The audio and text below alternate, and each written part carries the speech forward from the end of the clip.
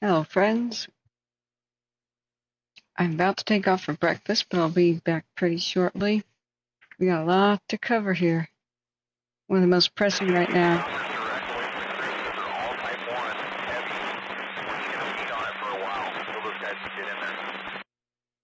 What's really pressing now is the Maria fire in Calaveras County. We'll be listening to that while I go eat. And we'll be covering the rest. Oregon lightning hail continues. There's new evacuations. Places like Washington. Level 2, get ready for the entire town of Keller in Washington. Portola looks like it's getting really messed up there in Plumas County in California. We'll go all over this and more when I return.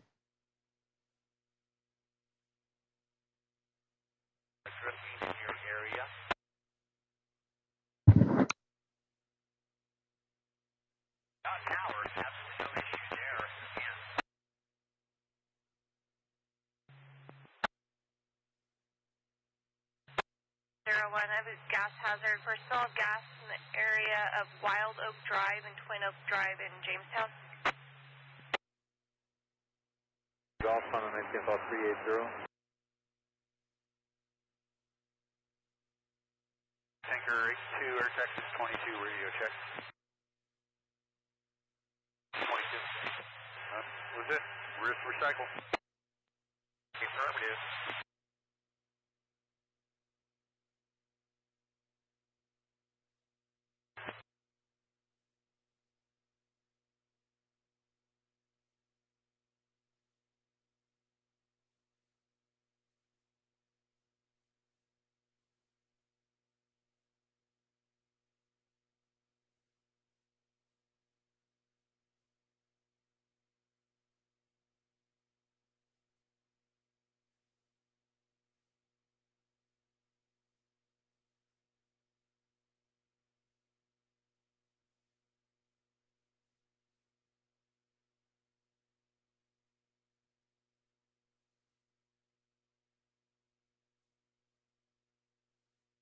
Tender 23. Any other water tenders heading up this road?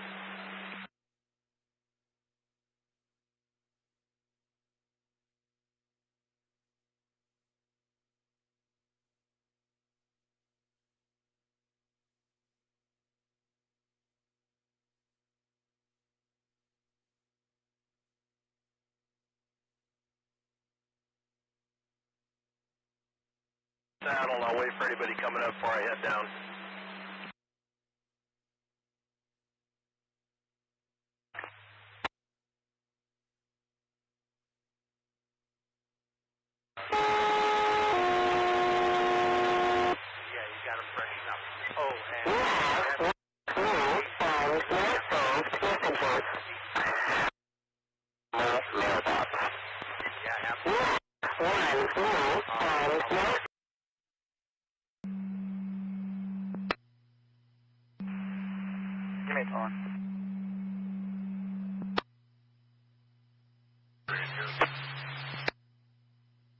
Standard engine 761 at team.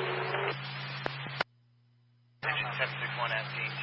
Just FYI, hovers on the evacuation or warning zone.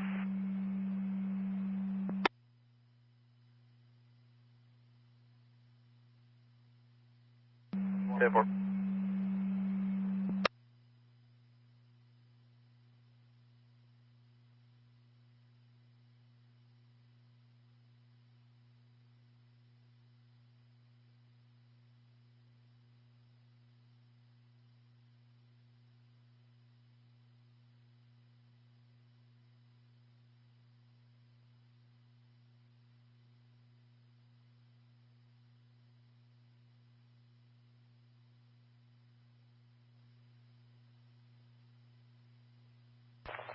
Operations, branch 15.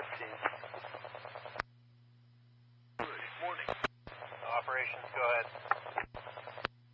I believe I got an unassigned dose. Senator 8751, confirm false alarm available. Engine 751 available. 10. As you get any additional dozers, I'd like them to report to branch 15 if able. Reporting location will be the Gufra Ranch. off of Jesus Maria Road. Okay, I copy it. Are they able to get the low beds by all the fire engines along Jesus Maria there? I don't believe so unless we enact a traffic plan. I think what will be best is to get them parked at Harbor Road and Jesus Maria for the time being. And I'm requesting an additional 3 tractors for a total of 4 to get started. I copy, and 4141 will be assigned to X-ray. That's affirmative. I copy.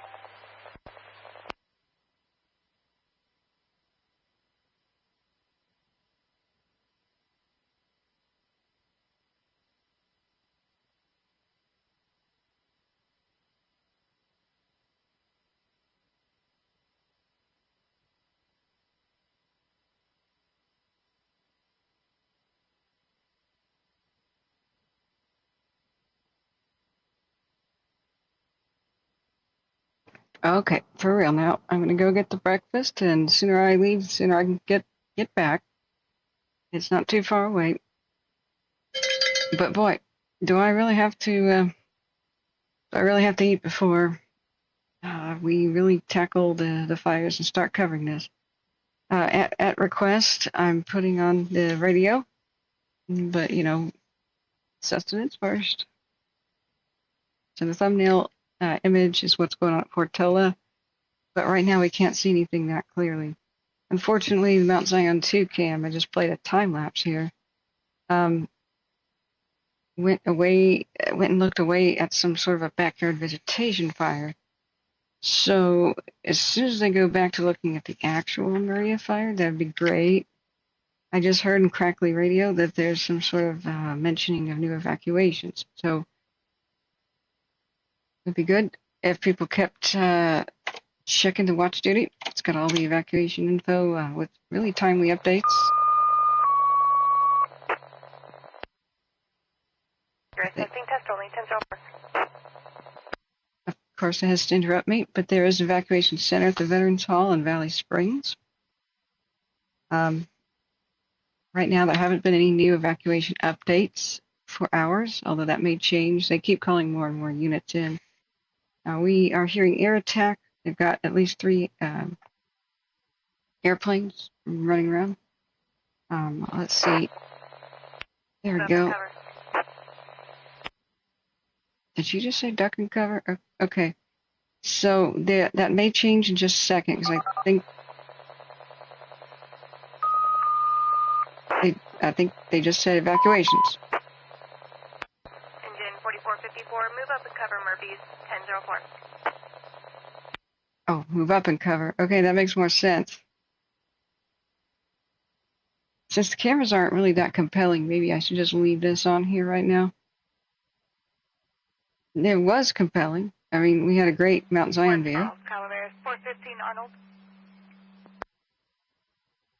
But here we are. Good, 1 Charles. 1 Charles Calaveras, this will be at Rocket 1297. What view do we like, satellite or street view?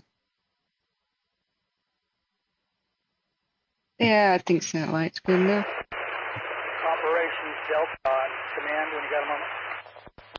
All right, Vince will be back soon after breakfast. Delta operations, good.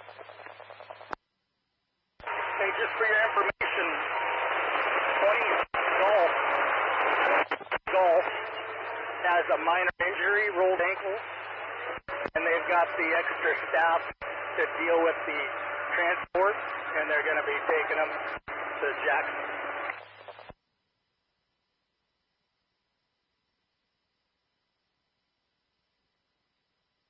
Okay. Minor injury off of 26 Golf. Vision Delta. They're going to handle taking them into Jackson. Do we have a contact number for that strike team leader or the liaison for that?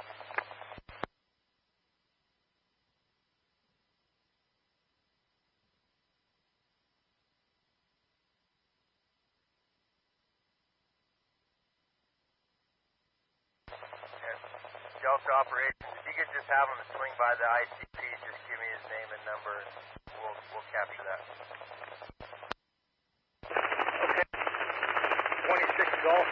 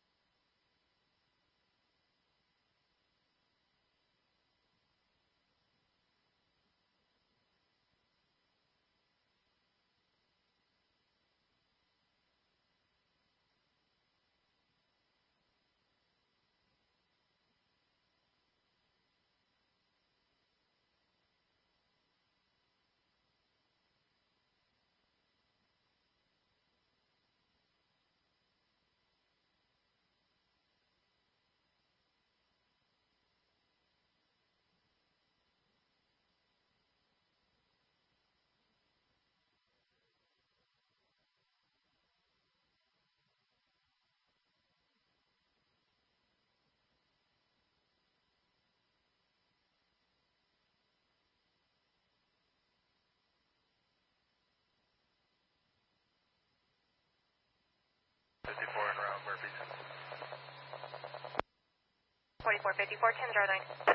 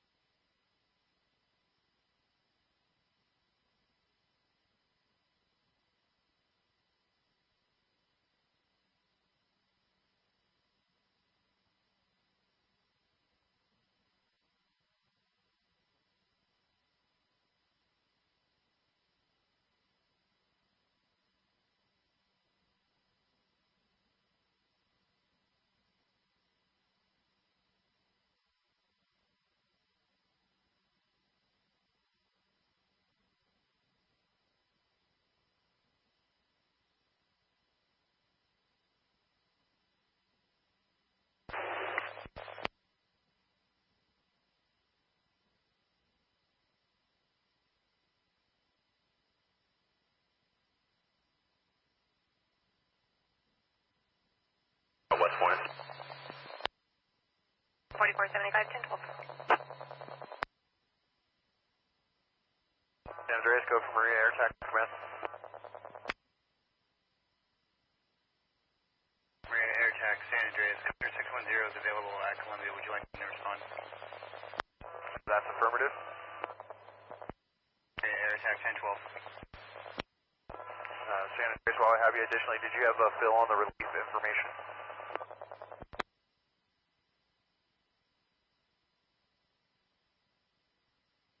Air San Andreas, affirmative. Your relief air attack will be air attack 15 Tango from Sierra National Forest over the fire at 1100, 1013. Air attack 15.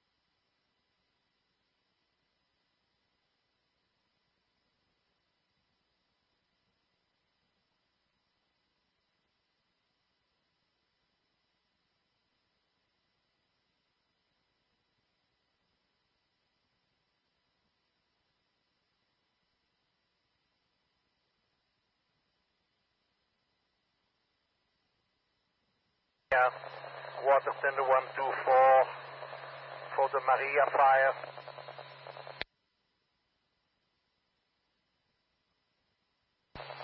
Water tender 124, switch your traffic to command channel 1028.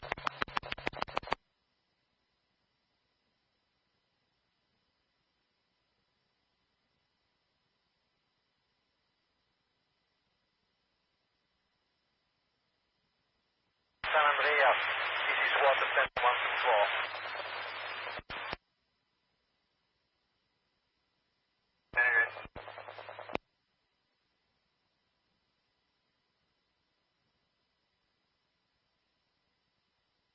Water 124 San Andreas, go ahead.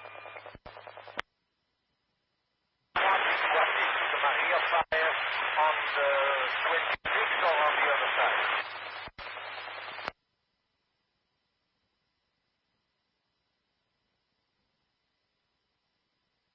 Water tender 124 San Andreas, you're scratchy, completely unreadable.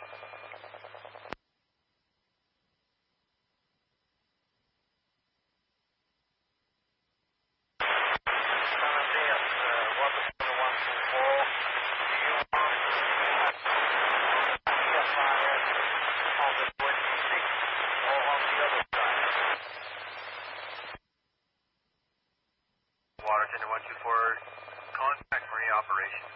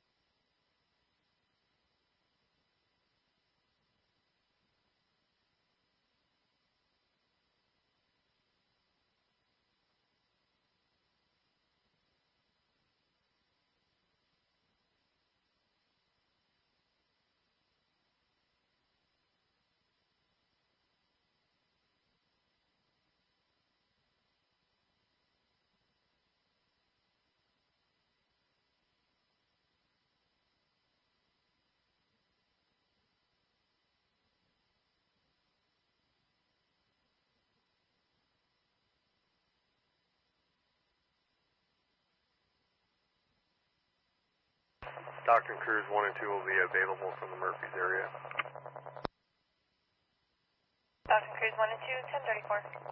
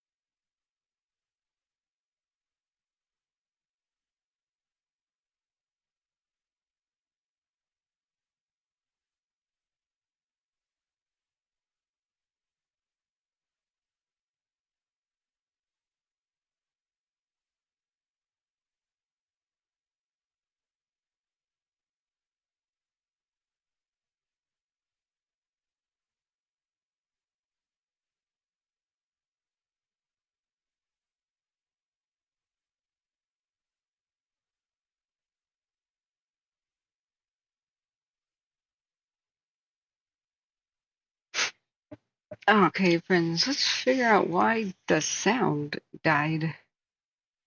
Oh, yeah.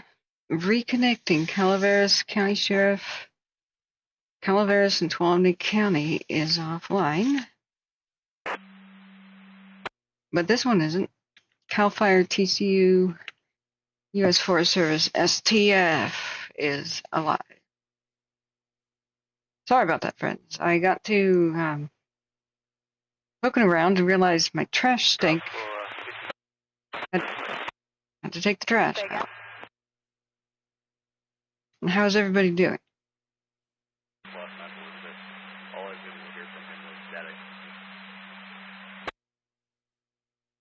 Copy, thanks. It's 11:58.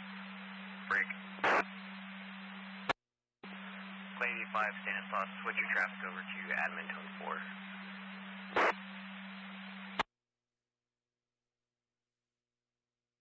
Fifteen miles to the south, en route to the Maria Fire on air tactics. Yeah, we've got lots of updates. Lots of updates for other fires to get to as well. To admin tone 4, that'll be able to get out of that hole. Man, they're coming in thick and fast. Lots of updates. You're doing great. I hope so. So, sorry, friends. I know it's really important to have been live last couple of days, but okay, friends, let's figure out why the sound. I ate food I was allergic to, and it wasn't good at all. And I couldn't leave the stream going. Switch your traffic over to admin tone 4. Not when there was so much lightning going on in Portland. I just didn't want to put all of the equipment at risk. So it was pretty bad, but I'm fine now. But God, I feel terrible missing what happened in Riverside County. And yeah, I heard that there was illegal fireworks. Oh wow, look at that helicopter right there. There's a helicopter drop. They're working hard in the Maria fire. This one is kind of suspicious to me. It's started. Helicopter coming in for a drop. As soon as 4 Victor's off cleared out of the area, we'll go ready for a live drop. Two copies and we'll request that right pattern. Crew for right pattern, and we're moving that crew and the dozers off the top of the ridge to the south a little bit. You can see where they're working here by Jesus Maria, which is by McCollumney Hill. It's kind of a muddy camera image, but helicopter dropping. here we are. But I unfortunately am human, and I can get poisoned. But my stomach's still not 100% right now. But hey, Bob, how are you doing? 12 to the south. I did, for your viewing pleasure, create a quad view of what's going on. Thank God Mount Zion camera is back in action. Of the, I'll link it here. Quad view of the Maria fire. I also tweeted that. I should probably tweet them live now, like for good. Now the Zion cam was giving us the best view, and it's got a startling time lapse. I've been watching this since midnight. I got up around 9 p.m. Just not doing well yesterday. Yeah, hey Husky, how are you? Yeah, there's a lot to cover now. I had a discussion with the mods. Anytime Plumas County's on fire, you should go wake me up.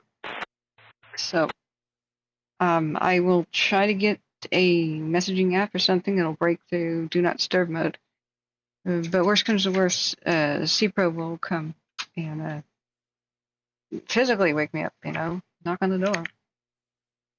But most people most of my mods knew I was ill and didn't want to disturb me. But heck, I do want to be disturbed when Portola or anywhere else is on fire. That is the thumbnail for today. What was going on at Portola. Right now the smoke is completely covering it, but it looked really freaking bad. It was trying to make a pyrocumulus at 7 in the morning. 7 in the morning. So here we are. Let me get my stuff together. We may have to mute a little bit of Calaveras County to do a roundup of just the chaos and the other fires. I'm sure people want to know about the others, of course. I've got a very loud dehumidifier thing going. I hope that doesn't cause background noise, but we'll see. Yes. Medical aid, North City, Diamondback Grill. All right, let me get situated. I was trying out the new webcams. One of them is a no-go. The Anchor C2000 or whatever it was. North City Fire Engine 751, medical aid for a fall, Diamondback Grill, 9393 South Washington Street, cross of Winoberg, 1203. Now, I don't see why a CAL FIRE radio should have that stuff, but it does, unfortunately. It has air attack too. And one more drop. After that, I'll have you tag me and take it across the west there out to the fire's edge up on the bottom. But the Mount Zion cam, the one bottom left, was low all night. It started around midnight, and I really don't think it was lightning related. But who knows? It could have been a sleeper in a tree, but I just don't think so.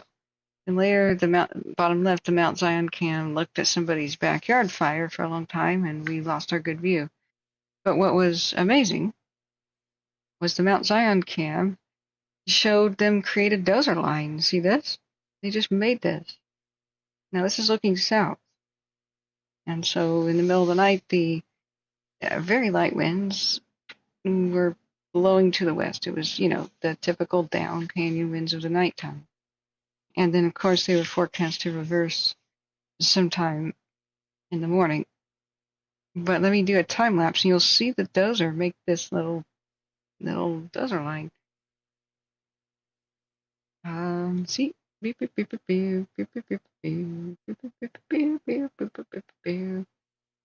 they're making a big fat one too. But it's kept them up all night. They have been worried about this one. But I want to show you the 12-hour. And there was a cat. There was a cat that walked across the flagpole area when I first did time lapses. It was kind of cute. But then it turned and had showcased this hellscape. But you can see that the smoke just kind of lingers. There was almost no wind last night.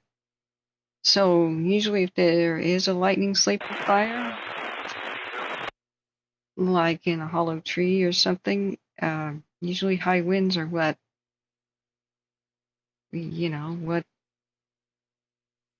makes it rear its ugly head. But last night it was not high wind. So I would imagine it's just a new fire, but we'll have to wait for them to explain.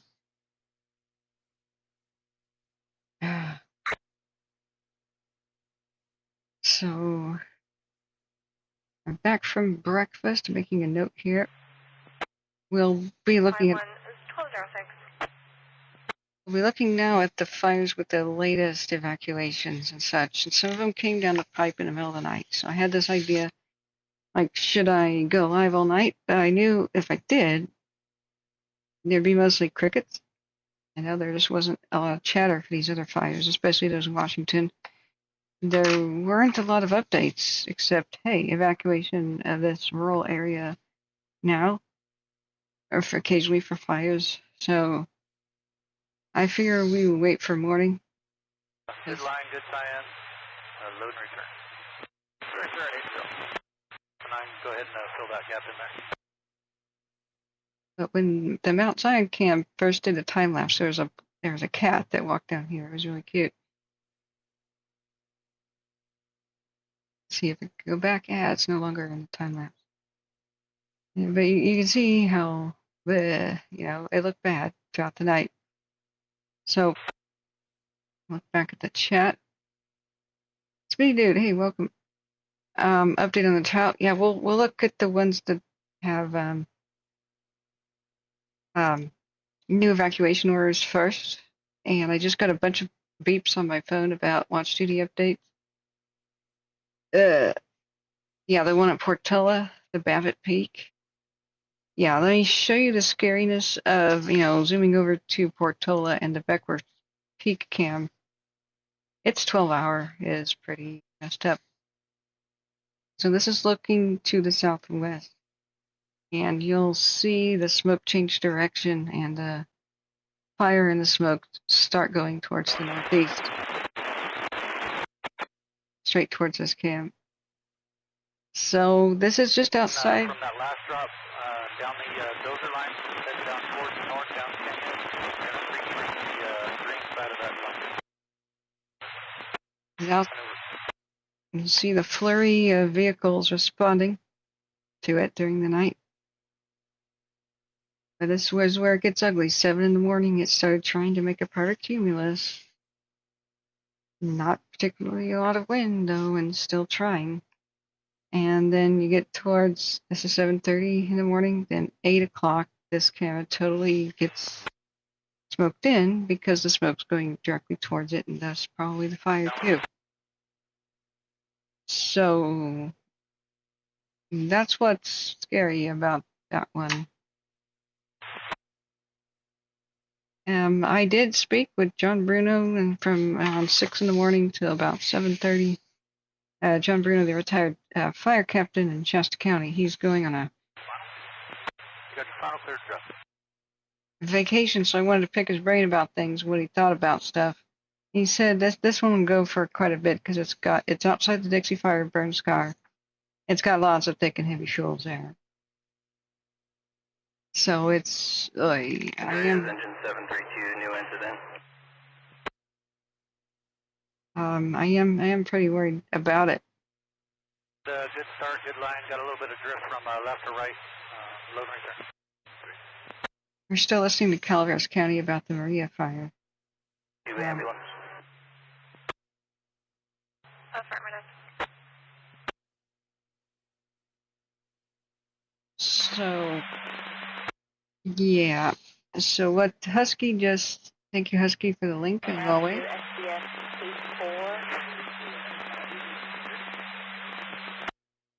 What Husky was just explaining as you look at it, the mill fire.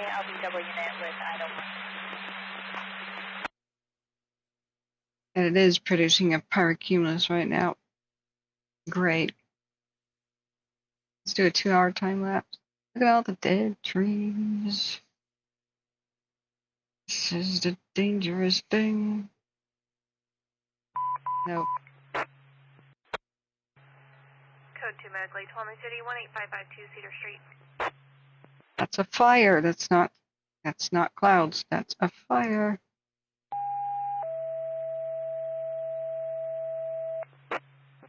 This is a fire. Only engine 732, code 2 medical aid, ALC 18552 Cedar Street, Casa Laurel, 1211.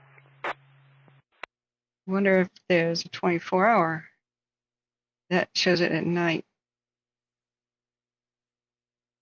You can see the, yep, lightning storms rip across and then boom, there's your fire.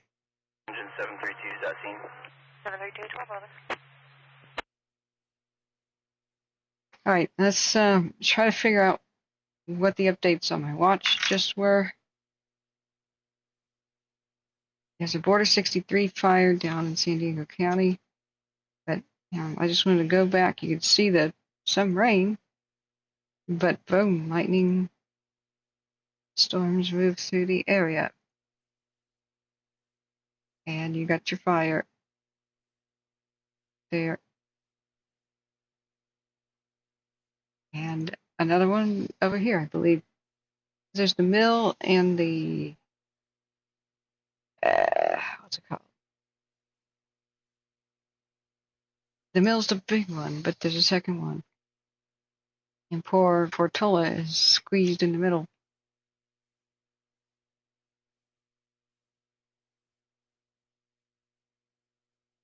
Yikes. And here's today. And it successfully creates its pyrocumulus right about noon, right about now. And that is the thumbnail of the video. So let me look back at chat real quick. 9 Hotel Tango, do you guys need more water up there? Yeah, Kern County, the Smith, thank you. Yeah, Kern County Plains Spotting says unique topography also sets stage for erratic behavior and could go very big. Yes, I unfortunately concur. So Sierra Beats 1, thank you, has a good view. I see about it. Yeah. Oh my god, yeah. Jeez. Jeez. Big plume. Okay. So, the fires of great concern, those with a lot of evacuation notices are like what happened with the Maria fire by Jesus Maria, which is by McCollum Hill. Looks like the latest update. Let me make sure it's updated. Said it was about 4 hours ago, and I read it out just before I went to breakfast. In response to the fire, Calaveras County Health and Human Services, along with Red Cross, has a shelter in Valley Springs at the Veterans Hall. So, but basically, right on McCollum Hill's doorstep is the level 2 get ready. Happy Valley's doorstep, and level 3 went. Evacuations came down the pipe around 3 in the morning. These were maybe 4. This entire region was level 2 until about 3 or 4 in the morning. So I just got another. The Black Canyon fires of grave concern. That is in Washington, and it looks like the latest on that is that the American Red Cross will be opening evacuation point for those impacted by the Black Canyon fire at Selah Civic Center in Selah, Washington. Doors will be open to evacuees at. Read the rest of it on my phone. That's in Kittias County and Yakima County, Washington. Yakima County has been to Vietnam this year. That'll be the Selah Civic Center on First Street. Doors will be open to evacuees at noon 30. So it says they still have level 2 get set notices, blah blah. A level 3, one of those. Let's see, when did it begin? And it was reported on the 22nd at 7:35 p.m. And 17 hours ago, yesterday at 7:41 p.m., was at 200 acres with structures threatened, 30-mile-per-hour winds, and second alarm called. So I'll just show you guys what we're talking about, and then we'll return to checking out the Maria fire. If we go to the Black Canyon up in Washington, these are our latest fires with level 3 evacuations, roundup, basically, that we're doing. So it's these first and then questions next about the pre-existing ones. So the Black Canyon in Kittias/Yakima County, I ran out of places, of words on the description of the video. I do have lots of fire information there. Hey, good morning, Sister Golden Hair, how are you? I couldn't put even the names of all the fires in the description of this video because YouTube limits the amount of words. And doing links to maps and stuff takes a lot of real estate. But we do care about Washington. This one kind of exploded. So in the middle of the night, they were readjusting and calling for level 2, level 3s. So at 5 in the morning, I thought about going live because they called a level 3 evacuation for parts of Lakeview and the Elk Ridge area of Salem, Washington.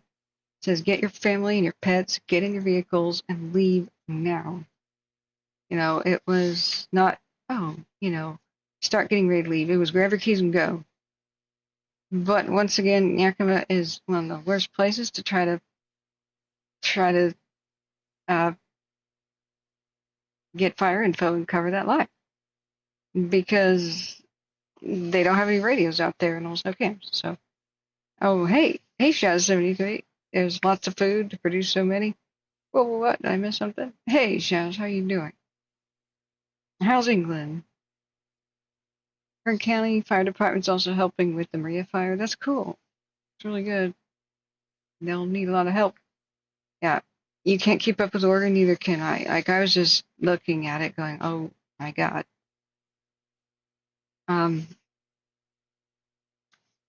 Yeah, I do believe you're right. Around after 1 p.m., many of these fires will blow up just because of the diurnal winds, where the fires will start getting winds just from the heat rising in the valley. Eastern Oregon still has lightning. It's gonna have up to 65-mile-an-hour winds. So Eastern Oregon, I can't believe the new acreage updates. Just every update, it's like, oh, there's extra 5,000 acres for this, that, and that, and the other fire. So hold on to your butt. But you should see the Black Canyon. Maria air attack. Aircraft order. We're still listening to Calaveras County. Relief air attack over the Maria fire, 1335. So that one is just due east of Mount Rainier on the dry side of Washington. And Washington's not having a fun time. I mean, look at Washington. So the entire city of Keller was on evacuation notice and that came down the pipe this morning too. But that's the Cougar Canyon, I believe. I may be wrong. No, I'm wrong. That's a different level 3 evacuation. It's more than 10,000 acres now. So that's by Wenatchee Creek in that drainage, or by it's pretty remote, southeastern Washington. But this one's been bad from the get-go. So it's by Garfield County and Walworth County. It's sparsely inhabited, but dang. So they called for level 3 evacuations to the county line of forest roads. So I realized that that's pretty remote. Not even that likely that anybody there could even tune into the stream. So I decided to put this on watch, But other fires are pretty bad. So the Swawila, this one, and the Bridge Creek fire has caused the entire town of Keller to be evacuated. I don't know if it's the Bridge Creek or the Swawila. So, yeah, the Bridge Creek closed Highway 21. That's a bad one for Washington. And Swawila, Ferry County, Washington, over by the Grand Coulee Dam. So there's an evacuation level 2 of Keller. Did they change it? I thought it was but nearby, level 3 evacuations are along Manila Creek Road from Highway 21 to where Swawila Basin intersects with Manila Creek. So it's really close. So the entire town is ready to go, I guess. I thought it was a level 3. Washington's not having a great time. Oregon is in complete and utter chaos. So, things like the Coyote Fire. Whoops, which were just there. Whoops, didn't mean to click on that. Nope, stop. Coyote Fire, which was right there. Update 12 minutes ago. You will not believe the updates on the acreage. So it says July 22nd, 5 acres, started probably by lightning with the rest of these. And then 5 hours ago, 5 acres updated to 1,200, and I blinked. And then an hour later, it was 3,000 acres. So, dear God. So this is northeast of where the Durkee fire started and just rushed south at record speeds and brushed up against the border of the Cow Valley. But no, they did not merge, and combining acreage would be a stupid thing.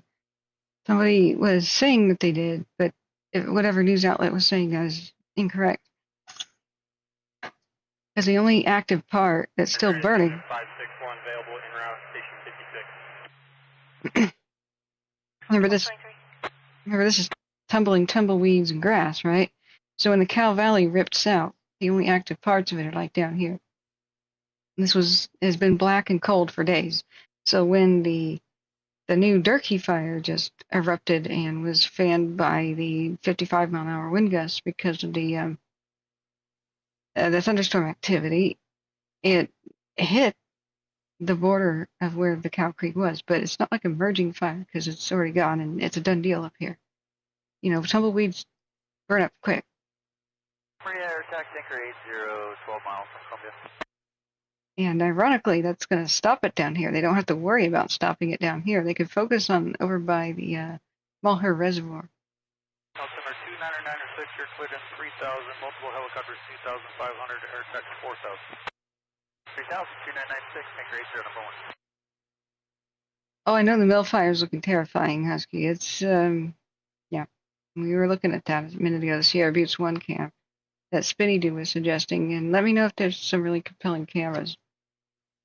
So now we're looking at Eastern Oregon because there's a lot of new evacuation info, especially on the Durkee and others. So the entire town of Huntington was evacuated.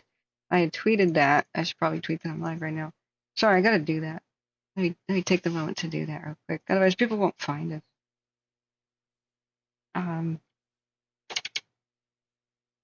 I'm live covering, well, so many fires I can't list them all. Tanker 7912 miles. 29906, you're cleared in 3,000, number 2 behind 80. Air attack 4,000, multiple helicopters 2,500 below. 29906, 3,000, number 279. Ow, that hurt my ear. Jeez.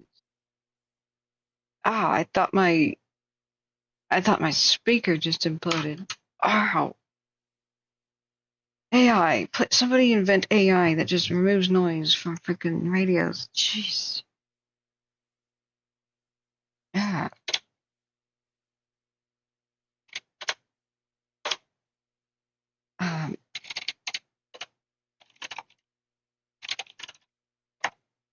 Sorry guys, I gotta squeak in live. So the mill fire. What a stupid name for things. Wasn't that the same thing as the one that killed people at Weed last year? Because I was started by Weed's lumber mill. So if somebody goes and they want information about the mill fire, they'll just find the news of yesteryear.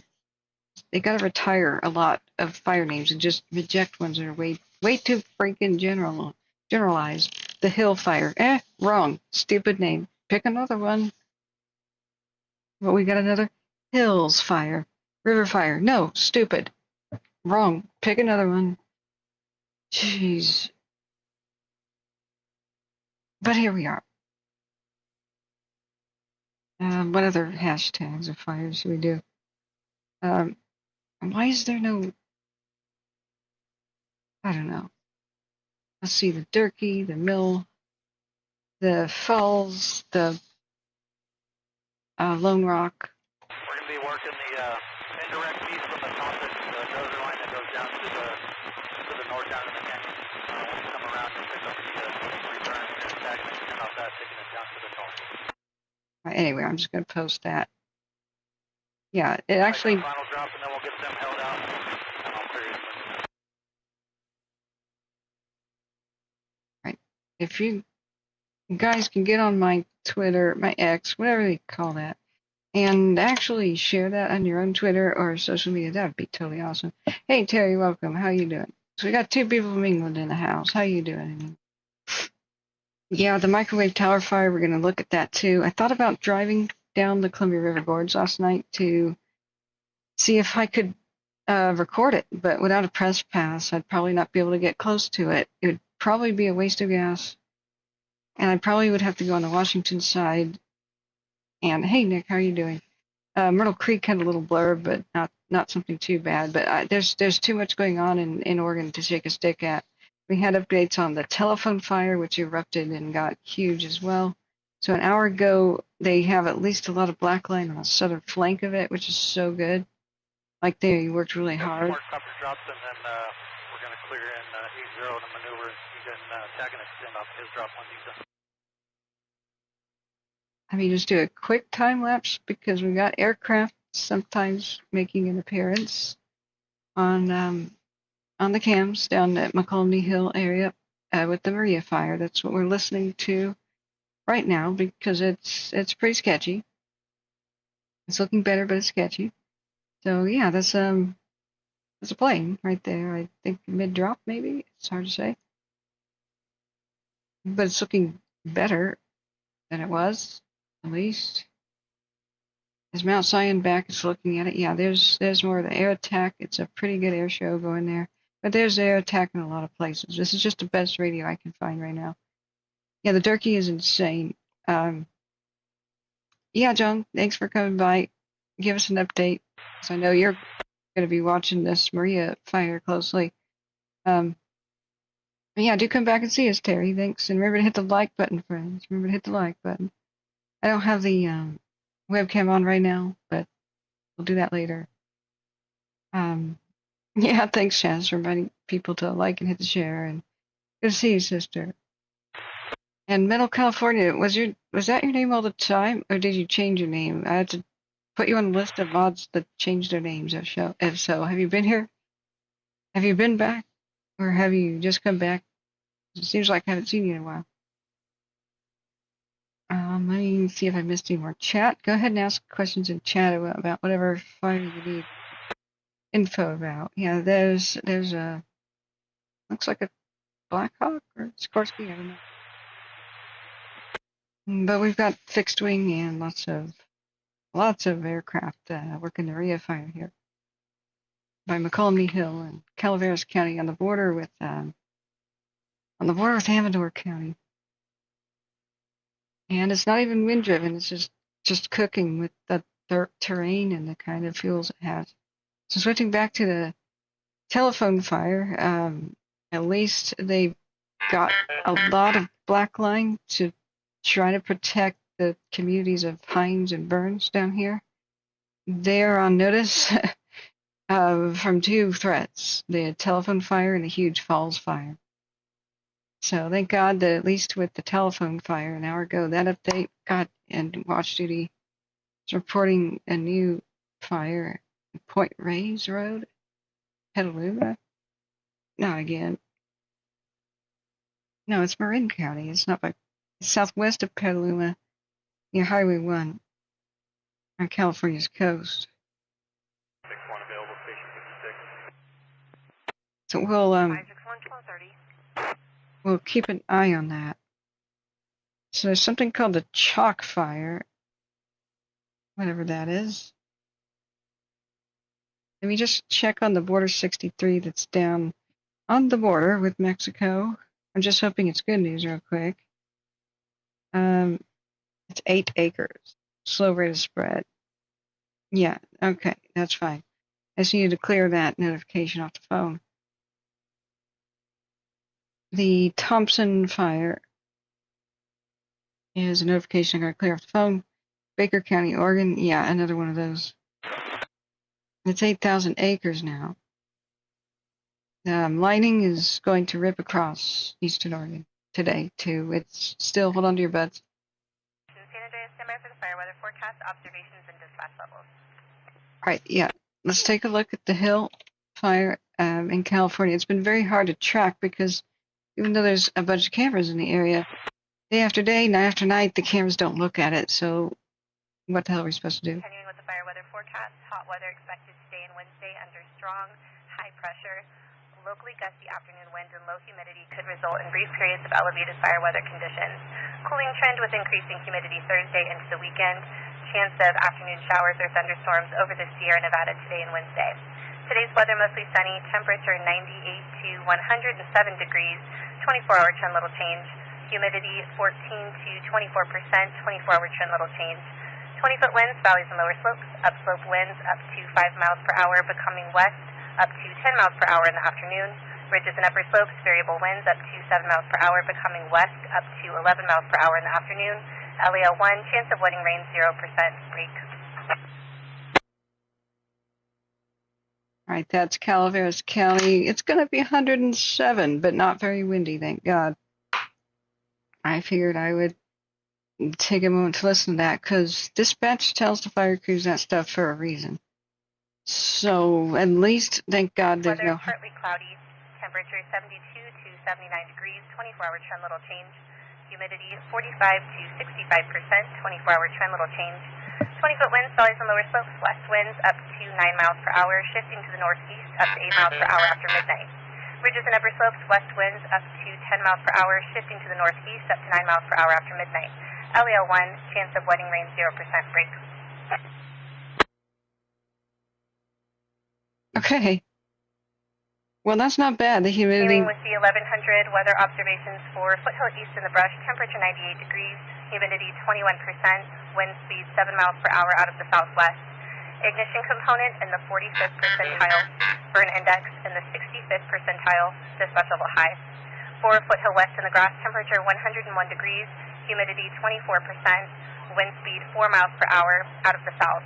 Ignition component in the 40th percentile, burn index in the 60th percentile, dispatch level high. San Andreas clear at 1234, KXY 71. Okay. All right. Once again, that's Calaveras County. At least there's good humidity recovery and not very strong winds. Otherwise, this fire would be at Tahoe by now.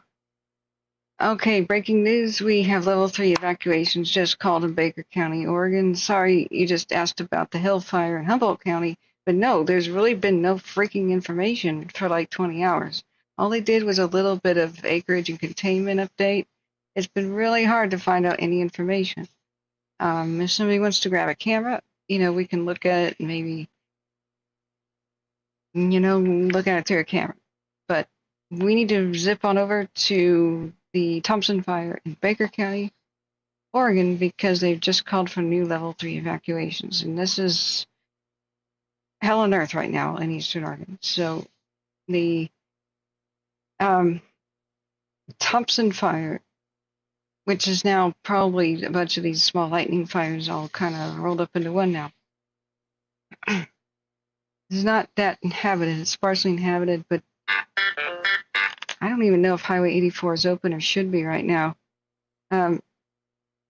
Crap. And also with the nearby Durkee fire, there's a level 2 evacuation that just came down the pipe. So we'll look at that as well. Andreas, air attack on command. Andreas. Release tanker 80 as well, and they're going into Columbia for a load. 2 minutes out. So this is east of I-84, which is the main artery, the east and west artery that connects Oregon with the rest of the country. So there's basically I-5 north and south in the far west, but all of the mail and products and goods and services and people basically come through the Oregon Trail, which is now a freeway, which goes between some really high mountain passes called the Blue Mountains, which are called the Little Alps for a reason. And they've been closing it because of the Durkee fire, and then they had more help, like they stopped the Durkee fire from crossing 84. Well, a whole bunch of lightning said, hold my beer, I'm going to put fire on the other side of it, ha ha ha. And here we are. So the Thompson fire now has updated evacuations of a big chunk of the region of this remote part of Oregon, and I-84 by the small town of Durkee, which is now probably biting its fingernails off. There's level 3 evacuations go now. Just down the pipe. So that is... You got a copy on air attack 22. Go for tanker 79 on air attack 22. Just doing a radio check, see if we got our radio back working. Appreciate it. You got her now. You got her now. 555. So I think the entire town of Huntington is still evacuated. I'll have to check that out. It's part of the Durkee's thing. But now there's a new chunk of evacuations everywhere south of the Powder River to the Brownlee Reservoir to Huntington, east of Iron Mountain Road and Timber Canyon, all the way to the Snake River. So Brogan, Jameson, Willow Creek, and Dennis are just still biting their fingernails off. Thanks to the Durkee fire.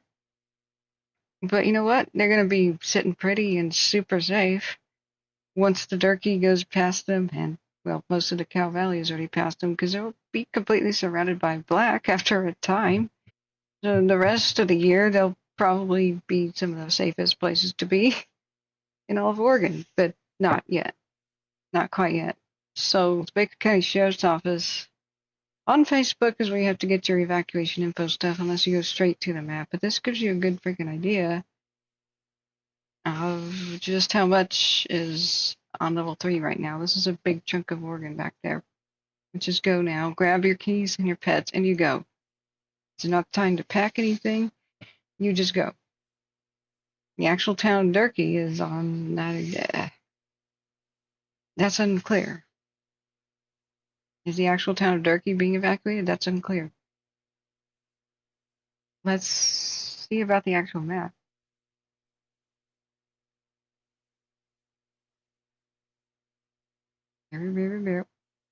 Okay, so is the actual town of Durkee is a little island of not being evacuated yet, but it really could happen any second now. This really depends. We'll look at the heat maps too in a minute. We're still listening to Calaveras County because we're trying to get all the information we can about Operation the Delta on command. 84 is closed. Thank you for that. Yeah, it's 104 forecast today. It's unusually humid in Amador County right now. Yeah, that's going to be great. That's going to be really good. Oh, your name was Metal Army back then during the Caldar. Yeah, okay. All right, let me put you on the name change list real quick. I get it. Division Delta operations, go ahead. Where you been? Operations Delta on command. Okay.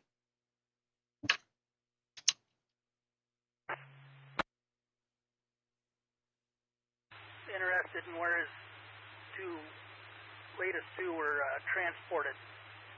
Do you know if they went to Jackson or San Andreas?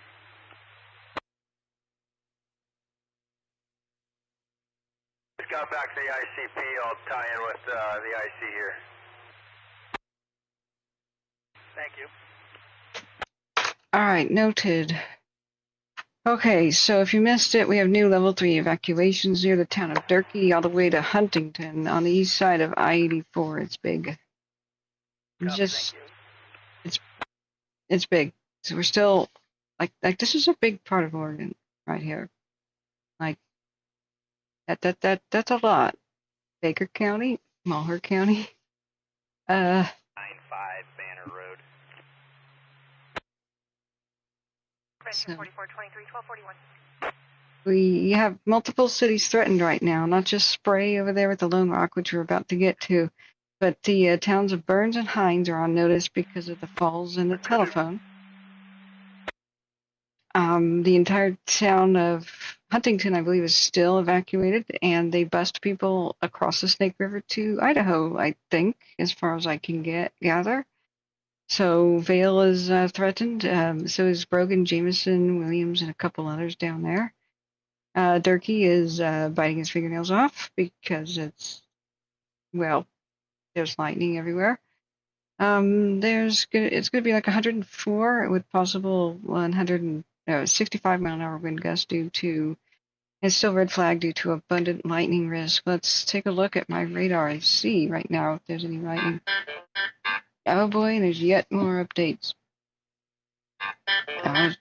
Shut up, watch duty for just a second. So let's see here. I don't see any current lightning, but that really could change. The red flag warning that we have for the region I know you can't really probably read that. Maybe you can. It's in effect from noon Wednesday to midnight. National Weather Service of Boise, red flag warning for, lightning, which is in effect from noon to midnight Wednesday night because of thunderstorms, which could be scattered to numerous. They don't know. Oh God, they upgraded the wind. Outflow winds 50 to 70 miles an hour possible. Anytime from noon Wednesday to midnight. Hold on to your butts, friends. It's only Tuesday, and what's coming down the pipe is hell. It's, yeah.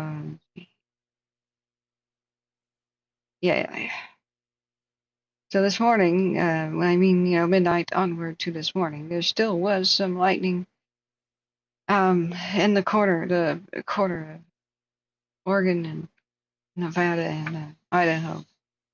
But right now, winds are erratic. We'll have to look at Ventus Sky for more wind stuff. And we haven't even gotten to Western Oregon yet.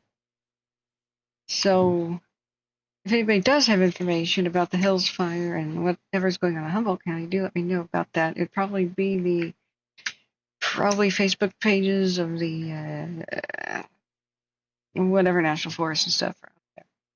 So let's take off the dark mode. Yeah, that's a lot better. Sorry, you understand? But it's a freaking mess. It's a freaking mess in southeastern Baker County and Malheur County. So what? That's the latest level 3 evacuation. What were the other notifications I just got on my phone? Engine 732 is available. All right. Available 1244. Anyway, the east side of I-84 from Powder River to Huntington is now level 3 go now. 2,500 below. Got multiple helicopters. Air attack 4,000. All right, there's a new fire in San Bernardino County, C Avenue and Main Street, Hesperia. And it's 1 acre in light flashy fuels with a rapid rate of spread, but no immediate structure threat. So we will keep an eye on that. We'll wait to see what is coming down the pipe for that. All right, we already covered the Black Canyon fires level 2. Notice there is a vegetation fire at Elephant Mountain, where the heck that is. Let me see where that is. I just gotta clear these notifications so I can get more. Hey, come to life. Watch, come on. Show on the phone. Could not complete that action. Hey, don't die on me now, watch. A smartwatch is supposed to be smart. So far, it's not. But thank you so much for the likes and subscribe, which help the channel grow and help us trend so that people actually looking for this information could find us. Thank you so much for the kind donations. While I was in bed tossing and turning with my food poisoning / allergy issue, which feels a lot like food poisoning, somebody donated $50 to the laptop fund. So thank you so much, John M. Sorry I couldn't thank you at the time. I will send a note. Thank you for that donation. Later, if we get a moment, I'll show you some of the things that did arrive. Even though YouTube did not release enough of the funds, and we didn't quite have enough for a laptop during the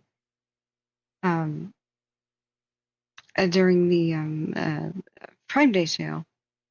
Well, that just means that by the time there's another sale or we can check things out, we'll have more funds. So, but we did snag 2 4 terabyte solid state drives, NVMEs, which are the fancy new ones, which we needed for the laptop A and also for this desktop. So they were only $209. They're usually, even on sale, usually like $250 and like $275 usually. So that's going to be awesome. And I wanted to show you guys that. So on my other desk, we also bought a $12 webcam. It's better than I thought it would be. but it's on my desk over there, and I'm ready to install it into a enclosure and show you guys how that's going to benefit us. So there's also good news in Hesperia. They're canceling dozer response. I believe that Watch Duty just beeped me with a new fire. There's a new fire in Madera County. Air and ground fires.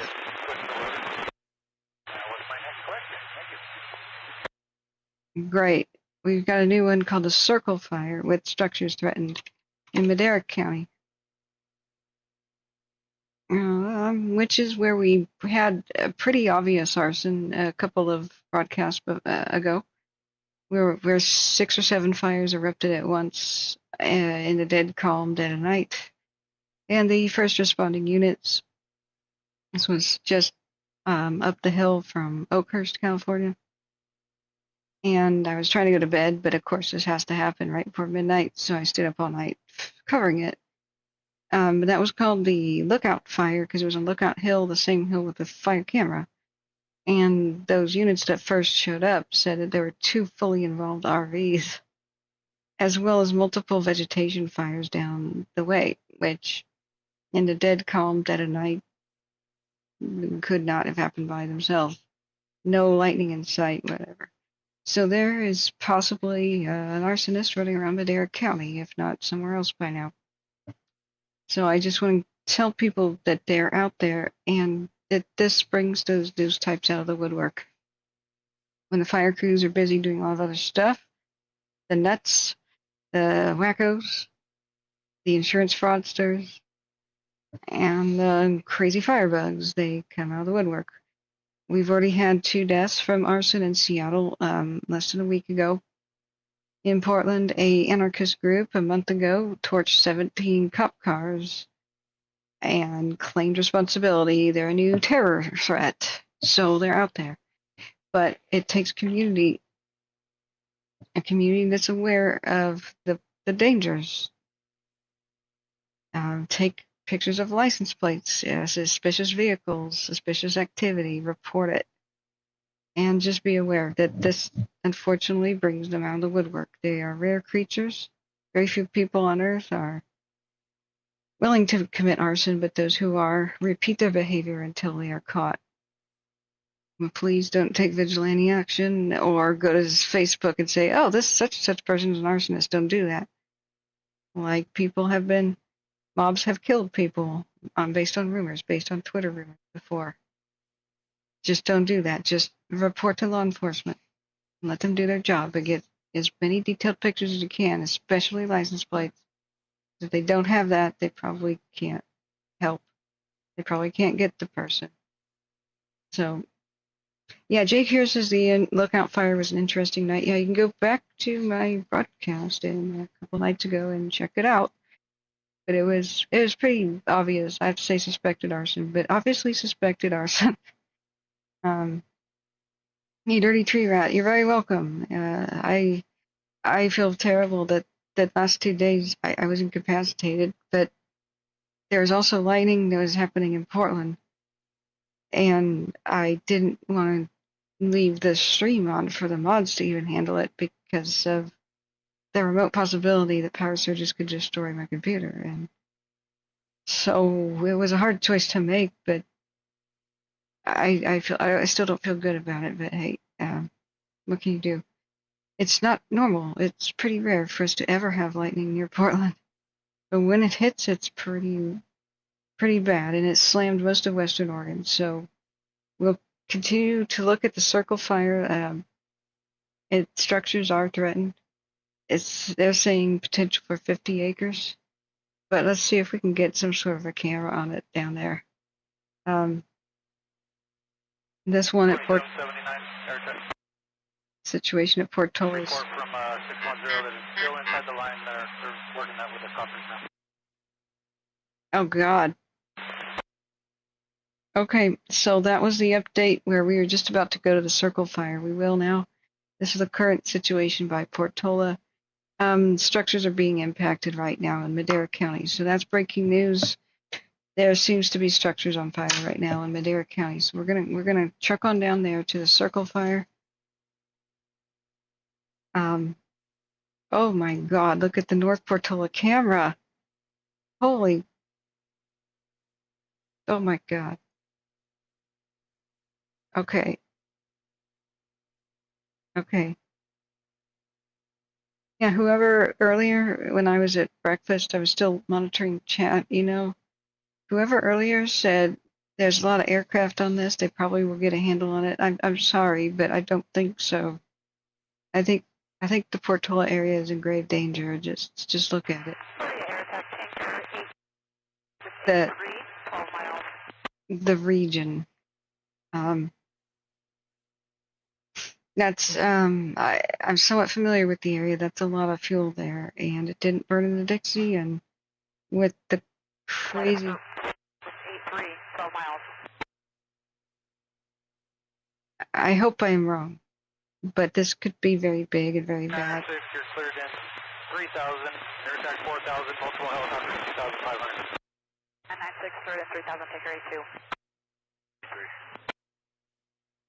Oh, do they have suspects? Yeah, exactly. The arson that the FBI has a reward for $10,000 if you know anything about who started the Salt and the South Fork fires of Ruidoso, New Mexico. That was arson too, and that killed. And 14,000 homes or so were lost, or at least buildings. Delta. Yeah, Samson Miller, Red Top is looking at the tower. No good camera. Hey, thanks for being here, Samson Miller. How are you doing? You're one of the unsung heroes, the radio feed people. Meadow Lakes cam. Okay, I still want to keep those on Portola. We'll go ahead and release 604. We're going to get a separate cam. The situation for Madera County. The breaking news is the new circle fire. Finish off the indirect line, working through the north, and then we'll stop the operations restart. The new circle fire, excuse me, I almost hiccuped there, is impacting structures and moving at a critical rate of spread, and they're asking for dozers and everybody that they can get right now. So right here, 26 Golf, tree strike, some neck and shoulder pain. I'd like to request a Code 2 ambulance to the bridge here. They're working on walking him out right now.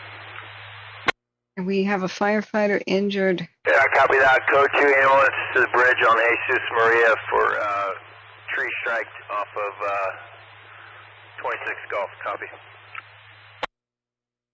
Affirmative. Oh dear. So we do have an injured firefighter. We're still listening to Calaveras County. We may have to, a tree fell apart on him, it looks like, and struck him while falling, or a branch did. But at least he's able to walk, it seems like. But we have to understand the risk our heroes are taking every moment that they're doing this. So I don't know what caused the Maria fire in Calaveras County, but I saw it break out around midnight when it was first reported. There's at least some good news. Forward progress stopped with the main fire, which is, I believe, San Bernardino County. I can't remember, though, but we have the breaking news with the circle fire. Structures are being impacted already. So, Samson Miller, if you know of a radio that we could tune into, that would be great. Yeah, structures are involved. Yeah, that means something's on fire. They're ordering additional 4 Type 3 engines, some water tenders. Yeah, Patricia Jacobs, she's a great reporter. She's on this. 4 Type 3 engines, 2 water tenders, a dozer, and 2 air tankers are We're going to finish up the retardant line on the north side, taking it down that dozer line, tying it in down towards the bottom of the creek there. We've got a couple helicopters coming in. I'll get them cleared out, and then we'll go to work on that. Yeah. We're not going to be able to get all the way down there. Just take it down as far as you can. Thank you, Rogue Fishing. If they have suspects on Towards the red barn. If you got the spot where the returner was dropped closest to the dozer line. We can go a little bit direct with that dozer line towards the red barn as we are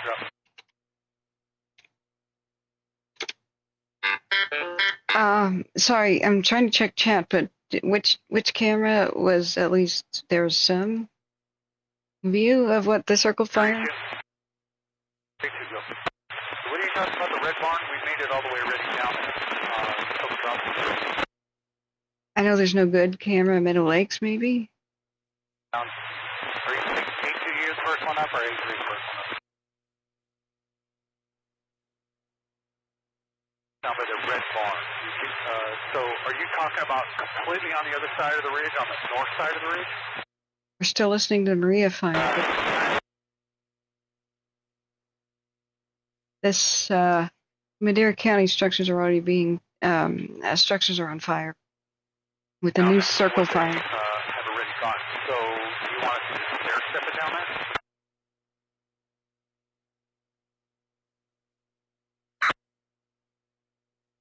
Oh dear, and it's only 1 o'clock. Hold on to your butts. I still haven't even gotten to the chaos of Oregon right now. Oregon needs absolutely as much help as it can get from other states.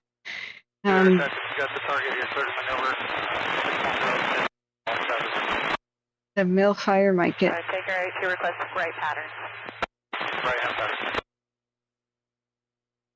And please keep an eye on the Malheur. That's terrifying right now. There's also a museum, right, that CPRO was saying was awesome. So we don't really have a good idea about what's going on with the circle, but Samson Miller, if you have a good radio, if we should be listening to it, let me know about it. Right downwind, and this is only going to be a partial load, so we'll have to come back and play with the next drum. Yeah, they're redirecting some of the air units, but they don't have enough air units. Like as many as they could spare for Oregon would be great right now. California, stop. Just stop, California. Just chill for a bit. You know, you've had your time in the spotlight. Whatever the hell's going on at McComney Hill was probably either an idiot or an accident, an idiot or an arsonist or something. Like it wasn't probably lightning. Like just stop, you know, that would be okay. Just pause, California, just chill. Because we need all this for Oregon. Please go help Oregon. Like Oregon is absolutely massively on fire right now. There's not enough resources to go around. Lightning ripped across the Coast Range. Lightning ripped across the Cascades, which already had a whole bunch of lightning the week before. And the new lightning ripped across eastern Oregon, where the Cow Valley fire was started probably by arson. The Malheur County Sheriff's Office wants people to know there is a money reward, a cash reward for information just leading to identification of whoever started the Bonita Road and Cow Valley fires. They were started right as the red flag warning was being issued for Oregon, and there were others too, smaller ones around Malheur Reservoir. And then lightning ripped through the area just as they got a grip on the Cow Valley and started presumably the Durkee and all these other millions over here. So Oregon is in a state of emergency still. And then lightning says, we'll go over here too. And then the Lone Rock fire began. So there's multiple fires that have reached over 100,000 acres. Down here, approve the maneuver. So we just had an update on the Boneyard 19 minutes ago. Today's hot, dry winter forecast with low humidity and high ignition potential will challenge the operations on the Boneyard, which threatens the town of Monument. Monument, Spray, Lone Rock, Hines, Burns, Huntington, Durkee, Jameson, Brogan, Williams, Vale, all of them biting their fingers off right now, and Lapine again as well, because they've got fires. This is just to name a few. Most of the towns of Eastern Oregon or Central Oregon of any kind of size are like in danger of fire right now, or have been the last week. I've never seen anything like this before. And knowing that some of it was arson is really freaking scary. These people are not caught yet, so it's more important than ever. If you know anything about anyone or have any kind of tip, go to wetip.com or wetip.org, or just get in touch with the Malheur County Sheriff's Office to figure out how to get your money, because they don't even have to. They don't even they don't have to even make an arrest or conviction. They'll just give you money if you know anything about it. So I hope somebody will do the right thing here, because it's very hard to catch an arsonist without somebody giving a tip. But the Falls Fire is over 140,000 acres now. Telephone 5,000 acres. In the Cow Valley, over 133,000 acres. Suspicious, probably arson. Bonita Road as well. I don't know about the Hunting Mutual Aid fire, but Huntington is threatened again by the Durkee. I don't know if the Durkee was suspicious or not. They haven't announced that. But there was a lot of lightning. But all this stuff up here probably is lightning. We have confirmed strikes up here. So Oregon needs a hell of a lot of help. It can't handle this. So if California would just calm down for a minute, that would be great. Because they need more help. So just going the latest update on Eastern Oregon, because we are waiting for info on what's going on with the circle. The latest update for Eastern Oregon was the Boneyard Fire, which is over Morrow and Grant County. Let's see here, where did it go? Boneyard. And there's the new Court Rock that just began. Right. They said they had success building dozer lines outside the town of Monument, which, like I said, is biting its fingernails. And they also had coordinated assistance from the landowners, because guys with tractors could be heroes. Structural task forces there and fire crews contained several spot fires overnight and reduced the impacts to homes and the communities. Work continues to minimize growth on that portion of it. And the northwest quadrant of the fire is held in check. Coming in to drop, and we'll get them cleared back out, and we'll Thank God. Oh God. Okay, bad news. More bad news. So, by Vail, Oregon, there's a new cluster of lightning strike fires. Great.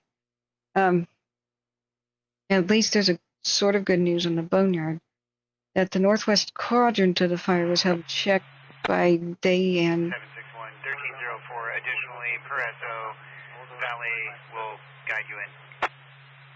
we're still listening. 761. Still listening to Calaveras County. Atmospheric conversion will lift midday, significantly increasing fire behavior, which is about now.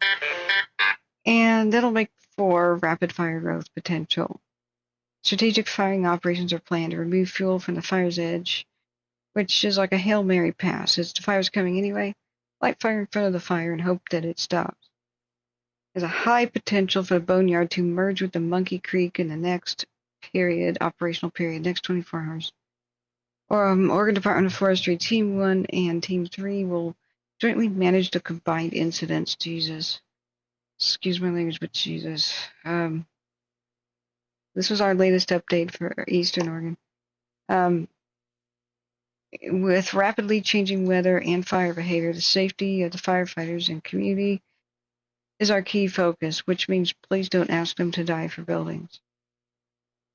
Translated.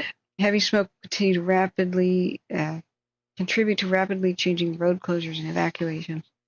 And as the conditions change, crews, equipment, and resources will be reassigned as necessary between the two fires, because, well, there's not enough for them to go around, between the Boneyard and the new Court Rock fire. The Boneyard is currently about 40,000 acres and was started by lightning on July 17th. Division Bravo, command 12. The evacuation center is at Grant Union High School in John Day. Bravo, operation. What would I just get jingled on my phone? Okay, so Baker County, the Thompson fire, going back to Baker County, was our latest jingle on the phone with evacuation info. Where did it go? Yeah, Thompson fire. The one, Bravo, operations on command.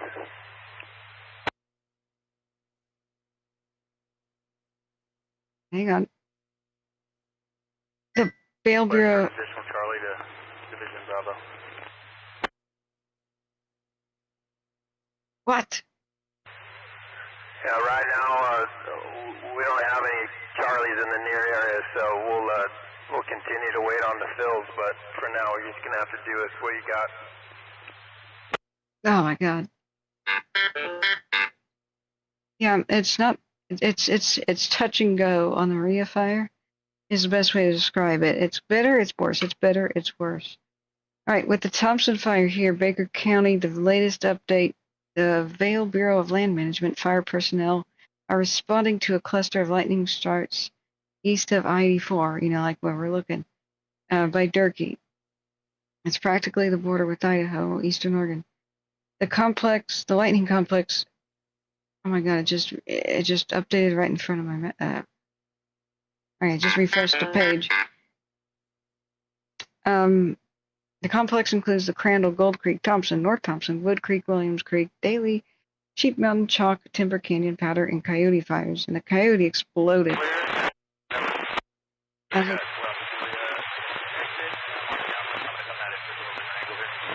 As of this morning, it's more than 10,000 acres. Waiting on the fills. And like we reported 35 minutes ago, there were new level 3 evacuations all the way from the Powder River to the evacuated town of Huntington. All right, what just buzzed my phone now? All right, as fast as... Okay, at least this was a good one. The Daly fire, the one that's northeast, this was just reported contained. Yay. Yay. Yay. But with the rapid growth and then more lightning down the forecast, if the wind changes, with the thunderstorms and lightning, that could happen anytime now until tomorrow at midnight, and the 65 to 70 mile an hour winds, any of this could just explode and go over where they just contained that one. So, yay. Yeah, the Thompson had that update 5 minutes ago. I just read that one. And meanwhile, back at the ranch in Portola, oh my God, there's a mushroom cloud in Plymouth County.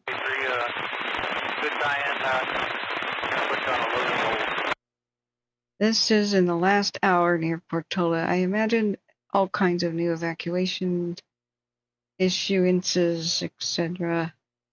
What direction is the fire going, though? At least we have a mostly upright... 283 on a load and hold, Columbia, and they're returning empty. Hey, Cheryl, how are you? How's Canada? Tanker 83, load and hold, returning to Columbia. Confirm. Yeah, I know, Spinny. I know. So, Spyman says the recent Lone Rock fire did not go east to where I pruned the trees last in the forest, so I'm happy about that. Well, hold on to your butts. There's more lightning coming, so there could just be new ones. Sorry, let me look back at chat. Did anybody have any questions about others? What's going on in the mountains? Which mountains? All mountains are on fire currently, so please specify the mountains on fire, and then I will be happy to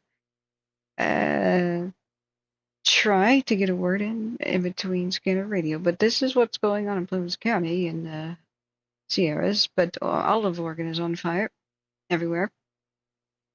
Right now, the sheriff is requesting a mandatory evacuation for the Circle Fire in Madera County, a mandatory evacuation for Circle J Road, and evacuation warnings for south and southwest of Road 200. So this is us getting this out before they even have time to update a map or create one. This is the best way that we can. This is the best use of our channel, is to tell people about that.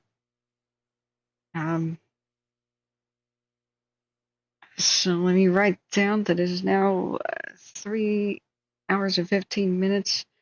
The Circle, there's a go now mandatory evacuation request for Circle J Road in Madera County. And a warning south and southwest of Road 200. That is a go right now.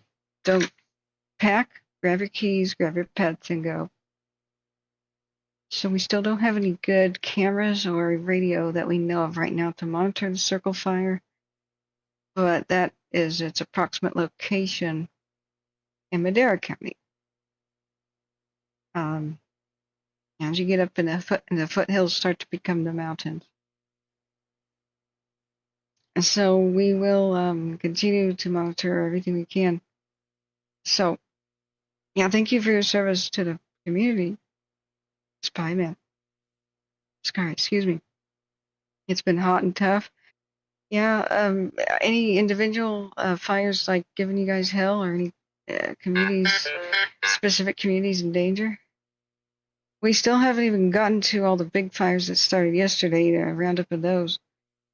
There is a whiskey fire in Malheur National Forest, which I just got an update on the phone. Meanwhile, Portola is terrifying. At least the smoke column is mostly upright. It means that there's no extreme high winds. However, it means it is forming a pyrocumulus, which could generate its own extreme high winds. Yay. So an update for the Whiskey Fire of Grant County, Oregon.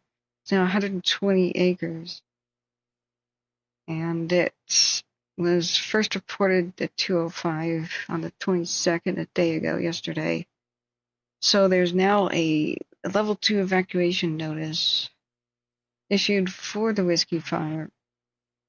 Area ambulance, McCall Hill, ballpark LV. Pretty much in the wilderness though, and that's a bit stale. So whatever just jingled my phone will go to it now. An evacuation order has been issued, for the circle fire. There is immediate threat to life and property. This is an evacuation order. You should leave right now. And we just put that down the pipe. So the area is being closed to public access. Take action immediately. If you're in need of evacuation assistance, you are to call 911 right now in Madera County for the circle fire. An evacuation shelter will be set up and is to be determined.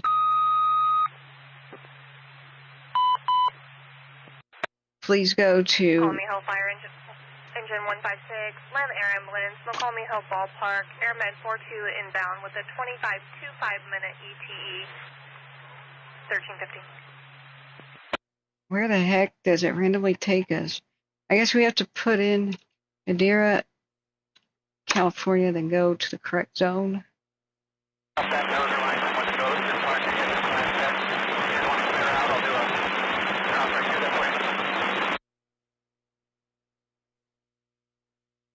No, that's the lookout fire. Why is it still there? It's a done deal. Come on now. Okay, so this is our new evacuation zones, MADE 1035 and 1033 for the circle fire. So you go to maderaaware.com for your interactive map where you should evacuate for the rapidly spreading, already structure involving critical rate of spread circle fire in Madera County, which is where the foothills start to become the mountains east of the town of Madera itself. So, God knows what started it, but Madera County with the lookout fire, that seemed to be an obvious case of arson the other night. So here we are. If everybody in the entire region there should be extra aware and report suspicious activities just immediately. Better to be safe than sorry. It really is.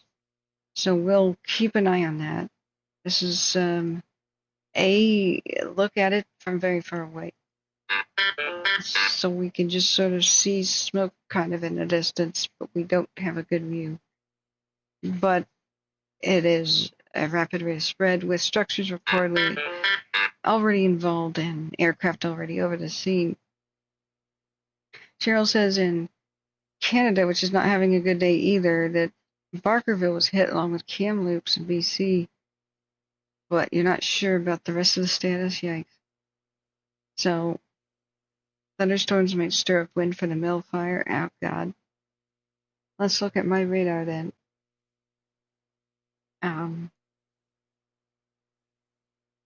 let's see, looking over, we don't technically have a red flag by Portola. And here's our general view of the area. But Grey Eagle and Portola, I'm nervous for. This is outside of the Dixie Fire's burn scar. There's unfortunately, a lot of fresh fuels and old growth in the region, and pretty rugged terrain. Things could change differently when it goes up and over the hill.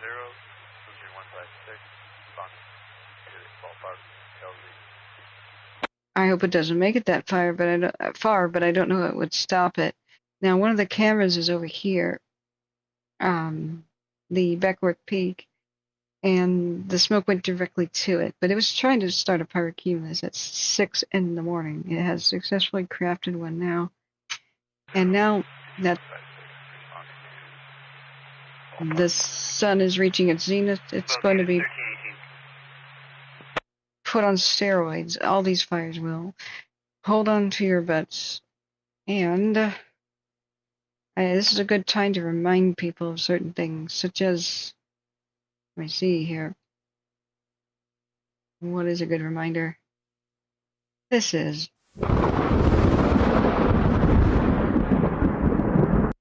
Lightning is in the forecast, and this is your captain speaking. I have turned on the fasten your seatbelt sign. Turbulence is ahead, and hold on to your butts. Oh boy. And it's only 1:20 in the afternoon. And I thought I could take a nap. And I thought I could take a nap. Naps. So,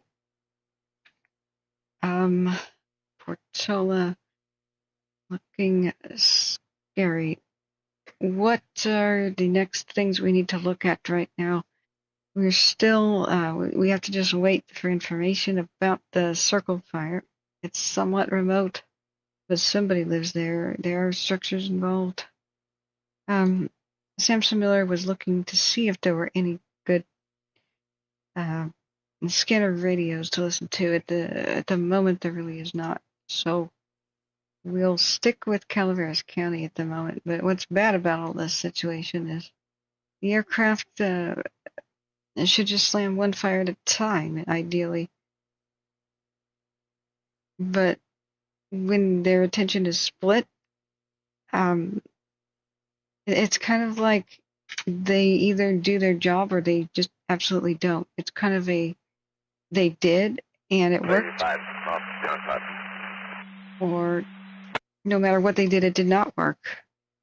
You know, like it's we saw the aircraft almost make their final drops right before all hell broke loose and the wind picked up, and then all of a sudden the town of Mariposa almost burnt down. Okay, there's some decent news. The circle fire down in Madera County is holding around 20 acres. For now. The priority will be Road 200, but they have good control and AIR's doing a good job for incident command. Okay. All right. With the Willow fire, there's good news. Forward progress was stopped. Wherever that was. The one on the coast, Point Reyes. Okay. Point Reyes area. Okay. My watch just asked me to go for a walk, and yeah, that's not going to happen. To get my step goal done. Off to my right side, is that what you were looking for?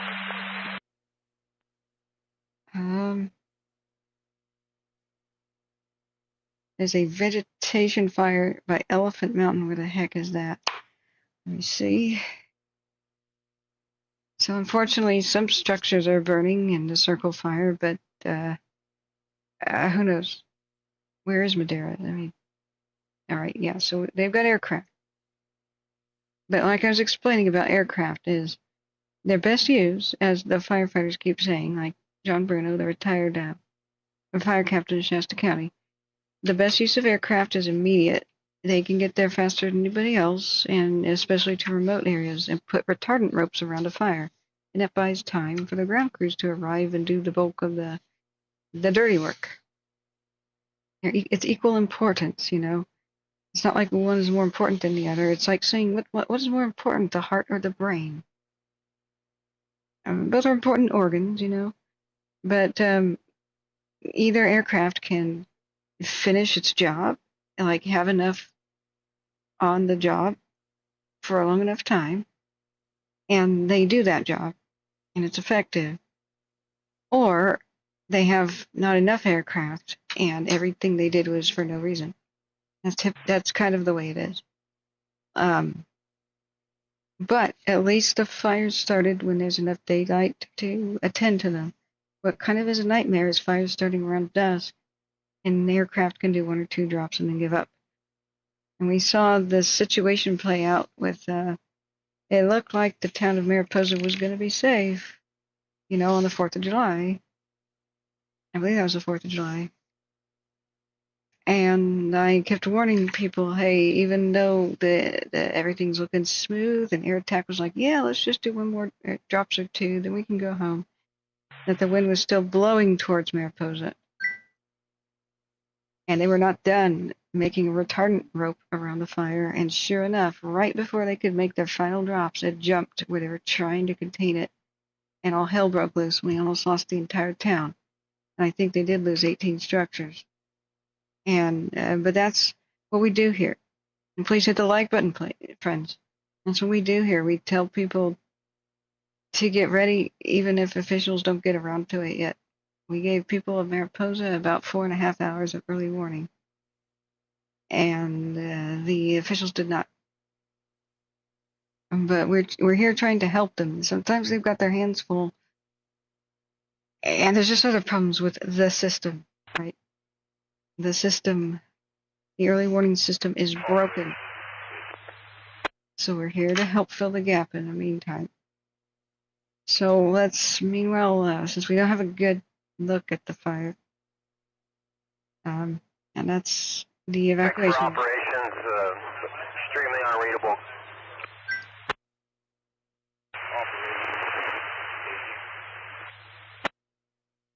Safety, go ahead.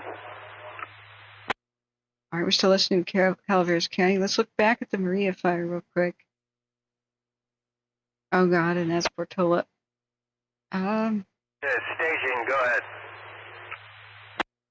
Yeah, so far we have 8 water tenders in staging. That's going to be 58, 59, 53, and 54. There's 1 more water tender. Yeah, copy that, thank you.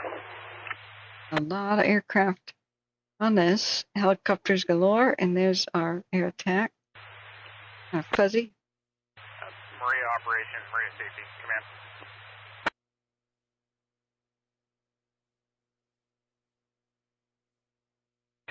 Safety, go ahead for operations.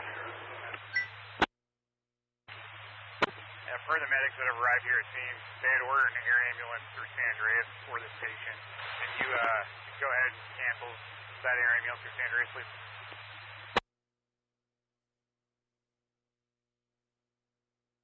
Medics are at scene and are canceling the air ambulance. Yeah, affirmative. Their radios are unable to get out to reach their dispatch. Operations copies break. San Andreas, Maria operations on command. Look at the tree bending around in the wind. Last 30 minutes of the Maria fire. Lots of air show here. Oh, this. Traffic from safety to cancel the air ambulance. Affirmative, I'm on the phone with him now. Operation. 26. Yeah, Bob, well, it's anybody's guess. The Durkee fire is off and running, and there's new fires, the Thompson and others that they've evacuated the entire town of Huntington, and they had to, I believe, go across the Snake River in buses. The Malheur, call me, help all, Park LZ, can cancel, engine 156. Engine 156, Chief 150, copy, cancel. Full team is available, 1327. So what they're talking about canceling the air ambulance is a firefighter has just been injured. I get 20 cases of water and 20 cases of Gatorade,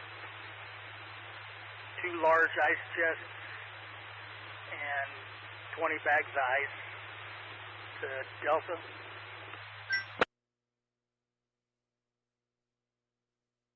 The logistics runners are currently bringing lunches out.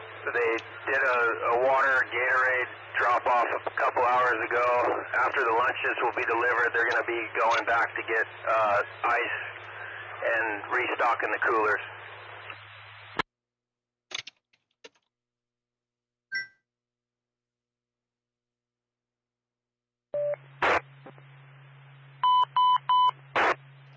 Engine 901 medical aid, general illness, Skyline Place, 12877, Silver Lane, room Lincoln 4 Bravo, cross of Kalamazoo Road, 1328.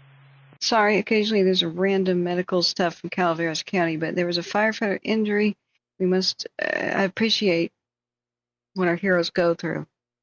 The risks they take. A tree apparently fell, either parts of a tree or branches, on a firefighter here at the Maria fire, which is in Calaveras County, and so he was able to walk.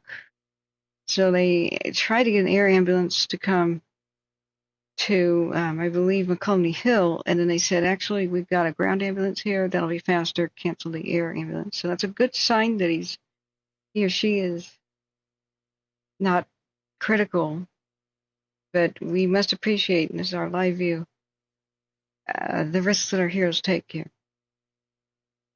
Yeah, the Ontario, Oregon is what we're talking about. Airtech 15, I heard that you guys are getting canceled. Not sure if that's... So what I'm saying is, even though they're in the clear right now, everybody in that region should hold on to their butts because of the 70-mile-an-hour wind gust potential until midnight tomorrow night. So there's going to be new rounds of lightning, abundant lightning. They're not sure if there will be a lot of thunderstorms or just a few. But with the bad luck that Oregon's been having, the finger of the devil is currently just on Oregon on the map. Just don't count on any luck here. The fact that there's an arsonist running around, that started the Cow Valley right before the red flag was predicted. And just hold on to your butts, you know. But yes, we should specify it's not Ontario County. Heard a conversation that they were canceled. Is that correct? So tell me about which fire you want to know about. Watch duty goes off constantly, but it's really 901 1330. freaking bad in multiple places right now. This is what's scaring me to death near Portola in Plymouth County. Holy crap. So the North Portola. 604 released, 1420 back to Hollister. The North Portola camp is what right here.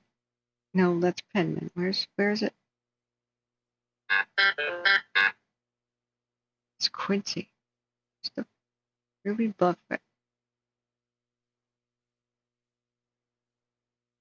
Where's the North Portola camp? North Portola. Excuse me, I'm quite tired. I woke up at 9 p.m. yesterday. Hollister 1420. Oh, right there, duh, in front of me. So the backward peak has been equally terrifying. Let's just do it 12 hours. You'll just see what I mean. Earlier today, the wind shifted like as expected. Every day it does. The valley heats up and hot air rises, so it pushes air up into the mountains, which causes a draft, which causes wind to go from the valley up into the mountains, right? So basically the wind every day, unless there's some other kind of thing going on, like a storm, is during the daytime, a southwest wind pushes wind and fire to the northeast. Available from the Maria. To the northeast, right? So at night, though, it's the opposite direction. So as dawned, you know, the wind shift happened and it went straight to the northeast and coated this camp. But at 7 in the morning, that was that day. Like, this is 9. 4422 is available from the Maria. It's still touch and go on the Maria fire in Calaveras County. Thank God, at least there's some decent humidity there, and there's not much wind. That's all I have to say about it. That's good, but it's still pretty serious. Meanwhile,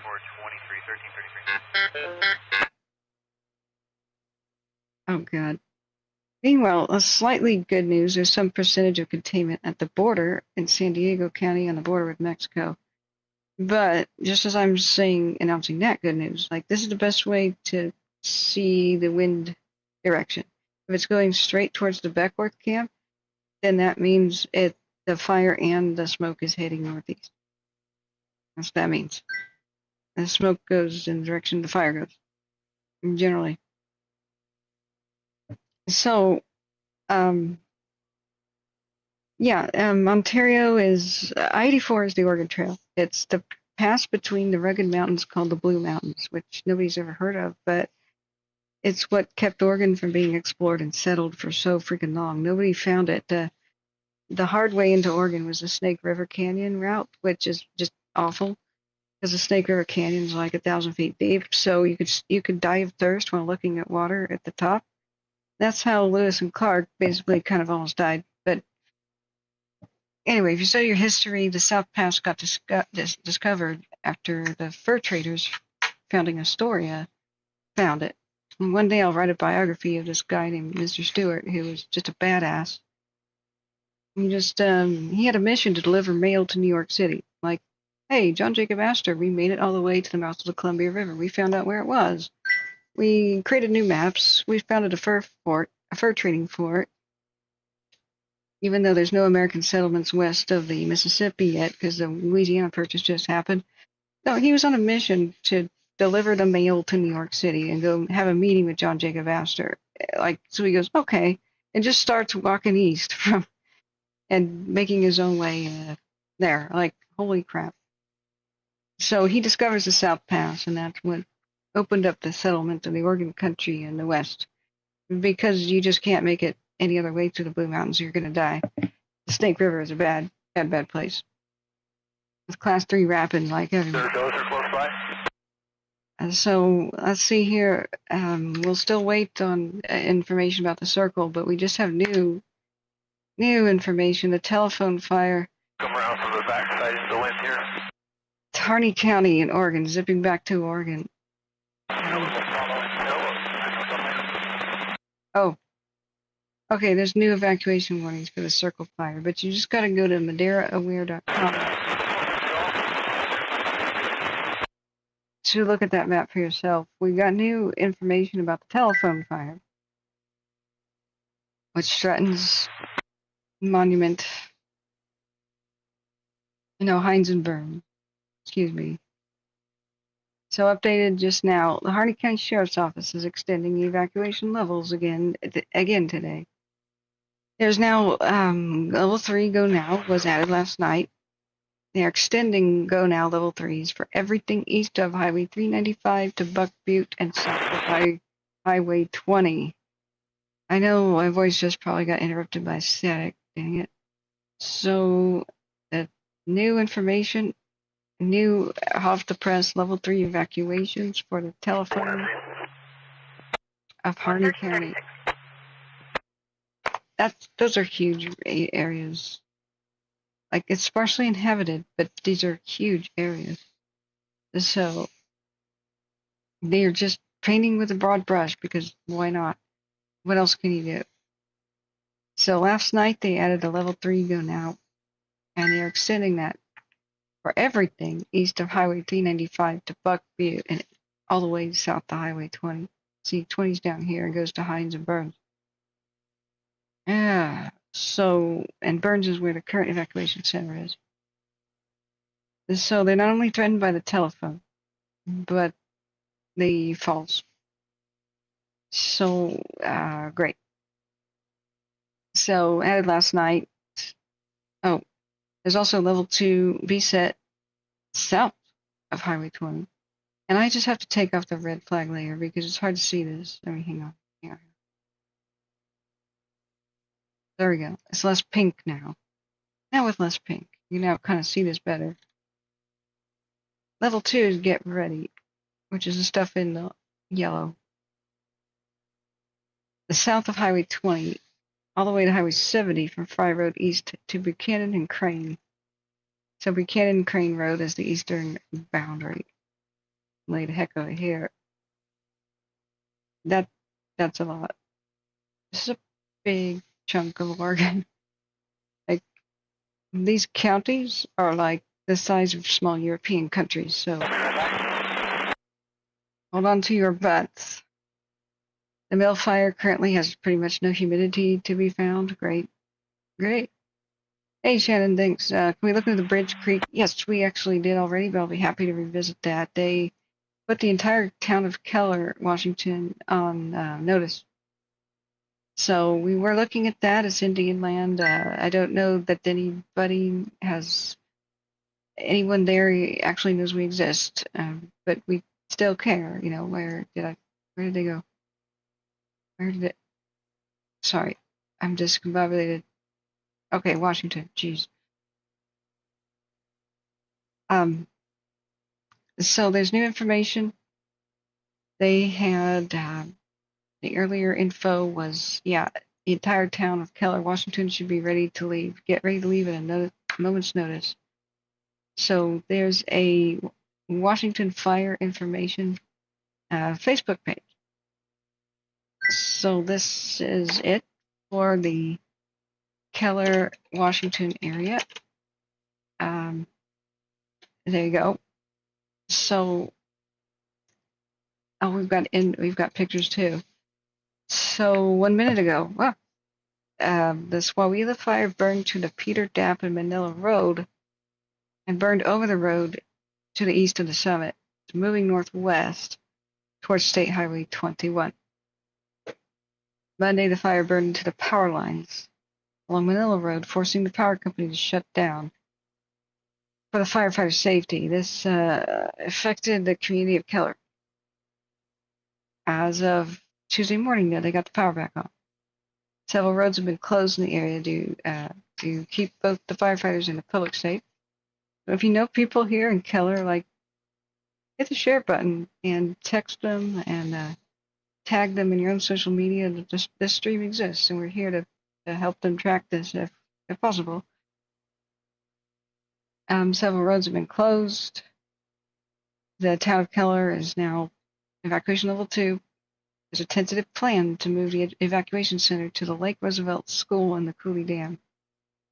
With the increase in people and resources coming to fight it, though, the forward operations camp has outgrown the space in Keller, is being moved to the Alhee Flats in the intersection of Cache Creek Road and Agency Cutoff Roads.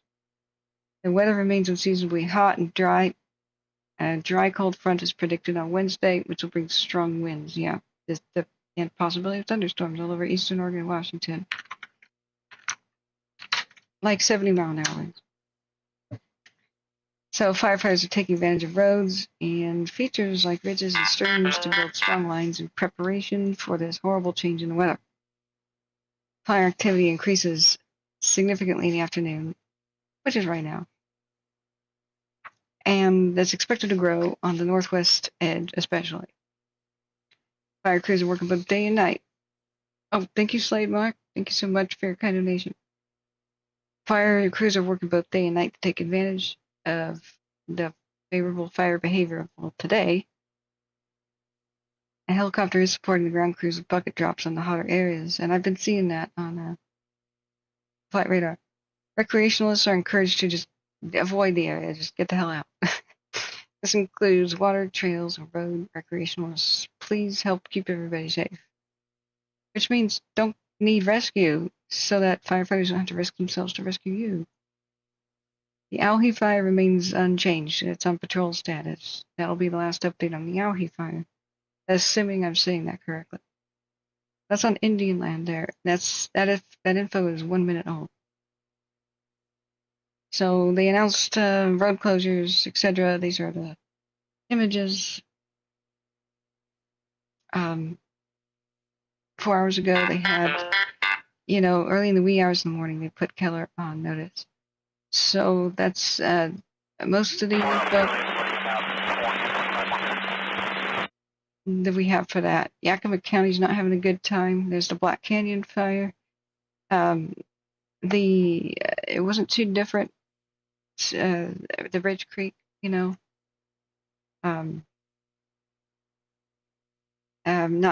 kind of the same kind of a story. And so the whole area is surrounded with the 3 different fires. But thank you so much, Slade. Thank you for your kind donation. And remember, guys, the best way to help the stream is share it with the share button. Text it to people you think might need this info. It's just very hard for people to find us. If you don't subscribe, you'll probably never find us again, unfortunately. But yeah, thanks, Big Al, for reminding people to do that. I'm terrible at it. And you know what? I'm going to turn off the lights here because I was going to show you some cool stuff about the new solid state drive we just bought with the stream donation money, one of which goes in my main computer here. The second one will probably go into the laptop when it arrives. We got a 4 terabyte solid state NVMe drive, PCI Express 4 even, for only $209. That's unheard of cheap for a quality product. So I had set up all these new cameras and stuff to show you how I would install that, but there's no time anymore. I should have done that earlier in the morning. So, yeah, hang on. I'm going to mute myself because I use the lead. Talk to Columbia Tanker Base. They said they got a divert for you.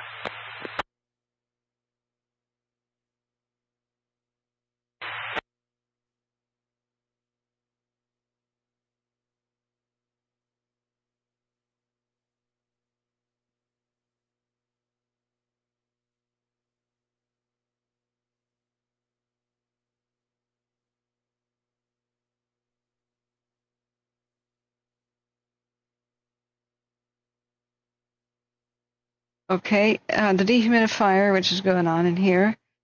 I can't communicate with, her. Gas hazard, Wilseyville, 4488 North Railroad Flat Road.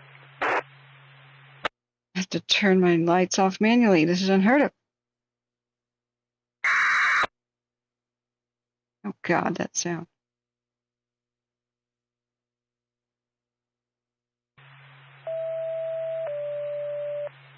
Okay. I have to avoid too much screen glare. I'll get a raging headache. We're still listening. Tip. Tip. Tip. I hate that. Flame fire, Chief 310, engine 4475, gas hazard, personnel propane, 4488 North Railroad Flat Road, cross of Associated Office Road, 1345. It's supposed to be CAL FIRE only, but randomly we get random Calaveras medical calls and random stuff. Sorry about that. Thank you so much, Taryn Baylor, for your kind donation. You are wonderful. This is, I've been up for a very long time, but we're here for the long haul. This is an important day to be live. This is our last look at what's going on at Portola, and it's kind of terrifying, honestly. Well, copies all will advise with the ETA. Okay, we just got a couple new updates. Okay, the circle fire in Madera County, which we can't see on pretty much any camera. We're looking at the Portola mill fire, which is explosively nuclear right now.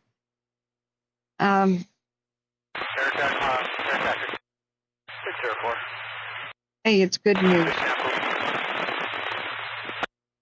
Down there. It's good news down there at the circle fire in Madera County. The structure threat's been mitigated. They're making good progress on the left and right flanks of the circle fire per instant command on the radio. some of the air tankers have been put on load and hold in Fresno. So they don't want to fly the tankers everywhere if possible, because what happens is the pilots time out. So they can only work like X amount of hours per FAA rules before they're mandatory required to rest an entirety of the next day.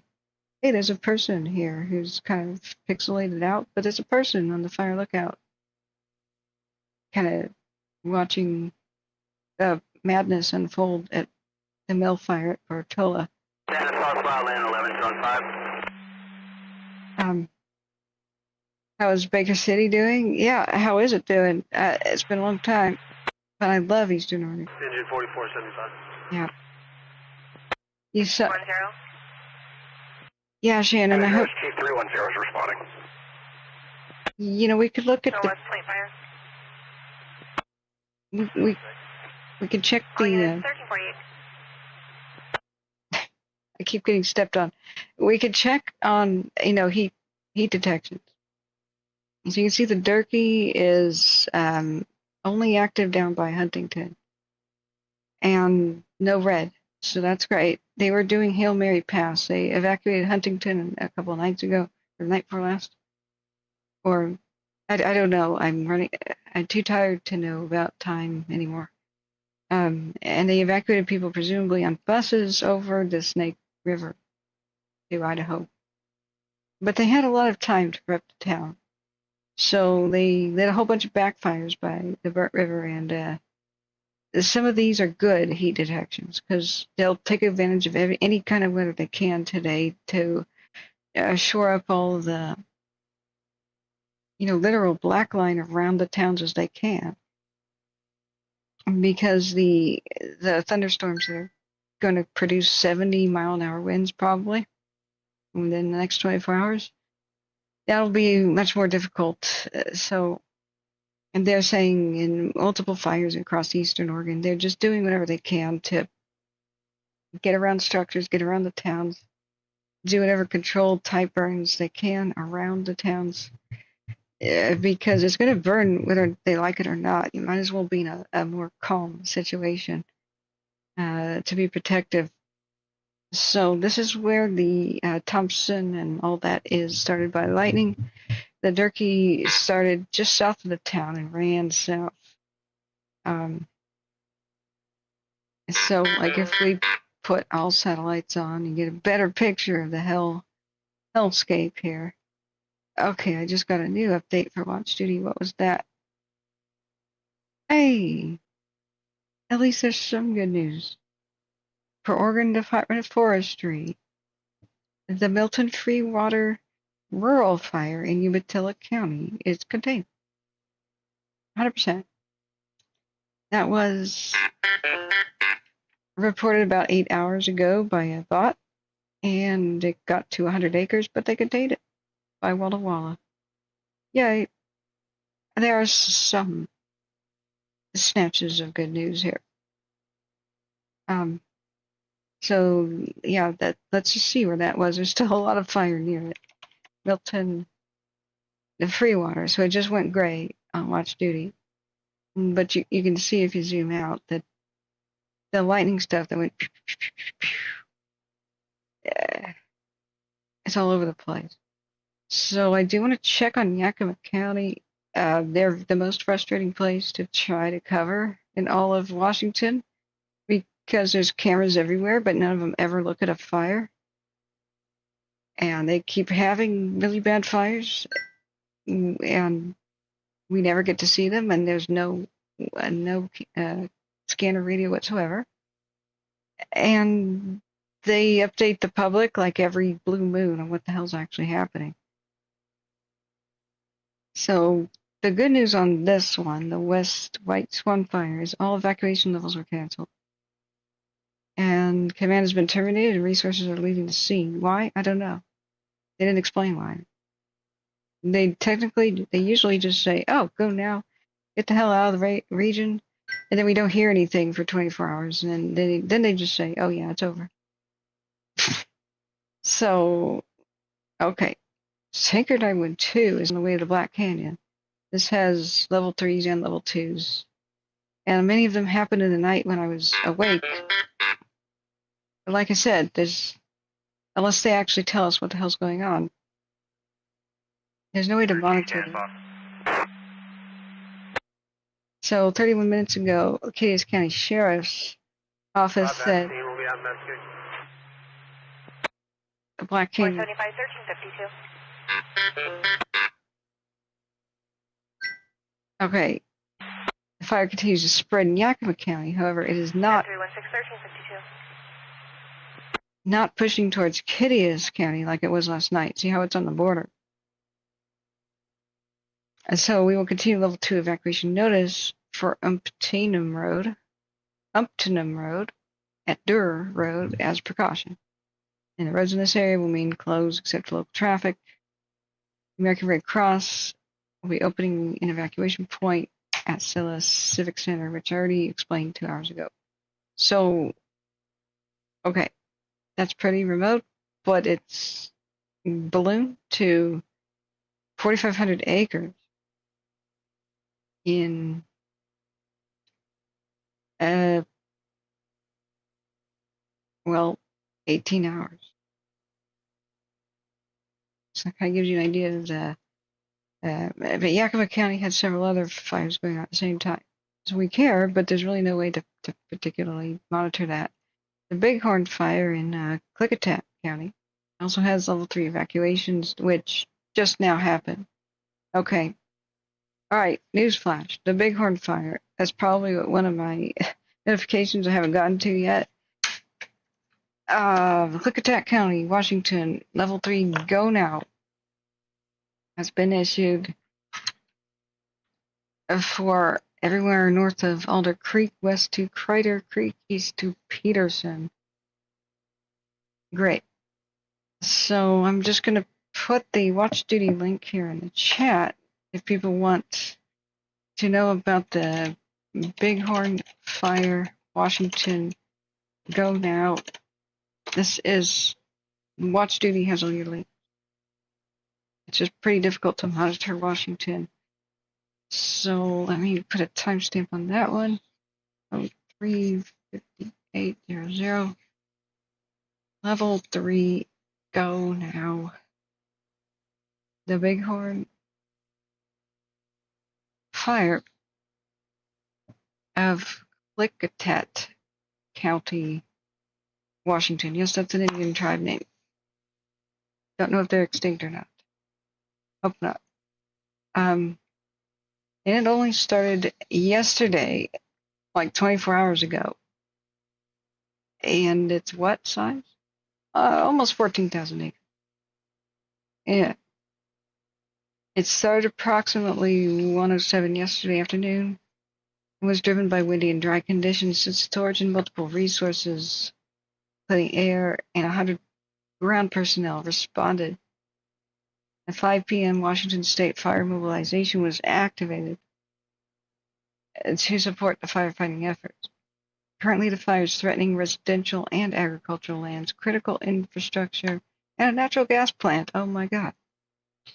Public and firefighter safety is the most important thing. 79 As of 7 in the morning, a Southeast Incident Management Team Type 3 took command of the fire and will work closely with the Sheriff's Office and everybody else. Still within the retardant line, just putting up a little bit of smoke. Got a dozer that's right up on the top of it. They've expanded their level 3 go nows. It was East Road to Sand Road to the east and Alder Creek all the way to the Columbia River. Now, the Columbia River is known as like some of the windiest places on Earth, so hold on to your butts there. Hey, unofficial, how's Washington? Oh no, a house fire happened in your town. You've been so busy. I bet. We just covered the Swawiwi or whatever that one's called. Up in Washington, the Cougar Creek, the Bighorn just has brand new level 3s.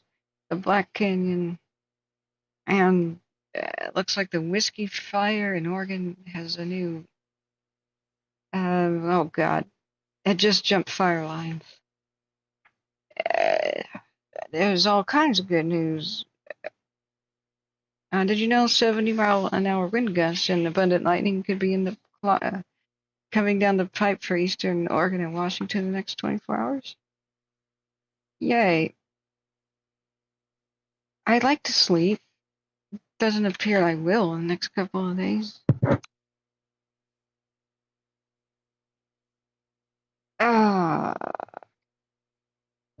Alright, so it just jumped lines. And it's 500 acres and pretty remote area of Oregon.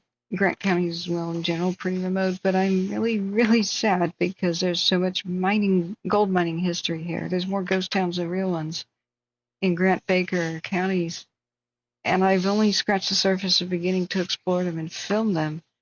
We're talking like the row of rock in any direction, and there's old cabins and log cabins and mine buildings and collapsing mines and like 20 stamp mills and stuff, like incredible structures out there in states of dilapidation and half collapse, but mostly wooden. And oh god, they can't be everywhere at once. Some of these will just erase a lot of our history, and there's not much left. So it has, the Whiskey Fire Grant County has jumped mines. Chief 310, you can cancel your discretion, Chief 310. It's moving west. It's now over 500 acres, and just 44 minutes ago, it was just 120. Crappy, but I copied 5,000-2996 on altimeter. You're at 4,000, copters 2,500 below. All right, let's quickly look back at the Radio earlier, we're coming kind of scratchy on it. Now you're loud, clear, copy. the heck.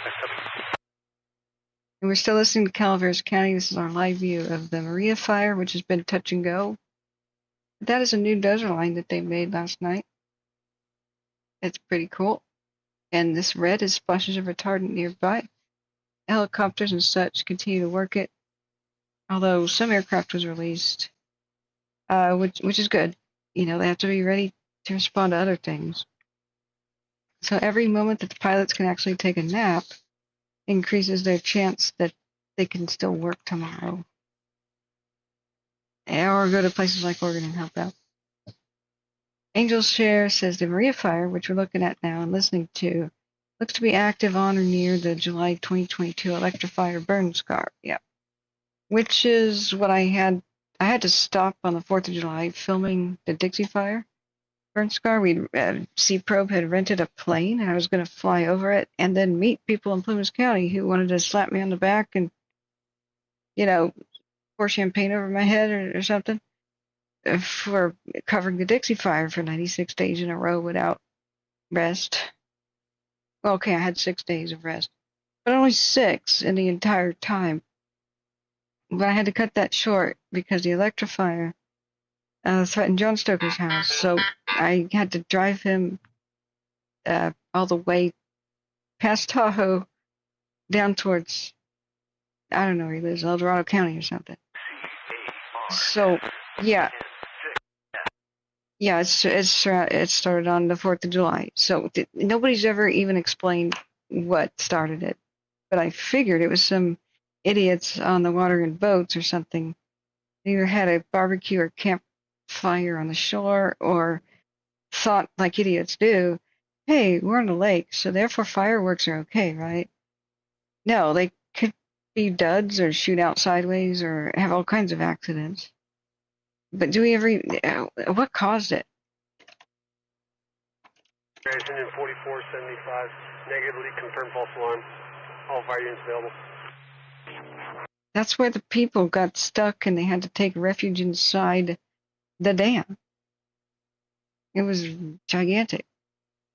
So, what's the cause? Under investigation. I am so sick of under investigation years freaking later. It doesn't take that long. It doesn't. But there's a lot of we're very angry about this because if it takes too long to do the investigation, then the people affected who are burned out by these fires. Stanislaus, Timber 3 line on admin, code 7. The delay in justice means a delay in payout, and they may have to sell up and move because they can't hold on waiting for whoever the hell started it to pay it. Yeah, I've got my suspicions of fireworks, and the lake fire down in Santa Barbara County started on the 4th of July too. But so did the one at Mariposa, and that was an idiot on his running lawnmower. So they just released the reason why the Mariposa fire happened, what was it called? The one that burned down like 18 homes and threatened the hospital. I don't even remember what it's called, but it was the one at Mariposa last month. Oh, well, 4th of July. It seems like a month ago. So, this is the aircraft that's down there by the Circle Fire, which has probably just been started by an idiot or an accident too. This one here, you still see aircraft, a couple of, mostly helicopters, working around the Maria fire right now. 440, ready for the debrief. It started around midnight. So I've been monitoring everything going on since midnight, but trying to take care of as many personal affairs as possible. Contact with Monterey. Did you ever? There's new evacuations. Thank you, Alex, for being here, by the way. And how are you? Southwest side of the fire. Yes, 9 Hotel Tango 610 on fuel and return at Columbia. Got 4 Victor Golf. They're good till 1600. 4 Alpha Juliet. I've got 2 more drops and they'll be outbound for fuel. Okay. Thank you for all the retardant work and release to those guys. I believe 82, 83 are still on a load and hold. Helicopters are working for a contingency group and engine 2779 up at the top of the fire. I have something to say Walk up to the top of the fire. about the fire. helicopters are working up there. Contact is 2779 contingency.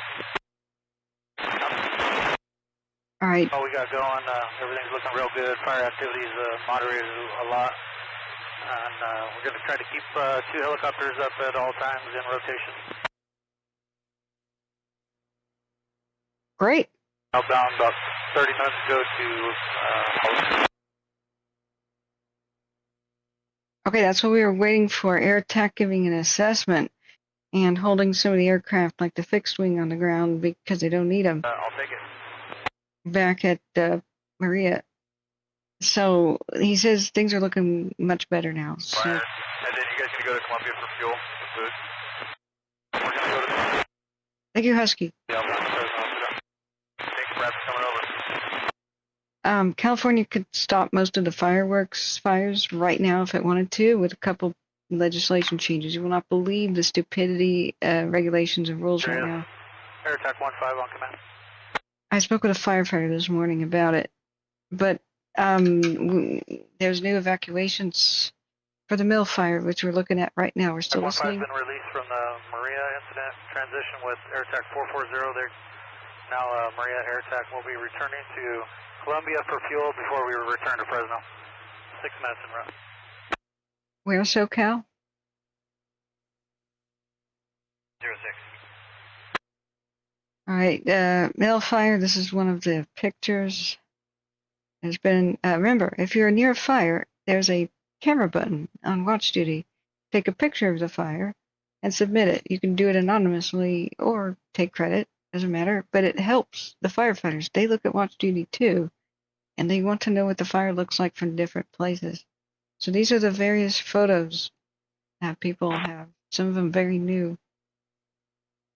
This one's from 1230 of what's going on near Portola, and it shows the direction that, the thing was facing. This really does help firefighters understand. They don't know where the fire is at any given time. That's the thing is, that's the number one question they get is, where's the fire? They don't know. Like their battle maps every morning were generated at 3 at night. They can't see fire. Nobody can see fire. It's behind smoke. So they don't know what the heck it is. But the more pictures, the better. You can always give me some pictures too, which is awesome if you want to share them. Just to give them to my email, which is in the link in the description of the video. Just let me know if you want to be anonymous or not. Like this was submitted about 10 minutes ago.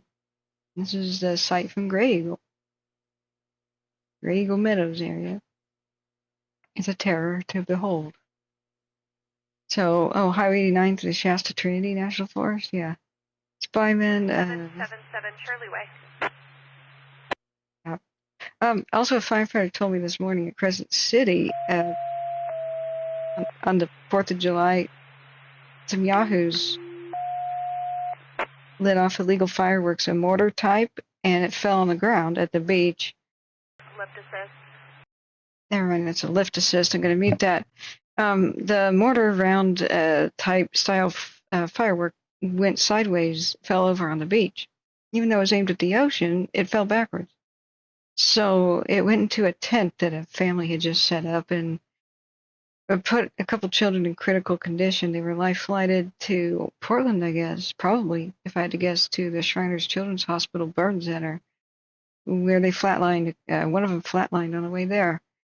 And so the mob descended upon the guys who lit the illegal fireworks, but they got away. But I hear that the law caught up with them, but I'm really not sure on that situation. I haven't read anything about it, but just because you are near water and you aim a firework near water doesn't mean it's going to freaking go there. Okay, so with the mill fire, like we grimly predicted, there will be more evacuations. So for the most part, the fire, at least the smoke, and usually the smoke goes. Is in contact with Columbia and would discontinue cycle. It seems to be going to the northeast with the wind uphill, which we saw the smoke going. But don't think that's the only way it's going to go. This is the view from Haskell Peak, and that was the thumbnail. That was taken 18 hours ago. But some of the other photos were taken just now. So as of 7 minutes ago, new evacuation warnings have been issued for Portola 2, 3, 5, and 101, and PLU 101, whatever that is. So, let's see, PLU 101, PLU 01, 101. Okay, so it's almost to Beckworth. Beckworth, you should be getting ready. And Hawley, you should be getting ready. This is where the fire's approaching, and even if it won't approach today, be ready to go at a moment's notice, because that's where the wind blows day after day. That's where terrain is. And from these peaks over here, it can rain embers down on the community. Everybody in Portola should probably be leaving already. While it's nice and easy, it's just that. There's nothing else to be said about it.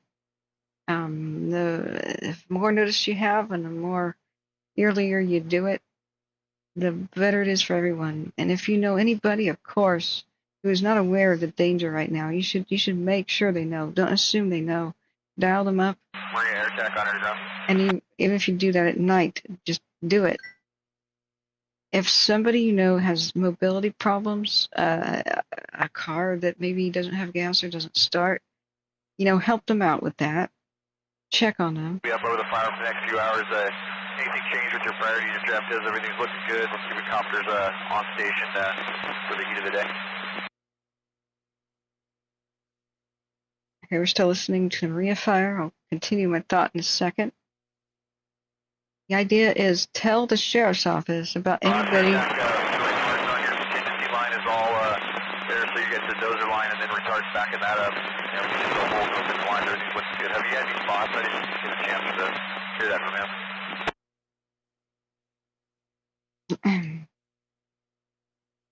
I requested the intel aircraft to come over the fire for a map and IR anything outside the line.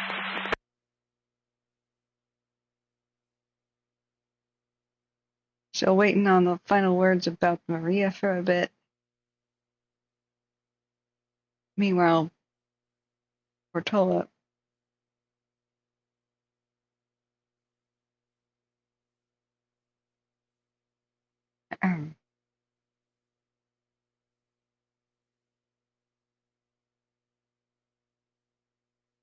Alright, can I actually talk?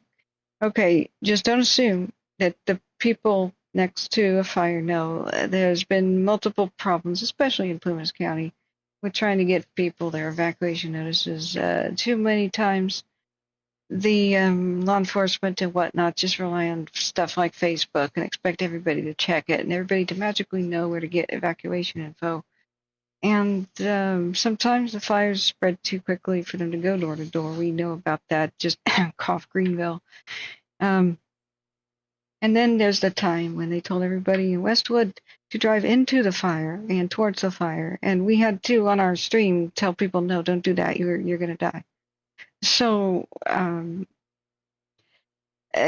tell people, that it's best to leave now. They will be needing to do structure prep and the like. The best thing you can do before you leave is, if you can, is you check all your soffit vents and all your gable vents, and you take whatever staple gun or whatever the heck you have with multiple, screen as much as you can, multiple layers. The number one way that homes actually burn down is embers getting into the attic from the inside, starting the fire from the inside out. So take off the little vent thingy for your lint for your dryer. Take that cover off and then block that in any way that you can. Leave a note to yourself to not run the dryer, until you've done that. But get as much lint out of there with a toilet brush or whatever you have. And you have to staple gun screen, fine mesh. Don't allow even a toothpick to be able to break through the mesh. Any bird's nest up in the attic and roof eaves, you get it the hell out of there. Do whatever you need to do.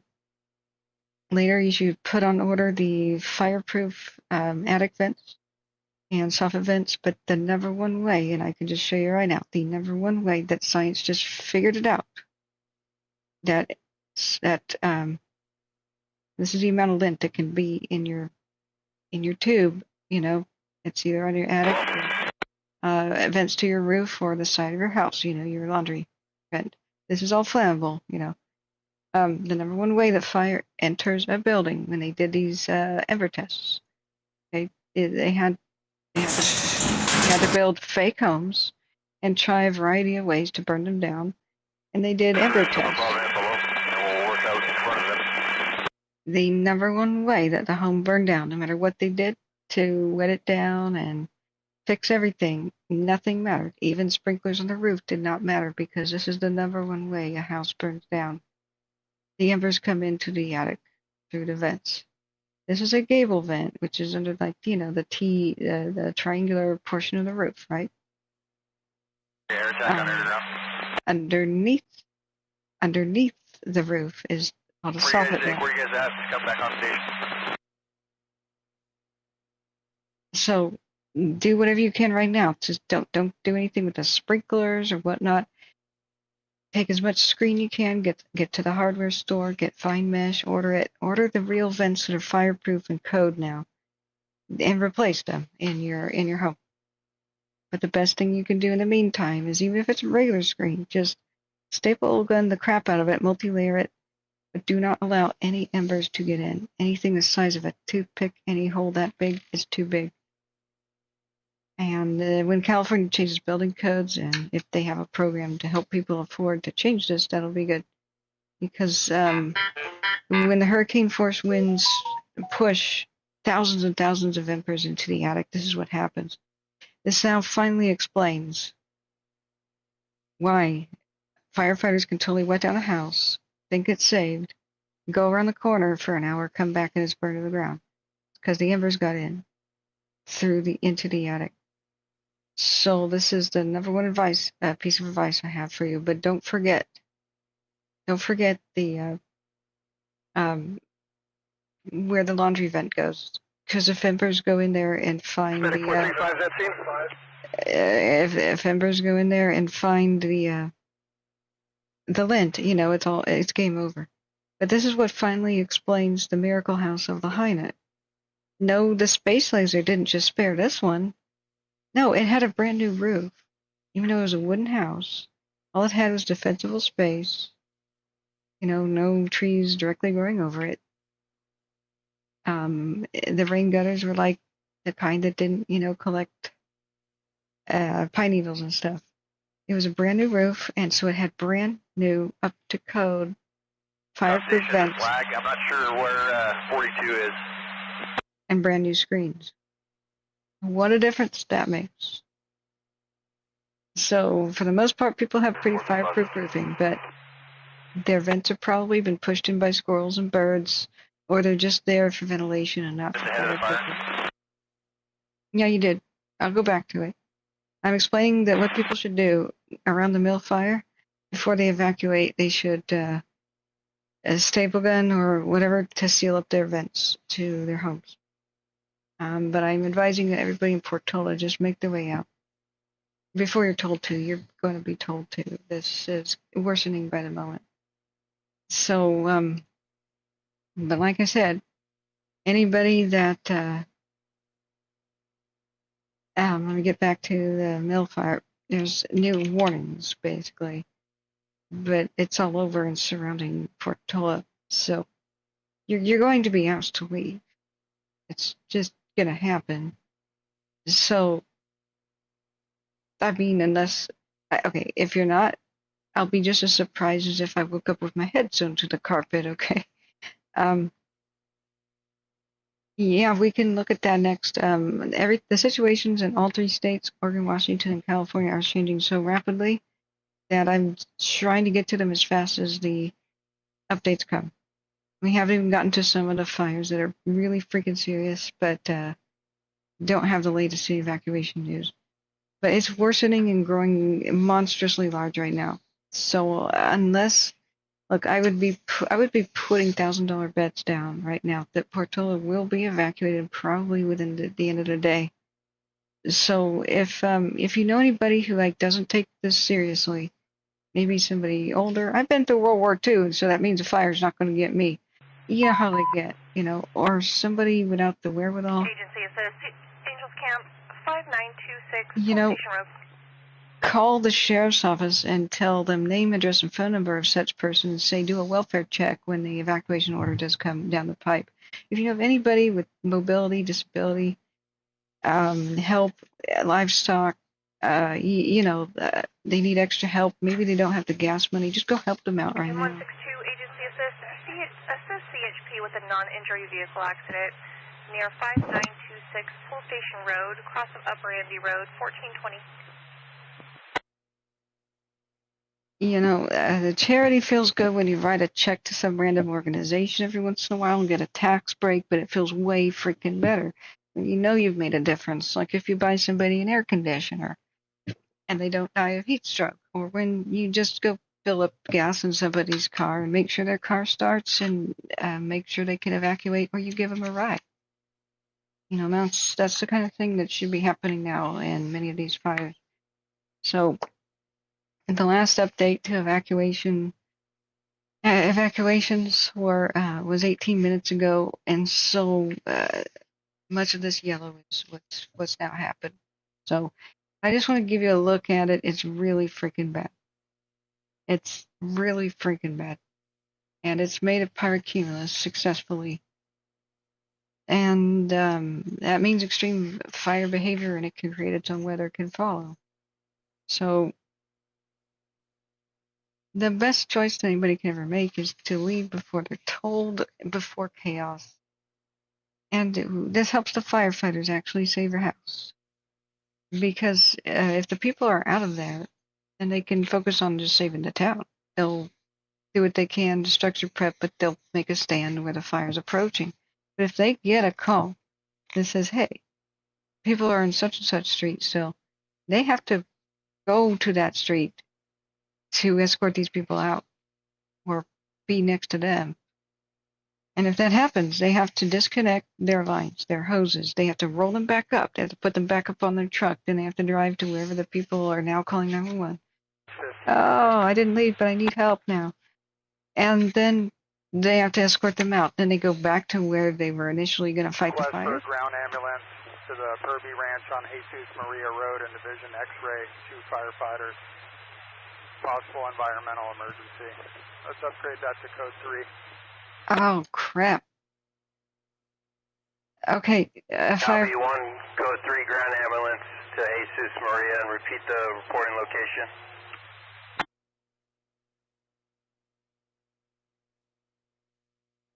firefighter's injured again. Will be the Pepley Ranch at 12239 Jesus Maria Road, where the dozers were.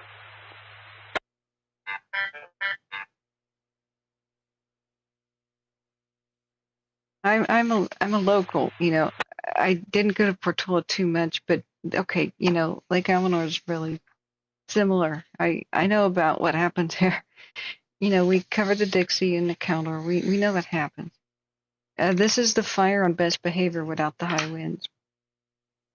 Just imagine what could happen. 12 miles to the south for the Marion Fire on Tactics 22. That's a dang good question, Angels share. But we're listening to Calaveras County, where the actual Maria fire is doing better. But they're rushing an ambulance with lights and sirens. That means code 3. Lights and sirens, maximum speed for 3 new firefighter injuries, which is presumably additional to the firefighter that was hit by a falling tree earlier, who was able to walk to an ambulance. So I don't... 10 miles to the south for the Marion Fire on Tactics 22, 2,500. Um, 6 on the altimeter, air taxi 4,000, 32,500 below. You're working with 4, which is also 996, 2,500, you're 4, and we will switch to rotor. what happened to the Mount Zion camp? It's down. Okay, we just lost our best view of the Maria fire. It's saying environmental emergency. Possible environmental emergency. All right. With the 3X firefighter, it sounds like severe injuries. Severe question mark. Injuries. I'm sure they'll be talking to dispatch in just a second about what the heck that means. But to repeat, everybody in Portola, just check on your neighbors and prep your own structures best you can. And really, there's really no point to locking your doors. Like if these embers, sorry about the, forgot to mute for the pencil sharpener. There's really no point to doing that because a looter will let himself in. But if your actual attic is on fire because of embers, you want them to open your front door and go put that out real quick. And I've spoken to actual firefighters, and they have to triage buildings. The ones they can save real quickly, they do, and they let the others go. Wow. There's a boo-boo. You see this buzzard? Did you see that? See that? Why is the bird pixelated? It's a bird. What the heck? You see the red corral too? That's ominous. There's a really haggard-looking buzzard on the red corral 2 camp. At the Maria fire, where they just had firefighter injuries.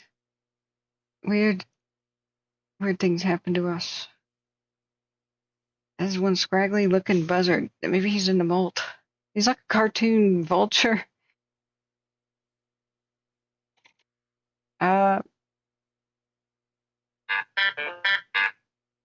Okay, the red corral cam is in rotation mode with some of these unable to be viewed. But that's like the top of the buzzard's head. Okay. I'm still wanting to know what is this possible environmental emergency. Is it like a propane tank exploded or something? But Mount Zion cams are now offline. Is it power lines down on firefighters? I mean, what? There it is again. It's so pixelated. Hey, all I want to do is get a close up. I don't believe that's a condor. I think it's a turkey vulture.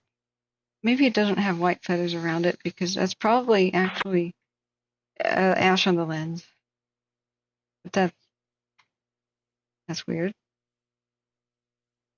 But that is what it looks like currently at Portola there. Yikes. So, yeah, that's Safety officer, branch 15, command. Okay, now it'll probably Branch tell. 15, go ahead for Maria safety. Like you to report to the ground ambulance location 12239 Jesus Maria Road. Affirmative, I'm en route.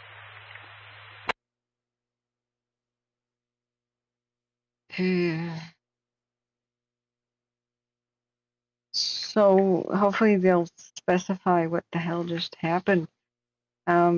With 3 firefighters needing a code 3 ambulance. I bet they'll call for an air ambulance. Oh, jeez. What was that? I want to see the buzzard though, so I think this camera view can help us. Let's see, where's it? It was the red something? Red corral.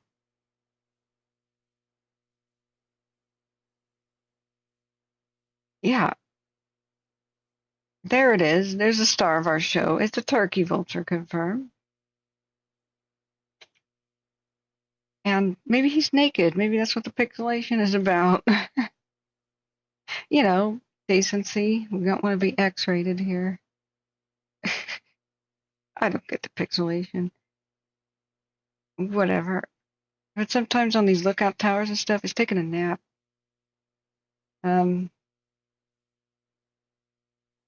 But sometimes it's actual people that are using binoculars and they're on a catwalk.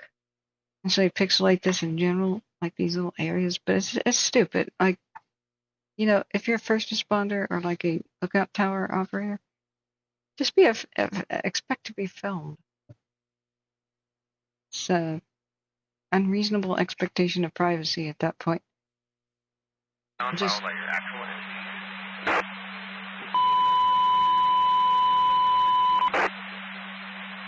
how did I know that a group of buzzards For Tuesday, July 23rd, and low elevation burning index in the 76th percentile, energy release component is in the 95th percentile. Finish left here at 1430, KPT4.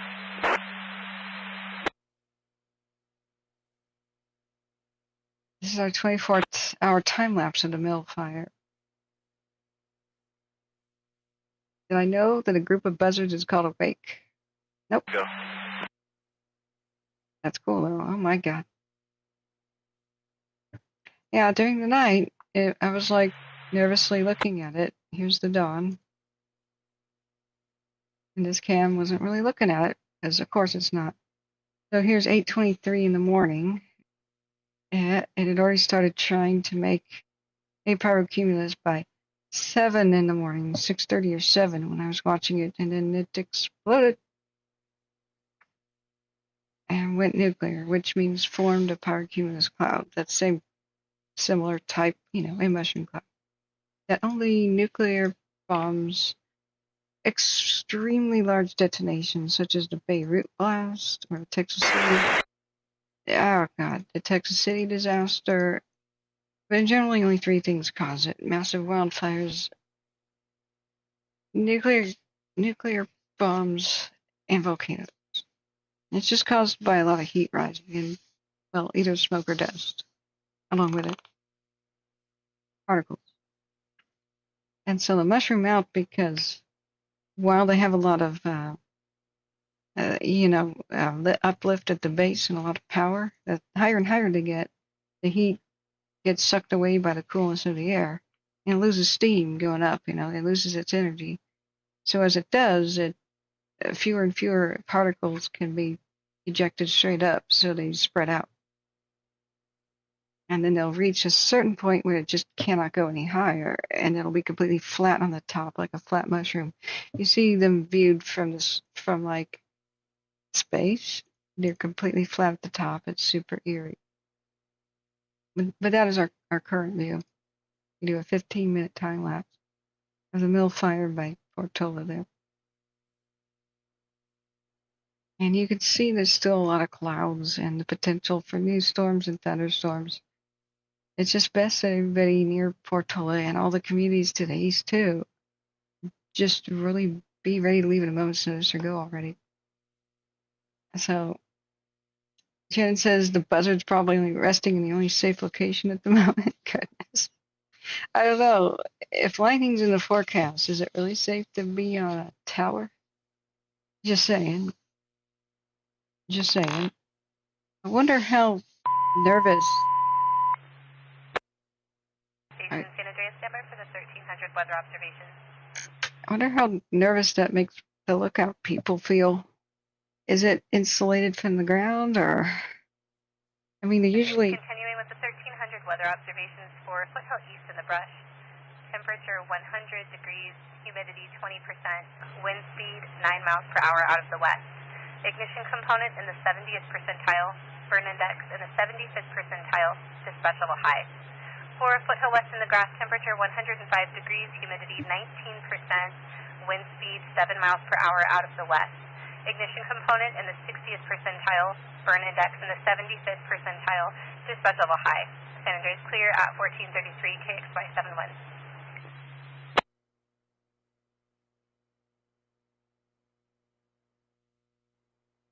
Okay. That's the latest Calaveras County weather update. Goodness. If only all this aircraft could have gone to Portola. Whatever idiot at midnight had a problem. I'm kind of mad at them. I mean, assuming it wasn't a freak accident, I'm mad at whoever did this at midnight.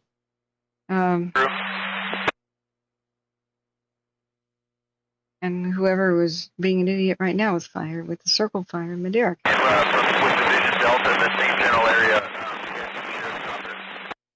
Geez, that's loud. I'm hoping they'll explain the firefighter injuries and what could be the environmental whatever. Like, what just injured 3 firefighters? There's an ambulance screaming on its way to their location right now. Okay. I'm spacing out, guys. I'm sorry. I've been awake since 9 o'clock last night. Hopefully, we can get some donation money for a good lunch. It's past my lunchtime. I need something delivered that's good and healthy. Thank you, everybody who has donated. It's very difficult to, cook and stuff. Oh, I totally forgot to put on the, I dimmed the lights to put on the webcam earlier. Is it up on top by where the dozers are? I forgot.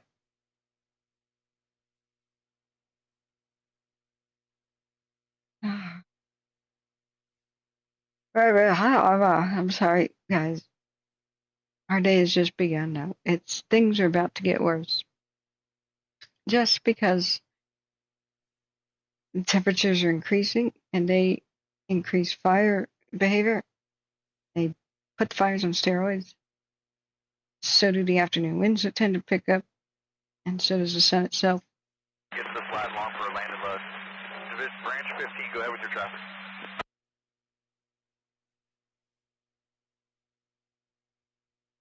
Urban says environmental hazard is related to heat stroke, drowning, or freezing. Oh, really?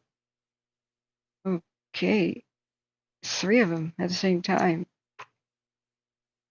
Okay. Where do you want them taken? Do you want them just to land at the bottom there in the LZ on Jesus Maria? Thanks, Urban.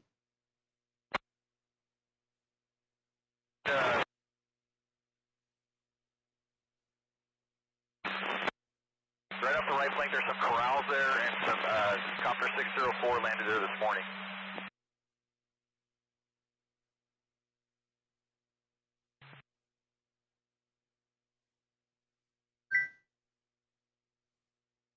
Oh, you know what? I didn't start the stream with the webcam plugged in, with that one plugged in. I don't know if it'll work now, but I'm not stopping the stream to plug it in. Hey, Whalers World, thank you very much. What should I eat, guys? Water down there? Yeah, ABYT, I'm calling for evacuation of Portola. It's on level 2. I'm just saying it's going to be, parts of it are on level 2. I am saying that it should be evacuated because it's obvious that it needs to be evacuated, that the fire's huge on its doorstep and now has the potential to make its own weather. We have 2 buzzards. Branch 15, command. 2 buzzards now in the camera. I consider them Operation. I consider them lucky. Primary plan for extraction of the 3 personnel is with copter 610. I'd like to divert the ambulance to the Moke Hill ball field, if you concur.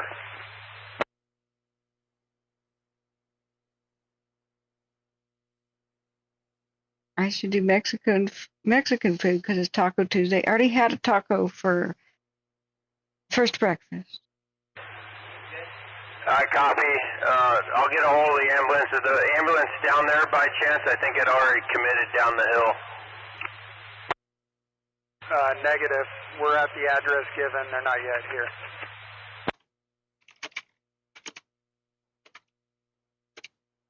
Okay, well, if ABB is saying that on the scanner they're calling for new evacuations of Portola, then I agree. Can you have get a hold of the medics that are responding to Jesus Maria for the heat exhaustion and bring them to McCollum Hill Ballpark LZ?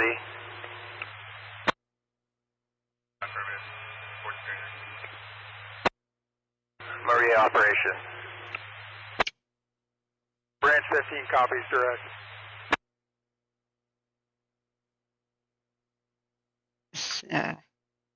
I'm against eating plant leaves in general. I think that's for animals. I don't think we were built to digest things like lettuce. It's a useless, poor nutrient thing.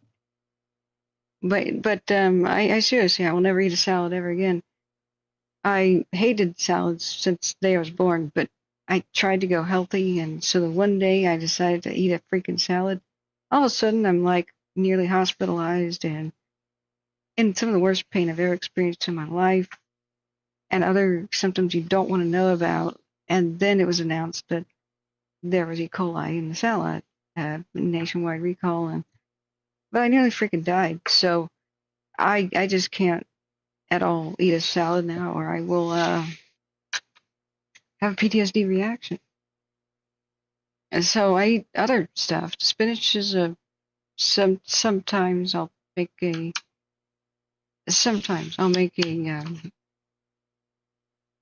no salad rule exception for spinach, but it cannot be salad and spinach, lettuce in general cannot be clean.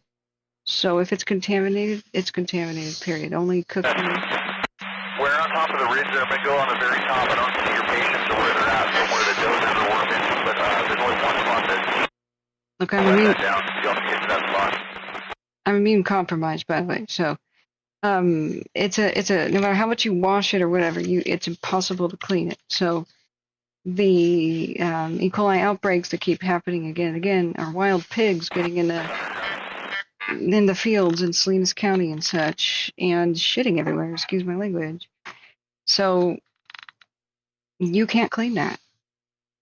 Only cooking would do that. It's a porous leaf kind of a deal. So yeah, totally sorry for cussing. I'm very tired. When I'm very tired, I assume it's after midnight, but I realize, oh wait, it's the daytime. I've been outside too much. I'm discombobulated, but iceberg has no nutritional value. It's true. It's a big risk to me. ABB says, yes, I'm listening to the disaster event scanner. Feed for Plymouth County. Can you link it to me, please? Yeah. I think it's kind of dumb that they haven't already told everybody in Portola to leave. And I don't. McComey Hill Ballpark, LZ. We don't know why, but it's a problem with the system. Even as much as the officials might want to evacuate towns. Sorry about that. I'm going to mute that. They can't, or they'll get fired. Land the copter, McComey Hill Ballpark, LZ, 1442. They're still evacuating the 3 injured firefighters from the McComey Hill area. Even if they want to announce that, hey, X, Y, and Z town is in danger, it's downwind, there's a trigger point system that's still in place. And so it works like this. If A is on fire, you evacuate B, and you put C on notice. The fire reaches B. You evacuate C, and you put D on notice. And so even if it's obvious that there's nothing really to stop a fire at the moment, and that town's further downwind or in danger, or coming down the pipe, new weather conditions put those towns in danger, the ABC trigger point system is still in place. So even if it's painfully obvious to all crews involved and all the information people involved, they got to call somebody in Sacramento. They got to get that approved. Is that guy in Sacramento on lunch break or dinner break or not to be found? Does he have to call Washington to get that approved, or somewhere else in Sacramento? That's one of the issues that I've been alerted to that I can't really freaking believe is real. But that explains why Tahoe wasn't evacuated. Because the fire wasn't close enough to Tahoe, even though because the trigger point was just beyond the fire.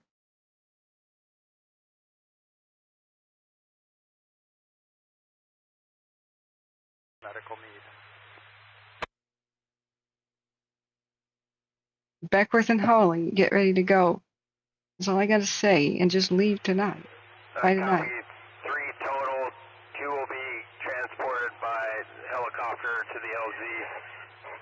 Just confirming the 2 are going to meet code 3 ambulance. We've already made contact with the ambulance at scene, and they are diverting to the McComey Hill ball field.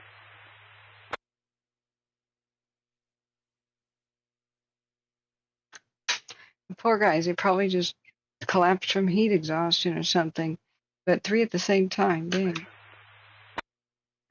The other one this morning got a tree fall, or tree parts or parcels falling on top of it. Probably very lucky to be alive. So, sorry. Castle 1, Oh. 9 Hotel Tango. Coming back in here with you on air to ground. Oh, okay, you're wonderful. Okay, what do you think I should eat? I mean, it's gotta not be PTSD. I'll give you some options. I'll give you some options. I love spinach, so sometimes I take risks for it, but I still sweat bullets over it. And the reason I couldn't be here the last couple of days is lightning was in Portland, so I walked away from the stream after covering things for like 12 hours. Because lightning struck from midnight, well, pretty much most of the day. So I had special requests from people in Central Oregon and Douglas County to start the stream at midnight. Then by about 10 in the morning, the lightning started striking by Portland. So I went, okay, computer's going off. So I then went out, and I had an obligation. I didn't leave the house to go too far. But when I was out, I ate onion contaminated food, and it had I don't know, I guess it's an allergic reaction. Range 15. Yeah, and it depends on where it comes from. Like if somebody's on spinach from their garden, I'll eat it. The 2 being flighted via 610 have been identified through triage as the priority. They will go direct to an ambulance to the Moke Hill ball field. This 3rd is coming down the dozer line to the 12239 Jesus Maria, and that individual will need an additional ground ambulance. Wow. Our poor firefighters, we just have to honor their sacrifice, the kinds that they make every day. I copy. And do you have a resource ID on the crews yet, or on the individuals?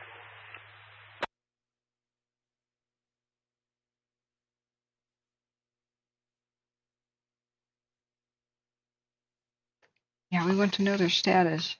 Let's look at the current TAMs. Eyes of baseline 4 and mother load 1. Unknown which two were the priority and which crew they were off of. I'll get back to you with further via text. I copy that. Thank you. Break San Andreas. Maria operation. I keep juggling the volume. I'm sorry, it keeps fluctuating so I get much. a second code 2 ambulance. Reporting location will be 12239 Jesus Maria Road.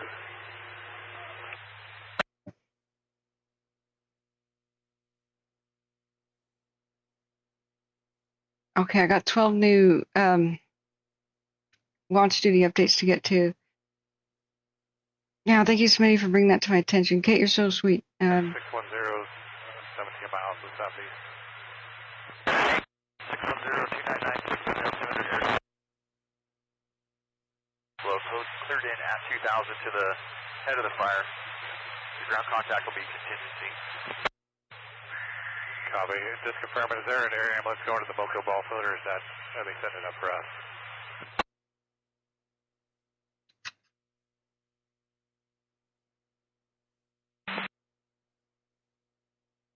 Okay, yeah, I need some more blood sugar. Let me Copy, head of the fire contingency.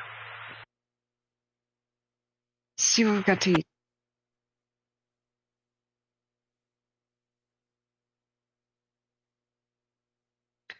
All right, what's on special? 1 second. I gotta take my headset off and scratch my ear. There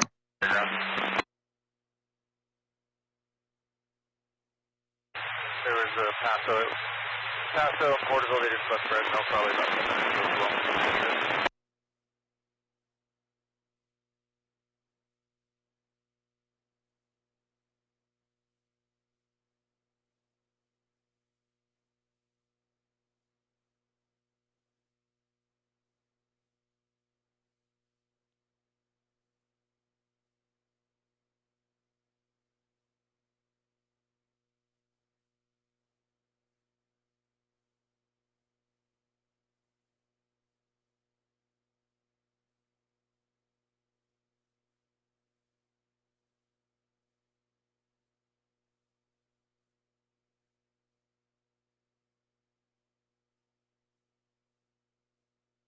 Check, go ahead.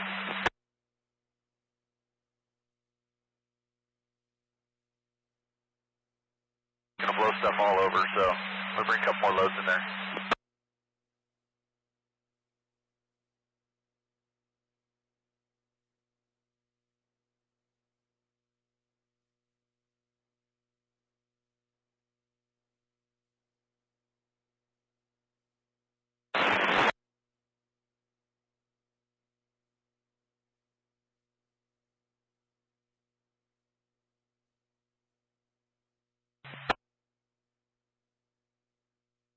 Okay.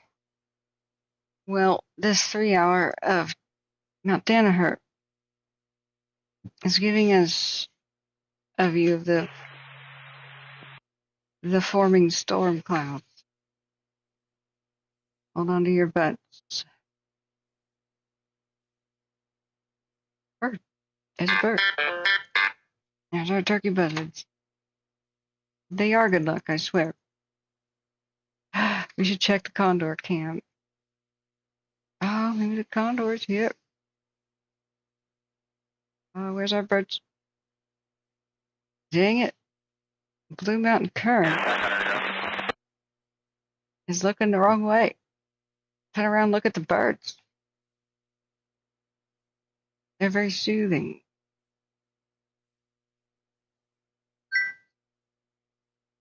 Ah, these are condors. Ah. Okay. Well, Prayers sent for the 3 injured firefighters. Okay, we got back at the chat. We tell me which fires you need updates on. I've got let's see how many 13 updates in general for fires of the west. Yay! Great news! The Circle Fire forward progress has been stopped. Crews will be on scene for the next 6 hours, mopping that sucker up. Good. All right, the Mill Fire. Okay, copy. Wow. An 8-minute ago update. Evacuation warnings, new ones. Sierra County zones. Sierra E009, Sierra E010. It just trust me. The areas all around Portola, you should get ready to go and go before you're told, and let the sheriff know. Sheriff's office know of anybody who is unaware of the danger, anybody you can't reach, anybody who might be on vacation. You know, they can do welfare checks. 1453. Welfare checks and save their animals. You know.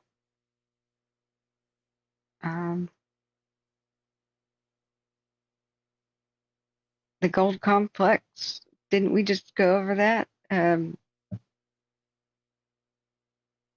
one that has those singles back way down there to the ground. If you guys need anything else. I'll go over there again. The one in Gold Creek in Baker County, right? Yeah, the Thompson. Basically, you get all your info now with the Thompson, which hasn't had new updates for 2 hours. This is what you're talking about, right?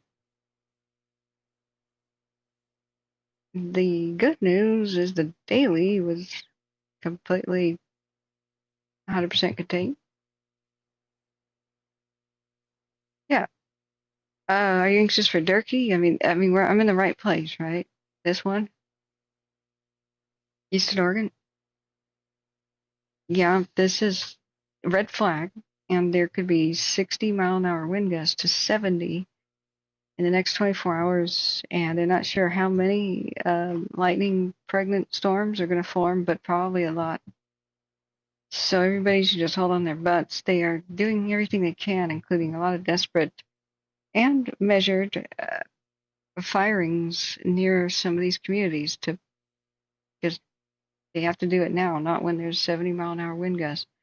You can see already the winds out of the south, which these thunderstorms tend to come out of the south. They tend to roll across the Sierras, roll across the Nevada desert, roll into eastern Oregon. And Alberta, Canada. If the Canadians come back and tell us. I haven't even gotten to all of those in Oregon yet. Like, look at the Cascades. We haven't even looked at the Cascades yet. In 9446 Golf entering the Highway 26 in the county line. Which are all kinds of on fire. Oh, by the way, here's a new candidate for the weirdest, coolest, and strangest fire names of 2024. The Ouya. The Ouya. It's right up there with the Dead Cow fire, which is nearby. I think they just took it off watch duty. The Jimmy John's fire, the Dinosaur fire. Yeah, there's the Dead Cow. There's the Dead Cow. But most of these, there's no access. There's like no roads and no access. These are going to become huge, and they're going to burn up most of the unburned parts of the Cascade. I mean, that's unless we get rain really fast. That's terrifying, but there's almost no way to monitor these because there aren't that many cameras in Oregon. And those that there are, they tend to not look at the damn fires. Excuse my language, but I'm getting really mad at that. Like the Death Ball Mountain Cam decided for a couple of days to look away from the Blue fire, which was up there very close to the Lookout Fires road scar of last year. Ground traffic, so we get 610 in and start getting the nation tracking. Oh my God, that's loud. I'm gonna turn that down. Ah, sorry. I have to have more. I don't think they renamed anything in Plumas County Gold anything. Why would they? None of the fires are called Sources Gold. on the Maria incident on command from Branch 15 in operations. Hold your traffic on air to ground. I don't think it's called Gold anything. I don't know what anybody's talking about. So,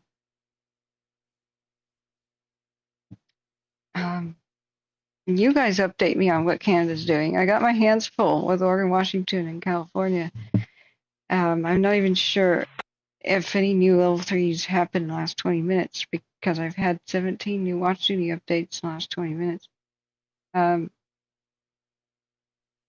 So we just went over that 10 minutes ago. They issued even more evacuation warnings at the mill fire in Portola, Plumas County. There's another one. Monterey County, the Metz fire. Confirming that agency helicopter is going to be dropping off the patient to the ambulance here at the Malheur. Affirmative. You got shelters in Quincy, the high school, and the fairgrounds for the animals.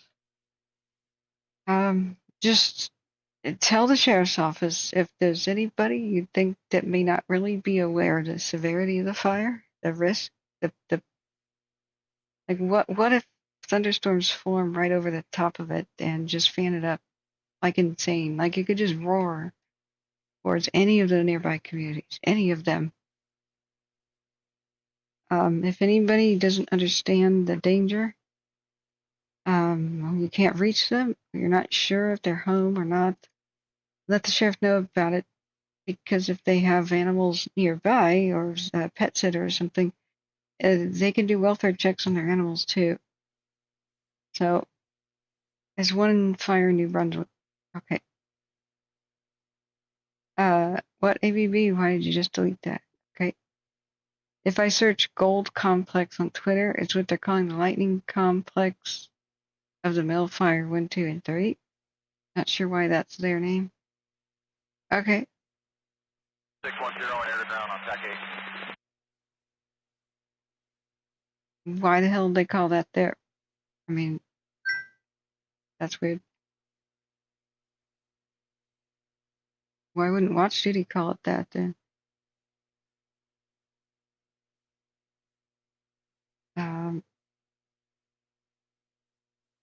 Now, when I followed your link, let's see.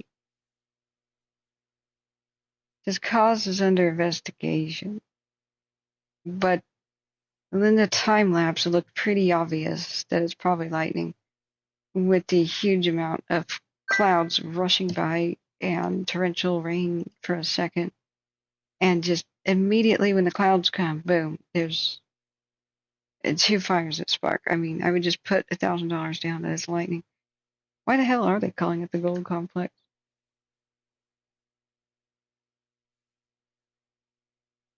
Okay, all right. That's news to me and important news, thanks.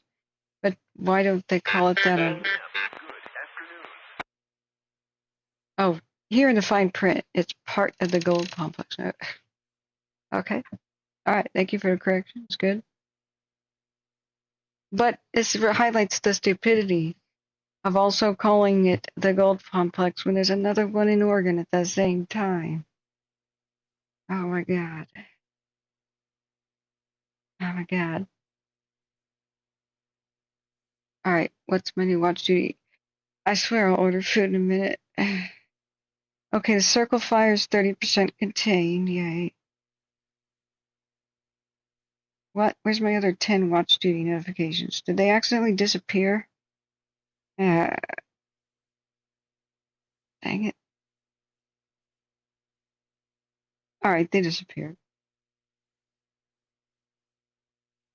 If I click on one the wrong way, it deletes all watch duty notifications. And so, Extracted. Hold your traffic on air to ground. but if you zoom out, this is incredible. Like what I just saw on my phone. Look at that for Oregon, Oregon right now. I've barely scratched the surface on what's affecting Oregon. Engine 313, stand response. California ain't looking so bad. I told you birds are lucky.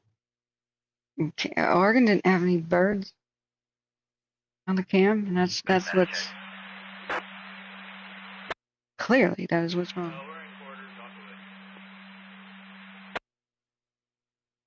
Yep. Yeah, I see that spinning. So I totally hashtagged the wrong stuff, but oh well. All right, new. What? Okay, 2 new ones. 4 new ones. The Williams Creek Fire, 8 miles southwest of Richland, Oregon. The Wood Creek Fire, 8 miles northeast of Durkee, in that other gold complex. All right, so the Williams Creek Fire update is 1 acre. That's it. Stop the presses. There's a 1 acre fire. It was earlier today, 7 hours ago, less than 1 acre. Now it is 1 acre.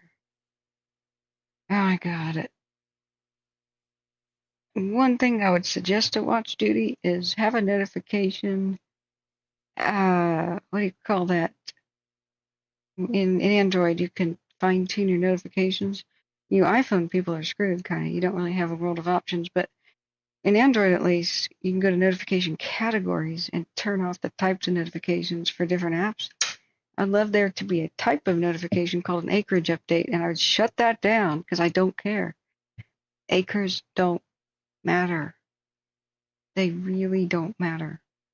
The world seems obsessed with these numbers. They're fake and they don't matter because they're obsolete the moment they come down the pipe, for one thing. And a lot of times, firefighters are adding new fire to the fire. It increases the acreage, but it's actually something that's positive. Everybody associates more acreage equals bad. And like, they basically lit on fire many different square miles to corral and contain the Cow Valley. And it saved like 5 communities. So I don't care. You know, like, if something's racing out of control and growing, that should be a different kind of notification, but just a straight up acreage notification, I don't care. And I'd rather not have to look at my phone every second to see that. So also the other notification, the Wood Creek fire, is also now it is now 1 acre too. Okay. All right. Back to DoorDash. Let's get some food. I need food. This is a stressful situation. Let's get some comfort food. Okay. Thanks so much, Kay, for your kind and generous offer. Let's see what we have available. All right. I've had too much Dickie's barbecue pit. I hate to say that, but man, I barbecued out. Never thought I'd say that.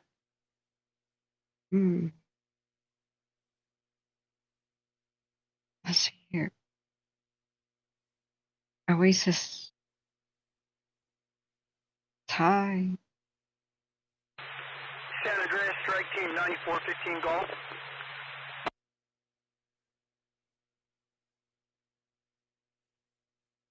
The Mad Greek Deli. What a legendary place. 9415 on local net tone 4. We're entering the unit en route to baseline.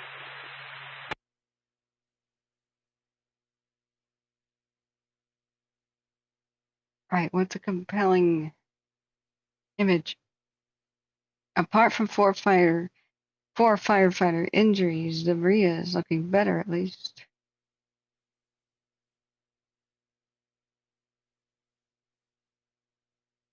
Okay. what does go to the mill fire evacuation? Note. Our next little Smitty says vandalism fire reported. Vandalism? Doesn't seem to be on watch duty. In where? Roner Park? I have no idea where that is.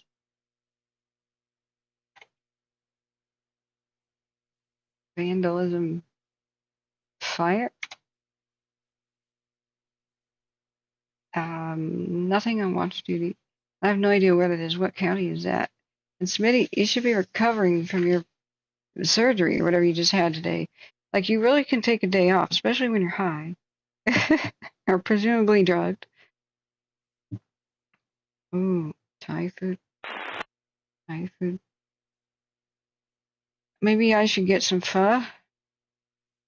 Smitty had a great idea for a restaurant name called What the Pho. Vietnamese noodle cuisine.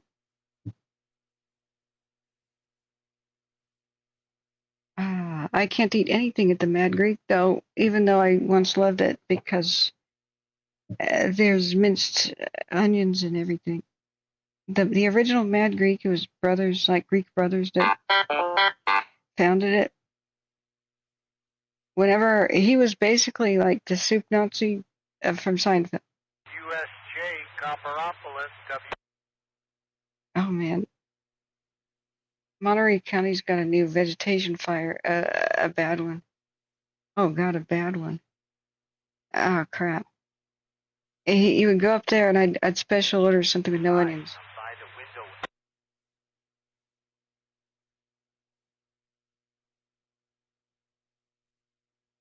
And he'd go, no onions. This is Greek cuisine. You do not order no onions. You see what I mean? This is bad. The Sycamore Flat. Breaking news. Another one. I hate my life.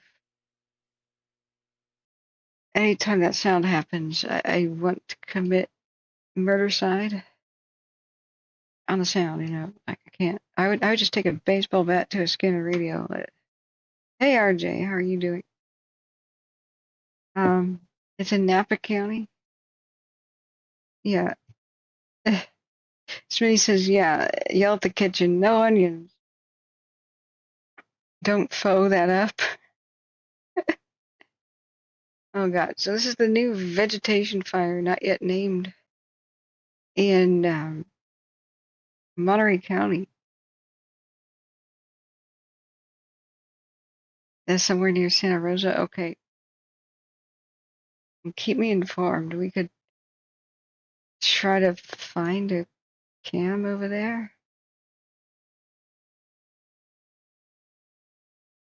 I hate it. It takes away from all the cameras. I just want to go back to the grid mode. I don't even know how to do that. Alright. The trick is if you see something that's been moved recently, it's probably looking at a fire, and that's what the colored beams are. So I don't see nothing.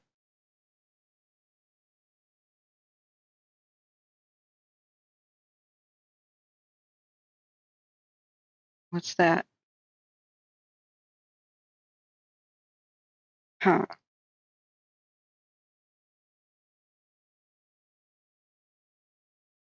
Could be a fire. A 5-minute time lapse. Is it dust or is it a fire? What's the Nixle say?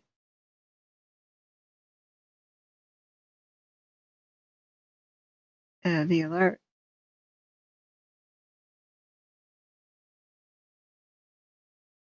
I have no idea. Random talk is bleeding into the Calaveras County. I think every once in a while the firefighters have an open mic.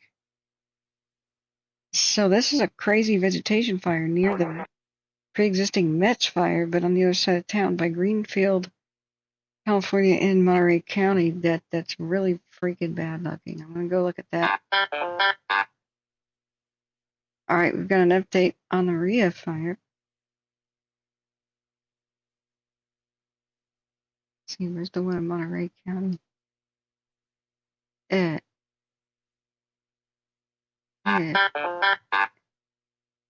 The Metz fire in Monterey County is now 200 something acres to 300 acres in light flashy fuel with the potential for 1,000. So this is there's the Metz, and then there's a new vegetation fire. That's really bad looking.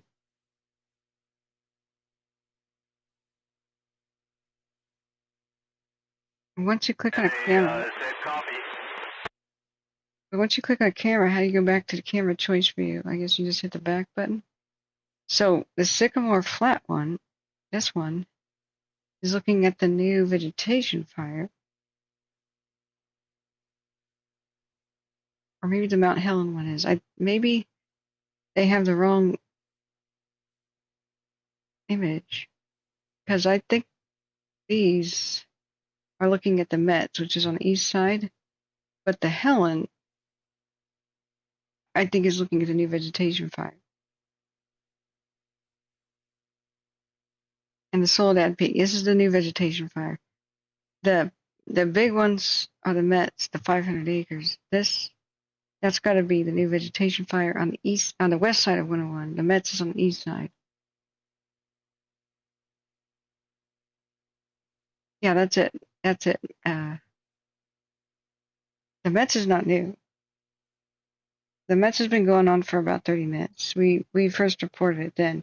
The vegetation fire is new, which is on the edge of town in Greenfield, which lines up with what we're seeing on the cam. So I think the wrong camera image was put on watch duty just now for the new vegetation fire.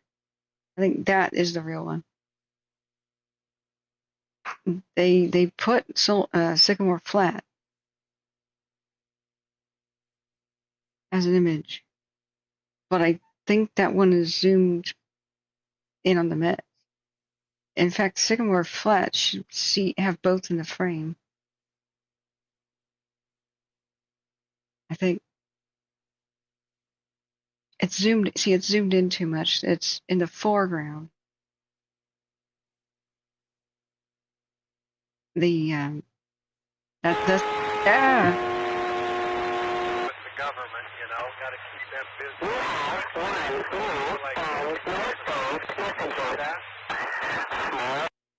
I'm gonna murder whoever.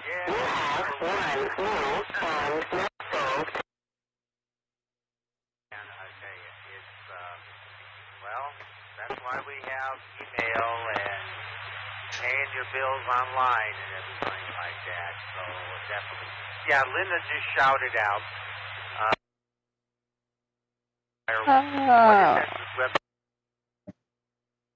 I am authorizing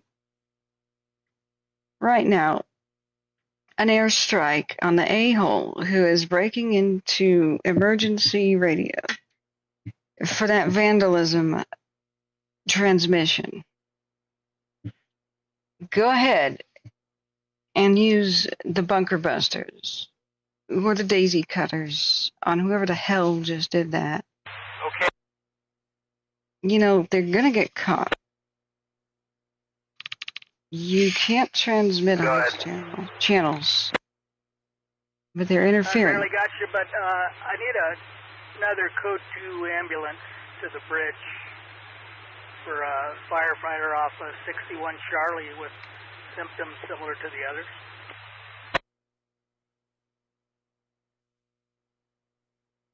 Should be a Code 2 ambulance headed down to the bridge. Maybe you can tie in with that ambulance and get them both in there. Branch 15 operations. This is the fourth firefighter injury. And there's an emergency happening, and these a-holes break in with their random BS transmission. The funny thing is that it's pretty easy. Branch 15. It's easy to trace them. They'll get caught. The ground ambulance.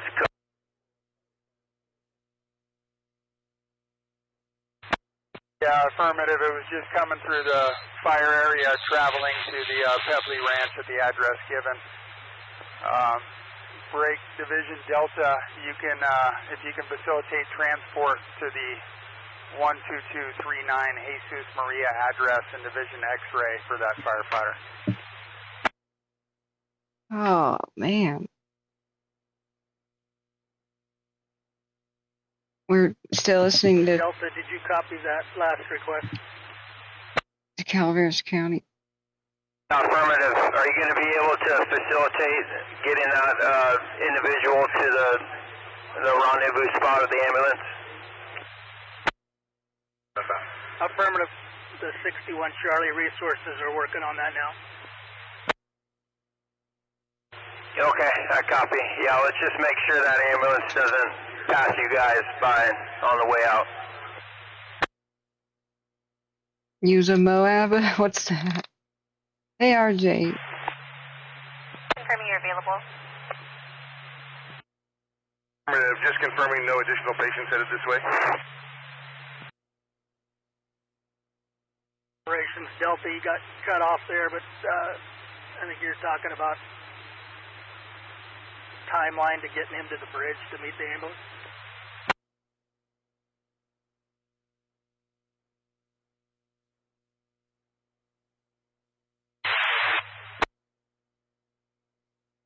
Yeah, that's your backyard kind of fire and or house on fire. San Andreas, Bar Pump LZ. The Mets is bad. They don't need this on each side of 101 now.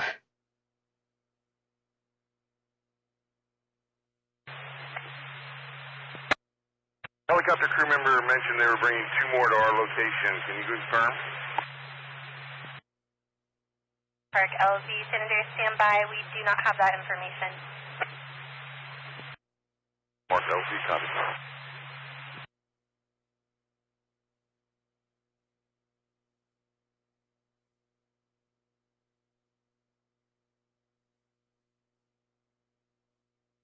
All right, yeah, Monterey San County. Andreas, Branch 15, on command.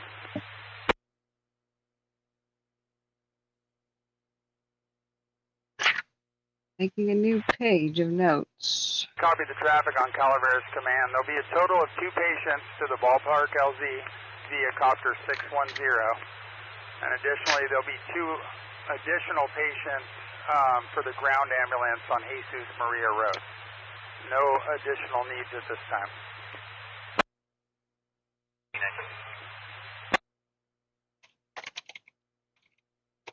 There's a really funny image of a cat overseeing rocket and missile launches. It was hilarious. Oh, where did I save that image? It should be a theme. It says cat's reaching up like with both paws, like an orange cat, and it's like it's extending its arms, like behold. And then there's a series of Copter 610 has already been to the ball field LZ, dropped off 2 patients. They have a 3rd patient on board right now. Where would you like them taken?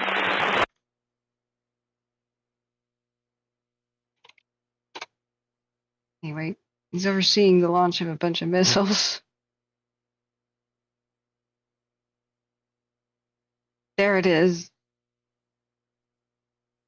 This is the best image ever.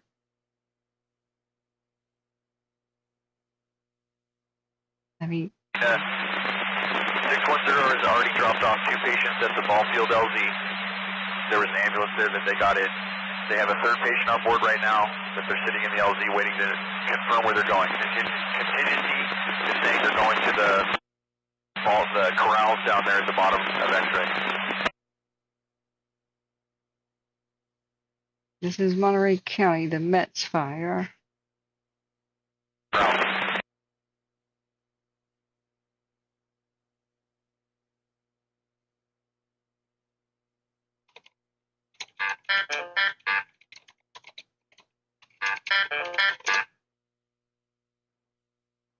It's low quality, but you get the idea.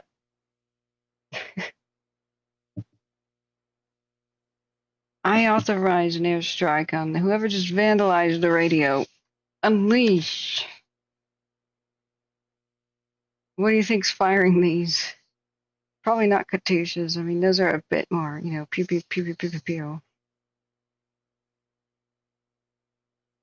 But just. Just one zero right after the corrals. I'm using this Maria. Do you have somebody can meet him there?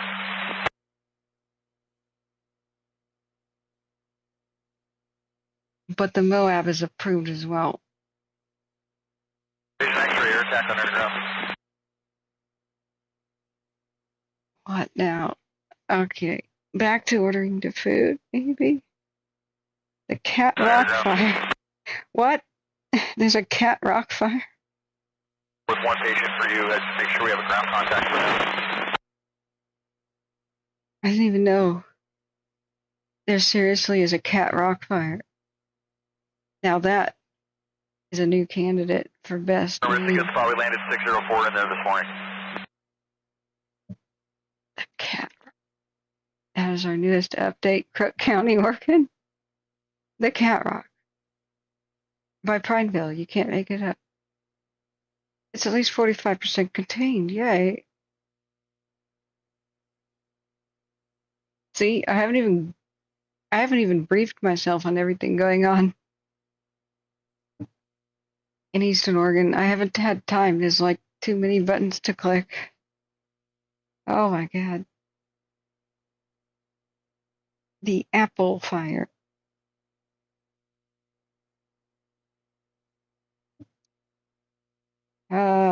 Currently threatening structures in Greenfield, California. Okay, that's the one that has just been named. The vegetation fire in Monterey County. It's now called the Apple Fire. Okay. Dispatcher, check 1-5. Command 12. The cat rock. Like it, bam, bam. Rockin' the cat rock. Rockin' the cat rock. Okay. Today's goal with the cat rock fire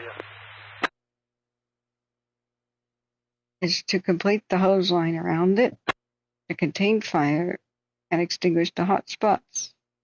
They'll use drones to check for hot spots. The cause of the fire is yet to be determined. And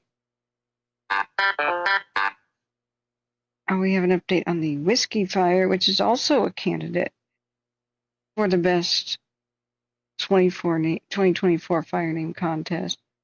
The Whiskey Fire of Grant County, Oregon is now 140 acres. 1525. It's the one earlier that jumped lines. They had an incorrect acreage of 500 earlier. It's revised down to 120. Okay. I guess that's all right. I guess that's better. But with these 60-mile-an-hour wind gusts possibly happening, not that much better.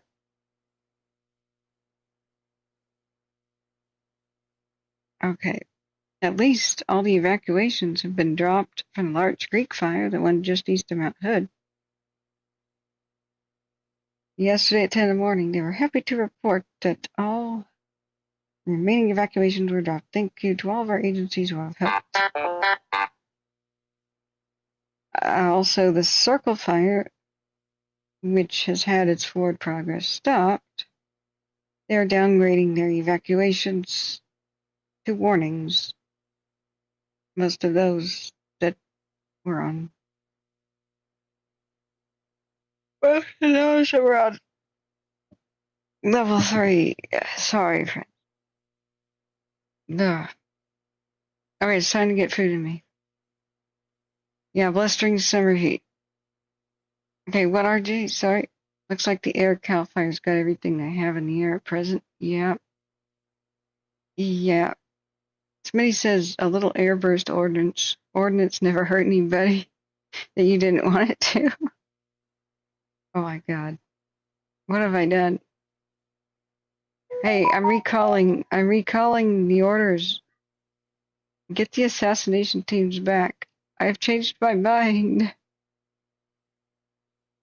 Stop the planes. Have they reached Russian airspace yet? Stop the planes. We've made a terrible mistake. Okay, the pyramid fire is 535 acres in the Cascades, Oregon Cascades, in Lake County. But it had a lid on it of smoke yesterday. But in the afternoon, increased fire activity was observed in the southwest flank when the aversion lifted. Very little activity was observed for the remainder. So they closed a bunch of forest roads. But seasonable weather with constant onshore flow was expected throughout the week. Tuesday and Wednesday will be slightly warmer and drier with little change with the weather pattern. We're in a freaking drought. We're in a freaking drought. They had an operational update. Let's listen. Good morning, everyone. My name is Spencer Andreas. I'm an operations section chief with California Incident Management Team 5. Today is July 22nd on the Pyramid Fire. I'm going to give you an operational update. So we took command of the fire yesterday, about 0600. Fire is currently sitting about 535 acres. So we have our map here in production and want to give you guys a little bit of a snapshot of what we have going, what the fire's been doing the last day, and what we're doing out there on the fire line. So on the south side here, this is where we have a lot of our private timberlands here. So you'll see this big blue line around the fire. What that is it's our kind of our proposed control lines. And so what we're doing is there's a lot of great road access from old Forest Service roads, and then obviously all the old timber work that's been done throughout the years. We're widening and improving a lot of that. So we're using those existing road systems to our advantage. So starting in the south, yesterday this is the 2047 road, it's a Forest Service road. You'll see we have these little numbers and we use those as reference points. We call them drop points.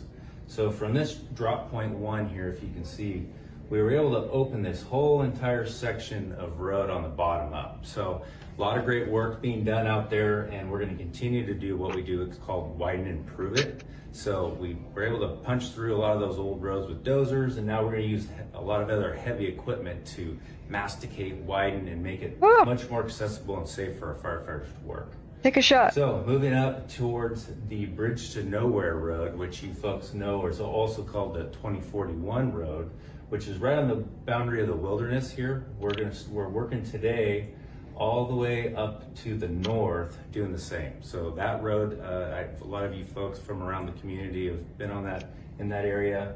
We're going to be in there working with a lot of heavy equipment, widen it, make it much more accessible for us because a lot of that's been overgrown throughout the years. And then we're going to continue up to the north and work towards Gordon Peak, and then we're going to continue to the east over the next couple days towards Single Creek.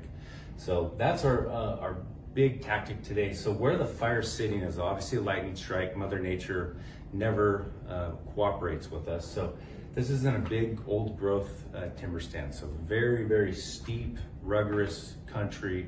So it's unfortunately unsafe to put our firefighters right on the fire's edge. So that's why we're utilizing what we're doing with the existing road systems to prepare it all and eventually tie all this in probably with a firing operation down the road. So a lot of great work had by all the cooperating agencies out there, and that's where we're at. So we'll see you all tomorrow. Thank you. I want him to read me bedtime stories. He's so soothing. And that's adorable. He invented the word. It's very steep and rigorous. But hey, it's a running gag. Every time they say masticate, we take a shot. But since I'm a teetotaler, it's milk. So guys, you're all ordered to take a shot. They are our favorite tractor. Fast moving, but delicate, creators of fire life. Unlike a bulldozer, which just, kills all the stuff in its way. The masticator reaches out and delicately picks up, whatever, dead tree or brush or whatever, and with a little claw arm on the end of a caterpillar, tractor arm, there's a Chinook headed to it. And then it wood chippers it at the end of the arm and just makes mulch out of it. So we love those. It makes firefighting go much faster, and they can make lines much faster. Ruggerous, that's cute. So the ore fire also had an update. These are really bad in the Cascades. So as I have a briefing, let's watch that as I'm trying to order my food here. And then let me know which fires you need info on. Hit the like button, please. We've had 3,600 views. Thank you, friends, for being here. But only 164 likes. And thank you for your kind donations, especially to feed me and help reach our laptop goal. Really, $1 can make a difference. If 20% of the viewers donated $1, we'd have a laptop. I could take this show on the road. RJ says, I went to Marysville on 70 this morning in a hotel fire in a Tesla car. Ran out of battery on the span over the river this morning. Oh, man. How is the hotel looking? It really wasn't that damaged by the fire. The stupid city is just trying to knock it down immediately, even though it's on the National Register of Historic Places, of course. It was never in danger of collapse. But, they just want to redevelop it. It's just a crying shame. Marysville does not need to lose more history. The only way it's going to survive is with tourism because of its gold rush history. So now the fire's conveniently cleared out all the rotted wood and stuff inside. It's ready for rebuilding. Oh, that there's asbestos. Well, just water it down and shut up and reopen the businesses and shut up. My bakery is going to fail because the street is closed. Well, the street was closed because they made up some BS about it being ready to collapse at a moment's notice. It's solid as a rock. It's solid brick and steel for the most part. And that was a very mild fire, not enough to really damage any of the masonry. I knew it was BS from the moment they said that. But it's true, there's asbestos. But guess what? It's harmless when you wet it down. So wet it down, shovel it out, and shut up. And open the freaking highway. It was the city itself with their made-up BS about it. Oh, it's ready to collapse. They just were trying to land grab it. I'm sorry to freaking say. Yeah, the top floors, they're gone. Those were the ones of the very top floor. It needed the wooden trusses that went across the top to be totally stable. Like at high winds. Like high winds we're talking. We're not talking like everyday activity. And those burned. So they got two options. Just shore them up right now. Or knock the very top floor down. Either way that works. Because it's probably going to be better if they redo those walls anyway.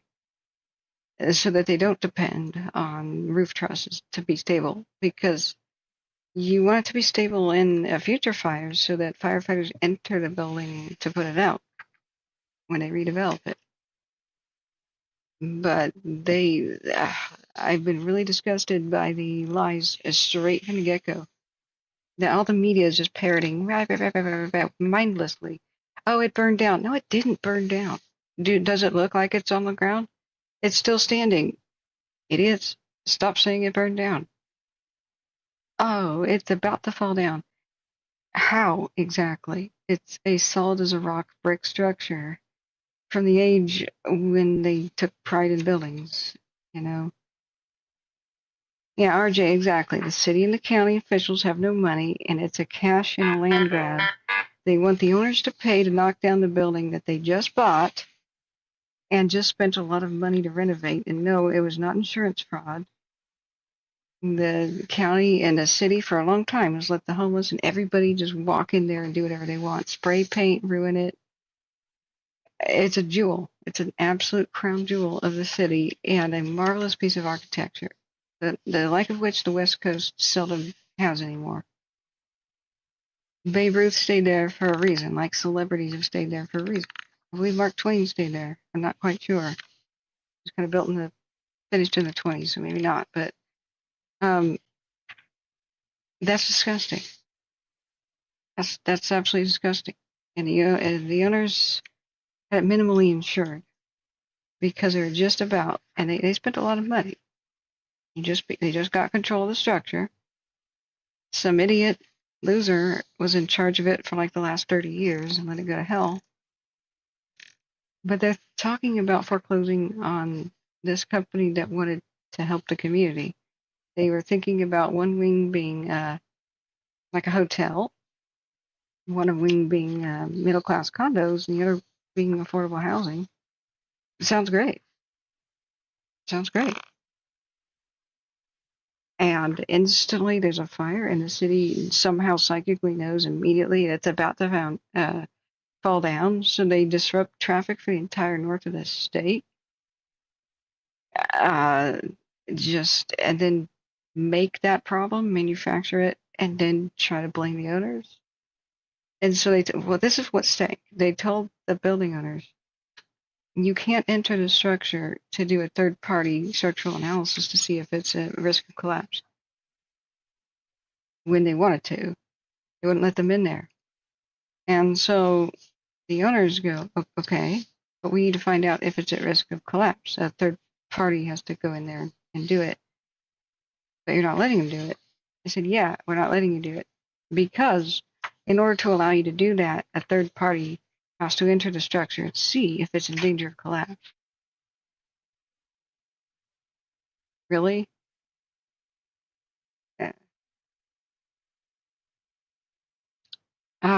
It's just corruption. I like the city of Marysville. I want to help them. I want to help them get a tourists thing going. When I was there, I met people with the Appeal Democrat. I was on the front page because I called Marysville the crown jewel ghost town of the West. It really is. It's got a lot of history, and that's a badge of pride to be a ghost town. It means you had a glorious past.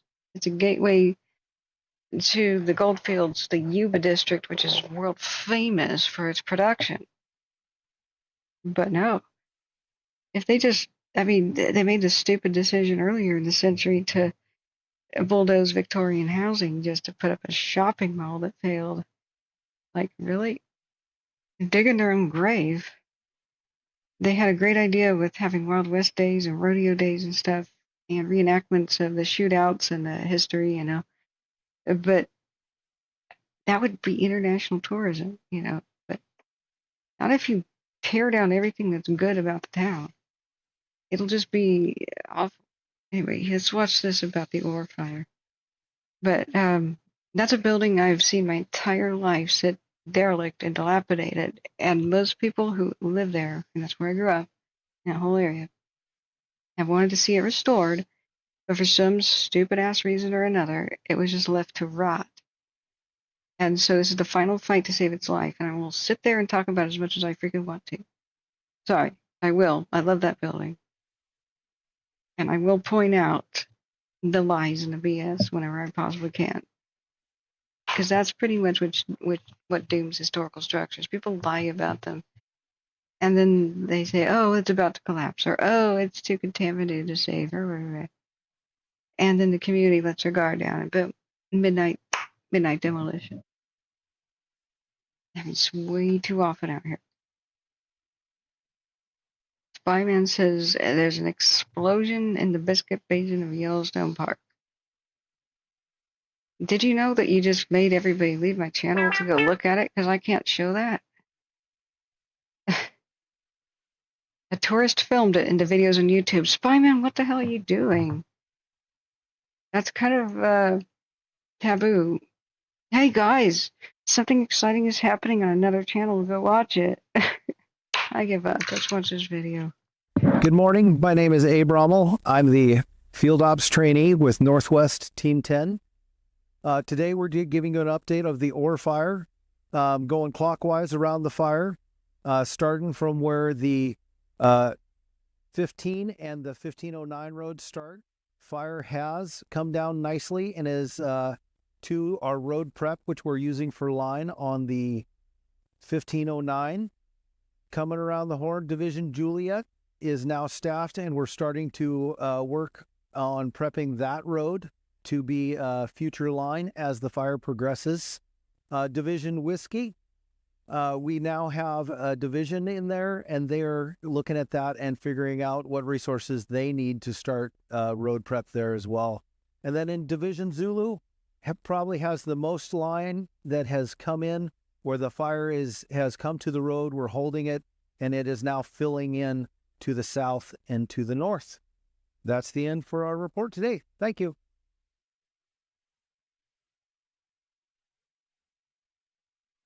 Okay, I was hoping that'd be a little longer so I could actually order my food. Let's see, I'm actually surprised we're not getting even more and more updates. These fires typically get much worse now, right about now, with the heat of the day ramping up to maximum. So, let's go and see what other. We only have a 33-minute ago update. What about the hill and the Shelley? Just 9 hours ago on the hill, we were getting almost no information about it. Did the Shelley fire have a morning update?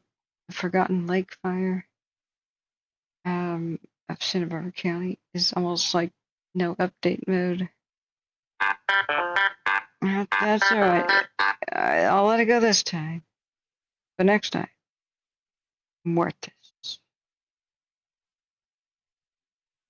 5 hour ago update for the lake. That's so freaking cool that they have a 90% containment on it. And they really did a great job taking advantage of the good weather that they had for more than a week. Man, it really could have gone just as big as the 2003 event that started in the exact same spot on the exact same day, 4th of July. But in what, 2003? We went that day when the wind was the opposite direction and everybody got worried about it. I said, don't be, this is perfect. Perfect. They can now light fires in front of it. And when the wind goes back this way, that's a huge power outage, though. That yellow is a power outage for some reason. When the wind was going to go back that way, it would find nothing to eat. I think that's what turned the tide. I think that's what turned the tide.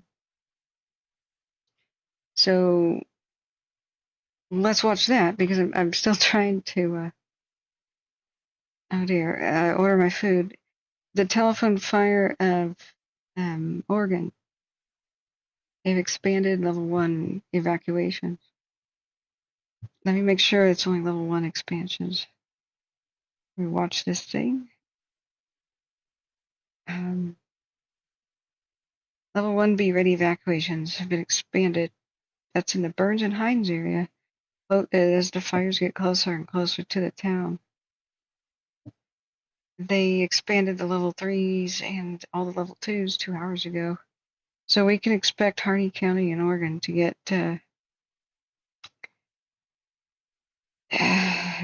level 2s exactly on the doorstep of Hines and Burns. And even south of Hines and Burns is where they're doing level 1s. So their own evacuation center at Hines may be evacuated. What level 1 means is you should start getting ready to be able to leave at a moment's notice, because level 2 means you should already be ready to leave at a moment's notice. So the towns of Hines and Burns are probably prepping right now. Wow. I mean, they're right next to each other. Right now, wind's out of the south, but, these things can change.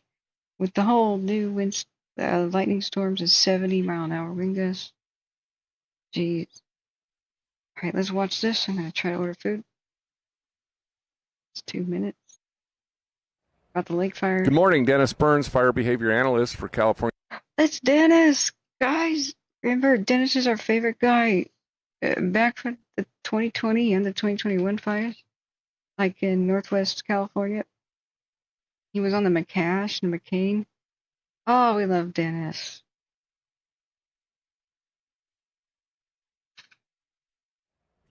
Good morning, Dennis Burns, Fire Behavior Analyst for California Interagency Incident Management Team 2 with your lake fire update for Tuesday, July 23rd. So first off, we're sitting at about 93% containment. If I can draw you to the map here, you'll see there's a little bit of red in this area here. We haven't seen any movement on that fire. We just haven't been able to get crews in there. We've been flying it with infrared every day just to make sure that there's no heat in there. We're going to give it one more day. We'll fly it with the IR. We'll fly it again tomorrow. If we don't detect any heat, this little bit that's not black on the map, which is about all that we have left, we'll blacken on the map. But that doesn't mean we won't have crews continuing out there mopping up and looking for sources of heat. We still have some of these islands, and over the next several days, it's going to become much warmer, much drier. Are down today, the relative humidity and temperatures are up. So we expect to see a little bit more activity in some of these unburned islands. We'll continue to work that with aircraft. Shouldn't be any threat to the line, but we just want to make sure. Again, today the big focus is on that suppression repair. We've gone full on. We've gotten some heavy equipment in to help us accomplish that goal. The south end of the fire is about 95% complete, and we're starting to make progress along the north side. It's probably still going to take several weeks. But yeah, so we're looking really good on the fire. So that's your update for July 23rd. We love Dennis. He really took the time to point out things on the map and, allow the camera people to zoom in. They were intense and stuff. And the more remote fires, but they were still pretty big. Man, there's a big tanker heading somewhere from Oxnard. Maps those C-130s, air tanker type 1 lats. Are they going? They're probably going to this new Apple fire thing that's threatening. Let's go back and see some of those new time lapses. 1 hour to Sycamore. Less than Mets. Now, that's both of them. See? The new vegetation fire, the Apple is down here, and the 500-acre plus Mets is in the background. See, I was right. The first screenshot was incorrect. Oh, well, that's fine. But look at what the smoke's doing at the top. Going the opposite direction at a higher altitude. Eerie. Boy, that is rolling straight up on and over the hills there. That's why it's so dang difficult to get ahead of it. They need to do that with aircraft if they possibly can't.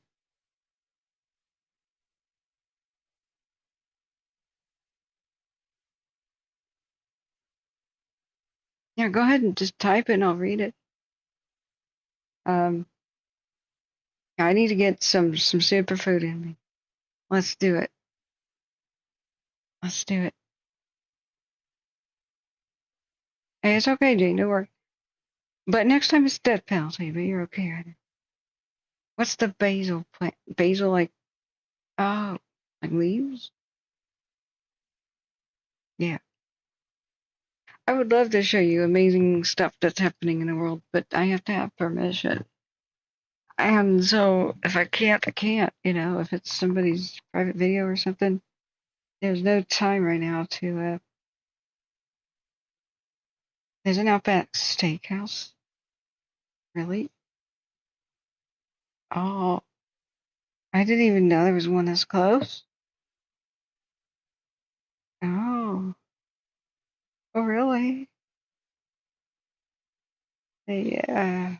Wow. Wow. Sydney shrooms, mushrooms with ranch dip. Oh my goodness. Oh my goodness. Oh God, they have a lot of onions in almost everything though. Oh, that's tempting though. All right, let's continue to search. 20% off. Oh, but a maximum of $5 savings. Of course, is a catch. I hear that. Let's go back to Plymouth County. And I'm just not going to listen to Calaveras County anymore until there's like something. I'm a bit burnt out on that horrible screeching and vandalism sounds there. Look at all the dead trees. Oh my God. You can see the Huntington Lake cam. I'm just randomly picking it. You can just see the storms forming. The monsoonal blah blah blah. This is ominous.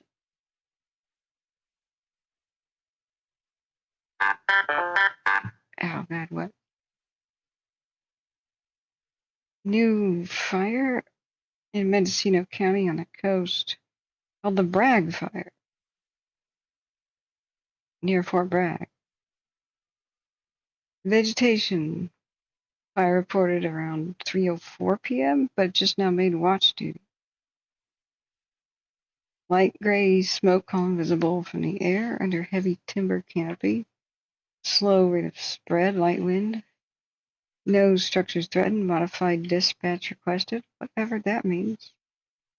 And around 3:43 p.m., ground resources are still en route because of difficult access. So a copter has been requested for bucket work. A crew is now requested, but access will be very difficult, unable to see the road and is surrounded by creek. What? A semi-coherent watch duty report, but it's just north of the actual town of Mendocino and just northeast of Fort Bragg. We used to camp there all the time. Once we were at the Fort Bragg campgrounds, that's our current view of this crazy monsoonal stuff forming. Where is this? Sierra National Forest east of Oakhurst. We gotta check radar real quick. Yeah, the Intel 12 plane is over the Mets. Yeah, we've got thunder and lightning. Damn. Here it comes. Here it comes. Look at the insanity everywhere, really, with that lightning.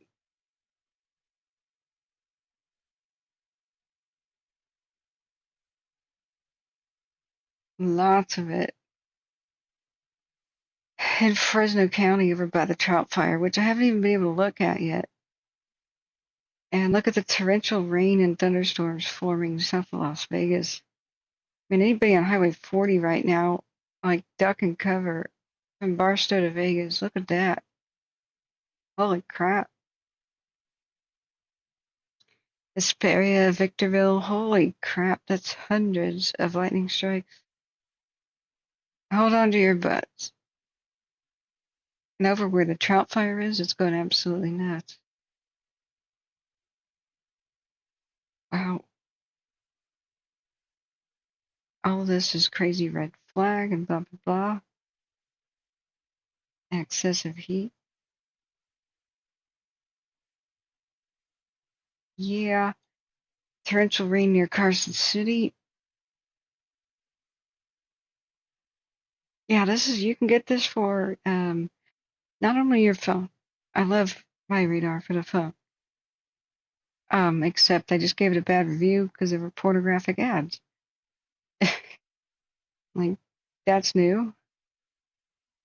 Literally, like, the ad said, close the door and had a half-naked woman stripping. And it was an ad for, like, camera chat platform. I know what that means. So I just gave it a bad review after years of a good review. Could you stop the porn ads? Thank you. And right now, I have the advertisement bar strategically hidden behind my text, but you can get this for Android, iPhone, and desktop. So let's see here. Let's continue the DoorDash thing. But it starts, guys. It starts. Everything in Mammoth Lakes is going ape. I'm going to turn off the heat warnings, weather alerts, just because the pink makes it a little difficult to see. RJ says air attack helicopters can't fly in lightning. A whole bunch of the VLATs just left Oxnard heading towards Monterey. Maybe the fixed wing can handle it, but they'll probably be confined to the west side of California because the east is insane. The Vegas area and stuff is insane. Flagstaff, Arizona, St. George, absolutely insane. Reno and Carson City, look at the high winds coming off of Tahoe. Everybody in the lake, you better get your boat to the shore and batten down them hatches.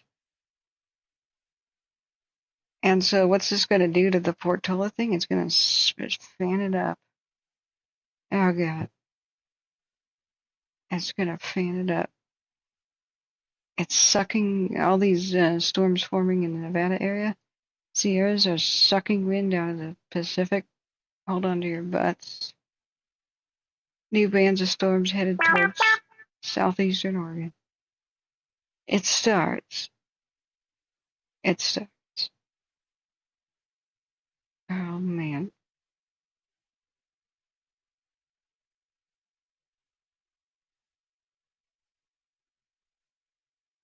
Well.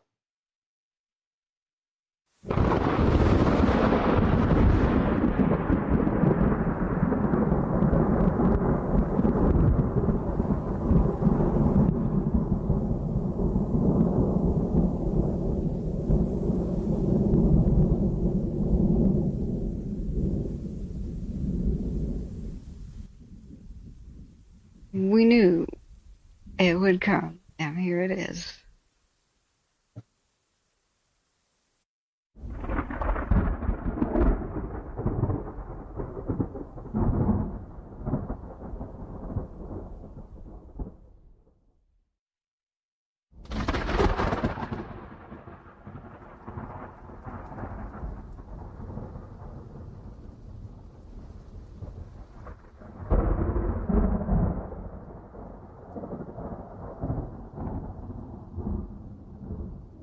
Isn't that sound effect pro? I love this one.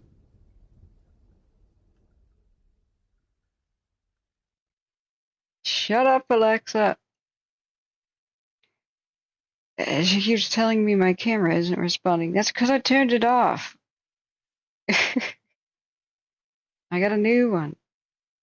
Hey, look, there's a bird. It's a good luck symbol, I swear. Although, I'm not sure any longer. The poor guy. Wait.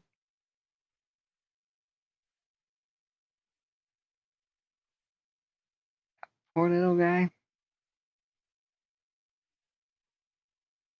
Ah, there's more than one.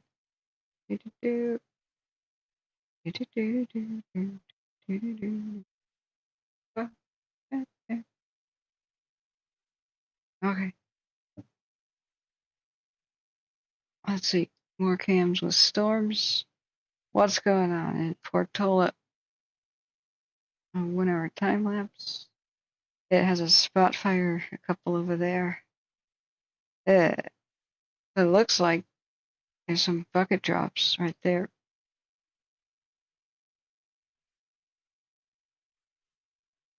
But this is ominous. Like, can the aircraft still go there? And is there any aircraft in Owens County right now. There's still air attack and a Firehawk at the Maria.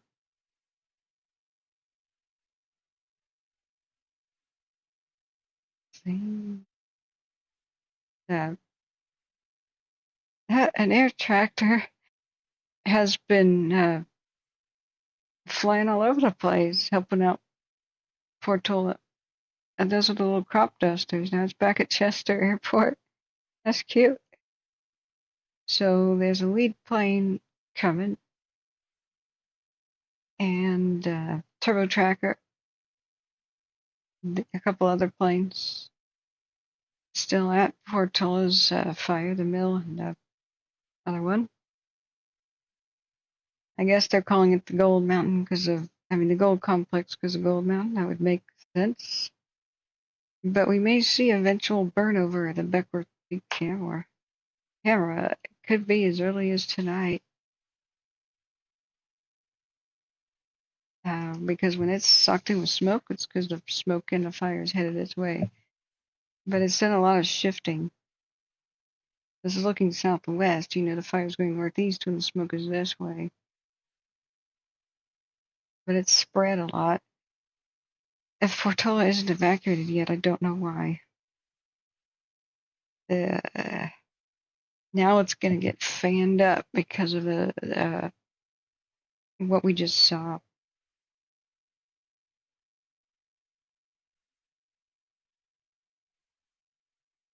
And so I must remind people the fasten seatbelt sign is on. Yeah, isn't that cool? I searched pretty hard to get a really good one. So this is the link to it. You can't patent or trademark or copyright a sound of nature unless there's an extraordinary way that you captured the sound that's extremely expensive and extremely rare circumstance, but in general you can't copyright a sound of nature. So that's the link to it. But whoever captured that had some pro audio. That's the kind of stuff that scares me. Hey, Terry, everything is going to hell. Everything is going to hell. Let's look at the other. Yeah, the Beckworth P2 is on a spot fire. The thunderstorms and lightning are starting everywhere in California. And some are making their way to Oregon. So let's just do a 30-minute. Yeah. Probably spot fires, but any moment now, so much lightning came through here. And this could have been lightning too, not really spot fires. Just that when lightning strikes a hollow tree or a dead tree, sometimes it's a little bit wet from when the lightning and the storm first went by. And sometimes it just takes big winds and that fans it up. And those are called sleepers. They're just not detected at first, although it could be a spot fire. You just don't know. Turn off the second cam to what was, and you new start. Sorry, what, Chris? How's the UK, Terry? A new fire, a cow campfire. Right. Let me look.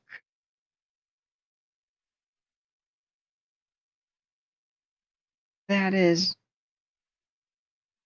Five Mammoth Lakes. Yeah. Not surprising. That's where there's a million strikes of lightning.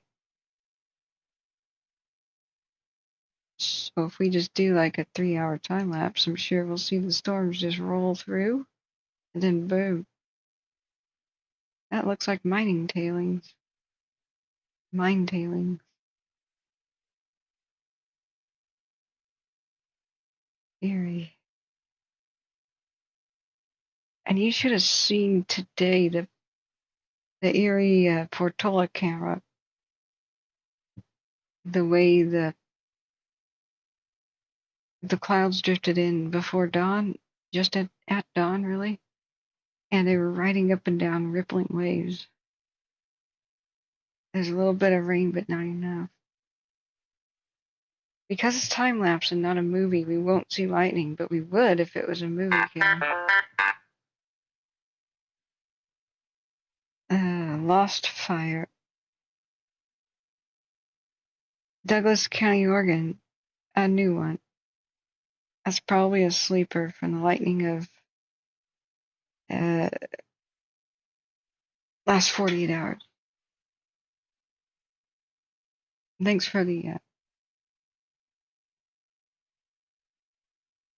thanks for that link. So which the port cam? No. Which one was by the yeah. Dear God, this is our latest view. Maybe the 12 hours shows the weird rippling of the clouds that come in. Yeah, watch this. Look at it undulate like the ocean. Whoa. This is the last 12 hours from the North Portola cam.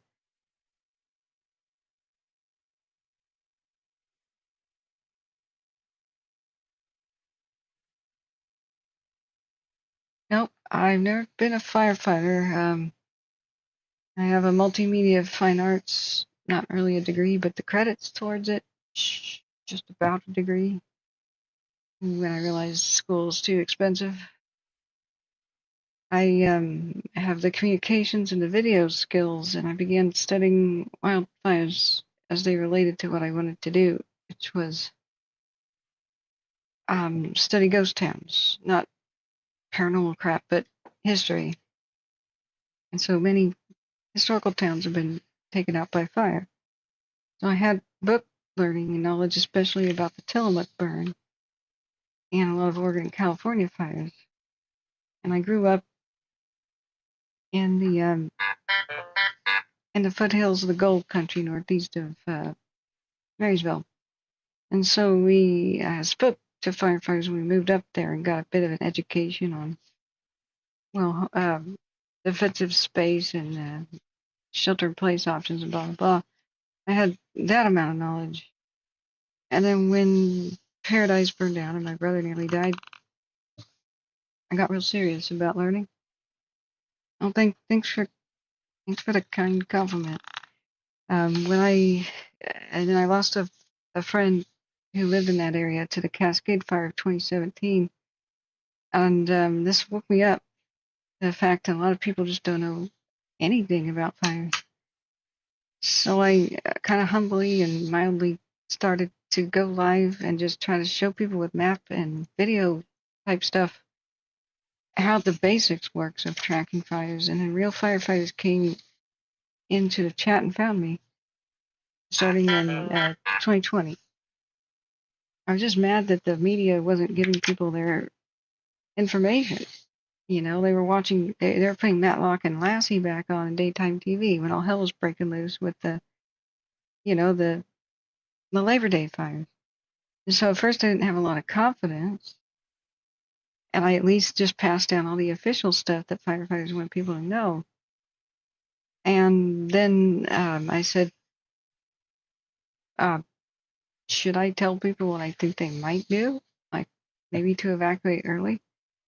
And so Cognito was the first firefighter, but then others like John Bruno, the retired fire captain in Shasta County, who teaches, survival classes and stuff. One by one, like they took me under their wing and just said, you know what? We'll educate you.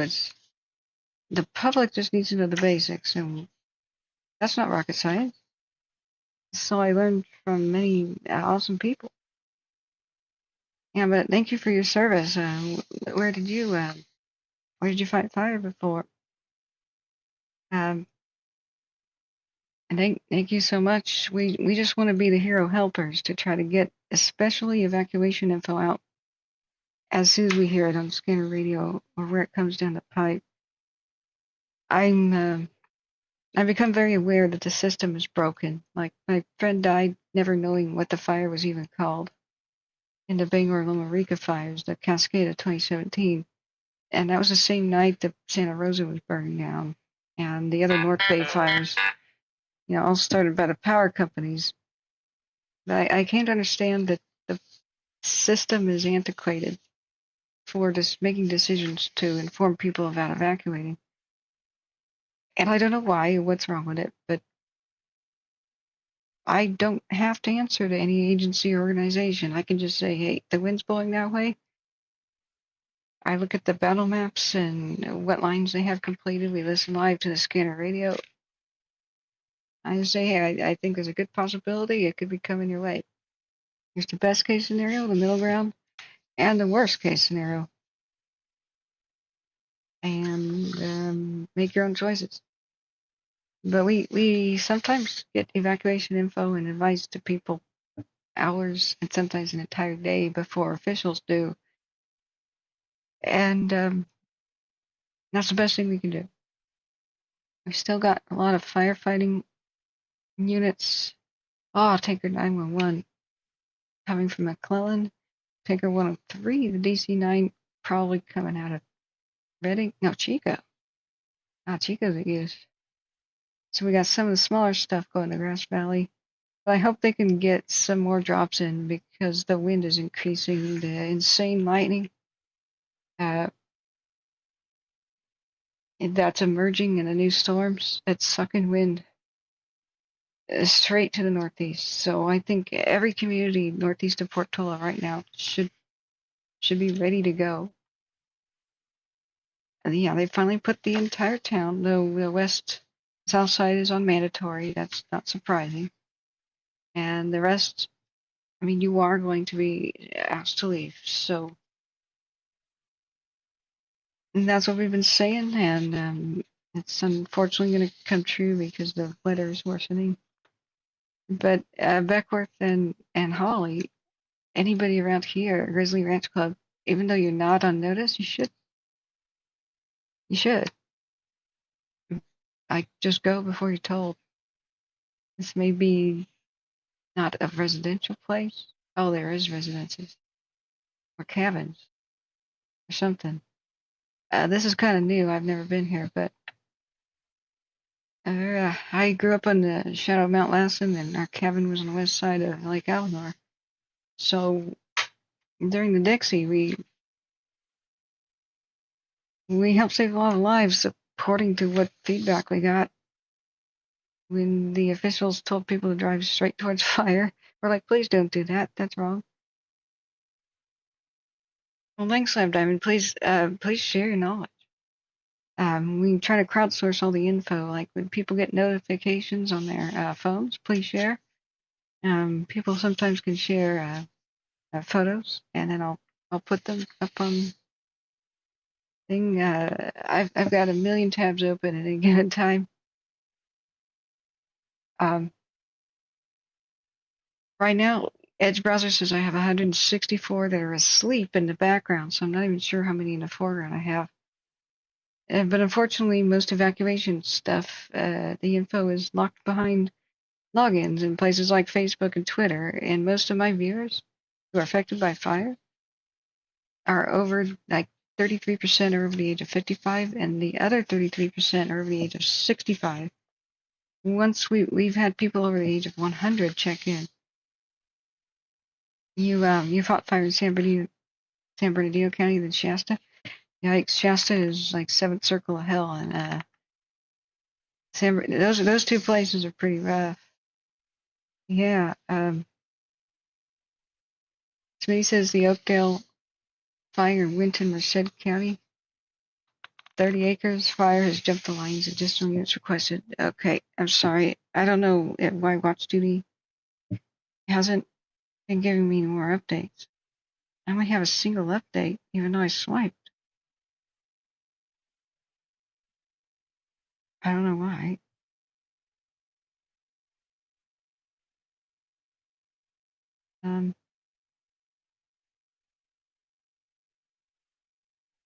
Well, campfires have now been temporarily banned in the majority of Oregon parks due to dry condition and wildfires, according to Coin 6 News. Yeah, that's because it's to avoid putting a strain on. The firefighting resources already stretched thin. Yeah. Shoot, I forgot to order my food. But as you can see, pretty much all of Portola is be ready to leave in more moment's notice. But I don't know why anywhere else northeast of this monster, which is going to become more of a monster, isn't being told to at least prep. So that's the situation back at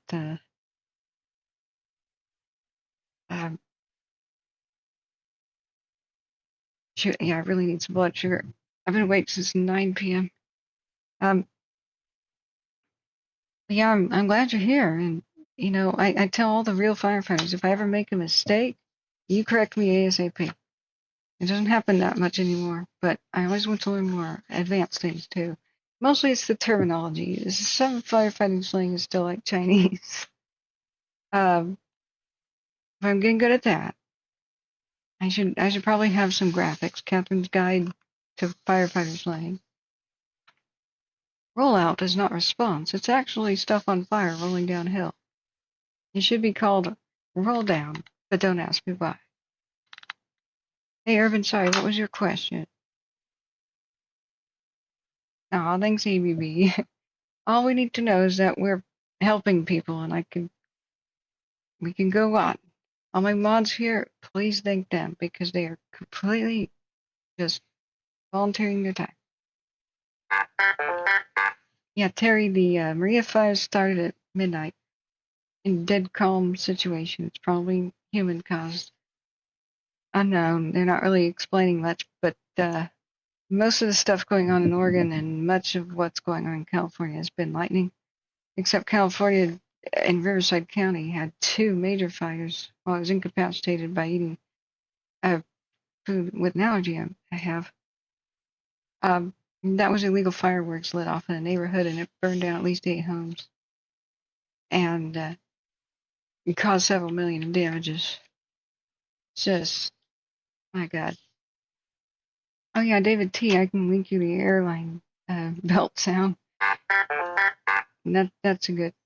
It's called airplane seatbelt chimes now. But I can information sponge. I'm one of those people who can just know a little bit about everything and connect it. But God, even more updates faster than I can do anything. All right, so the Mets in Monterey County is 565 acres now. They've requested the 2 VLATs. We saw them take off from Oxnard area, so they're on their way. Let's see, we're still trying to observe what's going on with Portola. I'm just disturbed that the mill fire didn't jingle my phone, because I'm sure those the new level 2s are new. Yeah, as of 2 minutes ago. Okay, so we actually saw the new evacuations on the map before Watch Duty updated it. That would explain it. We were ahead of the game. But really, I don't know why they do this kind of delay telling people about the inevitable.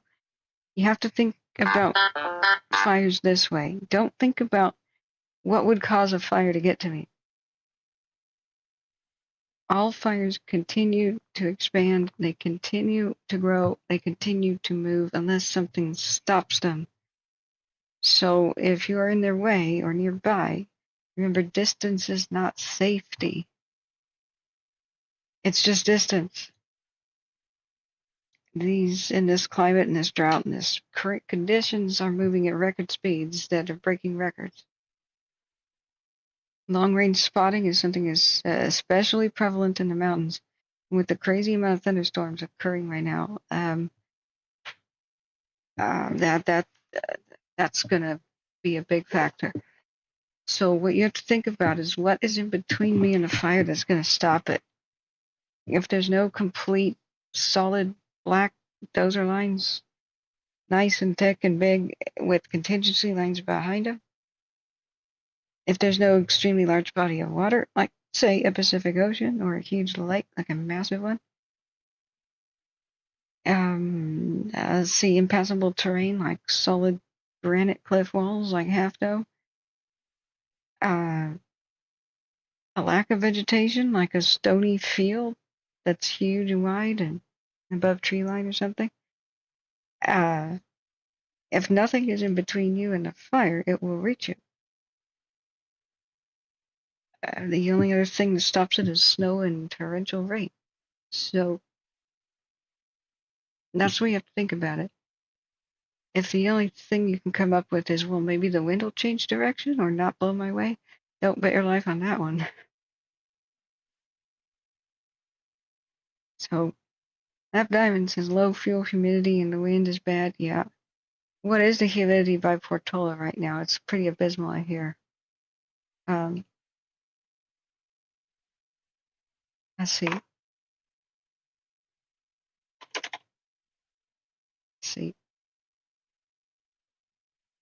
35%. Not great. And it's 90 degrees. What's the high? 94. Okay. Partly cloudy, a low of 59 tonight. West wind becoming 5 to 10 miles an hour, becoming light after midnight. But winds could gust as high as 20 miles per hour. Much higher than that because that just changed. Right now it just changed. I mean, look at the crazy thunderstorms forming. So this, as they occur, they could suck wind from the valley up over and towards themselves. That's some pretty serious torrential rain. There could be flash floods by the Carson City, Silver Springs, and Dayton area, actually. That's a lot of red. So when we look at other apps like Ventus Sky, they're better at illustrating my radar. Wind gusts and such. So let's put Portola on the map. There we go. No, not Portola Valley. Wrong.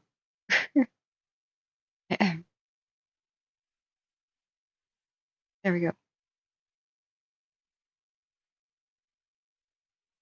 Wind gusts are supposedly 3 miles an hour right now. It is about it's about the size where it can make its own. I'm going to put it on strong animation so it just shows up better. But this will change pretty rapidly because of what's forming over there. And as it comes up this direction, rises up north, it's going to be bad. Lab Diamond says a fire can double in size every minute. Oh God, yeah. Yeah, with the right conditions. SoCal Squatcher says, thank goodness the cool down is coming. When is that? At night? Yeah, sorry, Urban, what were you saying? Lost Bucket Fire area to Francis Creek. About 3 or 4 miles north of the Chilkoot Mountain Lane in Lane County. So close to the Jack Saddle Fire is that a spot. There's crazy amounts of lightning all over that area. 400 to 800 strikes in my last broadcast within the last 72 hours. So where lightning strikes once, usually there's a cluster. And that's crazy, Lab Diamond. Okay, the Rimrock Fire of Yakima County, Washington. Additional water tenders have been requested. Structures are immediately threatened. 19 minutes ago, it was reported crews are on scene for the 5-acre fire by Rimrock Lake. Air support's been requesting is spreading uphill in Yakima County. I don't know what structures those are, but it's right on Highway 34, or 12 actually.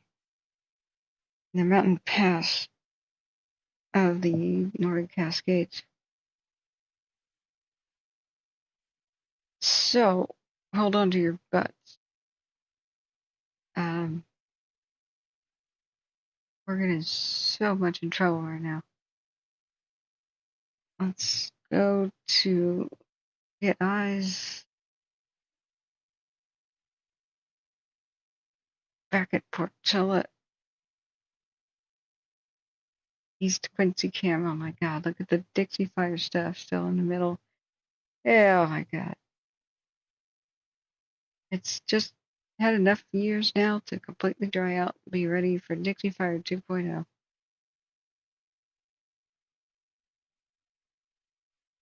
The first forest fire isn't that bad, even as bad as it is. Only the limbs of the living trees could burn off. I mean, there's hundreds, if not thousands, of gallons of water inside of a living tree's trunk. Give it a few years, and now the trunks can burn. A couple years later, you're primed for a way worse fire, way worse intensity. See the living ones standing up next to the dead? They are doomed. None of these will make it, because the dead trees will produce so much heat when they burn, it'll kill the living ones next door. It's completely criminal against the environment to not get those trees on the ground and mulch them down. Salvage logging means salvage the situation. All of those that were lucky enough to live, they are doomed now. One little lightning strike, poof. One cigarette toss, poof. Or the nearby fire spreading here. This is a gigantic fire load tinderbox disaster waiting to happen. And it will be inevitable, because lightning and people starting fires on accident is inevitable. The Dixie Fire 2.0, the Caldor 2.0 is now inevitable because they didn't work fast enough to salvage log. The Forest Service just didn't do it for the Colorado forest. And in Oregon, where like the Beachy Creek and Holiday Farm and stuff were, environmental nut groups sued to prevent it because they basically said, we hate loggers, we don't want mills to open again. Oh my God. So these dead trees everywhere. Anytime lightning strikes, you are guaranteed to get a forest fire on a dead tree. Unless there's rain that rains it out. I'm just sad that people have the exact wrong idea about how to save a forest. Roads are bad. No, they're really good, actually. You need fire access roads to put out a fire. Don't salvage log. Actually, you need to salvage the situation, but we already knew this. I already knew this studying the Tillamook bird in 1933, and it's so nuts that extremists are allowed to ruin our forests with their stupid ideas. But, you know, most environmentalists are not extremists. It's just they have to become aware that this is fake. That, what do you expect is going to happen when all the dead trees in the landscape are on fire? When this amount of lightning rips through them?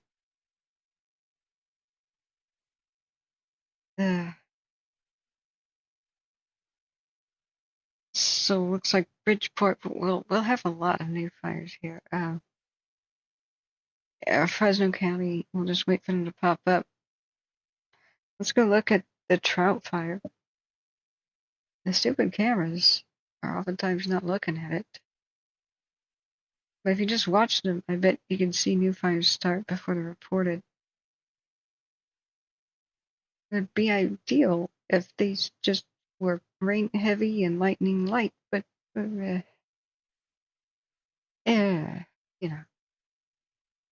you know.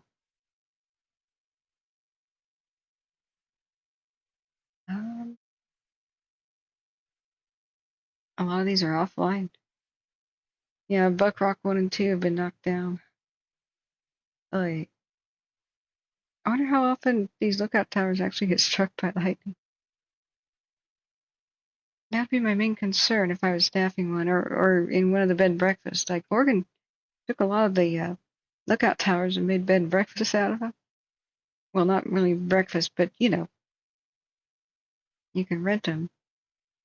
I was about to with a friend.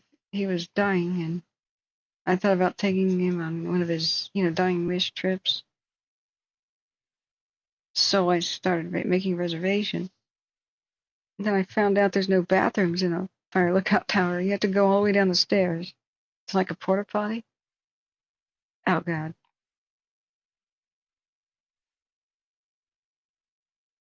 He's since passed on now. That's really beautiful. Let's do a time lapse of that. Look at the storms forming. It is.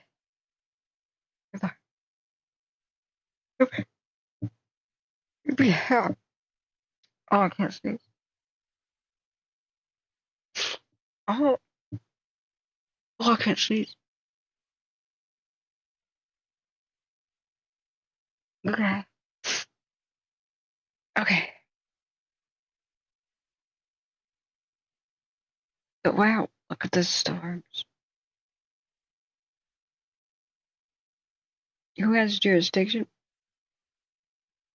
Don't forget a lot of fires on lands that are not owned by the Forest Service and lands private, hunting lands and such. And when a fire is reported, local, state, and feds all sit around and argue about who has jurisdiction. Yep. The Forest Service, BLM, and CAL FIRE and the like, and different agencies, they all kind of hate each other the way Muslims do. The Shia and the Sunni and the Sufi, and or much like the different Christian sects used to hate each other in medieval times, or like Elizabethan times. Queen Elizabeth, she was a strong woman, had a wonderful a figure to inspire young girls. No, she wasn't. She was a total psycho nut that burned people alive at the stake for having the wrong religion, okay? She was not really exactly what you'd call a role model of feminine leadership, but it's like that with the fire agencies. They really can't stand each other.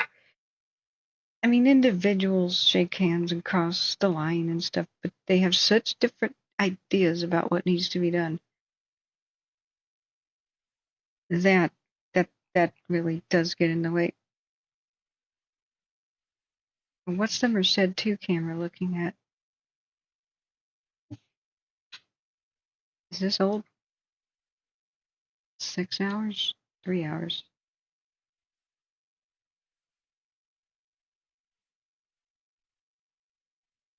When did it see a fire? Yeah, like 3 o'clock. Huh. There's a huge amount of lightning in Yosemite right now. Can you imagine climbing Half Dome right now and this stuff is on the way? I would just be peeing my pants. Can't we all just get along? Well, that's why I think there should be a federal deal. Like, we can't have feudalism. This is the way that armies used to suck before standing armies happened again in Europe. Like the Romans steamrolled everybody because they had a federal army. It was, no matter how poor you were as a soldier, you enlisted, you got really top quality gear, just like all the others, and really top quality training. Well, there was this nobility system and class system with all the other armies of the ancient world and into medieval times. It was totally inefficient and stupid. If you were rich, you had good gear and equipment and training. And if you were poor, you had a stick and a rake or a hoe or something.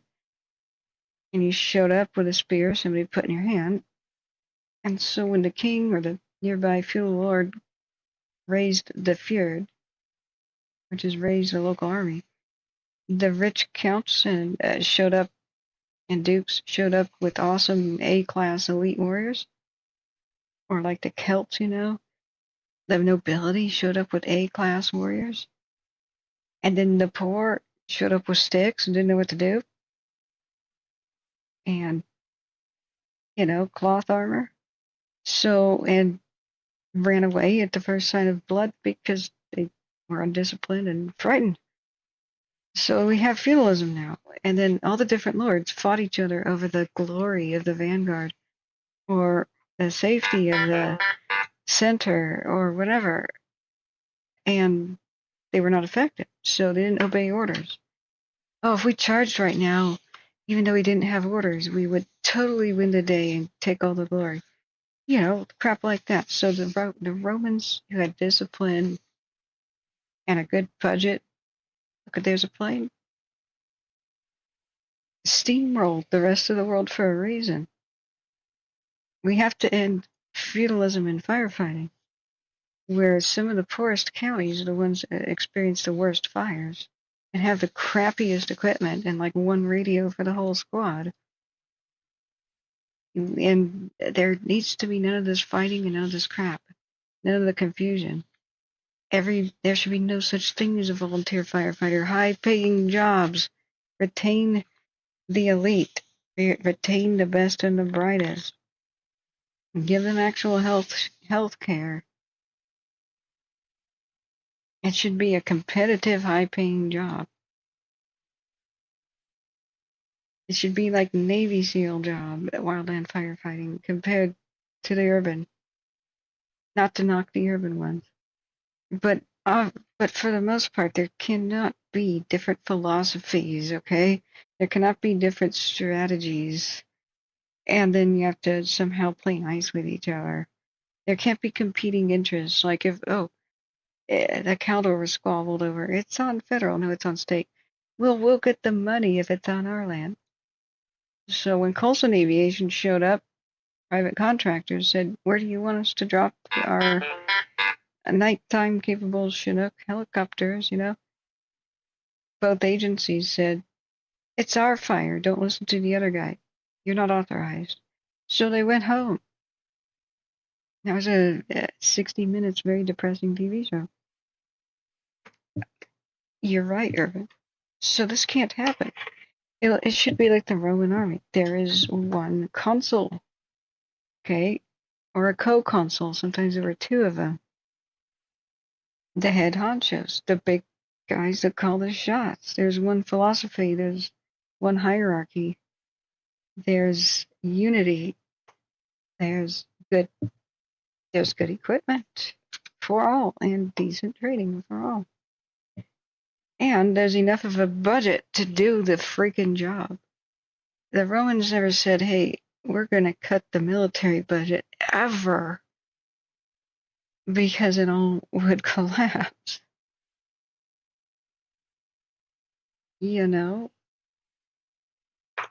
But there should be a fire czar above all. Somebody who can just cut through all red tape and authorize stuff from Washington. But this is what we should do with the National Guard, I think, is wildfires and hurricanes response. That should be their new job. Swell their budget. And the Air Force and such should get involved. And they should shoot down the freaking civilian drones that threaten, because that's modern warfare. It'll be good practice. That's what they do in the Middle East. That's killing people in Russia and Ukraine. We should take note of that. But every time they ground all the aircraft fighting a wildfire because of a civilian drone, they get away with it. What the beep were you doing at the Air Force Base next door? Get off your asses and go find them. Do it. There has to be more involvement here, because wildfires are endangering the country more than foreign wars ever have. What are they sitting there waiting for Russia to invade? Do something. Okay. The River Park fire at San Benito River. Forward progress was stopped. It was a 3-acre affair. That's cute. Great. Let's see. The Harry Fire. Now that is a good candidate for funniest, silliest, or stupidest fire name of 2024. The Harry Fire. Oh wait, is Harry like the name, not like fur? Okay, never mind. Never mind. Reported vegetation fire in Siskiyou County by Montague off of Harry Cash Road.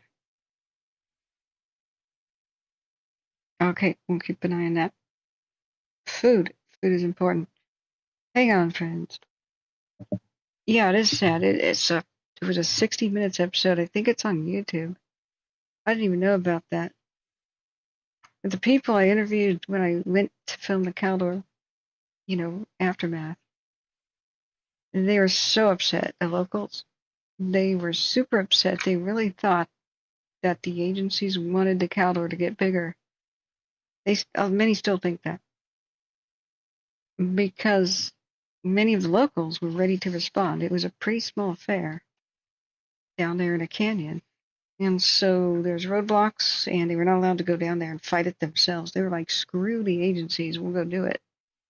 It was down an incredible maze of zigzaggy roads, so incredible, like I never even found my way to where it began. And I had a pretty good idea, like a map pin of where it began. It's a maze of 1800s mining roads, and some mines are still open and some are closed. Some of these roads haven't been open or maintained since the 1800s. And the old bridge is completely washed out. So in order to get from one canyon side to the other, you have to ford a river.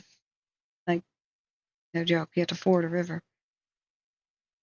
So, I mean, I tried for hours to find the origin point of the Caldor. So, like, real firefighters know, you don't go down to a fire to fight it. It's suicide. You can't escape fire uphill. And if an uphill road's your only way out, you have to have a shelter-in-place option, or you're dead with just a little bit of a wind gust. So the locals were kept out, even though they had their own dozers and their own water trucks and whatever, they wanted to do.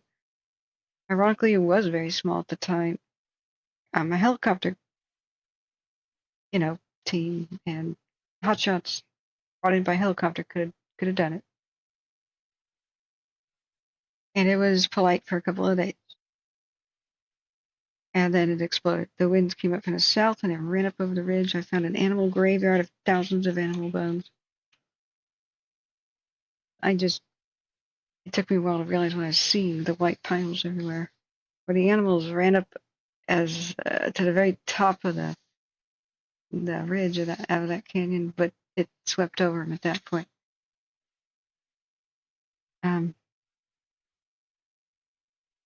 That's Lassen County, the new China one, the 1-8. Let's look at Lassen County. There's no lightning right there. It could be a sleeper from lightning of days ago. Wait, is there a new Wildfire update?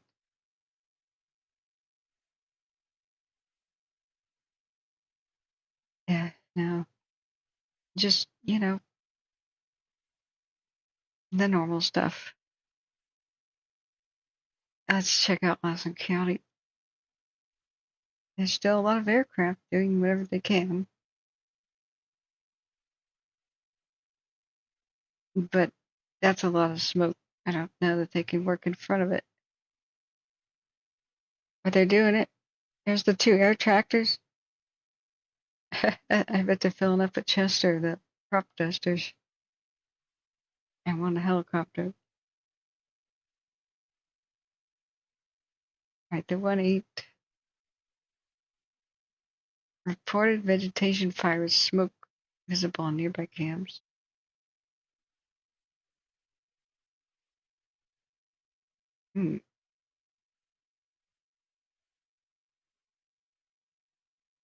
Slate Mountain. 40 miles from Susanville.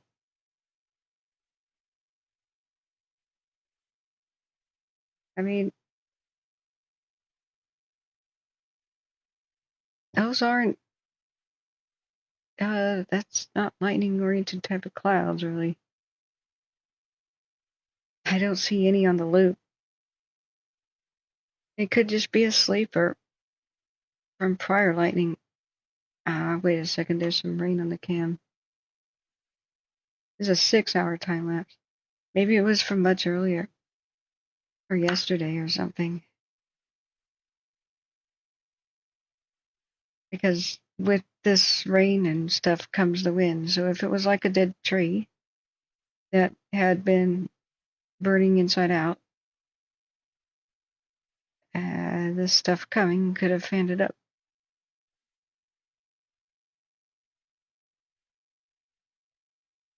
What's that? 6 hour. Let's just do a 12-hour. It's been like Tucson, California. Where? Hey, Jan. RJ says so. It's not in the Dixie Burn scar. We'll check in a second. There wasn't that much of Lassen County that was affected. I mean, there's a significant amount, but not compared to Plumas.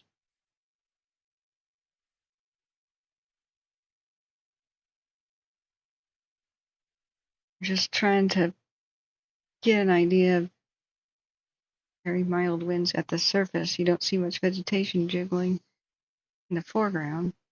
But then the camera starts jiggling after a time, after 10:30, 11 in the morning.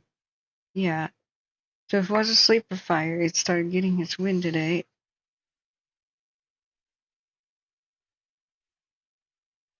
I suppose earlier, because this is like 1 o'clock in the afternoon, I just didn't see any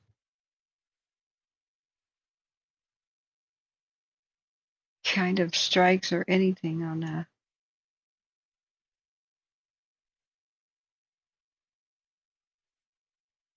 all right, right now there are some strikes actually happening. Shut my mouth. They were just animating really slowly. Here they are. So here's Malheur, you know. What do we have up here? Watch.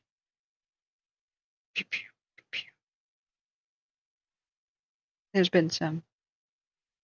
And recently, it could have just happened.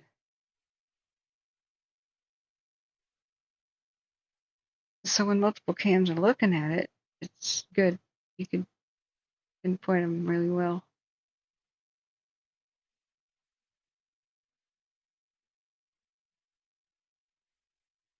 See, X marks our spot.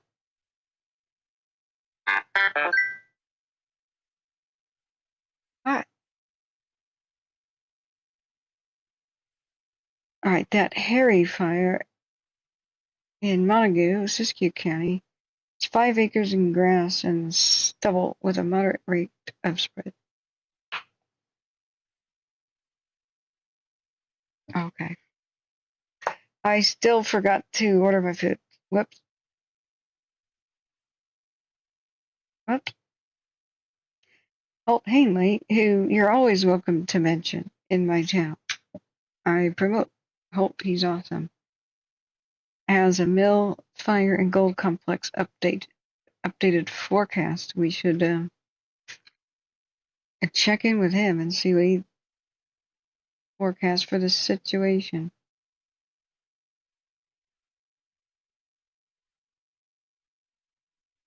I'm a timeout.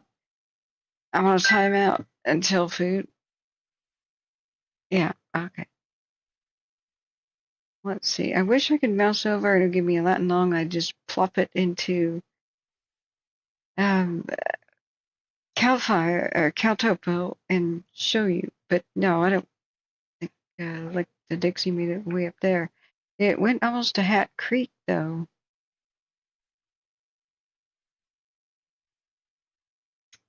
I mean, I don't think it's in the scar. Let me try to get an idea of any kind of landmark. Adobe Flat, Big Jack Lake. Okay, we'll use Big Jack Lake as our landmark and turn on the Dixie Fire history and go to Big Jack Lake, California.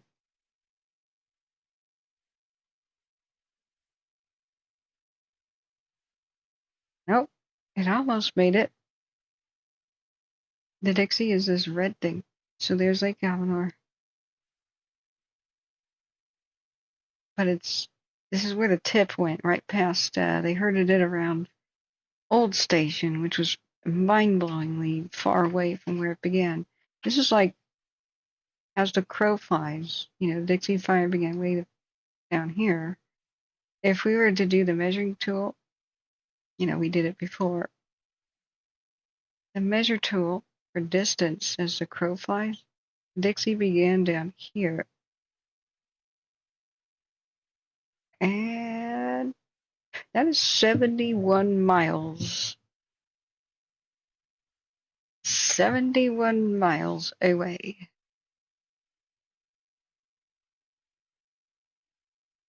As another one showing on the cam speed says, it starts.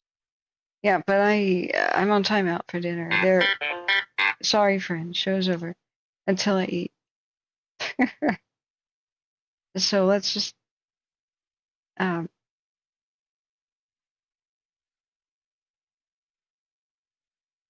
which cam's spinning?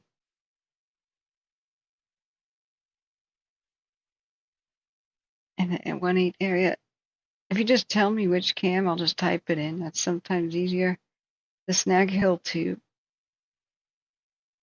Yeah, we were just looking at that. I'm wondering how this is affecting the mill fire. Okay, what the hell? Watch Duty just made another beep. Shut up. Right, the Rimrock fire. Highway 12. Okay. I'm going to make a phone call to get some food here. Oh, I'm sorry, guys. I had the radar up. I was showing you a whole bunch of... Let me know if the wrong screen is up. I'm sorry. Until I fix my desk and get my monitor, my first monitor next to my second one, when I leave the wrong screen up, I'm sorry, you're going to alert me if it's just stuck on the weather forever. I was replaying multiple camera angles for you and showing you Caltopo and all this stuff, and you just didn't even see it. So when it becomes clear that I'm doing something else, like on a different screen, let me know. Like, hey, screen is still on the radar. All right. So that's still the Portola 12-hour time lapse.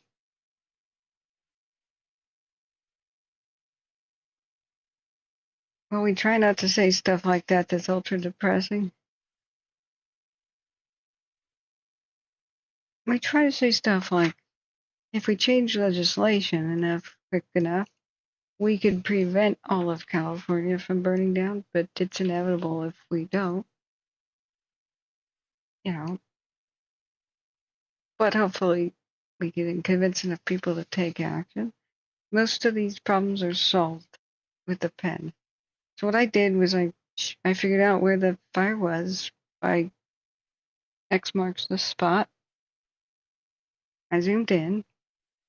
It's called Big Jack Lake. I went to Caltopo to see if it was in the burn scar. There's Big Jack Lake. One of these over here. Right there. If you zoom out, the red here, the red tip, is where the Dixie made it. And this entire big-ass red thing here is the Dixie. California is like the largest fire ever. They'll say, oh, no, it's this one over here, the August complex of lightning. No, that was a bunch of lightning strike fires that grew together. That does not count.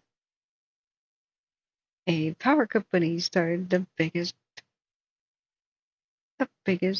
California wildfire ever. Can you guess who that was? And it originated here and ended up there. That is 73 miles. The measure tool is 73 miles. That's how far it got away from its point of origin. And just to the north. It was nearly 1 million acres. It burned up 52% of the Plumas National Forest. Started in Butte County, moved into Plumas County, moved into Lassen County, then moved over to Tehama County.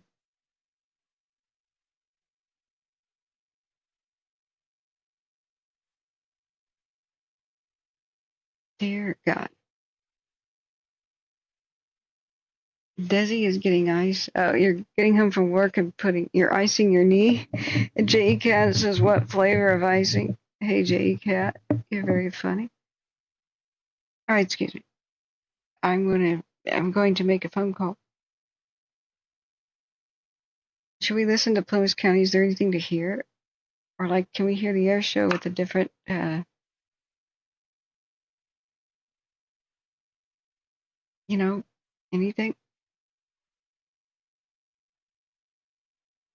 Contact with Malheur tag. I'd like to discontinue with you guys right now.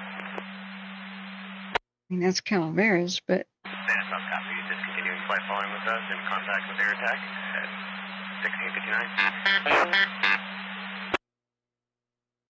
1659.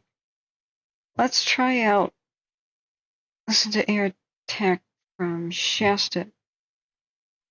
Usually that's where we can hear it. They mostly fly out of there. So, Cal Fire SHU is usually the thing. But a lot of them are flying out of Chico. So that would be like Butte. I don't know. I have Calaveras is handy.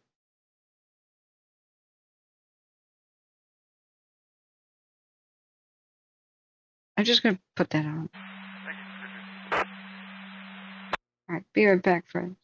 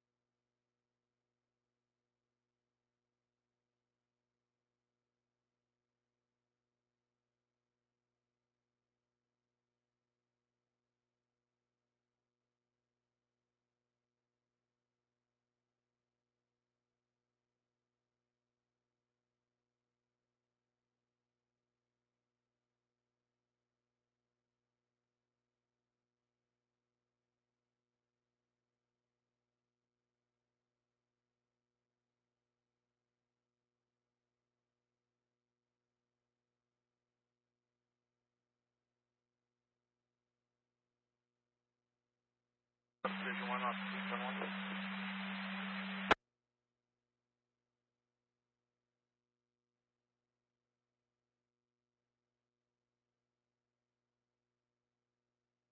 I'm out of service, available by cell phone.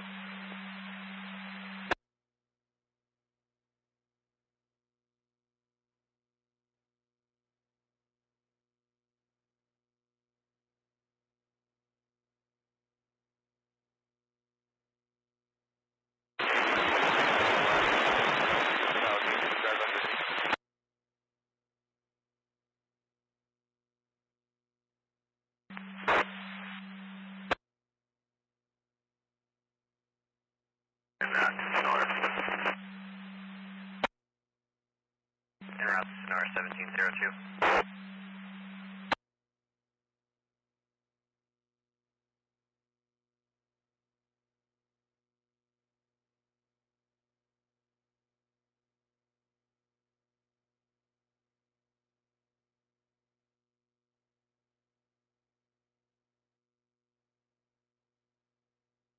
First couple inches, we're going to be able to take care of this. We can leave the helicopter in place if they want to track it out, but it's surrounded by roads.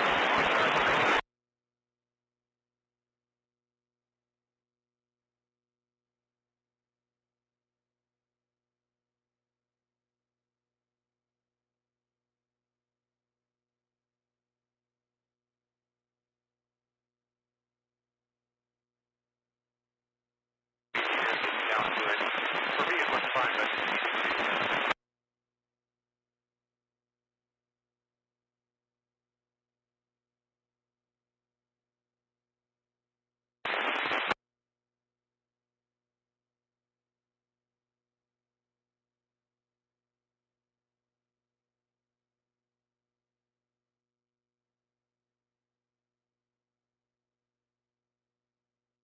Six zero nine, I'm looking for you.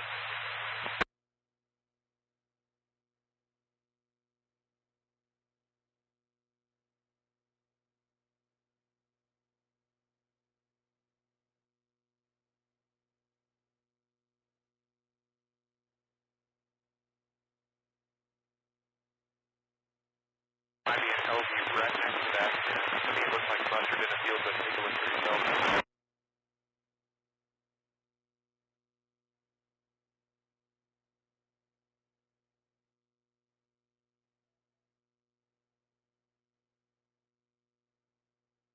And look for it.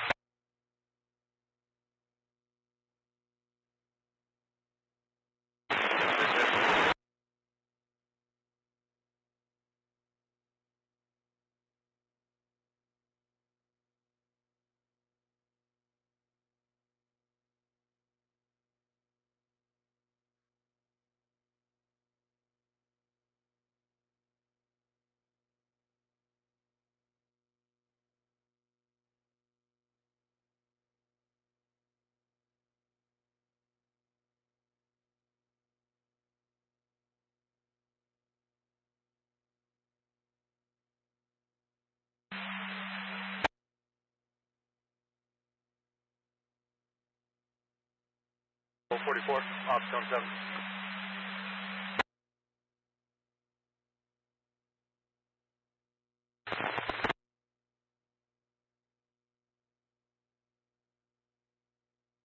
Yes, sir.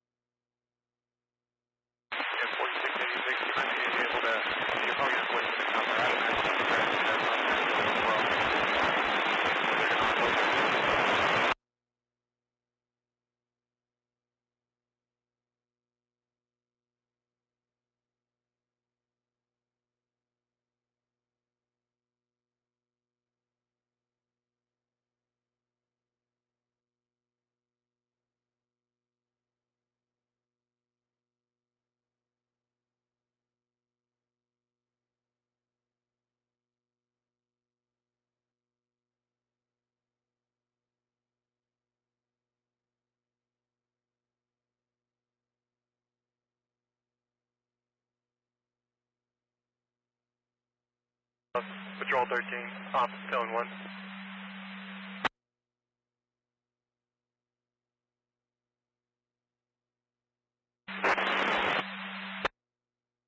In quarters, Miwok.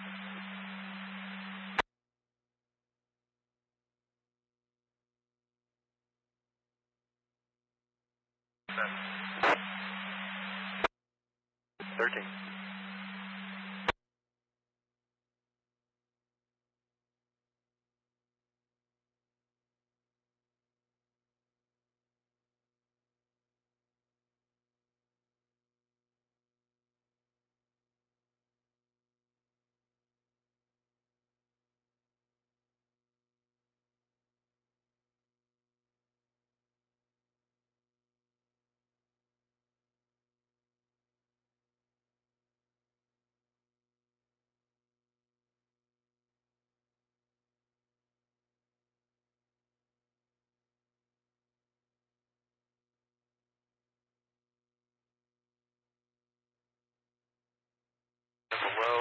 We've got 3 other copters working at sync. You can switch to the rotor.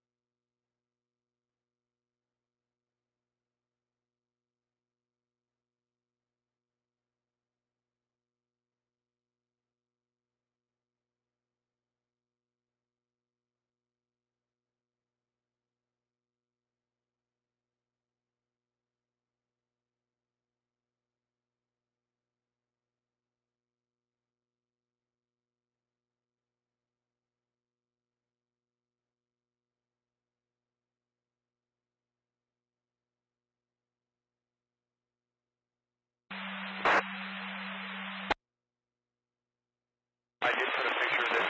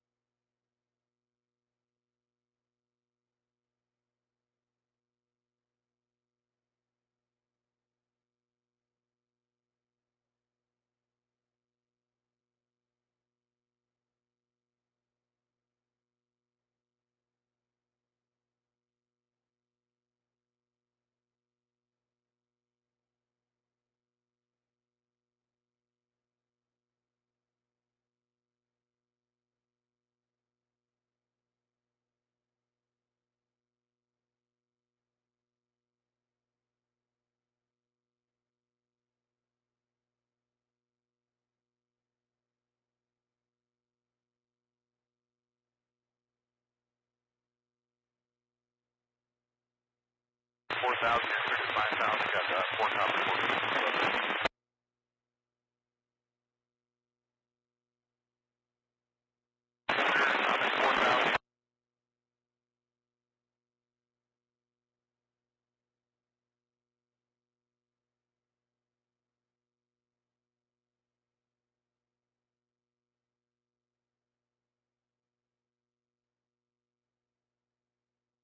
Station for about 9 more minutes, and then we'll just kind of slow roll it back to Columbia and kind of do a handoff on the fly.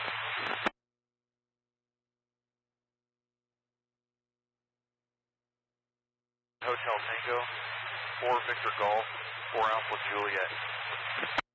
After 610 will be back on station about 17:30, 17:40. Just showing up, type 2, 517. I'm going to have a hook long line up and try to get him into the river dip side about a mile downstream from the fire. 83 on a load and hold.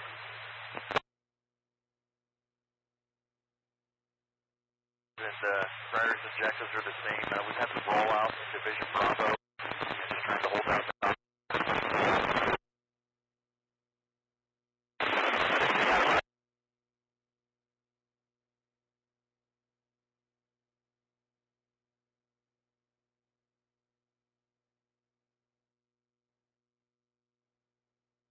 Guys, 4 Alpha Juliet has gone out of service.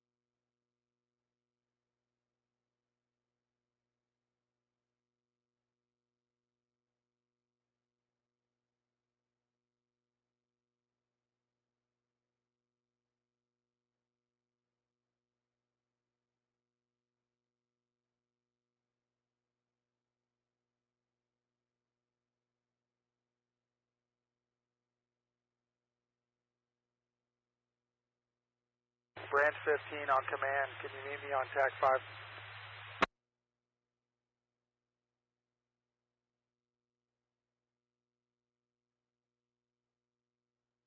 We got the main area of fire. Just follow the way all the way. They'll be timed out at 1850. For Victor Golf, time out at 1800. For Alpha Juliet has a fuel cycle till 1900, then they possibly can come back for a short bag.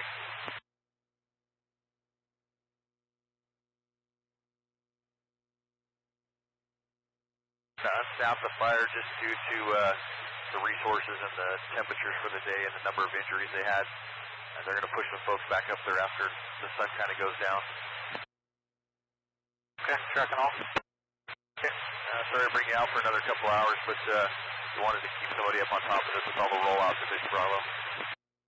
Yep, no worries. Should have just stayed there.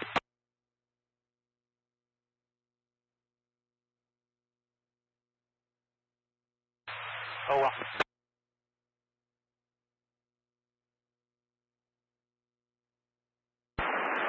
Relief, positive fuel on the side. Now they released a bunch of tankers, but I'm due for relief pretty quick, and if you're comfortable, I'll leave you here with the guys.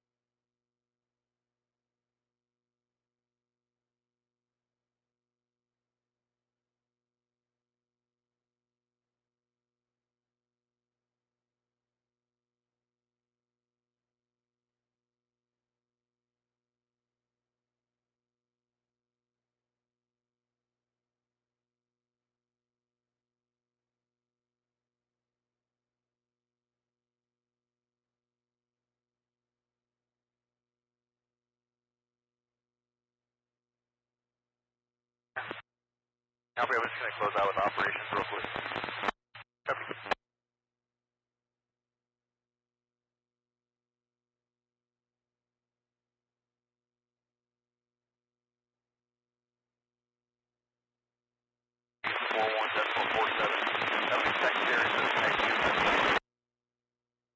Copy. Coordinates are 38, 17, 37 by 120, 41.41.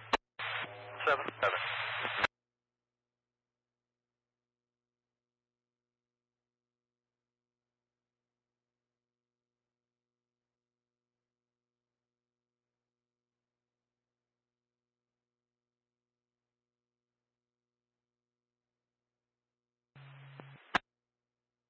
Cedar Ridge 16778 Hillside Drive.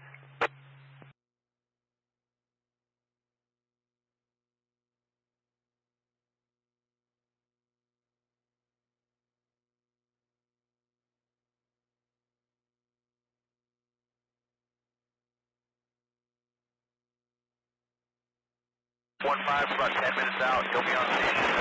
Copters to hopefully work for the next couple hours. Stuff's going to start timing out. He'll be whittled down to just a couple copters by dark. And looks good. Hopefully, guys can hang on to it tonight.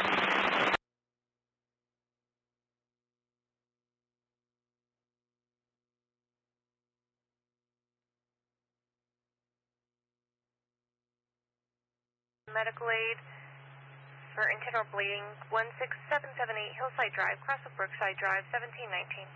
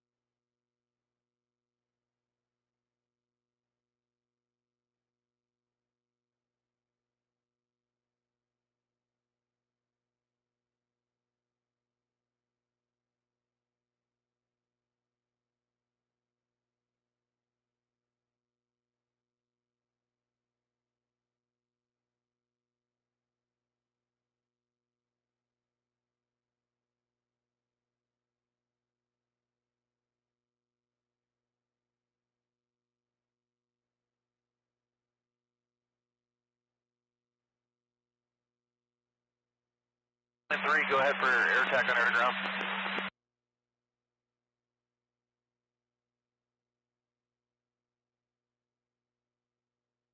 On air ground.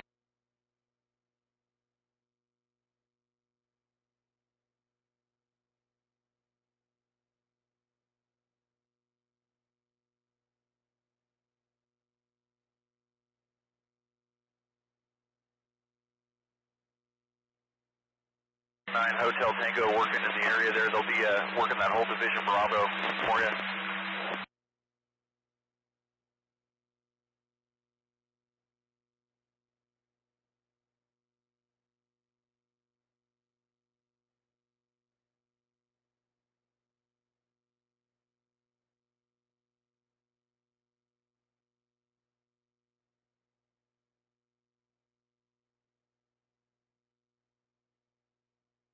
On air ground, and we'll see you. Thanks, man.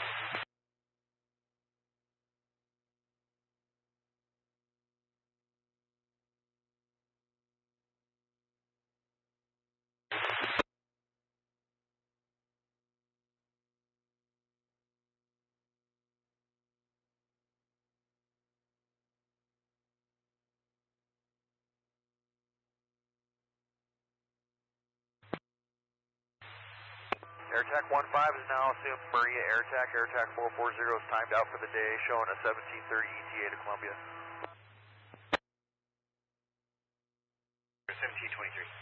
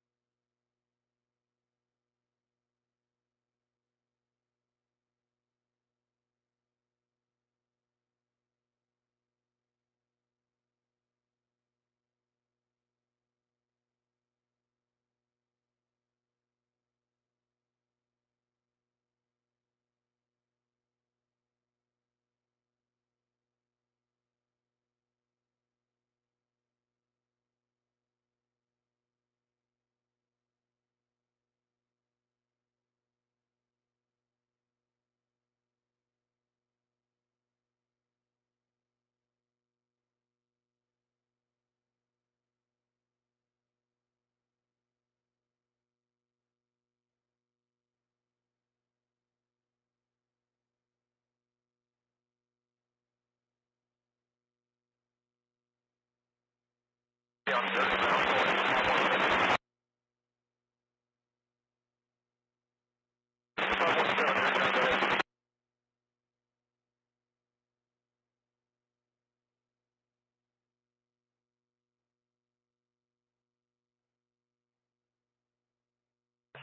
4423, local tone 5. I'll be out with 1 at Scotts Junction for follow-up. You'll be across from Esperanza Station.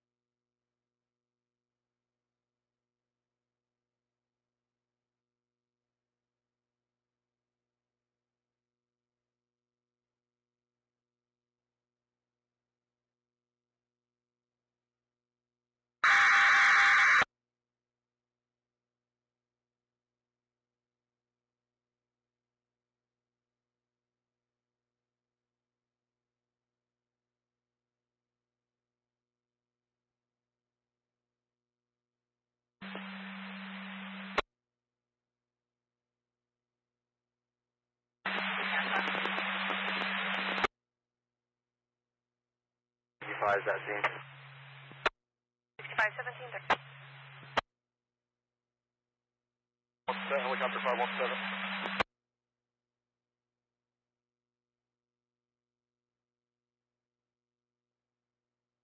Helicopter 517. I'm just coming out of the dip next to the right flank.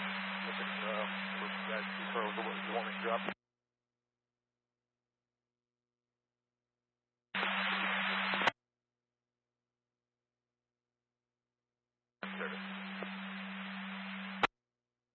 Copy, 1730.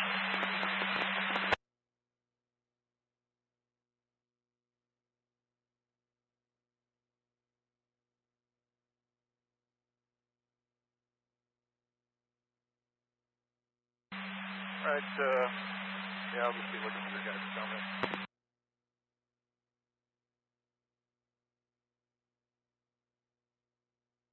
Clear.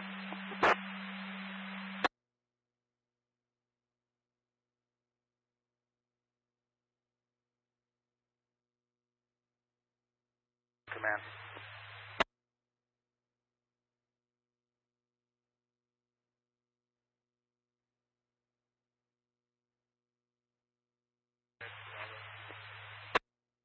Confirming you copied the release information to the resources heading in and those that are staying out.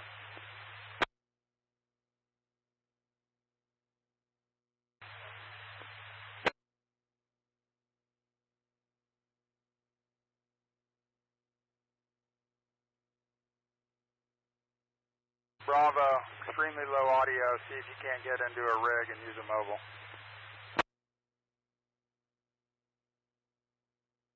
Division Bravo, copy.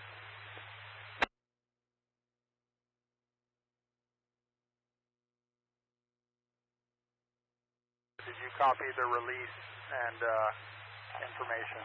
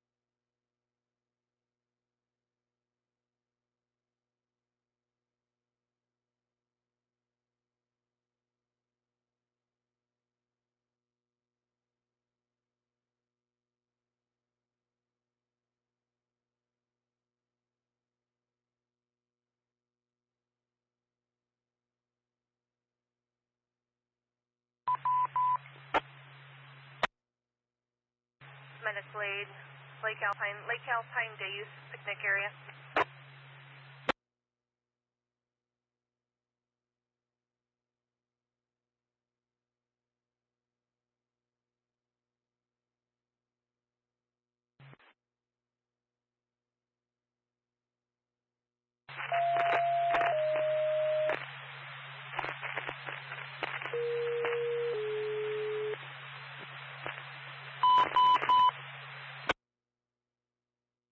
Engine 421 medical aid for a fall with left hip pain, Lake Alpine day use area across from the lodge, 1735.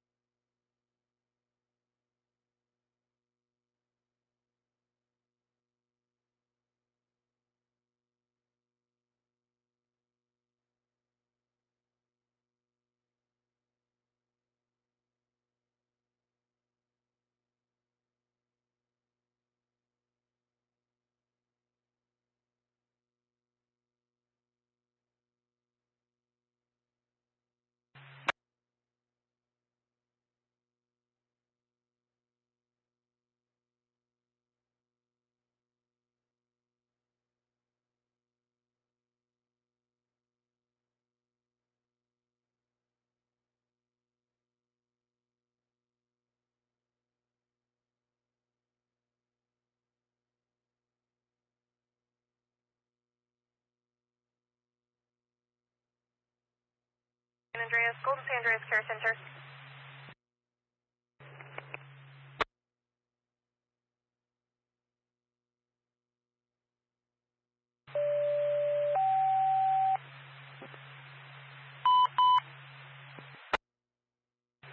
San Andreas Fire Engine 162, code 2 medical aid for general illness, Golden San Andreas Care Center, 900 Mountain Ranch Road, room 6363, bed 3, across the Pope Street, 1737.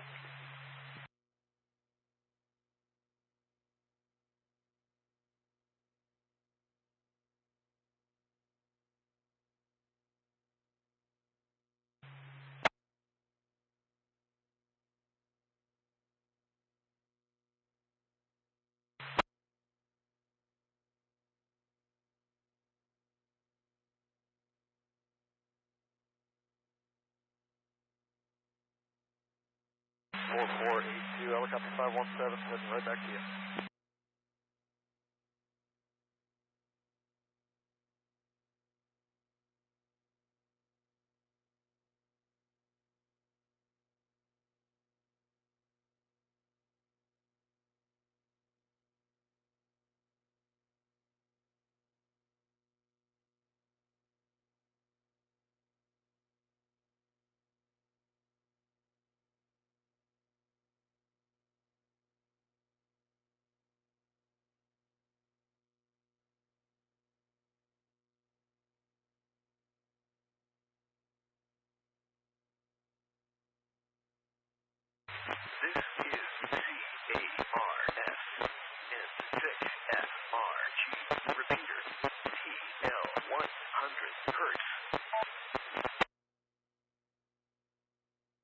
That is Valentinos, Conservation Captain.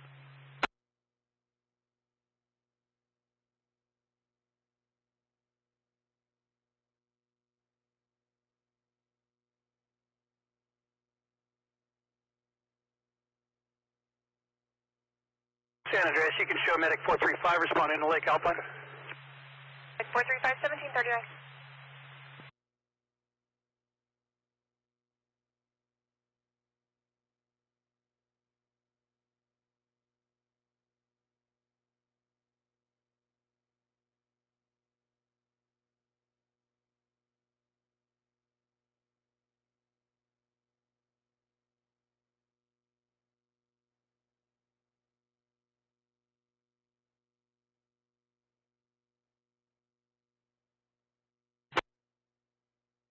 1 and 2, 1740.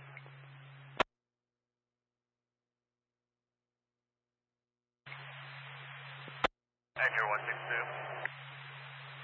162, 1740.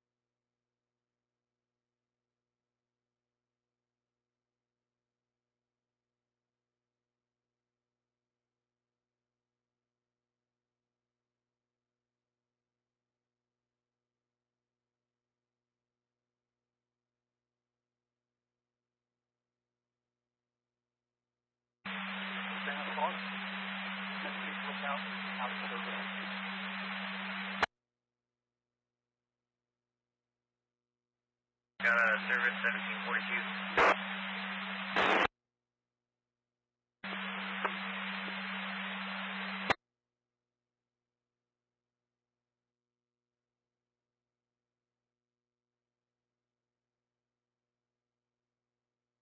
Resource 1-2, Stanislaus.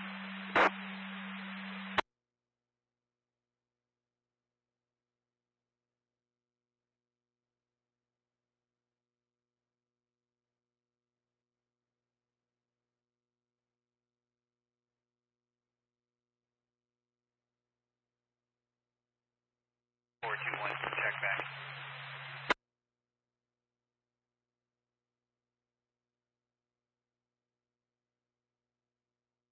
Engine 162, is that same? 162, 1742.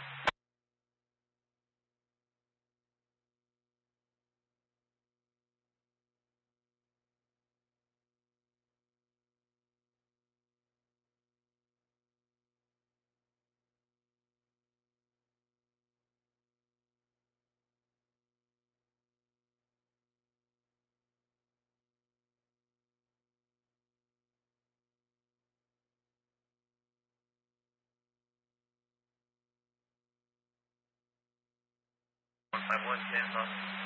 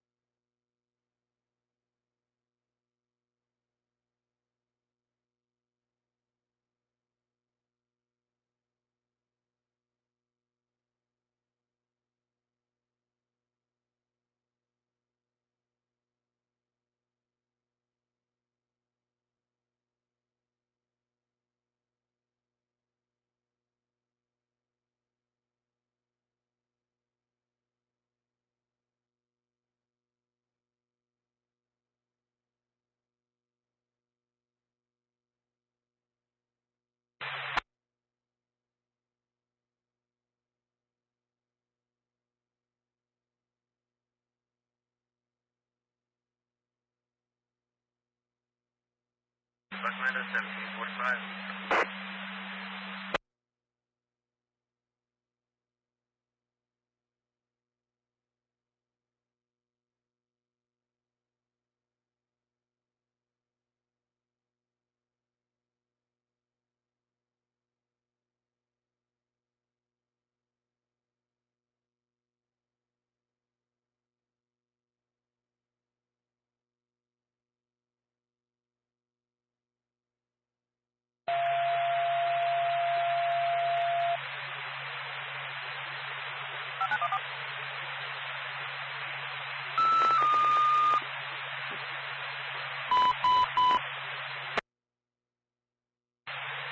Station 64, engine 4456, one engine on order from MMU. Vehicle accident reported as a solo vehicle, possible fatal, 13417 Colina Way, Casa Carmelata, drive 1746.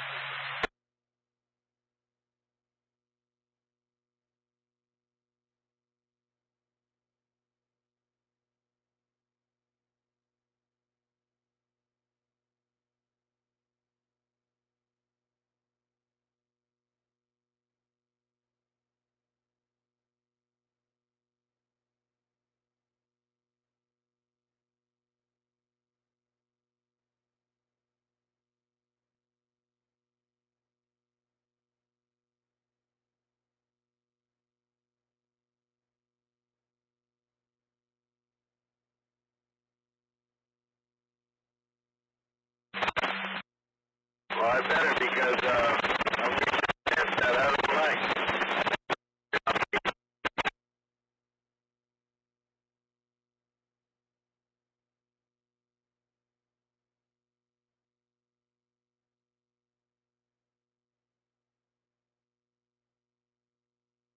Say, bro. Okay, friends, I'm going to eat.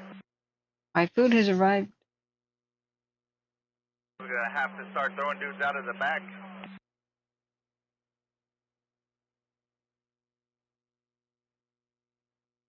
All right. Is there a different camera to look at? What do you guys want to look at during my dinner break?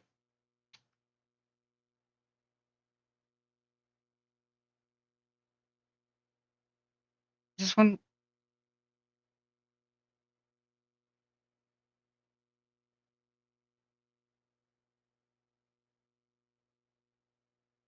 All right. I'll just keep it this thing then.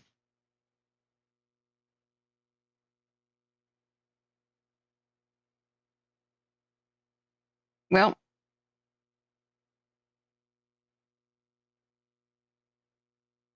I was just ordering it. Colina Way, first unit on scene will be the clean IC on 12 test check back engine 4456. Yep. 4456. I'll be looking at chat. Engine 4456, 1748.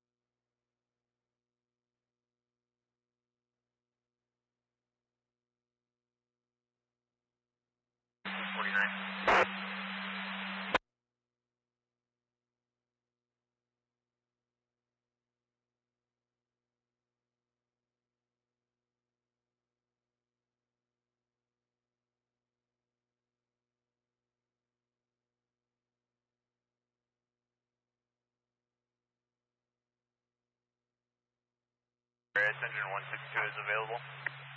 62, 1749.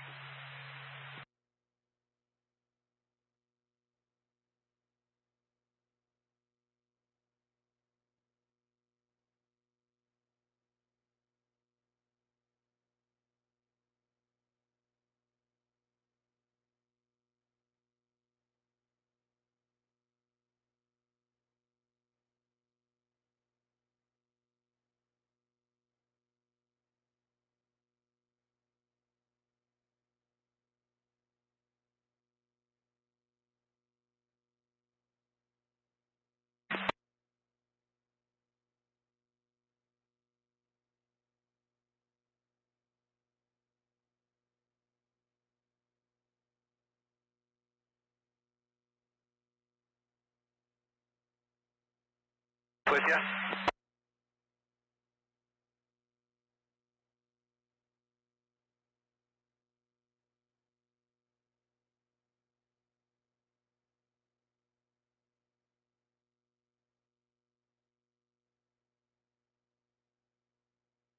Tango. Station, me one.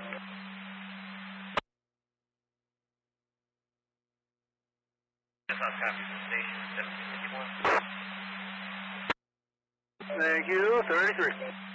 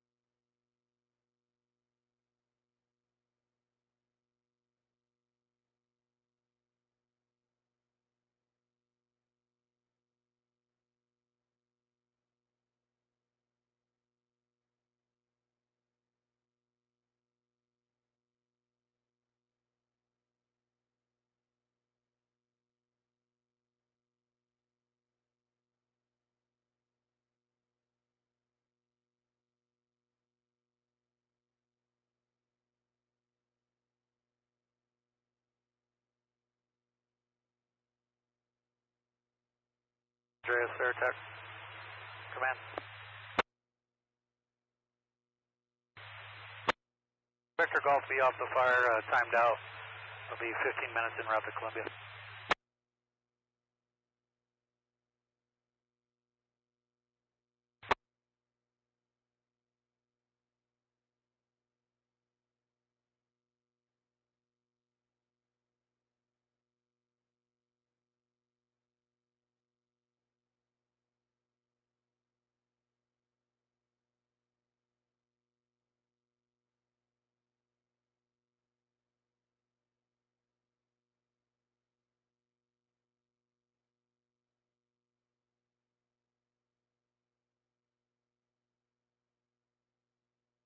Four is in quarters, BSO, come on.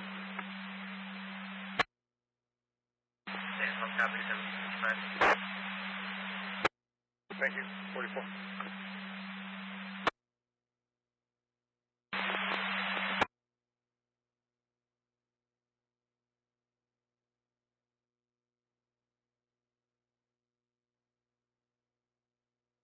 Evidence on one.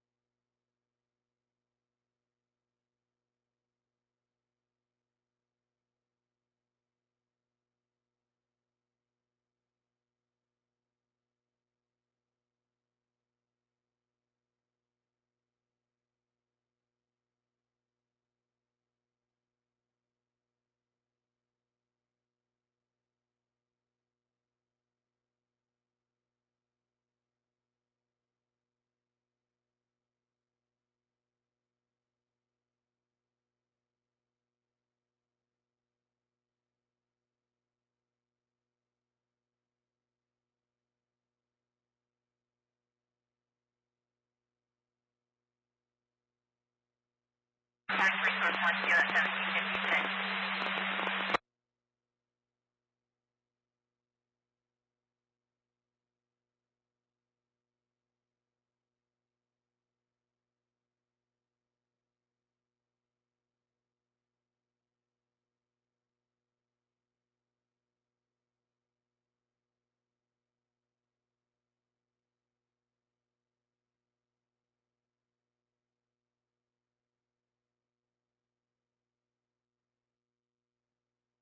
X-22 is arriving with one patient on Mark Twain.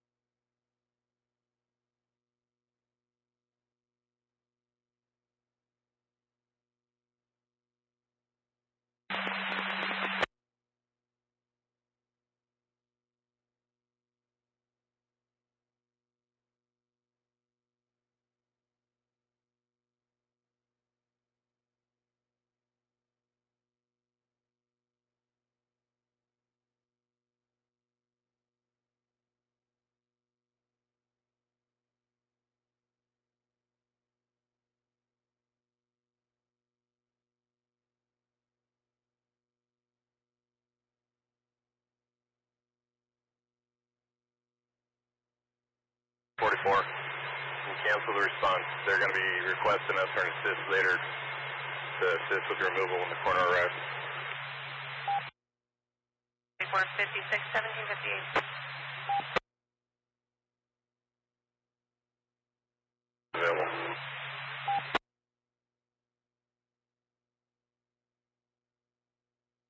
Utility on 1758.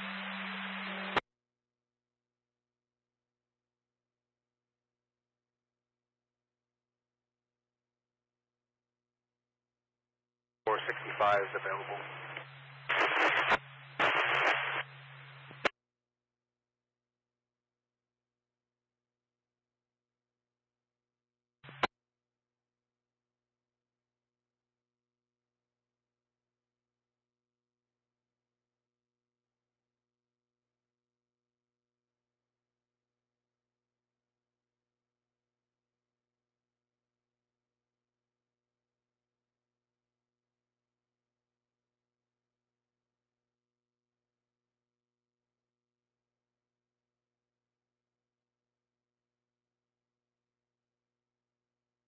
Near the ground, 19 Hotel Tango.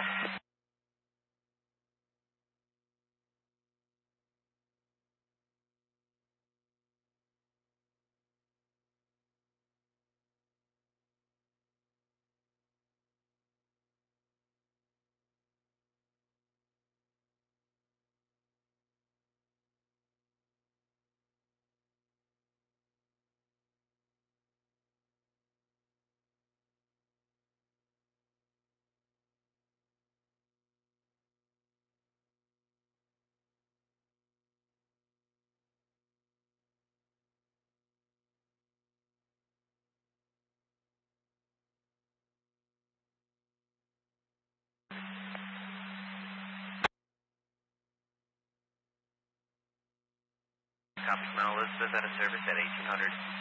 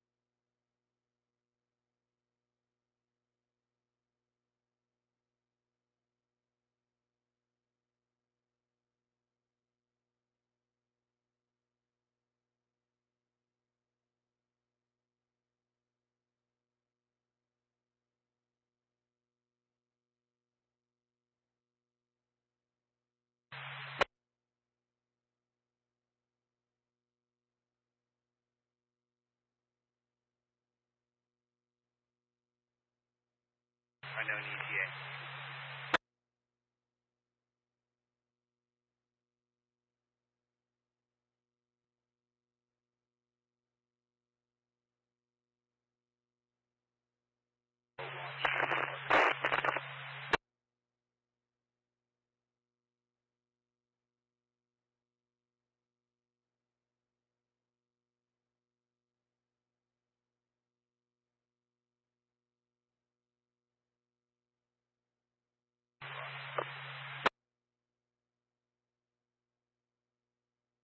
Oh, 1802.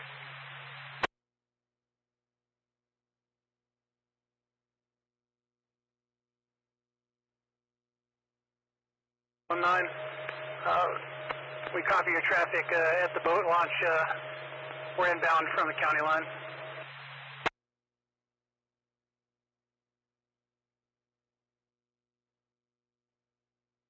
Did you copy traffic?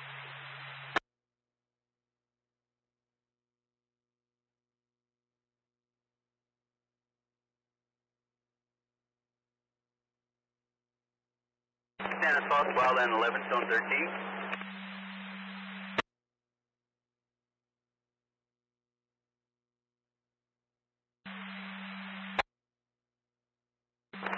In service to Angels Camp. National copies at 1803.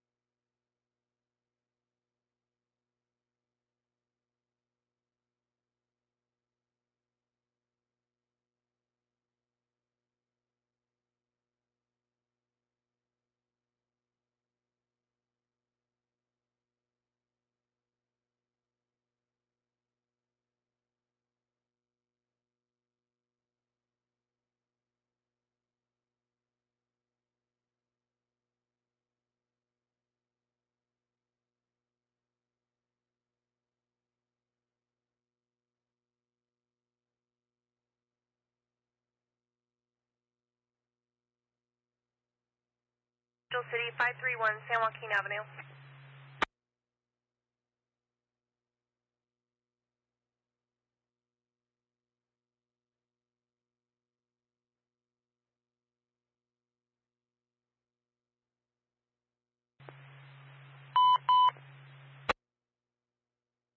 City Fire Engine 223, Code 2, medically for ground level fall, 531 San Joaquin Avenue, cross of Alpine Avenue, 1806.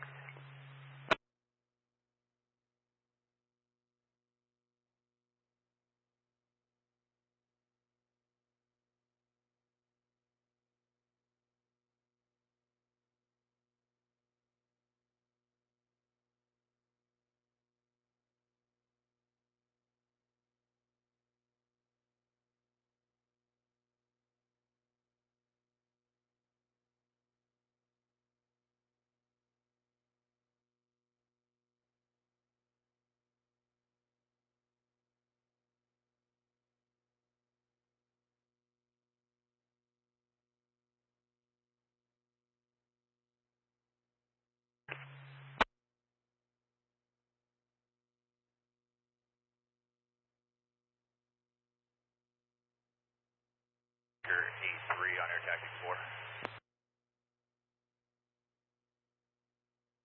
I was going to ask, see just 5 minutes back, Columbia.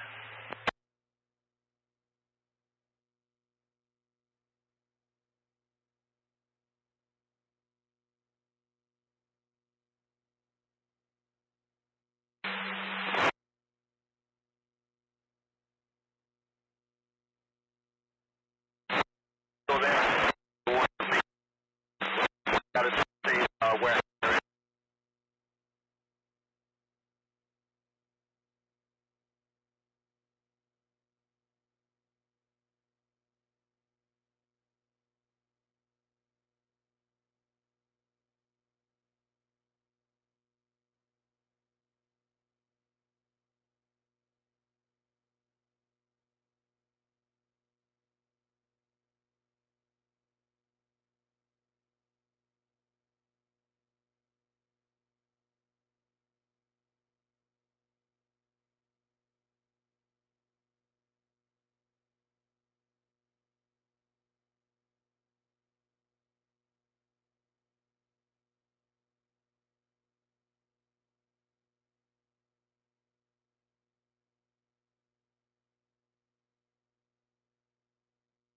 Fort Umatilla, aircraft.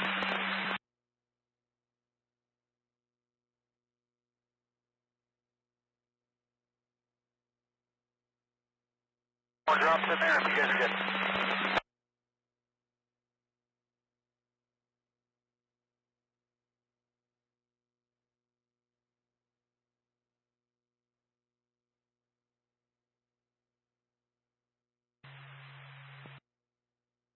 Two one three. 223. Engine 223. Both units 1809.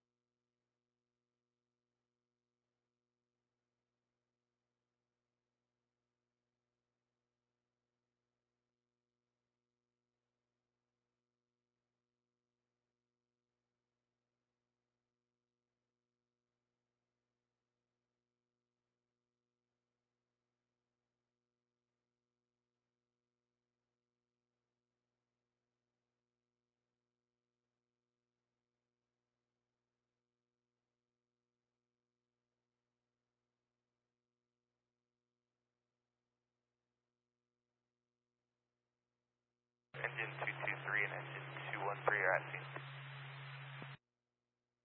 Unit at scene 1810.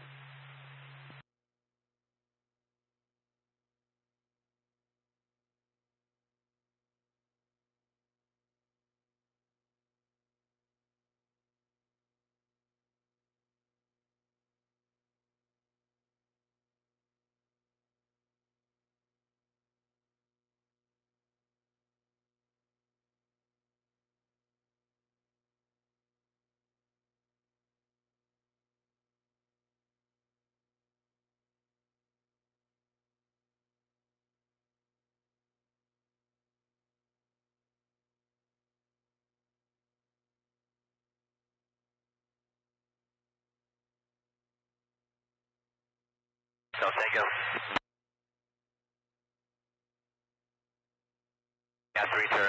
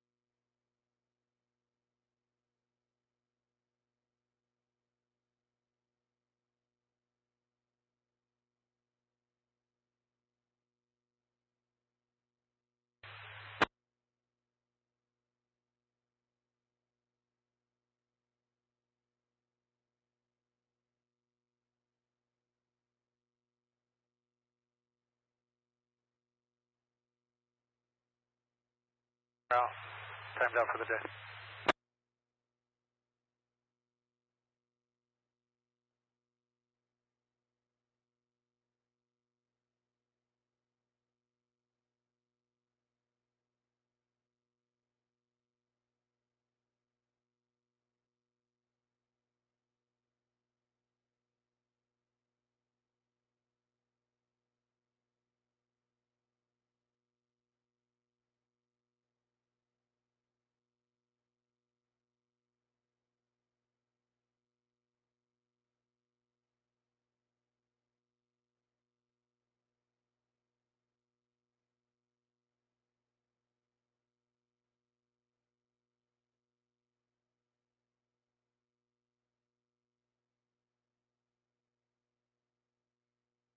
One seven, you'll be behind 4 Alpha Juliet.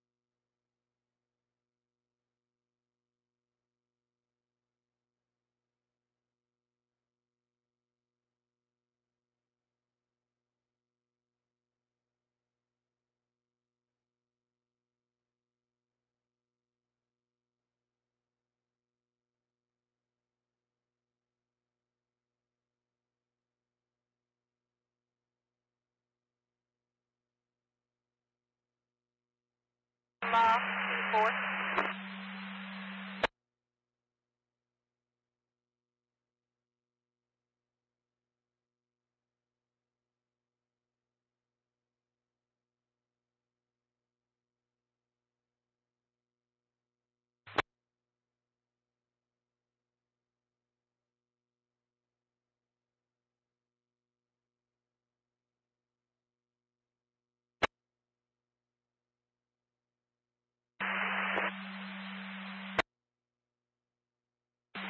Headquarters out of service at 1818.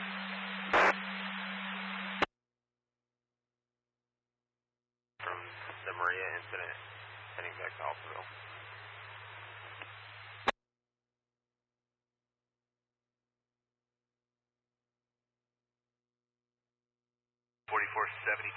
Confirming there's a second resource with you.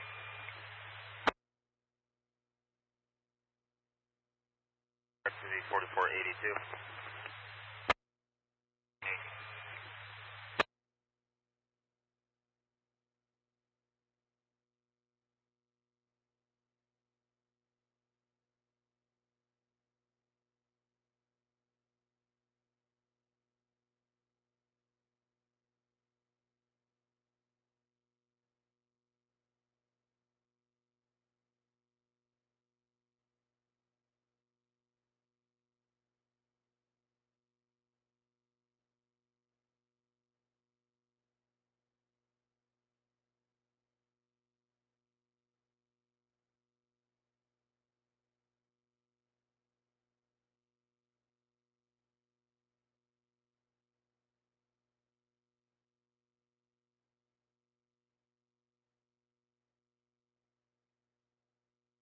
from the Maria incident, out of service, returning to Amber.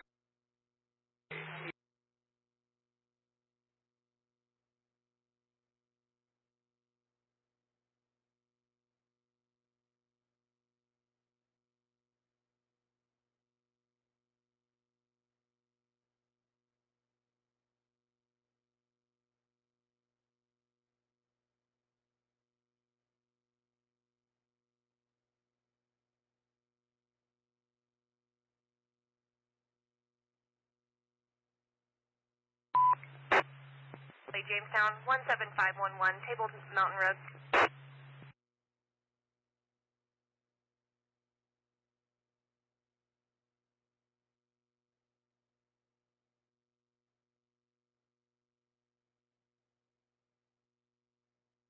Answer.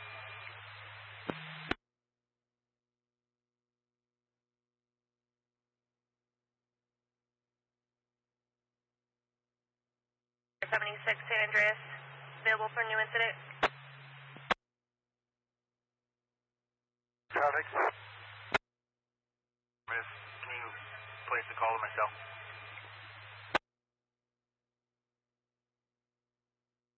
Bench Drive, 1820. 4476 responding.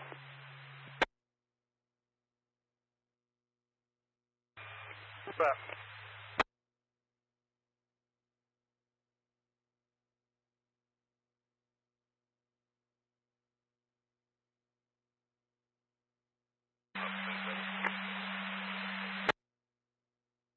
Station 4, standing spot.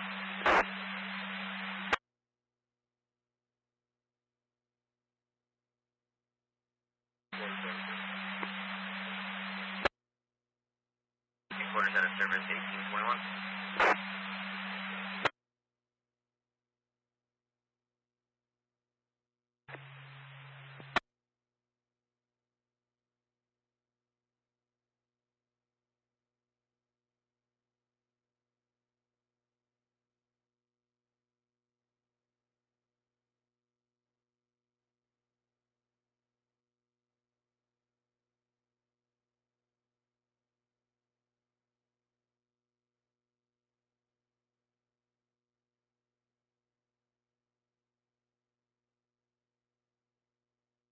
San Andreas, engine 2774 is released from the Maria incident, out of service, returning to AEU.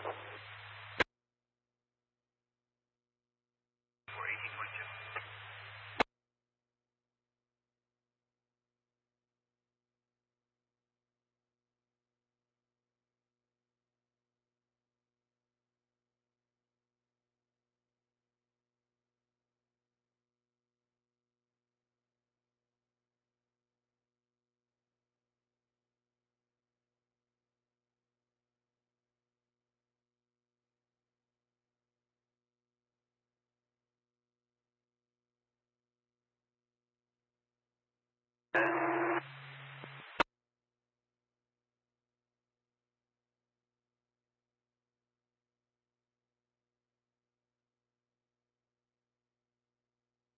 San Andreas, engine 2774 is leaving the unit.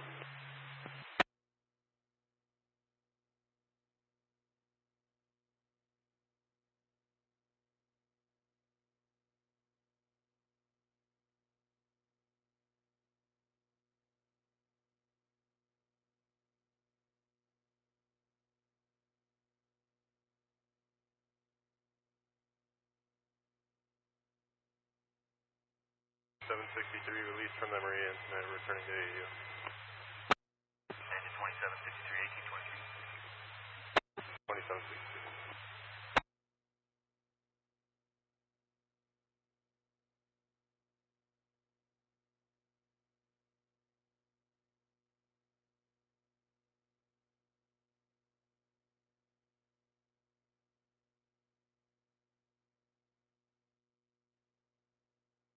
Maria incident.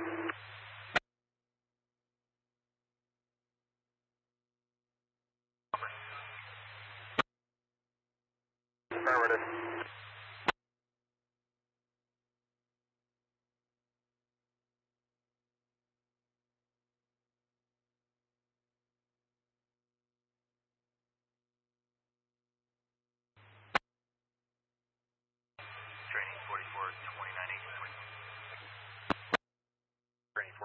additionally, I'll be out of service.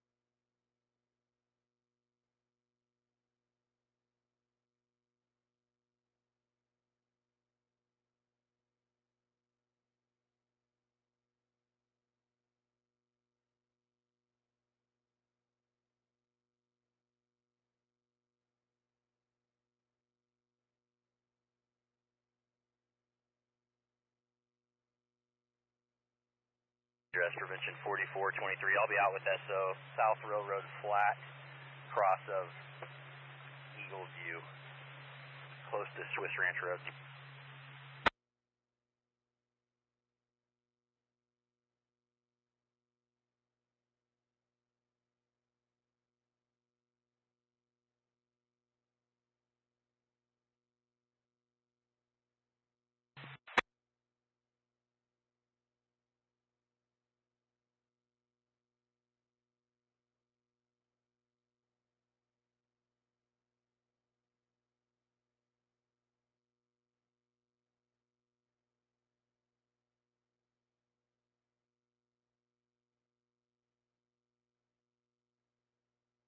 The 40. And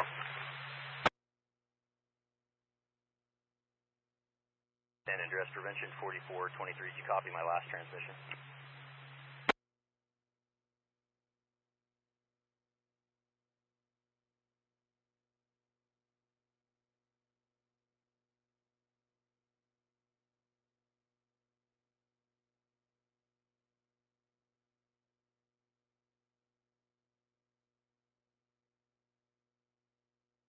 That's right, 2779, leaving the Highway 49.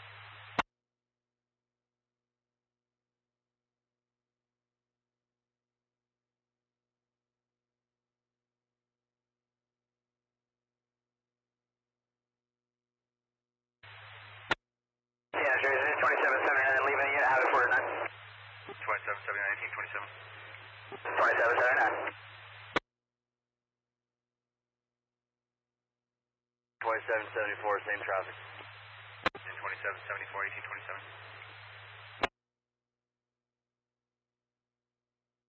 435 en route to Sonora, patient transport. All Bear Valley units available. Available 1827.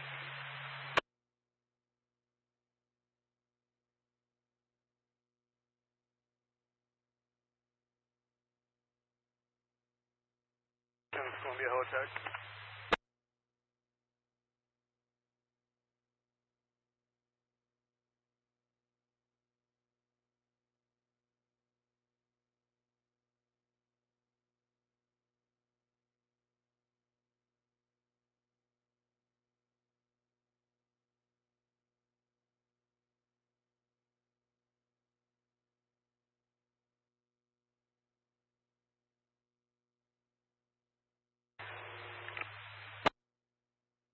Just want to let you know we're loaded up and headed off the line. Yeah, operations copies. Thanks for the work today, gentlemen.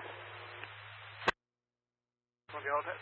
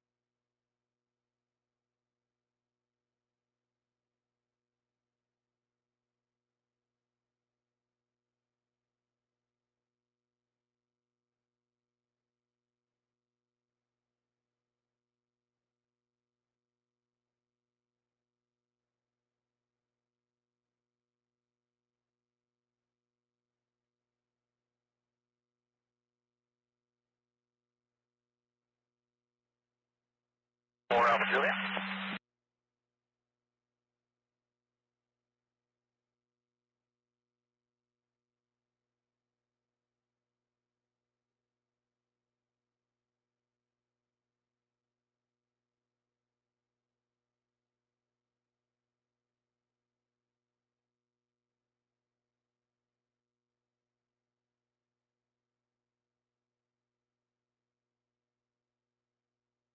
Division Delta, Branch 15, command.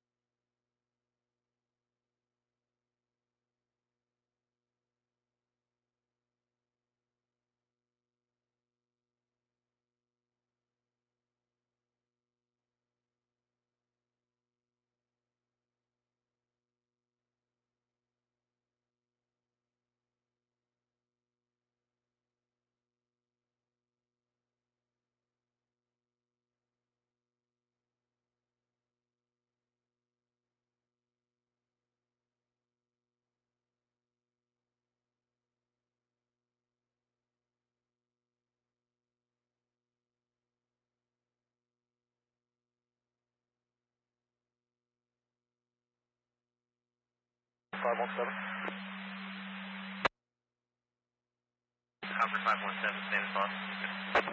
Yes, sir. Helicopter 517 just got off flight following with Maria air attack. Heading back to Bald Mountain, heading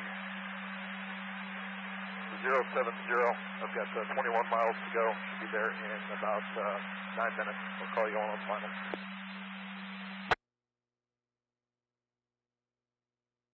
Miami positive ASS at 1833. Thunder Helicopter 517, this is going to be a hot refuel and back to the Maria fire. Dennis on copy for hot fuel at 1833.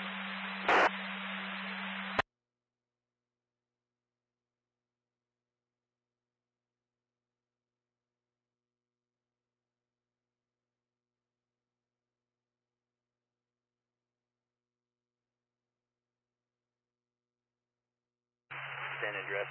How do you copy? Prevention 4423 on local tone 5. Prevention 4423, low and clear. I'm out with one at that last address. SO left, and I'd like you to start Prevention 4422 this way. Prevention 4423, 1833. Mike, operations on command.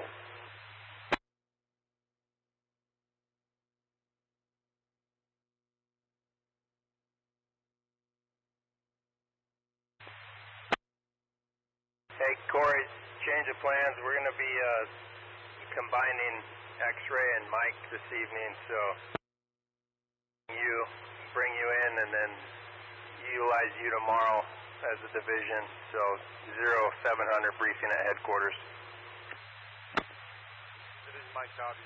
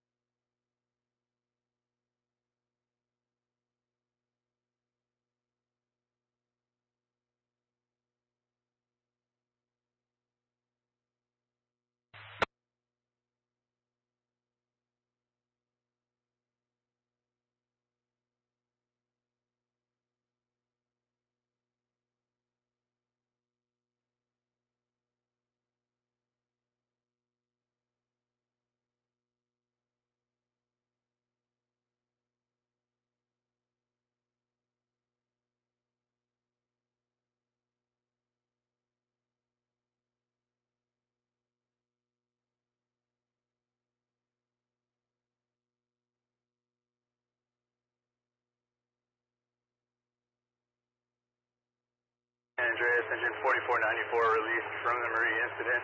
In and out headquarters for a short detail.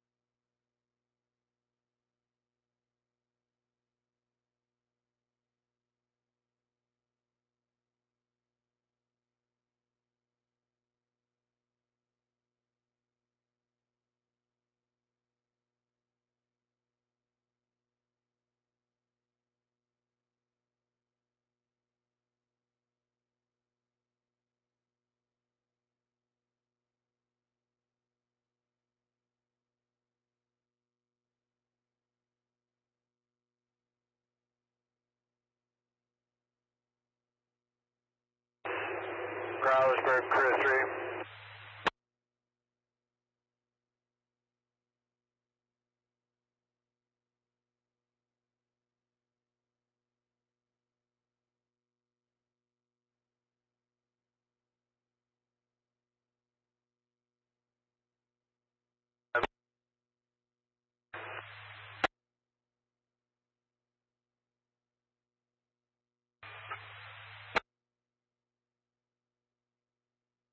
Open mic on operation. Stan's repeating open mic on operation.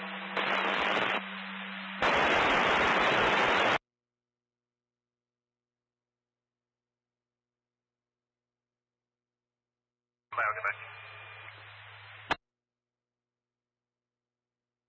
On operation.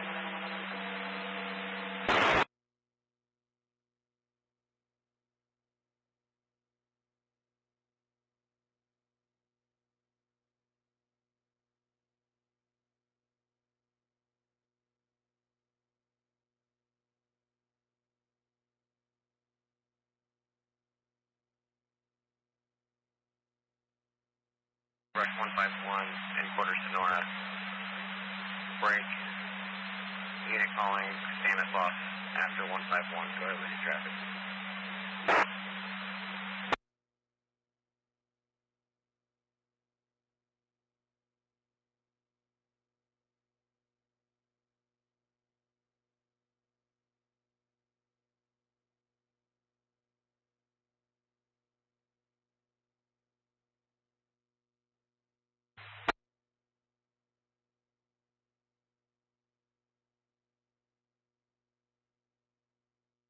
Could you repeat? Wildfire Crew 3, San Andreas. Return to 80. Crew 3.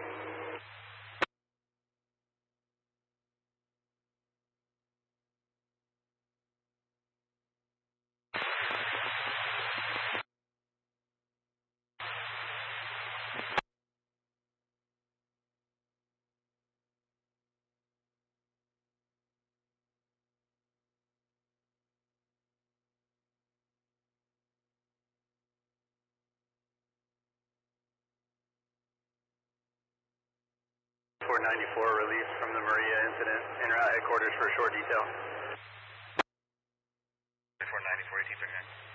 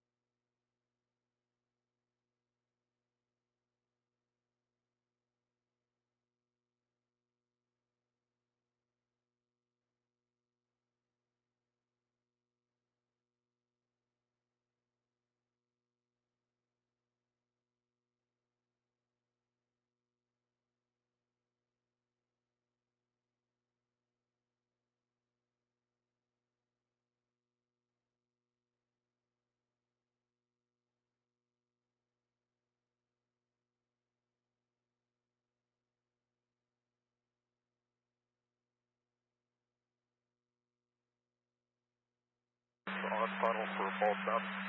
I'll call you when back off.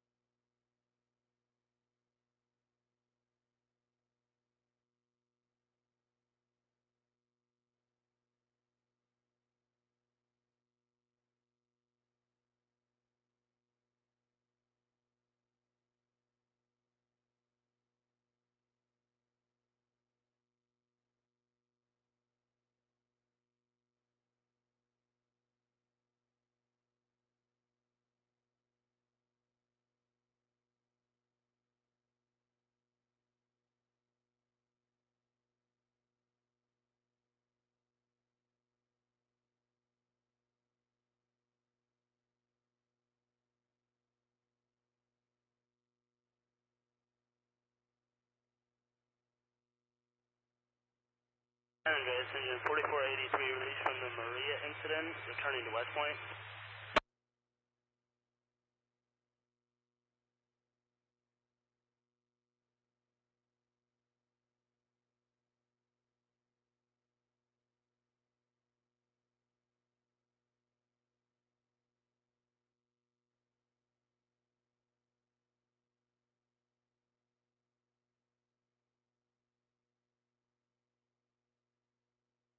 Engine 4476 release available, returning to Groveland.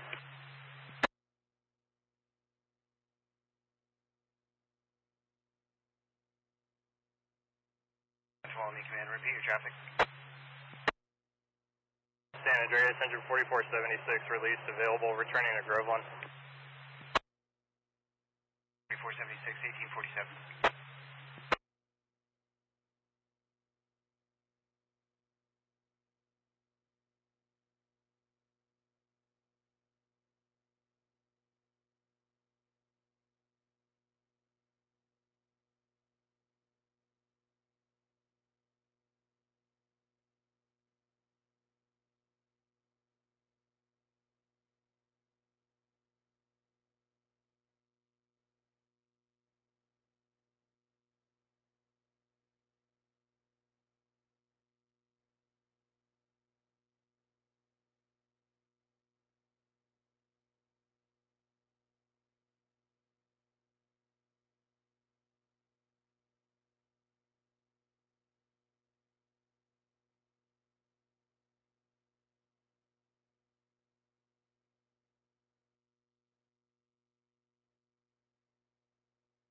San Andreas, water.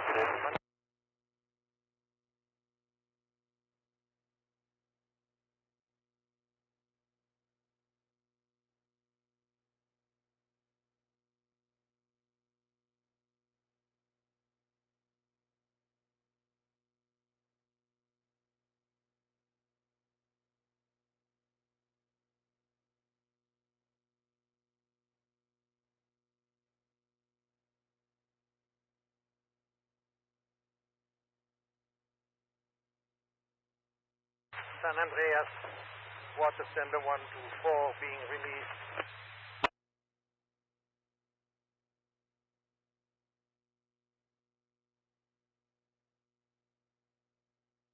Andreas, Growler for Crew 3 leaving the unit.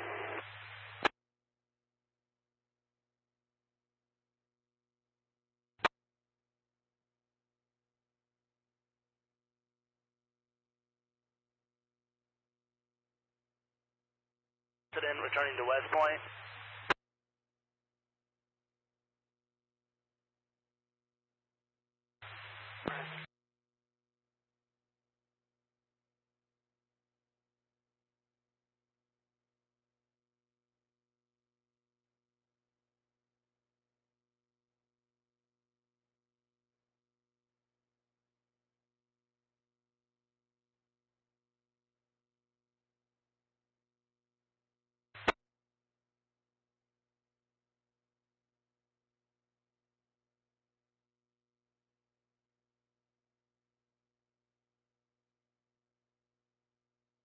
DC local tone 1, what's your location?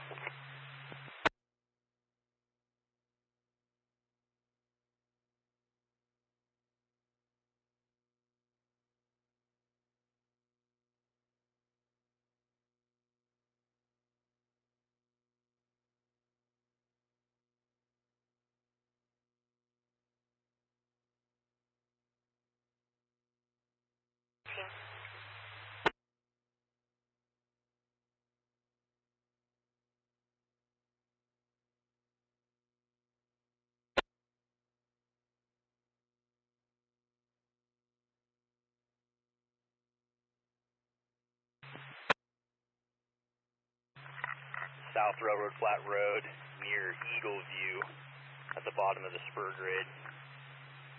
Near 22, I copy. San Andreas, 4452 has been released from the Maria incident, returning to Murphy. 104452, 1851.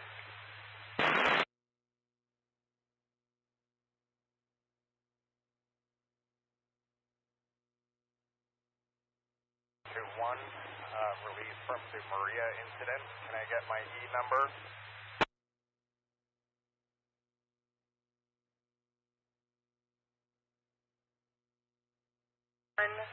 You are clear on Echo 17, 1852. Echo 17, copy.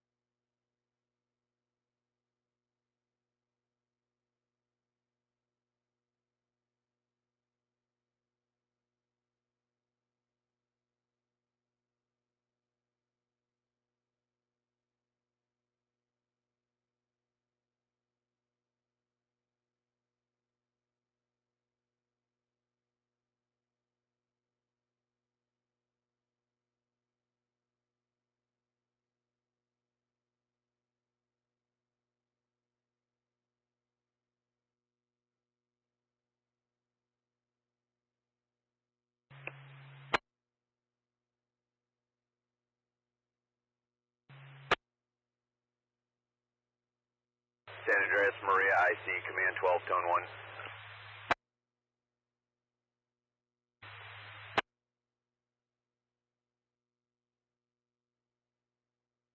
Zero 02 for the night. Battalion 4411, I'll be R&R. 4411, 1853.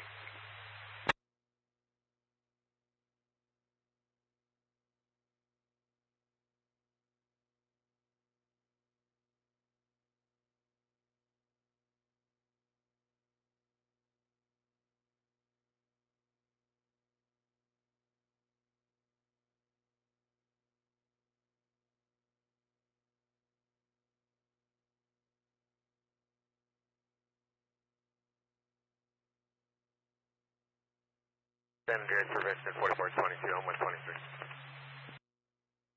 4422, 1854.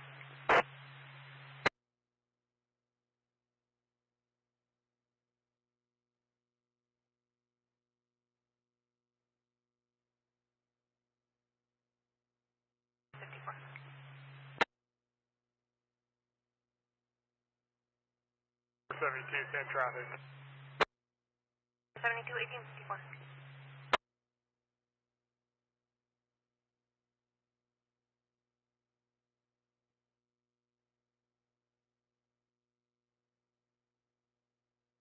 Copy 517.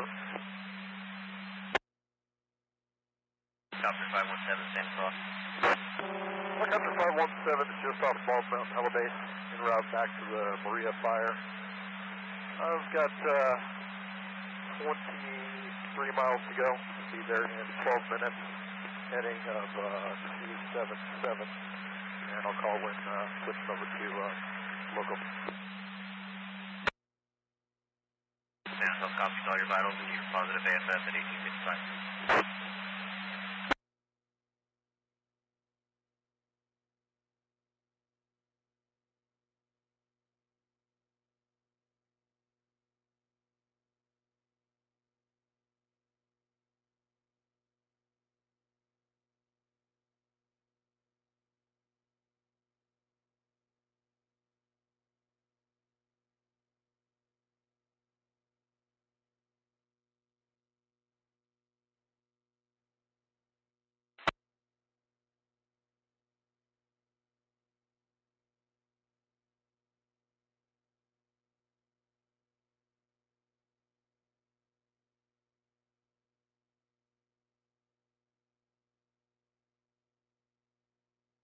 Or 1856.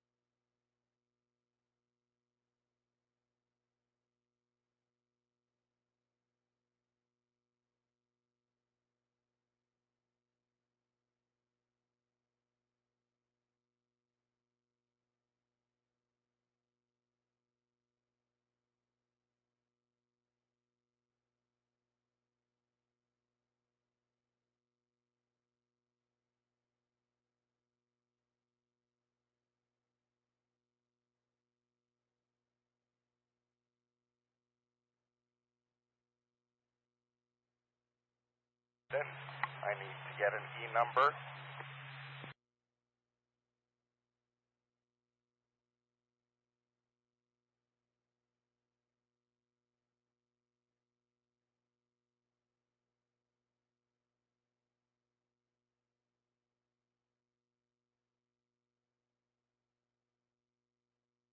Please call Commander.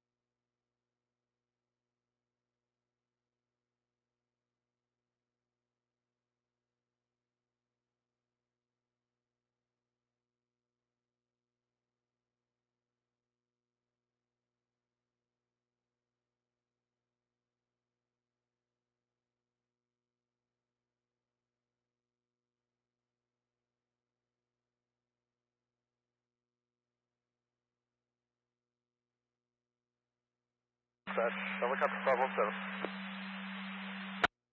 Helicopter 517, stand plus. Helicopter 517 is flight following locally with air attack over the Maria fire. Stand plus, copies 1901. Picture 517, and I'll be back with you on my way out. Thank you. No problem at 1901.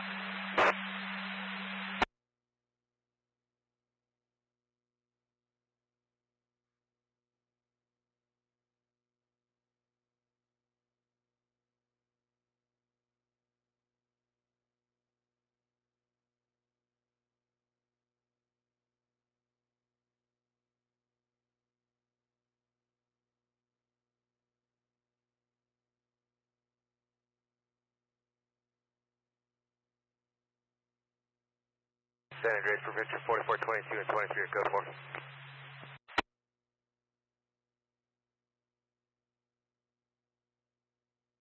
Zero two.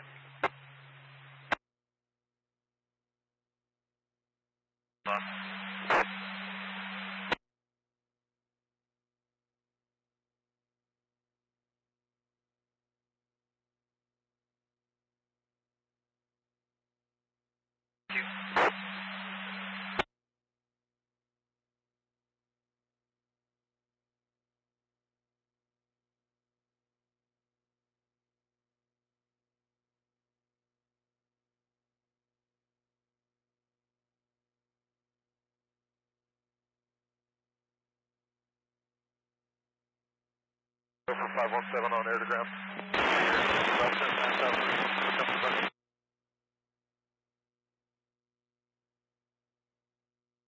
Break. Helicopter 517, 517 crew.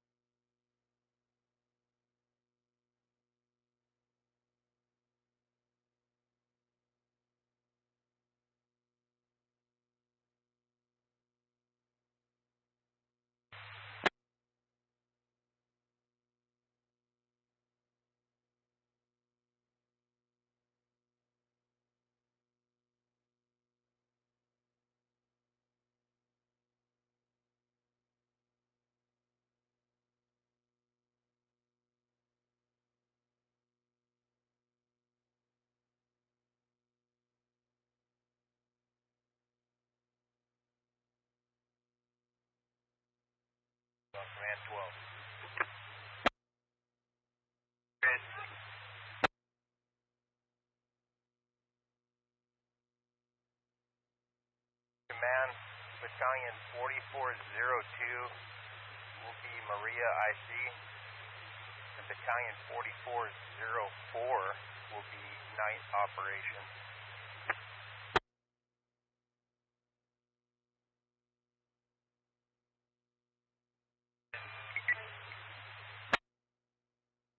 Battalion 4406.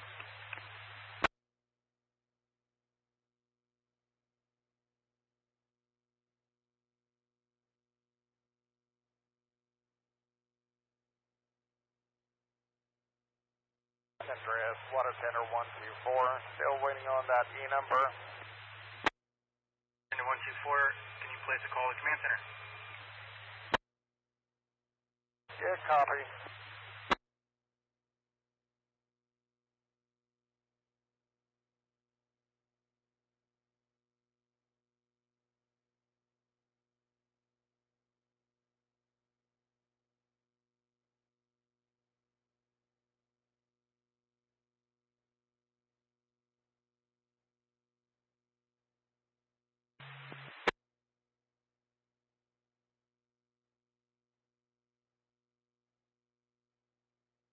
The DL number. Go ahead. Last of Lincoln, Ocean, Edward, Robert, Adam. First of Jesus, John, Edward, Sam, Union, Sam.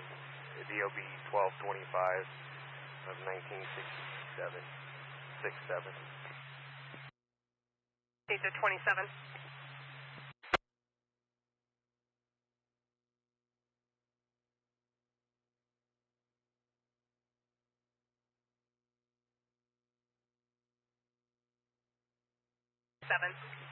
Affirmative, I need a DL number or an ID number. Affirmative, stand by.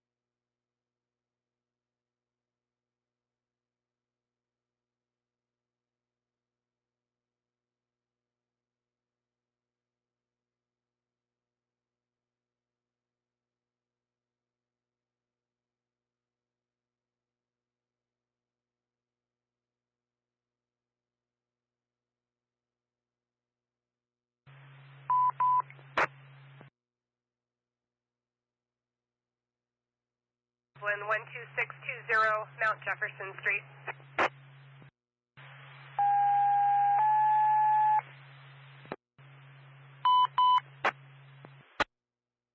781, a lift assist, 12620 Mount Jefferson Street, cross the Pleasant View Drive, 1914.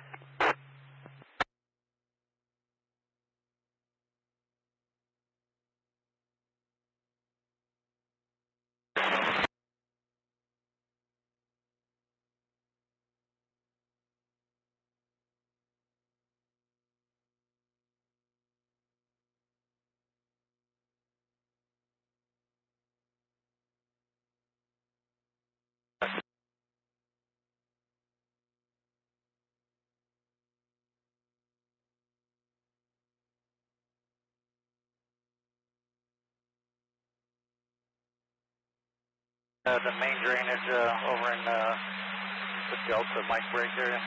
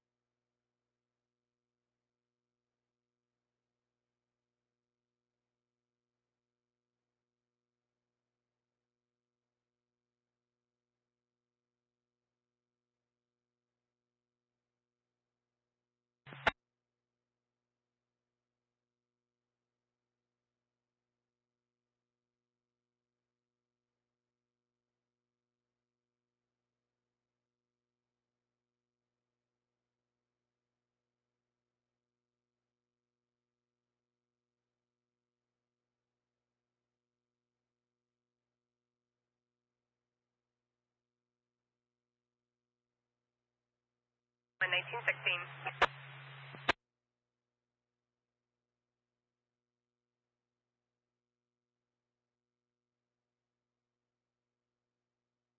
22, I have your return. 22, go ahead. Issue 27, ID number, correction, is at DL Adam 1012105.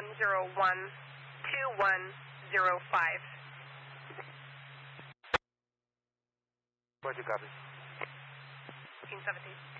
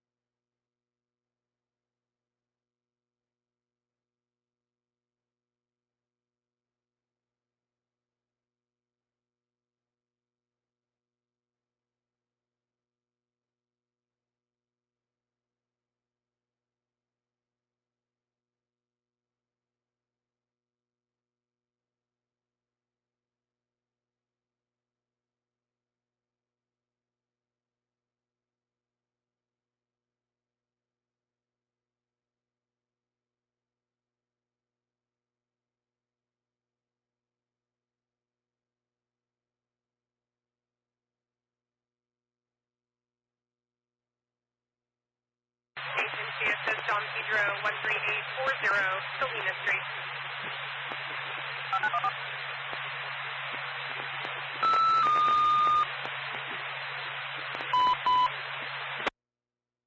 In 4456, agency assist the corner with a lift 13840, Salina Street, cross the Salina Way, 1919.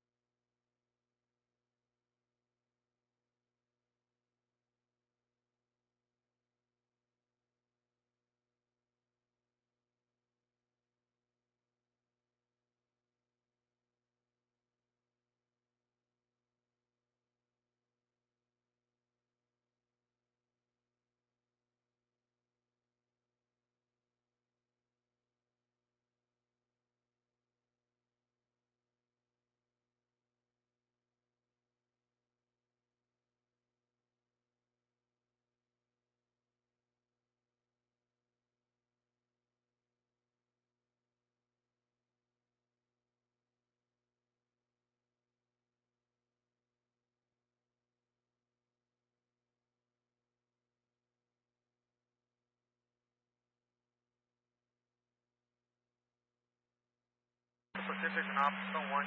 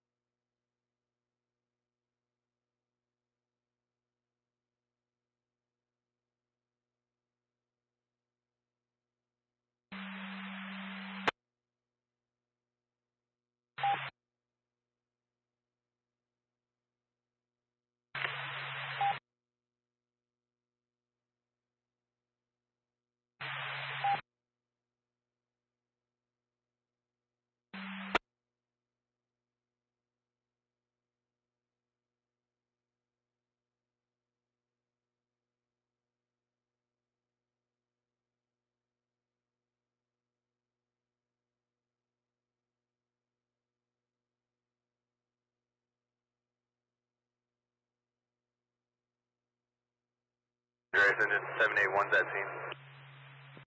781, 1923.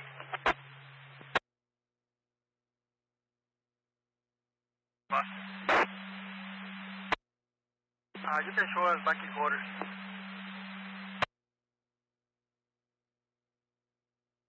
23.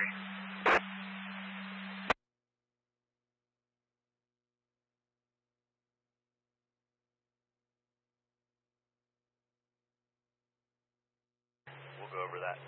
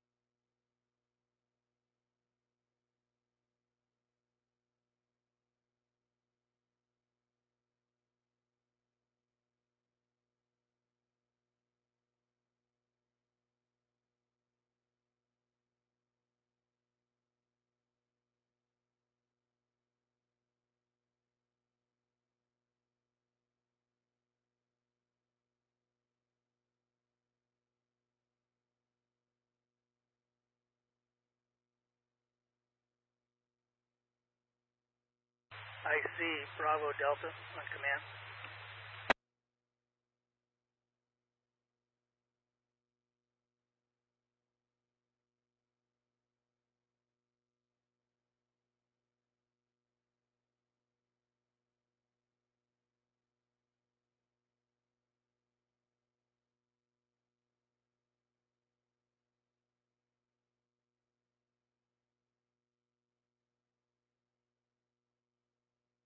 And 11, Stone 13.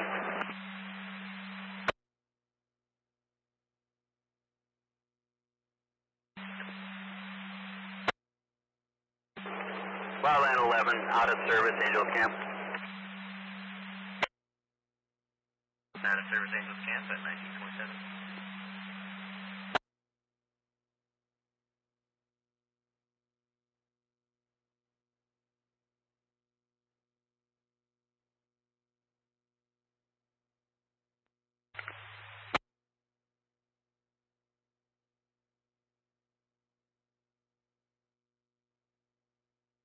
Bravo Delta. I'll take a couple of those private water tenders down to the bridge when you have an opportunity. And give me the E numbers, please. Affirmative. You'll have E49, 50, 51, 52, and 53.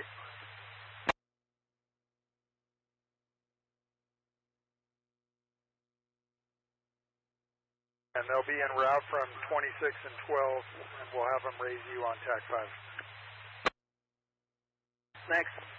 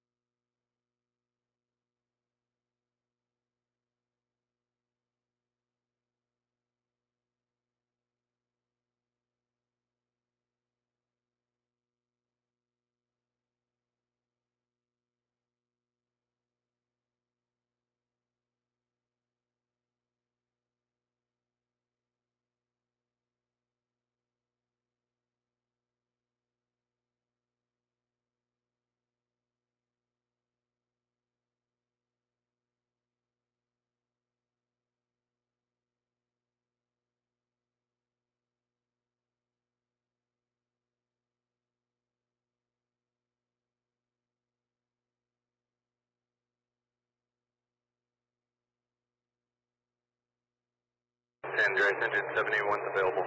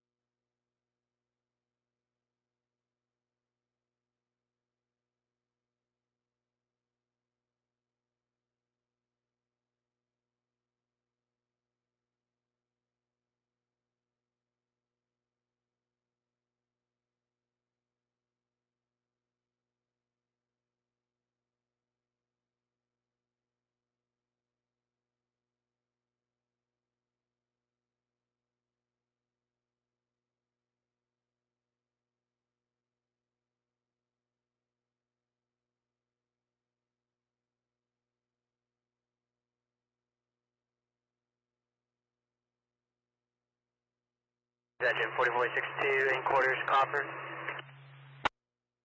4462, 1931. Cheers.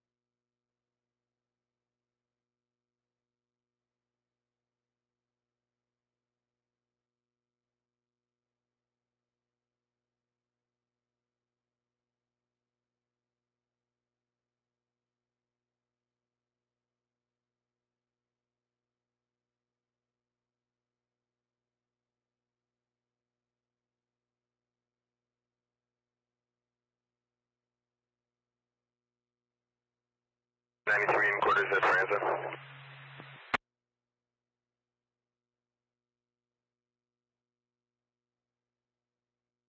Available.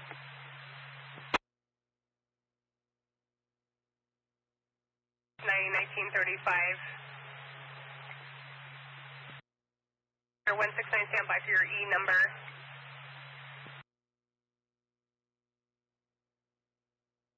Morrow? I wasn't informed, but if they let me know, I'm just more than happy to.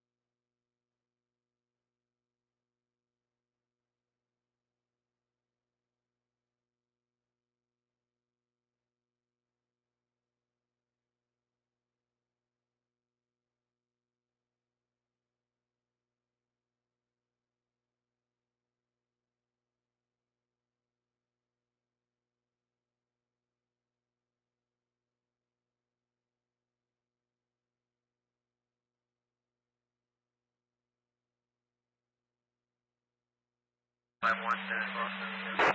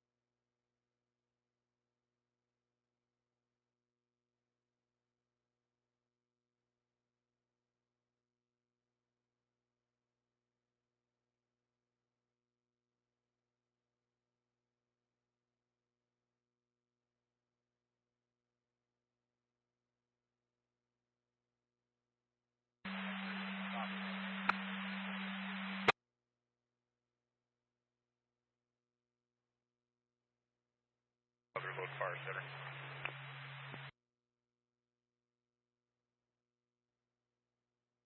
449.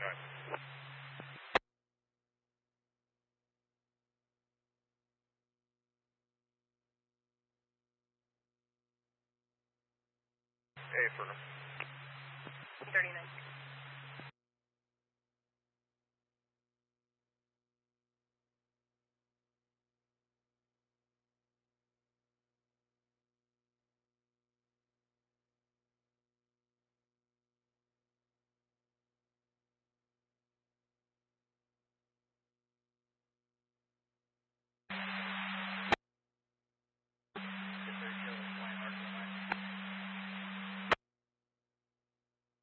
Copy. 1940.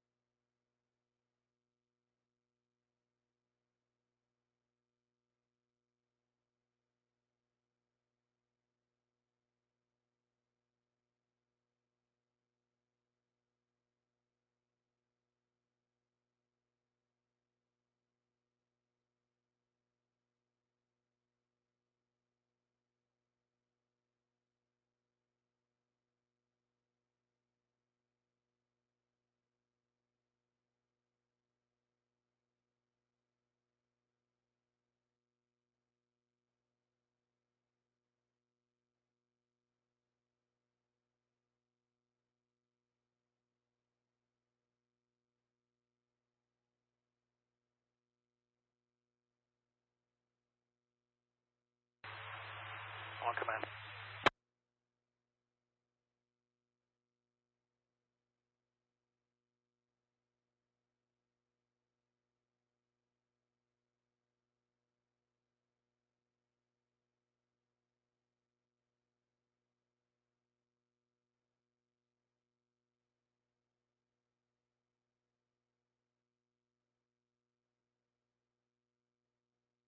fire returning to Fresno, 30 minutes en route.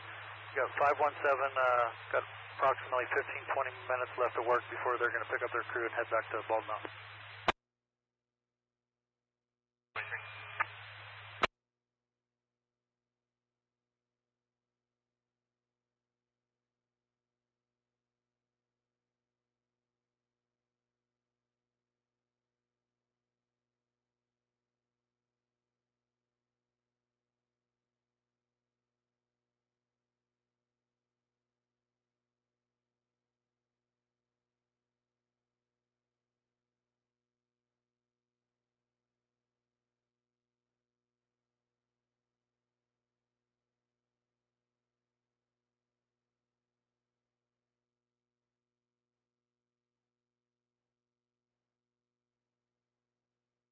Orders available.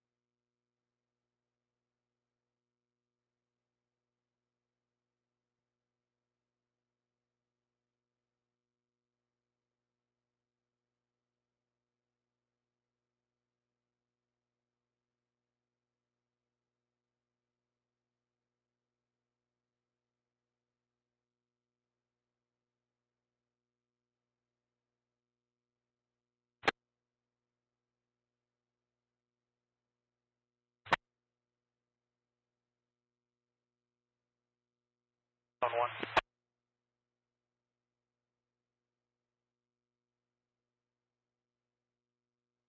Air TAC 15 has been released from the Maria incident, returning Fresno, 30 minutes en route.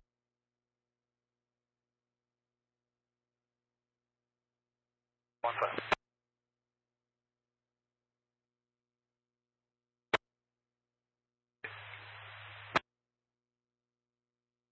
Bye, Fallen. Have a good night.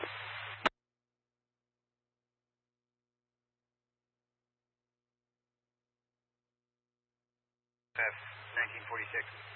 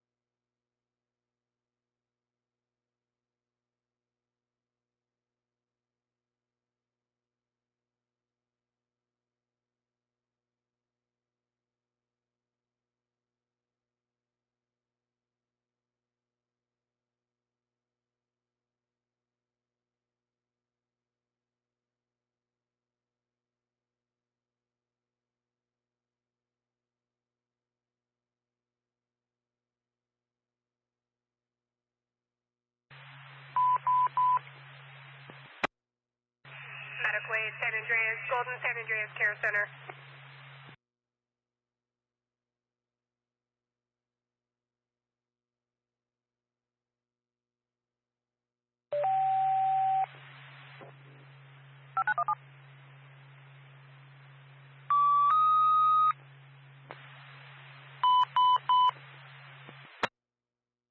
San Andreas, fire engine 4464, engine 4494, medical aid, CPR in progress. Golden San Andreas Care Center, 900 Mountain Ranch Road, room 71, bed 1, at 1952.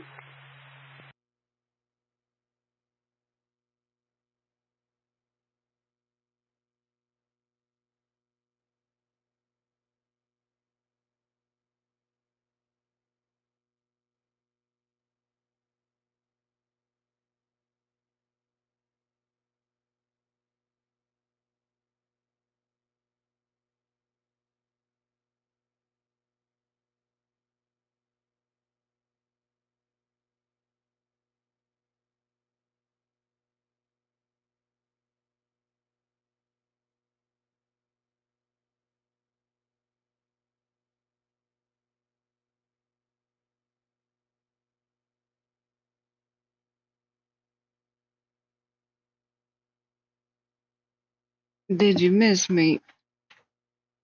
Did we lose the feed again? Alright, what happened to the camera? Alright, if I plug it in midstream, does it function again? Alright, let's see.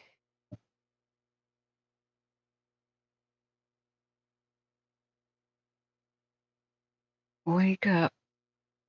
There it is. Sort of. Hi. Okay. My stomach is so messed up. After consuming. 4464, is that same? Do you have a RIN number? Oh, it is alive. Room 71, bed 1. Break engine 4495, check back. Alright. Is Portola evacuated yet? You should do that while it's daylight. Back. Engine 162. 4494, check back.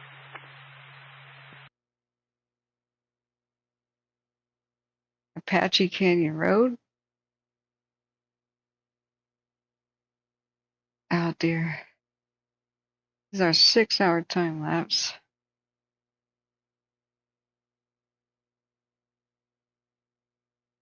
Okay, friends, how are you? And thank you so much for the kind donations. I wasn't able to fully respond while I was eating. Boy, it was a good meal. I had a leg of lamb. I'm about to have a little baklava. Some sort of a saffron rice. But boy, right before then, my stomach hurts so bad again. I don't know why. I just can't eat onions. It's like a poison. And having that the day before yesterday, I'm still not quite recovered. Maybe it's a true allergy. I don't know. But I somehow didn't notice that Monument, the entire town of Monument, at some point went into evacuation because it was buried underneath so much red. There's even more. What? Man, that's a lot of watch duty updates right now. Okay. So Coin 6 News, I watched a little bit of the weather. And their article from 5 hours ago was what we were already covering. The Durkee fire was advancing rapidly. There's 84 as the wildfire doubles in size. Okay. What are the latest upgrades? Updates. I mean, man, I'm sorry. I've been awake since yesterday at 9 p.m. All right, so it says Apache Fire has 108 acres. God, the Bighorn Fire has upgraded evacuations as of just a minute ago to level 3. Go now. All right, so I guess that's the one we go to first. What's the 1-8 fire status? All the roads around the Apache school are like dead ends except for 33. Yeah. Well, we've got to figure out what just went to level 3 with the Bighorn fire. Isn't that Washington? Like Attack County, right? All right. All the way to Columbia. Huge. New evacuations. Level 2 to level 3 go now for all the areas between Middle and East Road, which is quite large here. So what's the next town over?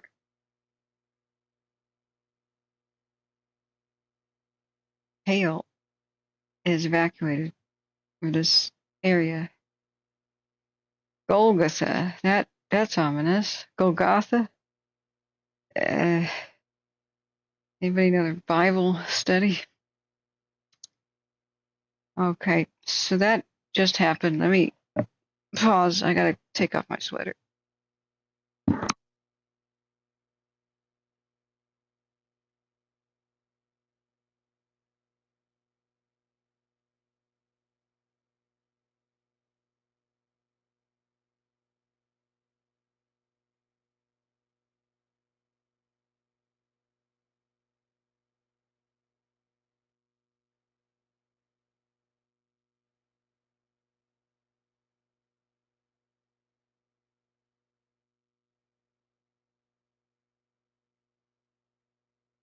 Okay, dang. Alright. Let's see about this Apache fire thing. Ventura. Yeah, negative CPR. 1959. I guess I should say it. It's that name. Ventura County. Potential for 200 acres. Wind-driven. Active fire. The maps are inbound, which are the C-130s, the Hercules converted to, from military transport to water bomber. So 4 large air tankers, 1 very large, have been ordered. Are they just considered large? I guess so.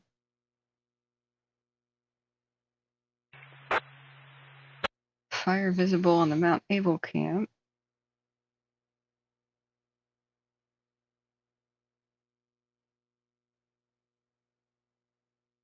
All right, burning uphill, fast rate of spread.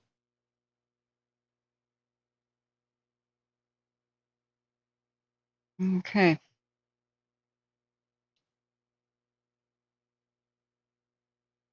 "30 minutes. Not a great view of whatever this is supposed to be.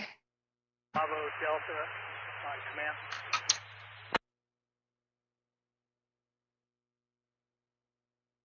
We're still listening to Calaveras, hoping for a final update on the Maria before the air crews go home.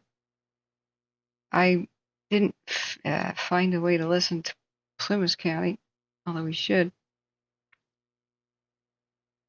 Ventura has declined San Bernardino offer to help, citing there is really nothing they can do. Where's that from? Okay.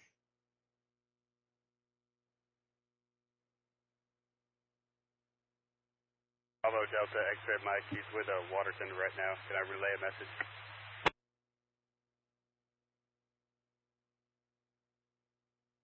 Some nice sunsets.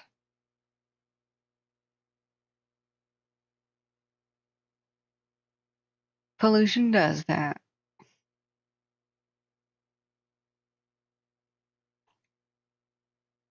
All right. I'm back from dinner. The Apache Ventura County. Let's switch to Ventura County then. They'll just say what's going on with the Maria. Okay.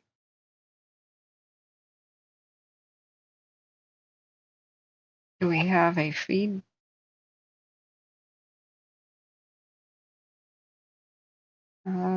31 people listening to a repeater. Ventura County Fire Channels 1, 2, 5, and 8. That must be it. 136 listeners.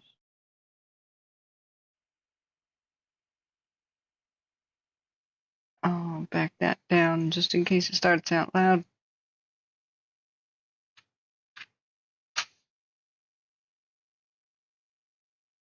What else? I should go over there and get the baklava. Vegetation on Olson Lane, Eldorado Hills, forward progress stopped. That's great. Rimrock fire. Half an hour ago, Yakima County Office of Emergency Management issued a level 3 go now for the whole area of Rimrock Retreat and any campers west of Rimrock Retreat. It was updated 14 minutes ago. From Titan Reservoir Road and Highway 12 to east end of Windy Point Campground. Evacuate immediately, go now in Yakima County. We're listening to this channel, they're just not saying anything about Ventura yet.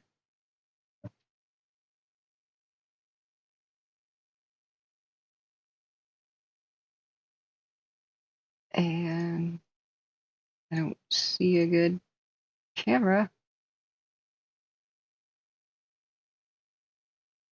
That's a nice sunset though.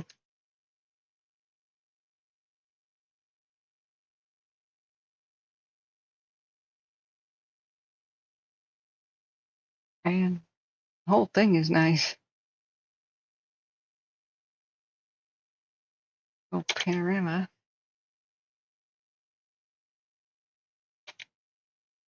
Of course, it would be nicer if it wasn't a flame.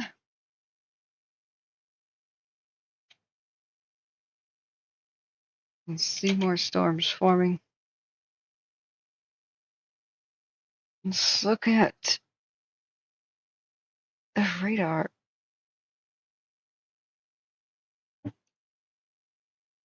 How much lightning is happening now? Much of it's starting to enter eastern Oregon.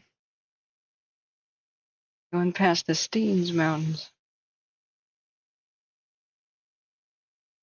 Where there's a particular awesome kind of Mustang called the Kiger Mustang.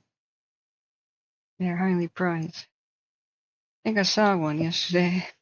Day before yesterday. Damn, Reno, Carson City's getting it. Mammoth Lakes and the like.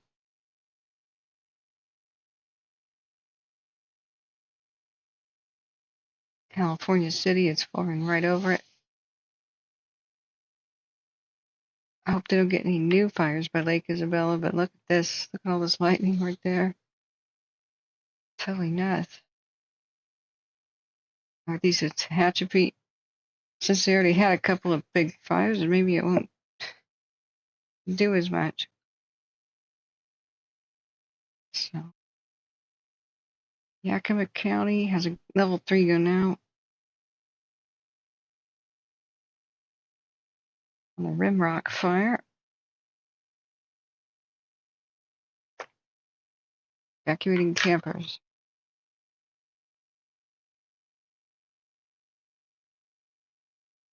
Like Havasu City, Prescott, Flagstaff, up to St. George is still getting absolutely hammered. It'd be an interesting time to be in Vegas right now. Thank you so much for the kind donation, Desi, from the Cash App. Sure, copies, medic 453, Clear Call, North City. Okay. Somebody just sent an email. It done disappeared. Was it a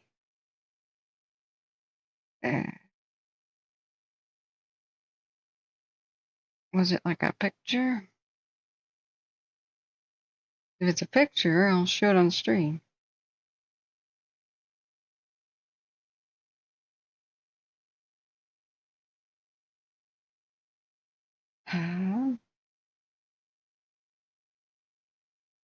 Where did it go?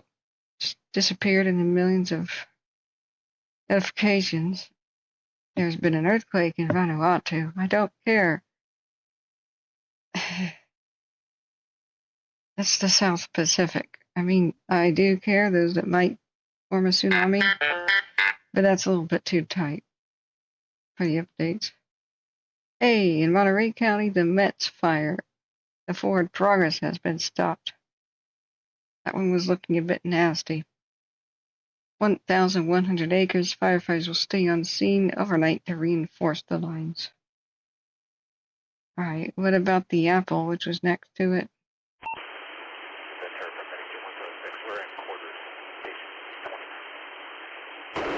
They just began to release units and didn't update. Copies, medic 106 in quarters at 29. We could just assume it's going okay. But look at the lightning headed towards Ontario, Oregon. Medic 475, what?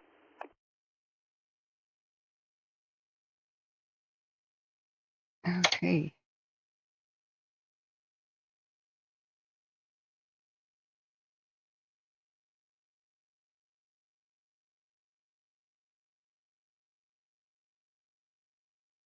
Yeah, there's no good radio and no good images to view of whatever's going on down there in Ventura County. But dang, look out, Delilah, look out too. The one that just recently was looking at the huge basin fire, which is now contained, thank God. This is epic. It's one nice sunset. The Dream Inn.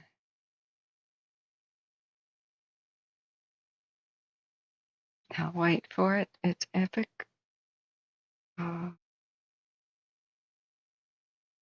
Beautiful.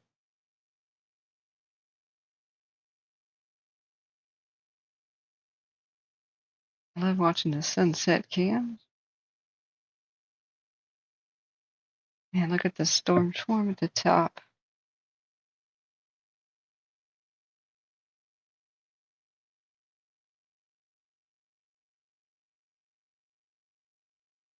Good gracious. Okay. What do we want to look at, chat? It seems to be the latest updates. Let's look back at Portola, I guess. How's that been faring? No pyrocumulus anymore. Collapsed a while ago.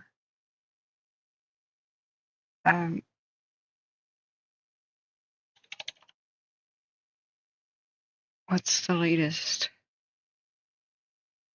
It's over 2,000 acres, right?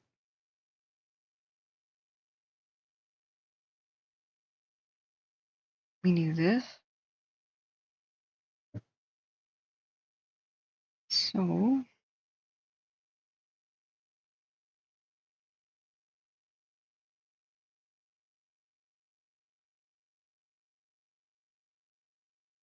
I have not yet evacuated the rest of the town, just the south side. Okay. Sure. Whatever. I'm sure fire just will be like, oh, wait, I'm huge enough to obliterate the town, but I'll stop on Main Street. I'll be a good boy. Sure. Iron Mountain 2.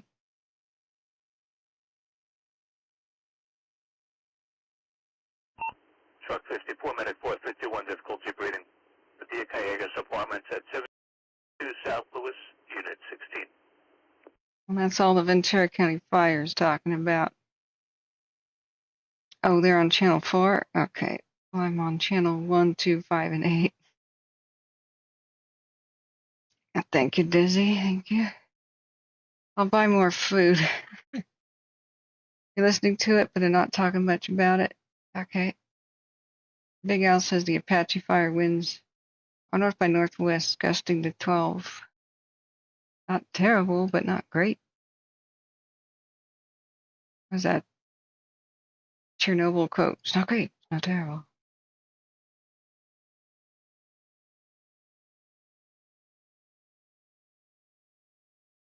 Any other new ones of note while I was gone? Yeah, Channel 4 is not on Broadcastify. How are you listening to it then?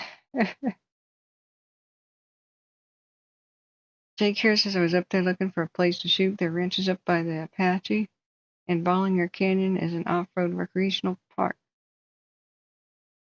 Yikes. Yeah, I saw that the Brandywine had forward progress stops. I wonder if somebody was a Tolkien fan and named their road after Brandywine and all that.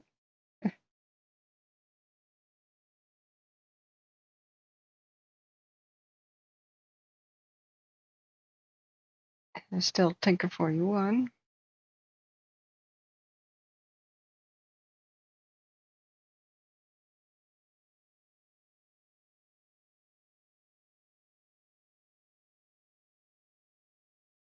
East Quincy. Wow, Indian Ridge cam can see it that far away. And that's Indian Valley in the foreground. Yikes. Wish I could time lapse that. But Indian Ridge 1 is not looking at it.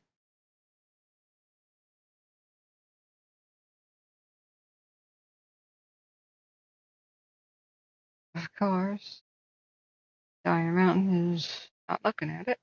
Wait, yeah, it is. It's over there. Holy. Wow. Look at all the dead trees from where the fire tornadoes went up over the ridge. Greenville to the right. The fire came up this way. That's.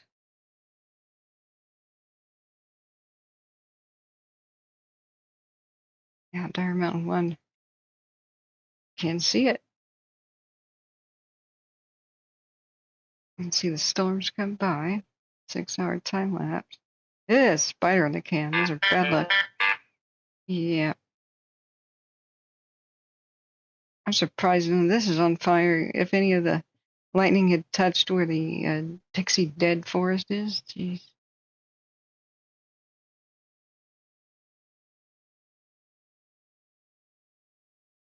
Watch it to the left.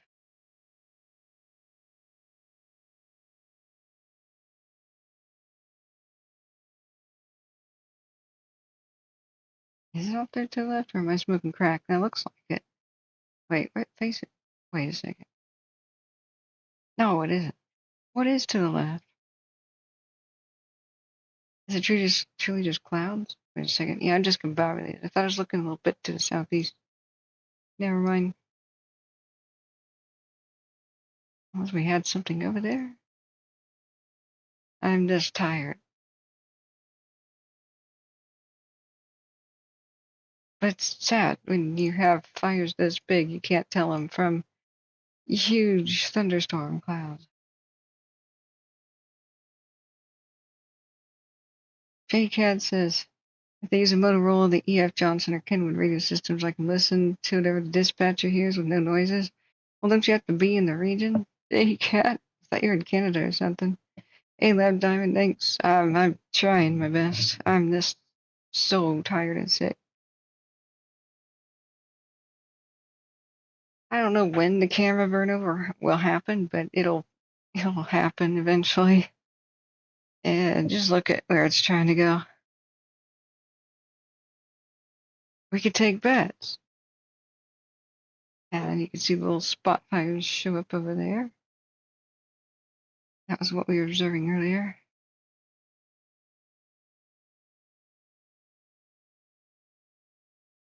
That when people are on tactical channels, you had to be almost within eyesight, of the fire. Are you in Ventura County? I turned it off anyway.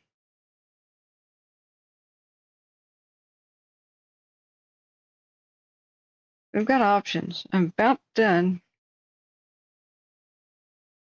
Now, JCast says DC remote. They are a link for text to monitor the system remotely. Well, why don't you put that on your computer and just hit the live button for YouTube, and then I'll tap into it, JCat. Why not do that? That would be awesome.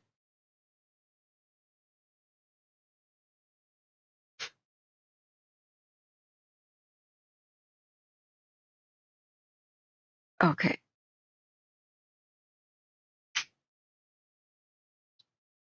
What are the cam views? Ah, the sun's just out of view. That would have been epic if the Mount Lassen cam would show it.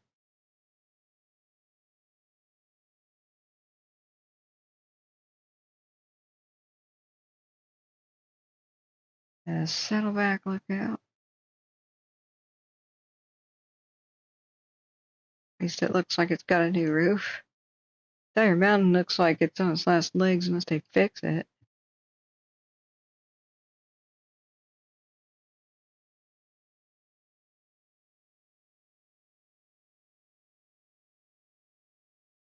Quail Ridge. Rattlesnake Peak. Okay. So, yeah, thanks. Do remember to like and subscribe. You'll never find us again. Or at least hit the logo of the big K and then bookmark the channel page. That's how you can find us again.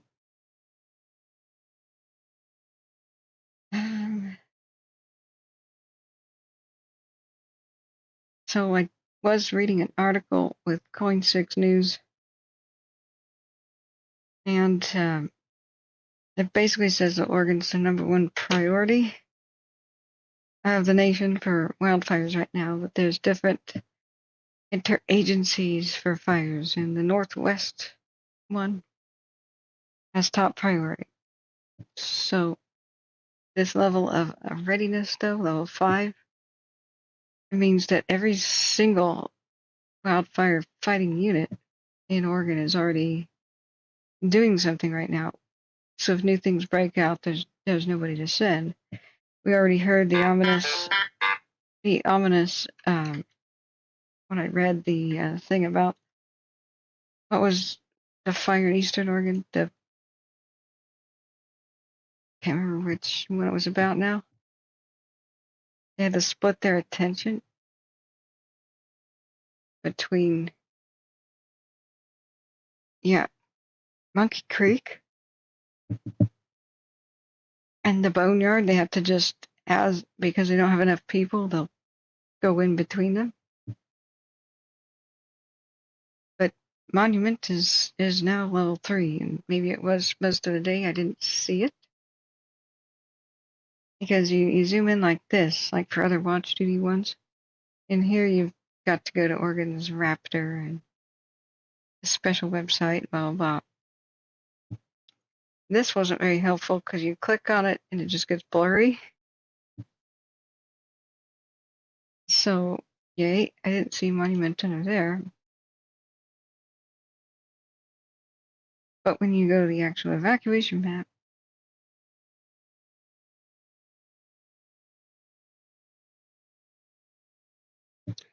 Wow. For the Smith fire, that's unbelievable. Evacuation orders have been downgraded to warnings. Yeah, see how Monument is deep in the red here, along with Kimberly, so the whole town is under evacuation. And poor little Sprite, little island. But you don't really understand how big these fires are and just how much of Oregon is under evacuation until you zoom out and you see those Christmas colors. I think it's about an eighth of the state, roughly. Is has people under evacuation orders, counting everything, state or warning. Am I reading this right? 8 minutes ago? Evacuation orders have been downgraded to warnings for POUs 74B, 093, and 097. In Plymouth County, this includes the Delaware around Lake Davis. But an order remains for POU 074A. Well, could you please exactly explain why that is?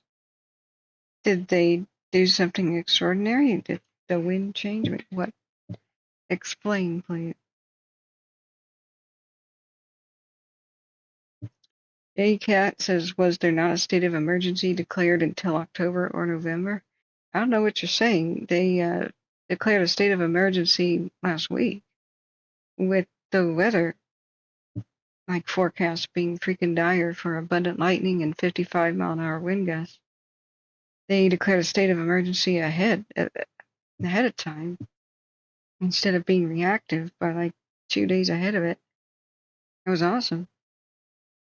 And as soon as really big fires broke out, like as soon as the Durkee broke out, there was instantaneous approval from the governor of invoking the Conflagration Act for that one too. Just like they used that one for the helping the pine. The Conflagration Act means the Oregon State Fire Marshal can just be like, you, and you go assist that place right now. No ifs, ands, or buts. Just go do it. No red tape. Oh, ending in October. Oh, I'm sorry. I don't know. Yeah. See, I'm getting too tired to do this. I'm sorry. Like I'm really in pain and extremely tired. I've got like a stomach ulcer type thing, and it's just acting up. Doctor says reduce my stress. Reduce my stress.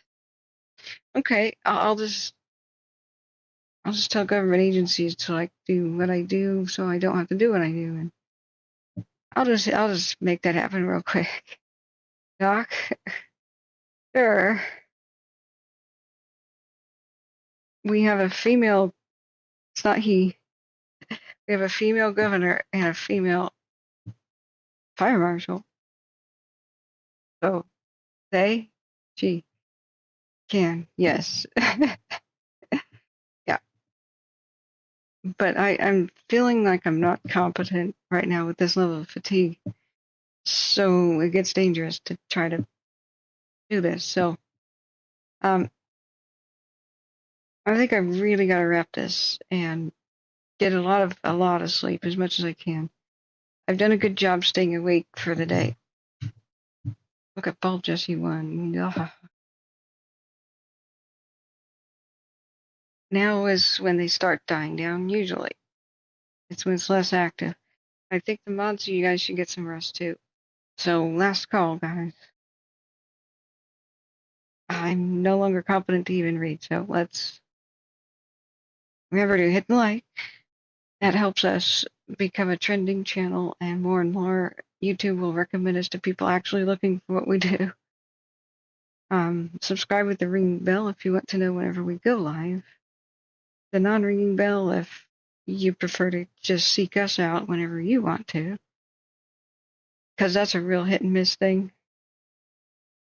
And it still helps the stream. Like even if you're done getting your fire info, hit, just play with notifications. Just disable them. But that'll still help the stream survive, because when fire seasons end and we get, say 3,000 new people and maybe 2,000 people don't want to ever hear about fire again, if they suddenly unsub, then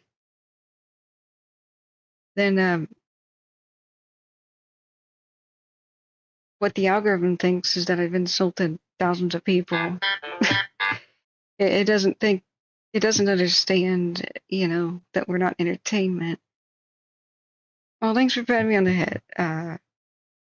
Look, I'm only competent when I'm talking about just the temporary, okay? Like when I'm not so tired as to be intoxicated, like I'm reaching that level. You know how they say driving tired is driving drunk? That's the same thing with sleep deprivation. So I'm misreading sentences. So that's when you hand it off to somebody else or you quit for the night. We did a great job. I've been live minus two 2-hour breaks, 2 1-hour breaks, 2 1.5-hour breaks. I don't know. For 10.5 hours. So we did good today. So I think, especially Smitty, what are you doing awake? You did not have to be here today. You had your procedure. That's above and beyond a call of duty. Thank you, mods. You're wonderful. But I don't want to tire you guys out. Of course, I know I'm competent. I don't mean to. You think I forgot? You guys are funny. Oh my god. Oh my god. The way you troll me is funny. But thank you for the encouragement. We only have to know we're helping people to want to endure, right? There's still a lot of aircraft, a couple around the mill. I would like them to explain why they reduced evacuation orders to warnings for the Smith. Just because I'd love to hear the good news. But hopefully they'll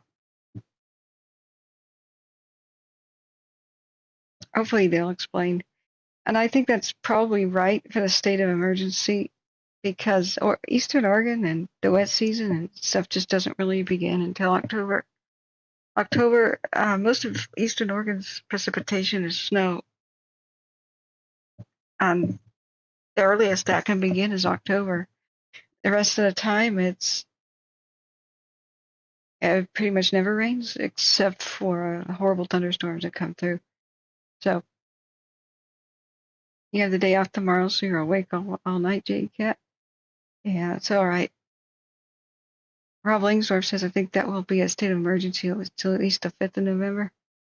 Probably. Early snows can happen now. When I took a vacation, the most epic ever. My mom arranged for me to tour the ghost towns of the Blue Mountains, the gold mining ghost towns. So we went through the Sumter mining district, and then to Cornucopia and Hot Lake and all this amazing stuff. And so we arrived at Cornucopia, and I was making my reservations. The Cornucopia Lodge, which is an awesome place. You can go to the old mines on horseback or muleback. And I said, when does it start to snow? Because they said you can't really reach us except via snowmobile, because they don't plow the road that goes all the way to Cornucopia. There's very few people that live anywhere near that region. It's one of the least inhabited places in the United States or even of North America, unless you're talking about rural, like Arctic Canada. And I said, when does the snow start? Because really want to get snowed in.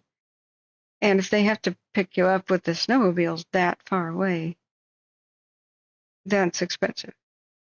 So they said, well, yeah, it usually starts snowing just right about now. I said, the first week of October? Yep. I mean, that's the Blue Mountains for you.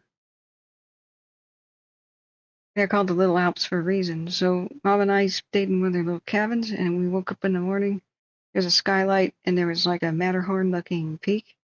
And sure enough, it had snow on it at the top, which is like 6,500 feet or something. But the I-84 goes through the Blue Mountains, something called the South Pass, which is basically the only sane way to go through. Everybody else is, like in all the poor pioneers before South Pass was discovered. Okay, the map has gone insane. I think we ran out of tab memory here. It's another reason to call it is this amount of tabs open.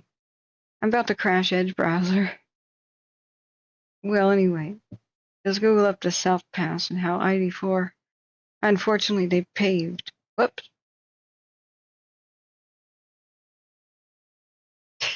Yeah. See how it says Blue Mountains there? So I-84, they had to pave over the top of the Oregon Trail. Like LeGrand is between LeGrand and Pendleton. Right here is the South Pass. And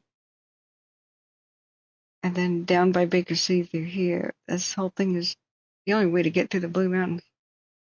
And before they discovered this, like Lewis and Clark missed it, the poor earliest pioneers that struggled through here, and their experience getting through the Blue Mountains was a lot like somebody randomly just being in Germany and saying, I want to go to Italy, and just walking through the Alps. It was basically the kind of experience. And they would find a pass and hit a wall, and find a pass and hit a wall. Every drainage, they'd go up and climb up to it and just hit another wall and not be able to go through. So the story of John Day himself, I'll tell you once later. I said I was going to tell it the other day, but I'll tell you later. Everybody thought he died in the Blue Mountains because his companion was too sick to go on. So they got their way through, go all the way down to the Columbia River. They found Astoria. He knows that's where they're going to make their fur trade for, at the mouth of the Columbia. So John Day and his companion eventually leave the mountains after nearly starving to death in there and getting attacked by bears and stuff. And eventually the Astorians, who thought he was dead, wanted to found more fur forts, because he never really showed up. So they rode upstream and found like one here, one there, one here, one there. And all of them were going to be trading things. They go all the way up to Kamloops. Like, Kamloops is up there. That the Columbia goes all the way up there. I think that's as far as their trading posts went. And these people were like supermen. The way they rode upstream and went up cataracts and rapids and just eventually ended up in Kamloops after a bit. This is only like a couple months later. Like, they were Herculean. So after he was given up for dead, and they were going past the Dalles and this way by the John Day River, where is it meets the Columbia. They found a stumbling, muttering to himself, completely naked and red as a lobster, sunburned man, white man, just making his way towards Astoria. And they stopped their canoes and went, John? And he just kept looking at the ground, muttering, and goes, gotta get to Astoria, gotta get to Astoria, gotta get to Astoria. So, here's the John Day River. It goes, it's one of those that goes south and north. So he's discovered somewhere right around here. And he got that river named after him. He was never the same because he went through a one hell of an ordeal. So I'll tell you the story of how he ended up there next time, dears. When I'm competent to tell a story with some cool visual aids, including the funniest thing I've ever seen on eBay, which was history cards. Get to know Oregon country or Oregon territory history. And so it was like a file box card where there's an image in the front. You flip it over and it tells a story on the back. It's just a naked guy jogging down Columbia for John Day. So I immediately bought that off eBay. Like, yeah, Hannibal took on the Alps with 47 elephants. All of the elephants made it. But Hannibal was delayed and he was tricked and betrayed by his guides, and they ran him into a brick wall. They ran him into a dead end and then attacked from all sides and made avalanches and stuff and landslides down upon his troops. So he lost a huge amount of his troops, about fully a third. He started out with a massive amount of troops, all kinds of anybody anti-Roman basically, and Celt-Iberians, mercenaries, North African infantry, and horsemen, and Carthaginian elite shock troops, and the Sacred Band. And he had something like, 38,000 cavalry units. I used to know all the statistics. But when he was running to that wall, he put the elephants in front and made them charge. And so all the barbarians blocking the way got the hell out of the way. And then they said it's forward or we die. So they just kept pushing forward. But many were just pushed over the side in the Alps. They get to the dead end.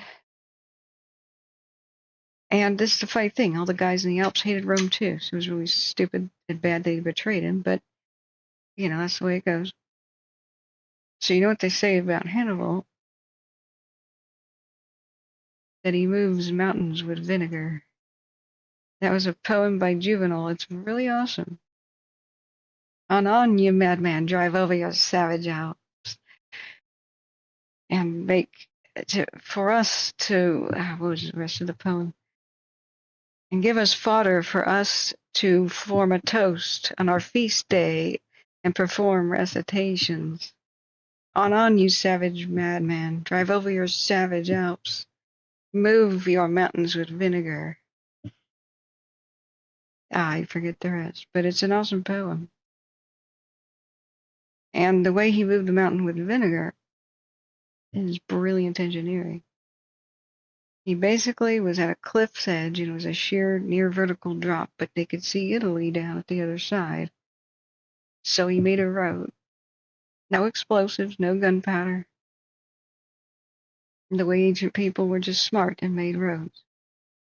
So they started digging and kind of pushing things and didn't need much of a width, more like a trail to zigzag down a couple thousand feet.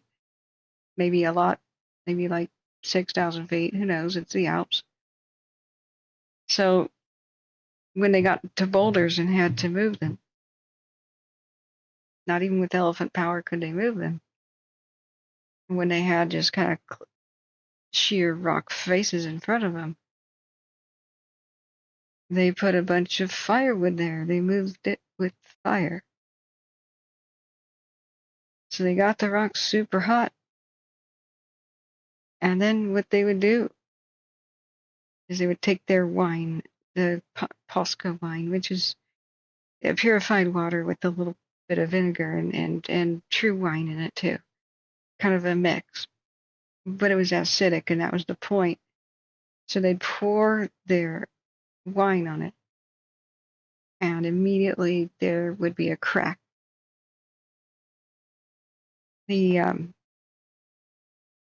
The acid had weakened the rock and turned it chemically into something different. And then a flash change in temperature. I think they applied wine first, then lit the bonfire, and then once the bonfire got a little bit lower, pulled away some of the burning material, and then boom, threw huge amounts of the Posca or water on it, and then boom, it would split the boulders because of the flash change in temperature from hot to cold. Ab Diamond says my dad was a river guide in the John Day for years. That sounds amazing.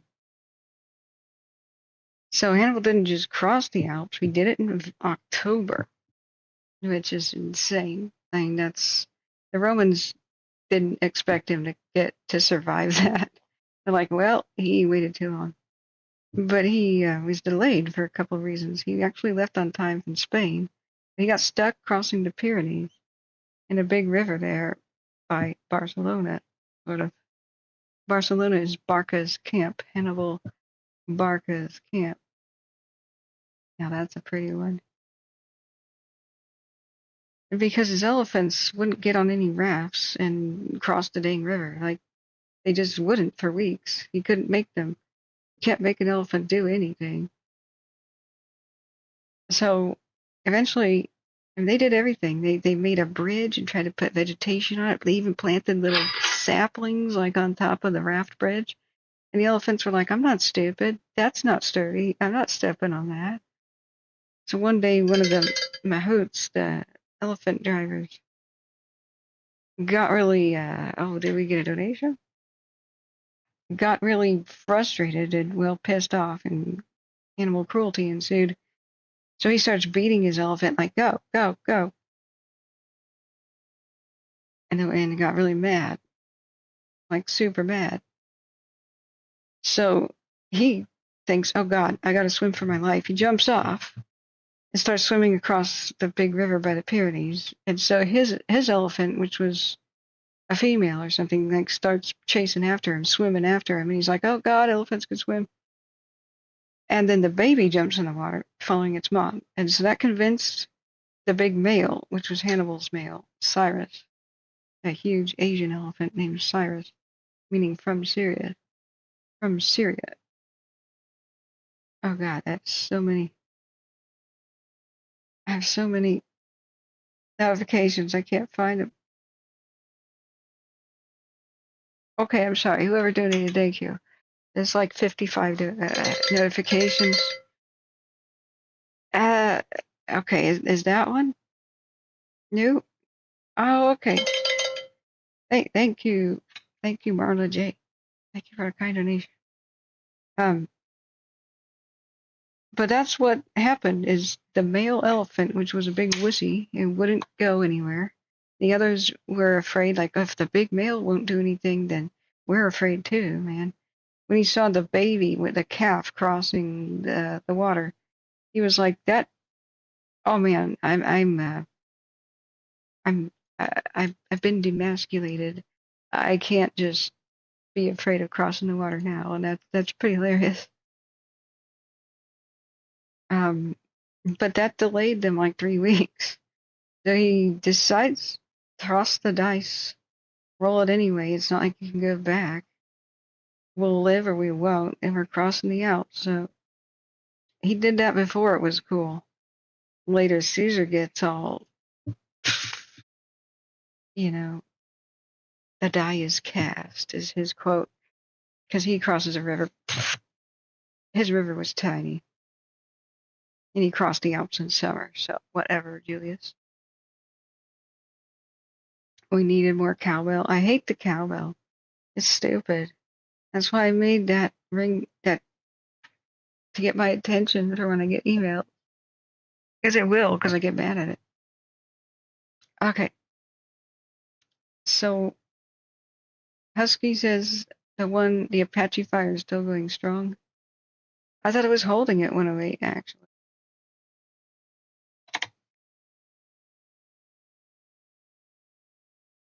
Yeah, it's been holding at 108 for an hour. That was the last thing we heard. Yeah. Rob says great history stories and a concept for this channel in the off season, but not for fire season. It's for whenever I want, Rob. It's Catherine's world. I will do whatever the hell I want and talk about whatever the hell I want, whenever the hell I want. Because we can't psychologically handle 100% fire. You have to realize it. It's not possible. We will go insane. And besides, that's why I had to rename this. I don't know how abundantly I have to make it clear. It's Oprah, and you don't tell Oprah what to freaking do on the show Oprah. Just saying. Just saying. I mean, what do you want me to do? Exactly. Be the news? You can watch the news if that's all you want to know. If you don't want to know at all what the newscaster's personal thoughts and feelings are, you know, maybe watch a reporter. But I don't want to do fire. It's something I absolutely can't stand. I hate it. So any time that my chat wants to talk about anything, I'll just talk about it. Anything suitable. Especially if it gets my mind off of this for even a minute. Even a minute. But anyway, I will accept suggestions. You know, what the whole it's not for fire season. I hope you understand how I can't just focus on this. Who would want to?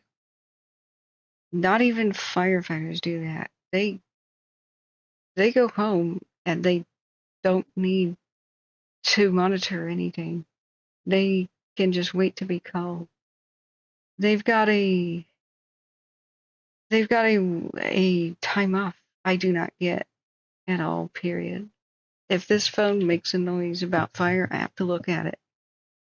I have to make decisions with a tremendous amount of stress about, do I go to sleep now? Or am I going to wake up and a town that I live is going to be gone and I wasn't there to help guide people or warn people? I've got that tremendous amount of stress. That's something that fire crews, like even the incident management teams, only deal with for a few weeks and then they get like months off because they're exhausted. And reporters go home and switch off at the end of their shift. We are a 24/7 aggregating, crowdsourcing information center. And I hate every second of this. I only do this because the government fails to. And that means that people get hurt and die and lose things they wouldn't normally lose. Because they just didn't know that they really had to evacuate. And they just didn't get told with enough notice. So we always have a wind down period. And it'll be about whatever my chat wants to talk about. As long as it's kosher and soothing. And absolutely not about exactly fire. It could be related. I already explained how Hannibal moved the Alps with fire and vinegar.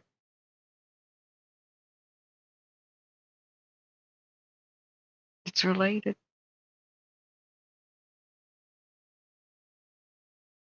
Rob says once we had a stream that was 3 inches deep and we couldn't get city horses to cross it. That sounds like an allegory, not just a. I believe you though about that story. Some horses they just don't understand what reflection in water is. But Lab Diamond says I almost got unalived so many times as a firefighter. Lucky to still be here. Well, look at what happened with the Maria. The 4 firefighters were injured today and had to be taken by ambulance. 2 by helicopter, right? You know?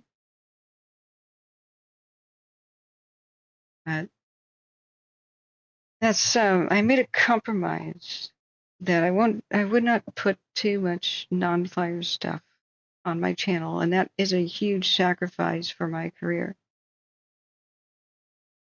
What you should do in YouTube is have exactly one channel, and anything you want to put on it, you should focus on growing it.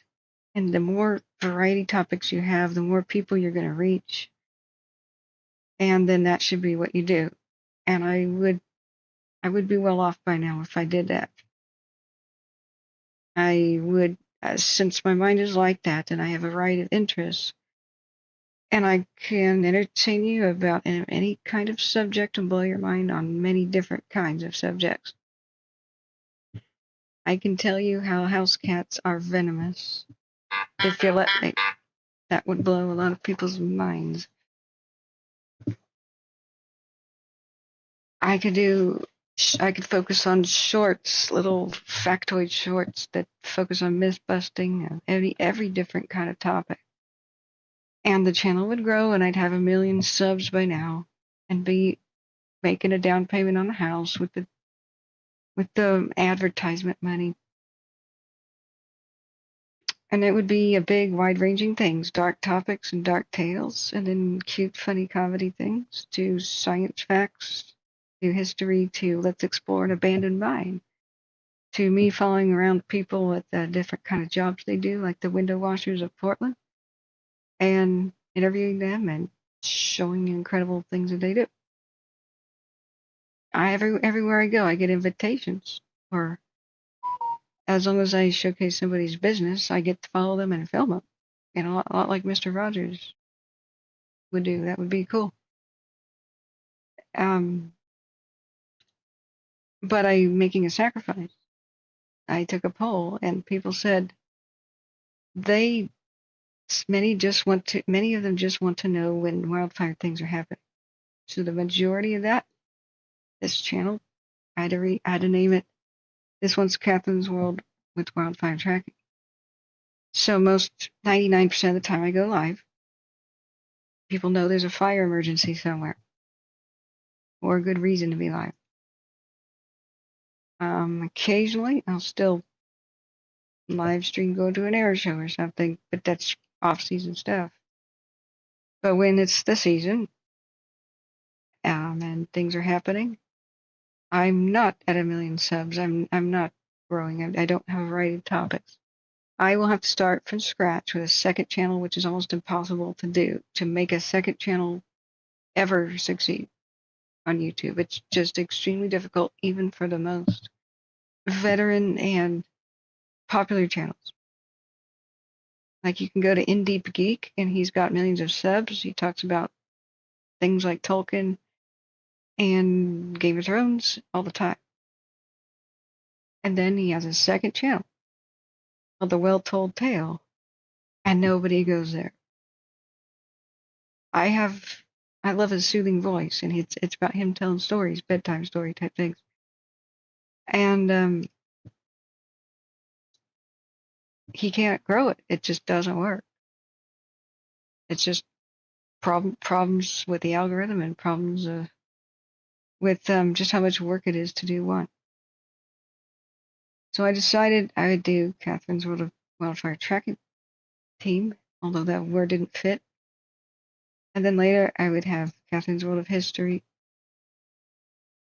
and then Dark Tales, maybe rolled up into one, and exploration of ghost towns and the abandoned places. Not paranormal. Don't confuse me with that crowd, please. And that decision is going to screw up everything else in YouTube. I really want to retire this and just focus on anything but fire, anything but that. I want to enjoy every day. I want to sleep well at night. I want to be free to travel. Travel is one thing I want to do. I sit here glued, with my ass glued to the seat, doing fire streaming much of the year. It was June through freaking December 15th last year. That was Ventura County's last wildfire. So this is a huge sacrifice. So you could at least not tell me what to do. You could tune out anytime we're in cool down mode, is all I'm saying. For anybody with these notions. It's pretty obvious when we're cooling down at the end. I'll say last call for fire info. And then, but I can't just switch off, you know. I like to watch the sunsets. I like to see the condor cam. But the condor cam is not really functional right now. Oh, it's not looking at the perches. But I'm still like full of adrenaline afterwards. I can't just, you know, can't just do that.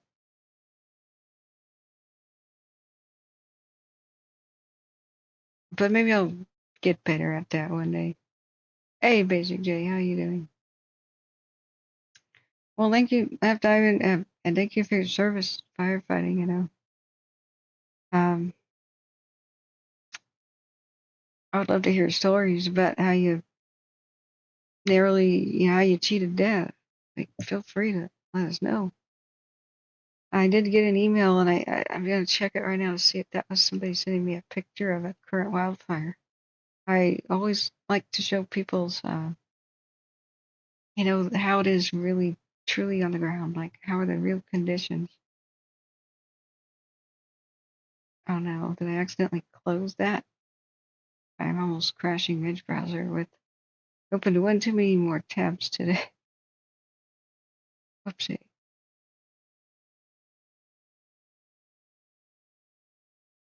Um,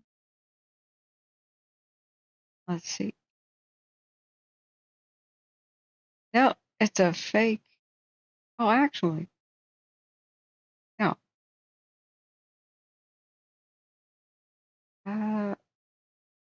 Yeah, it's a fake. Oh, hi. We enjoy your content. We think your content is very good. I get a million of these a day. If you would like to promote and showcase our product, we feel your content perfectly matches our product.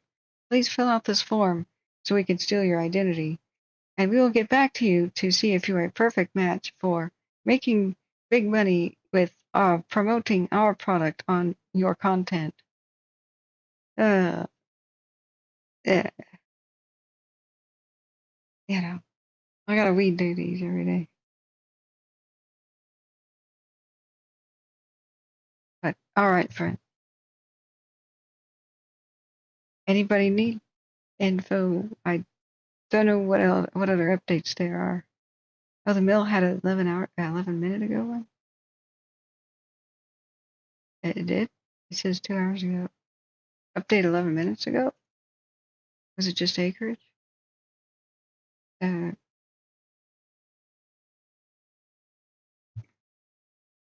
don't know. You got hundreds of stories? I got hundreds of hours of time. Because that's what we do here. We sit here and wait for new information. Let's check my radar.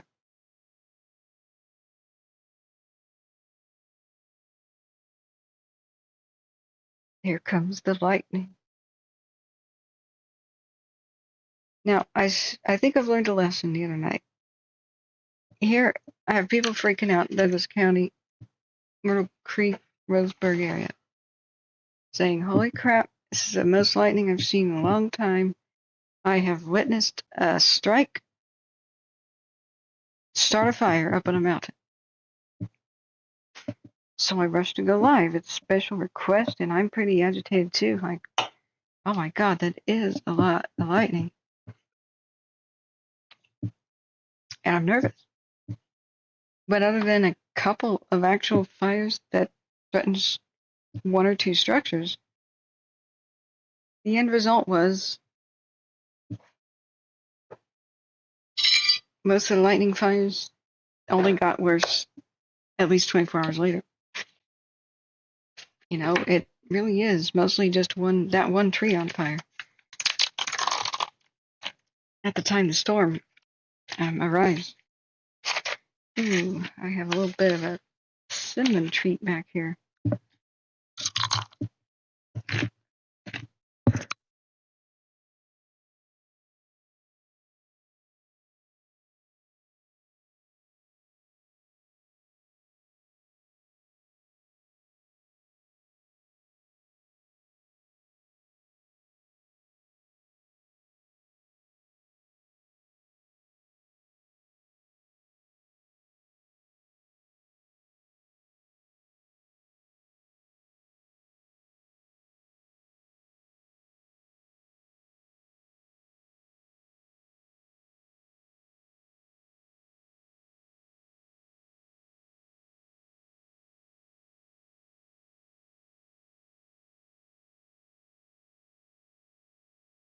Oh boy.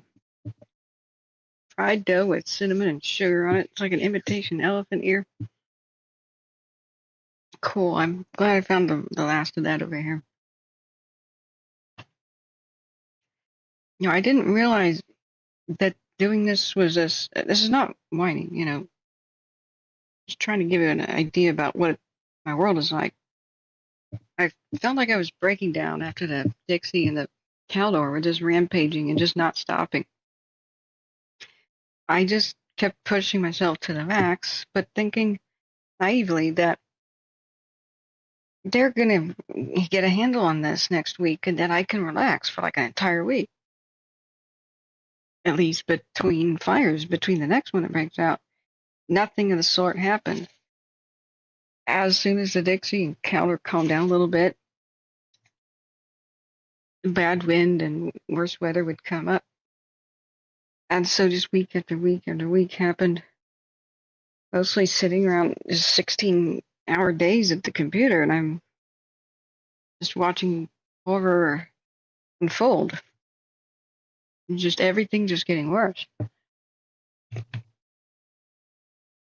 And after a time, I just felt like a loser. Like, I can't handle this, and I'm not in the 107-degree heat, chopping down trees and operating a dozer and stuff. Like, I'm in my living room, air conditioned, desk jockeying, a computer. So I just began to feel kind of like I can't handle things.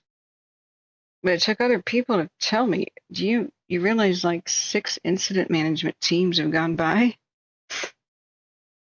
Like they only work a week or two and they're off. And because it absolutely exhausts them. And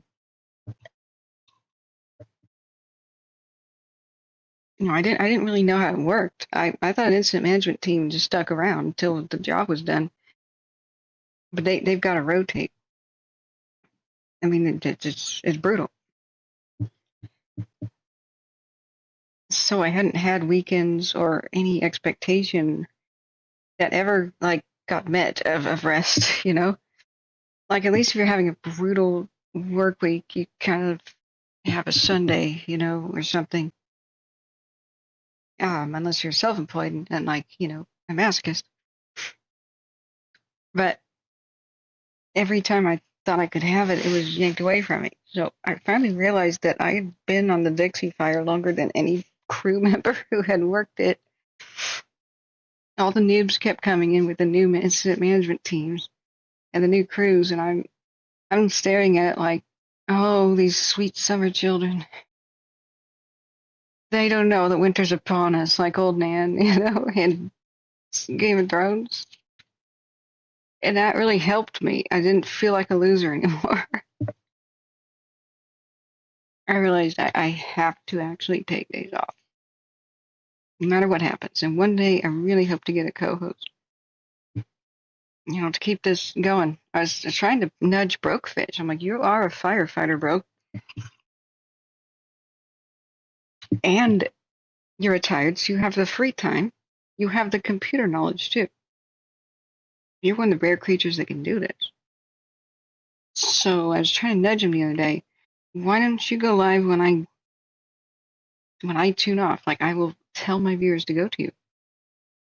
We can do handoffs like that. And he goes, but I have a karaoke gig. Broke! No! Broke! Throw me a bone here. Somebody else do a fire show, okay? Ah. But here we are. You saved my life, I finally calmed down when I realized that if we really have to go 24 hours, somebody will be there to do it.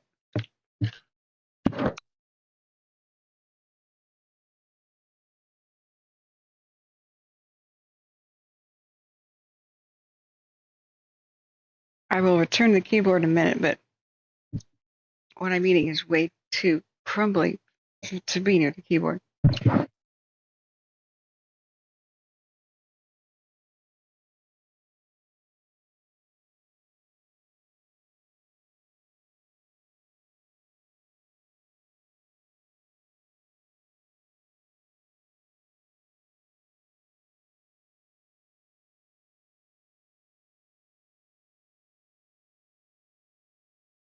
All right, let's look at a cam again. We're going to see... God, there's more Watch Duty updates.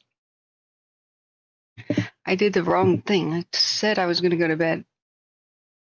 You know all hell's going to break out. Now, where's Beckworth?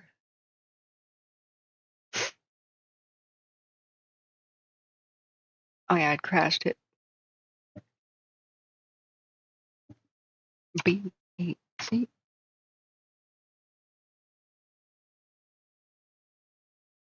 Yeah, we're kind of in the magic moment. We can see flames that are red right before it flips in infrared, but then we'll be able to see through that smoke any moment now. Yeah, we could take bets. How soon are we going to see the camera burn over? Will it be tonight, tomorrow, or tomorrow night? Okay. Scanner radio. Oh, God. 3,324 people have tuned in to the Greater Lansing Area Public Safety in Ingham County, Michigan, because there's been a shooting.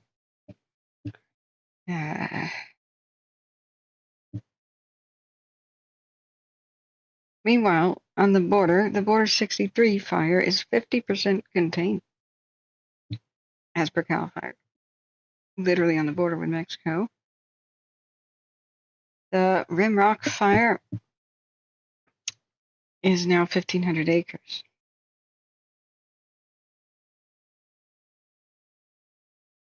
Of Yakima County. We already explained the campgrounds were evacuated. State mobilization of additional resources has now been requested. The fire is still actively burning in the area. It's growing rapidly in size for Natchez Fire Department. The residents and staff of Camp Gormley, who are in the Level 3 evacuation area, are being evacuated to Natchez Valley School District Elementary School. Dang, that sounds like a summer camp or something. Yakima County has not been having a great year. Okay. With the Columbia fire, which is nowhere near the Columbia River. And there's two fires currently on the Columbia River. The microwave tower one and what the other one? Columbia Fire, which is in Nevada County. Oh, stop it, Watch Duty. The Columbia Fire may not actually exist. A number of ground resources are in the area searching for the fire that was called in by an air tanker, but there's nothing that they can see currently. Trout Fire just had an update. There is 7% containment. The Long Fire has 20%, and there's 1,067 people on it. Yesterday afternoon, the area within the Long Fire saw periods of heavy rain. Two of those large thunderstorms passing through. Precipitation assisted them with meaningful containment on the Long Fire. It's now 20%. But because of washout concerns, showers within a recently burned area can be dangerous for our fire personnel. So, okay.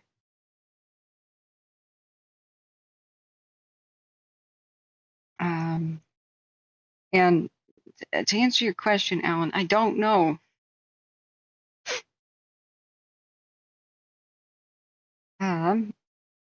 What else has watch duty said? And strangely, Washington State may see the northern lights because of that coronal ejection thing the other day. I wonder if it'll mess with any of their radios.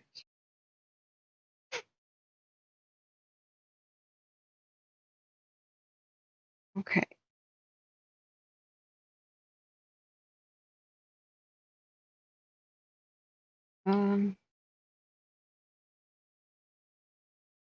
Still searching. Let me take another bite of my food.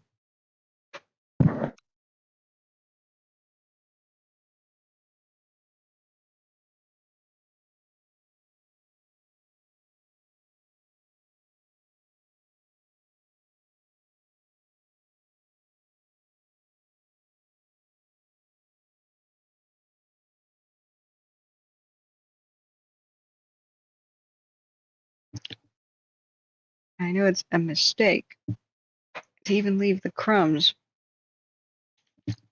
of this pretend churro out where the ants can get it. They've been patrolling. I've seen the scouts. None have made it home yet, of course. I have a policy,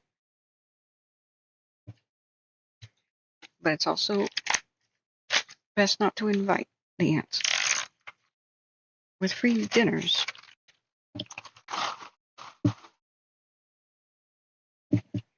You know, sugar crystals are their crack, you know, and they have to be denied. You know what? If I had a sugar company, that would be its name, Ant Crack. I'd call it Ant Crack. Yep, and we gotta wash this down the sink.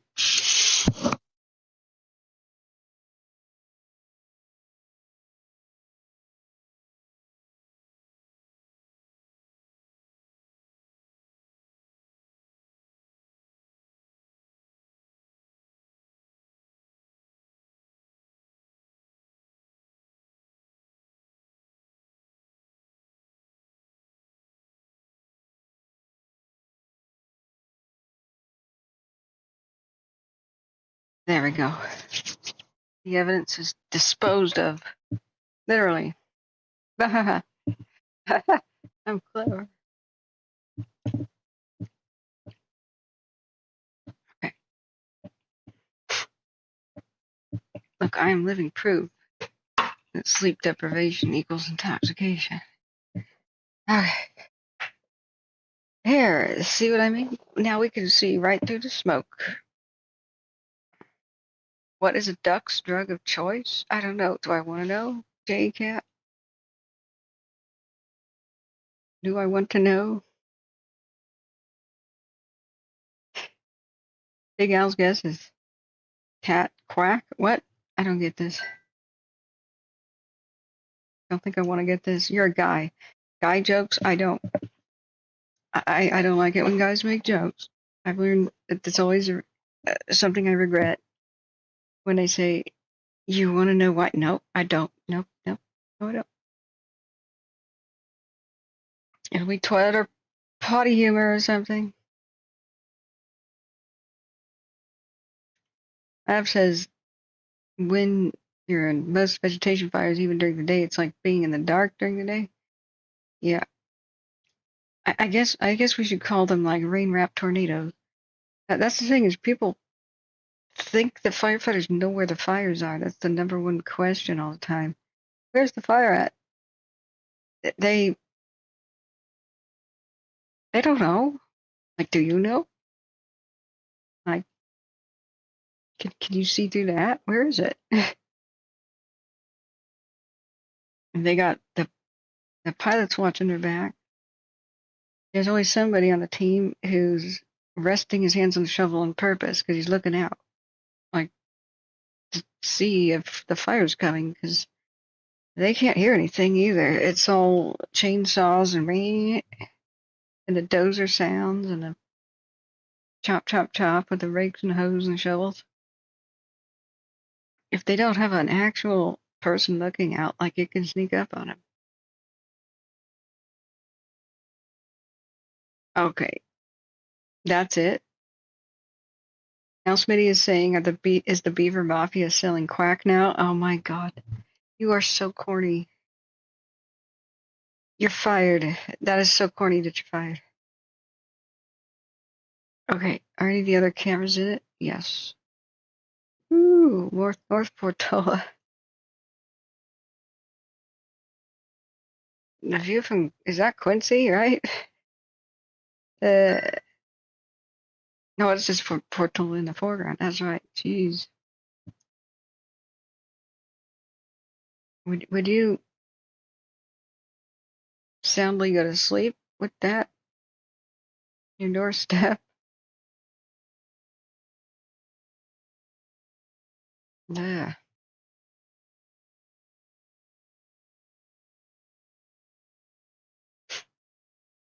Yeah. Fireman 8124. Hi, how are you? Oh man, you were on the Smith Fire Monday night doing structure protection. How's it looking? Thank you for your service. How is it looking? They reduced some things now to a level 2 just now without a real explanation. This looks like a huge grizzly bear of a fire. Both of them, really.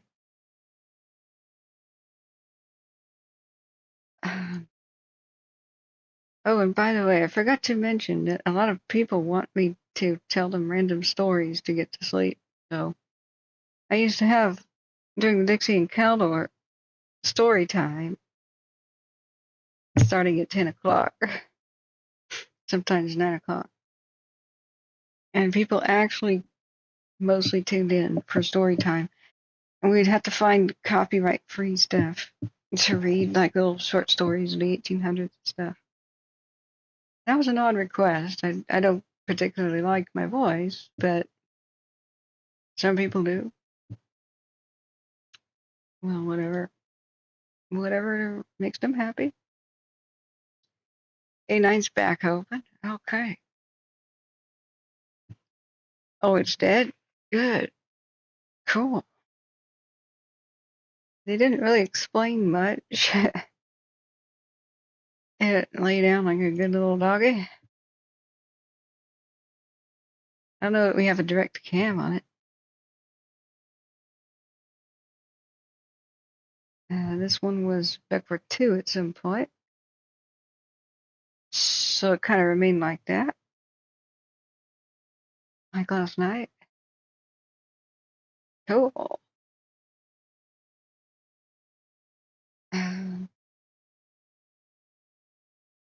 Big Al says, what's the difference? Fireman 8124 between Smith and the mill. The mill seemed to rage yesterday and early today. That's a good question. Like, what was the difference? Terrain? Fuels?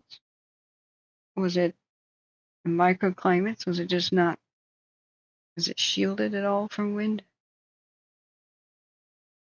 Is it more rocky or meadowy in between? Did wind not align with the slope, etc.?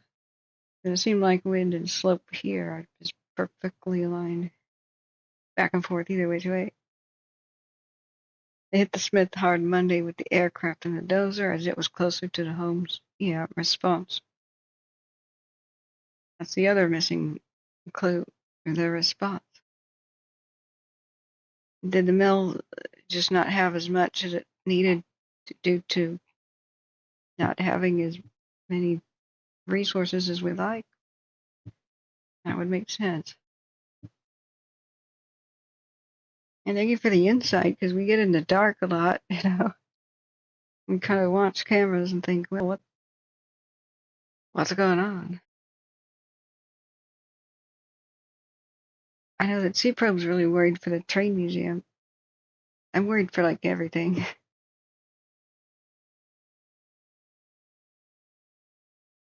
If there's ever a chance that a community might have to go level 3, I kind of like to say, why not here on the safe side? Because trying to do that in the dark that sucks a lot for all involved. Okay, we've got an update on the watch duty. What is it about? Yeah, the coyote. The coyote was one of those that had insane acreage updates today in Baker County. They've got a new update of 3,300 acres. It was reported yesterday at 10:24 p.m. It was 5 acres last night at 10:24 p.m.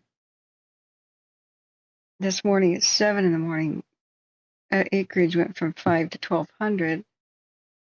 At 8:40 in the morning, acreage went from 1,200 to 3,000. And that's when they closed the Snake River Road to traffic, all of it. Is I-84 open again in Oregon? A fireman says the mill was moving to the wilderness. Smith was within a quarter mile of a home, so they killed that one, moved everything to the mills this morning. Makes sense. Everybody say we love you. We love you, firefighters. Now's your chance. We love you, firefighters. Heart, thank you with more hearts. Yeah, dude. Thank you. Super job. Are you still like assigned, or are you like off? Yeah, Shannon, we covered that earlier. That was, I thought it was level 3. I guess I got confused. I thought the entire town of Keller in Washington was level 3, but it was an adjacent area. What is this new watch duty update? Hey, the mill has an update. Speak of the devil. Let's go back to the cams.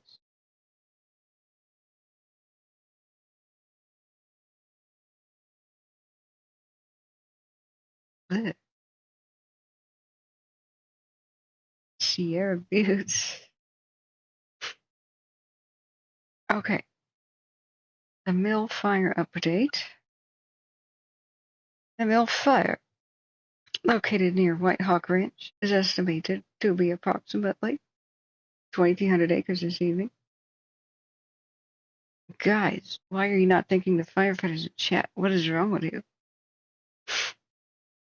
All 3 fires are now merged into one. While most of the fires in the Beckworth Ranger District, a small portion is burning on the Sierraville Ranger District. Firefighters made good progress today along the north side. This area is top priority for community protection with the structures at the greatest risk. Namely, the iron, was it, shoot, I'm not tired. Iron Horse and Portola itself. Both the Plymouth and Tahoe National Forest implemented closure orders today. National Forest System lands. Lost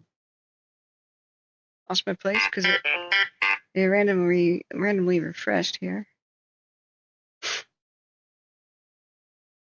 Sorry. You could see I got a sinus infection. I gotta blow my nose.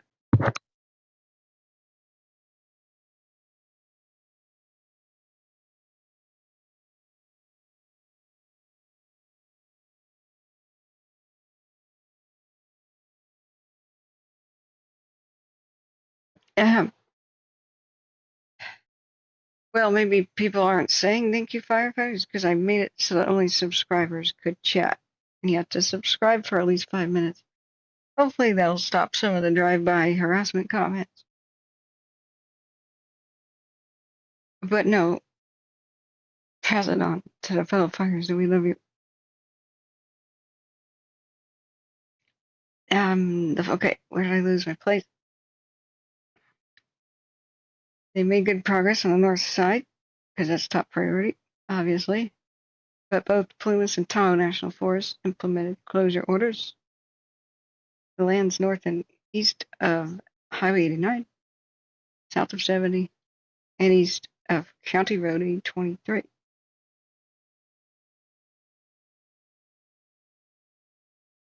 The Quincy Fire still has a water tender on the mills. Oh, Quincy Fire Department, gotcha. Okay, got to go to bed, work the morning. We are short-staffed, so got to rest for any calls tonight. Thank you. Thank you for your awesome work. And thanks for checking in. Same here. We'll be going to sleep soon. Knock on wood.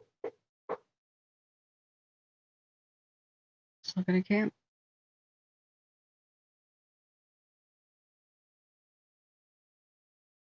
Where's my good camp?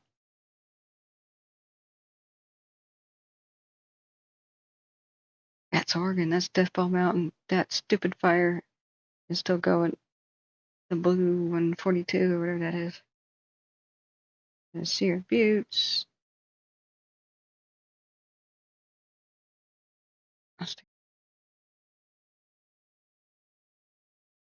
Yeah, Backward Peak. Hopefully tonight it'll be a bit cooler and it'll simmer down. The road closures were for public and firefighter safety because of, well, there's a fire nearby. And as wildland firefighting operations continue, blah, blah, blah, see the road closure orders, blah, blah, blah, named blah, blah, blah. That's it. That's the update for the mill fire. It probably will be the final one for tonight. White Hawks level 2. Villas at Nakoma, level 3. Iron Horses, level 3. South side of town, level 3. North side of town, level 2. Grizzly Ranch Club, level 2. And Beckworth and Holly, you should prepare to leave. I don't know why you're not on level 1. Just, you got a monster on your doorstep. Lake Davis, the whole region, level 2. But Smith Peak, still level 3. Although, we just got a lovely report that the Smith Fire's doing very, very well. That's great.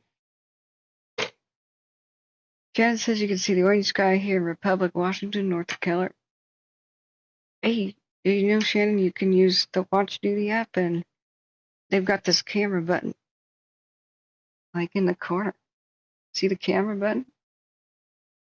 So you just use it, take a picture, and submit that anonymously to Watch Duty, and everybody can see that. And we can too, and that actually helps firefighters know, from different angles what the beast looks like. You don't have to make an account. It could be anonymous, or you can name yourself, whatever. A representative in Washington is asking the governor to implement the National Guard. That can be very helpful. Yeah. And because there's a lot of things like are law enforcement related that I can especially help with, and moving equipment especially. And they eventually got so desperate on the Dixie and the Caldor 2021 that they mobilized the Army to start learning how to make lines. That was something. It was one of those, yay, they're mobilizing the Army. Then it's like, oh God, they're desperate enough to mobilize the Army. Well, but I think the National Guard should just be totally redone. It's the redheaded stepchild that's underfunded and forgotten about in the United States, and it's time that it's equipped to actually guard the nation like it really needs to for super responsive hurricanes and wildfires. The two greatest threats to the nation. I mean, you've got I'm not discounting terror threat and all that, the threat of invasion if we didn't have the other armed forces. But as far as, well, war goes, we haven't seen this level of on our soil devastation since the Civil War. A lot of wildfire affected towns end up looking like they've been bombed anyway. So it's time to pump that up and re-examine the purpose and give it new purpose. That's what I say. What do I know? What do we know? At least this is moderating activity. And never you mind the flashes. That just means that like there was a flare up. Remember, it's time lapse. So for an entire minute, there could be like an entire tree on fire going up real quick. But since it takes one frame a minute, it looked like a big bright flash. There's nothing really to be concerned about. It would look really mild if it were a movie cam. So what I tell people is don't stay up all night torturing yourself looking at the infrared, the mesmerizing thing. Make yourself get your rest. And there's an acres fire in the rice field area or irrigated land just north of Madeira, the town itself, near Chowchilla. I forgot there was a town named Chowchilla.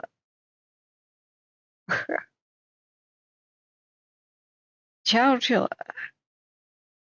How did it ever get this name? It's a 2-acre of light flashy fuels with a structure immediately threatened. It probably started in somebody's backyard or on their farm. Yeah. So friends, before I curse us any further and say, oh, I'm about to go to bed, remember hitting the like button is the free way to support the channel.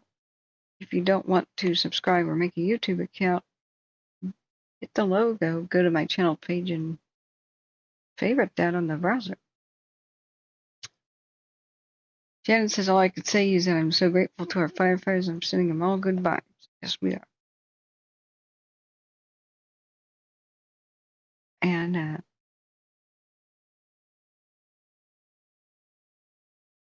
whatever, Jay Cat, don't know what you're talking about. But we have to remember the great sacrifices and risks that they take every day. We had 4 firefighter injuries today on the Maria alone, and I don't even know what else happened elsewhere. So, yikes. But we had 6,500 views, 229 likes. It's better than usual, but maybe we could boost that a little. And remember, even $1 helps with super thanks, super chat. If 20% of all the viewers give $1, we'd do well. We'd make it. William says on highway, Chowchilla is infamous for a long ago bus hijacking.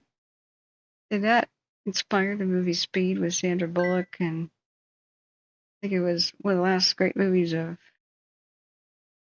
God, who was James Dean's friend in Rebel Without a Cause? That actor? Oh, there's Sal Mineo, James Dean, and the other dude. Who was in the movie Speed? Well, anyway, now I have to look this up. Can't go to sleep without that. The movie Speed, Sandra Bullock and Keanu Reeves, and who's the enemy? Dennis Hopper. Yeah, that was one of his last awesome movies. Dennis Hopper, who's in Rebel Without a Cause with James Dean. Yeah, lab diamond burns are not. Yeah, they hurt really bad. They said it was environmental. The 3 later, environmental emergency, which may have been heat exhaustion. They say that's what somebody said. The first one had a tree fall on him, but was able to walk to the ambulance. It was ambulatory to the ambulance. But thank you, friends, for being here.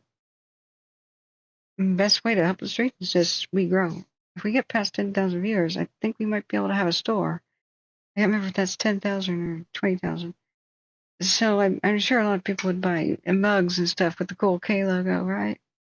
We could get some merchandise. And maybe have, like, I support the, survivors of the blah, blah, blah, or something. Or we're hero helpers, or something like that. That would be neat. Wouldn't you want a swag, K logo mouse pad? Hey, that's what other people do. So, okay, friends. Good night. We'll check in tomorrow. Because tomorrow, this lightning is going to have done something. There could be up to 70-mile-an-hour wind gusts in eastern Oregon, on the border with Idaho. That kind of blew my mind when I heard that. These lightning strikes are starting fires right now. We'll figure out where, when, and how tomorrow. They will be fanning up the other ones. So what I learned about covering lightning strikes all night is they don't do much the moment they actually hit, usually. It's the next day or the day after that when they really make themselves known and get fanned up. But look around Carson City and Silver Springs right now. Pretty messed up. Yeah. All right. Thank you, friends. We should just pray for all firefighters in general because, they're one step away from shaking death's hand. They're taking those risks for us. So, good night, friends, and good luck.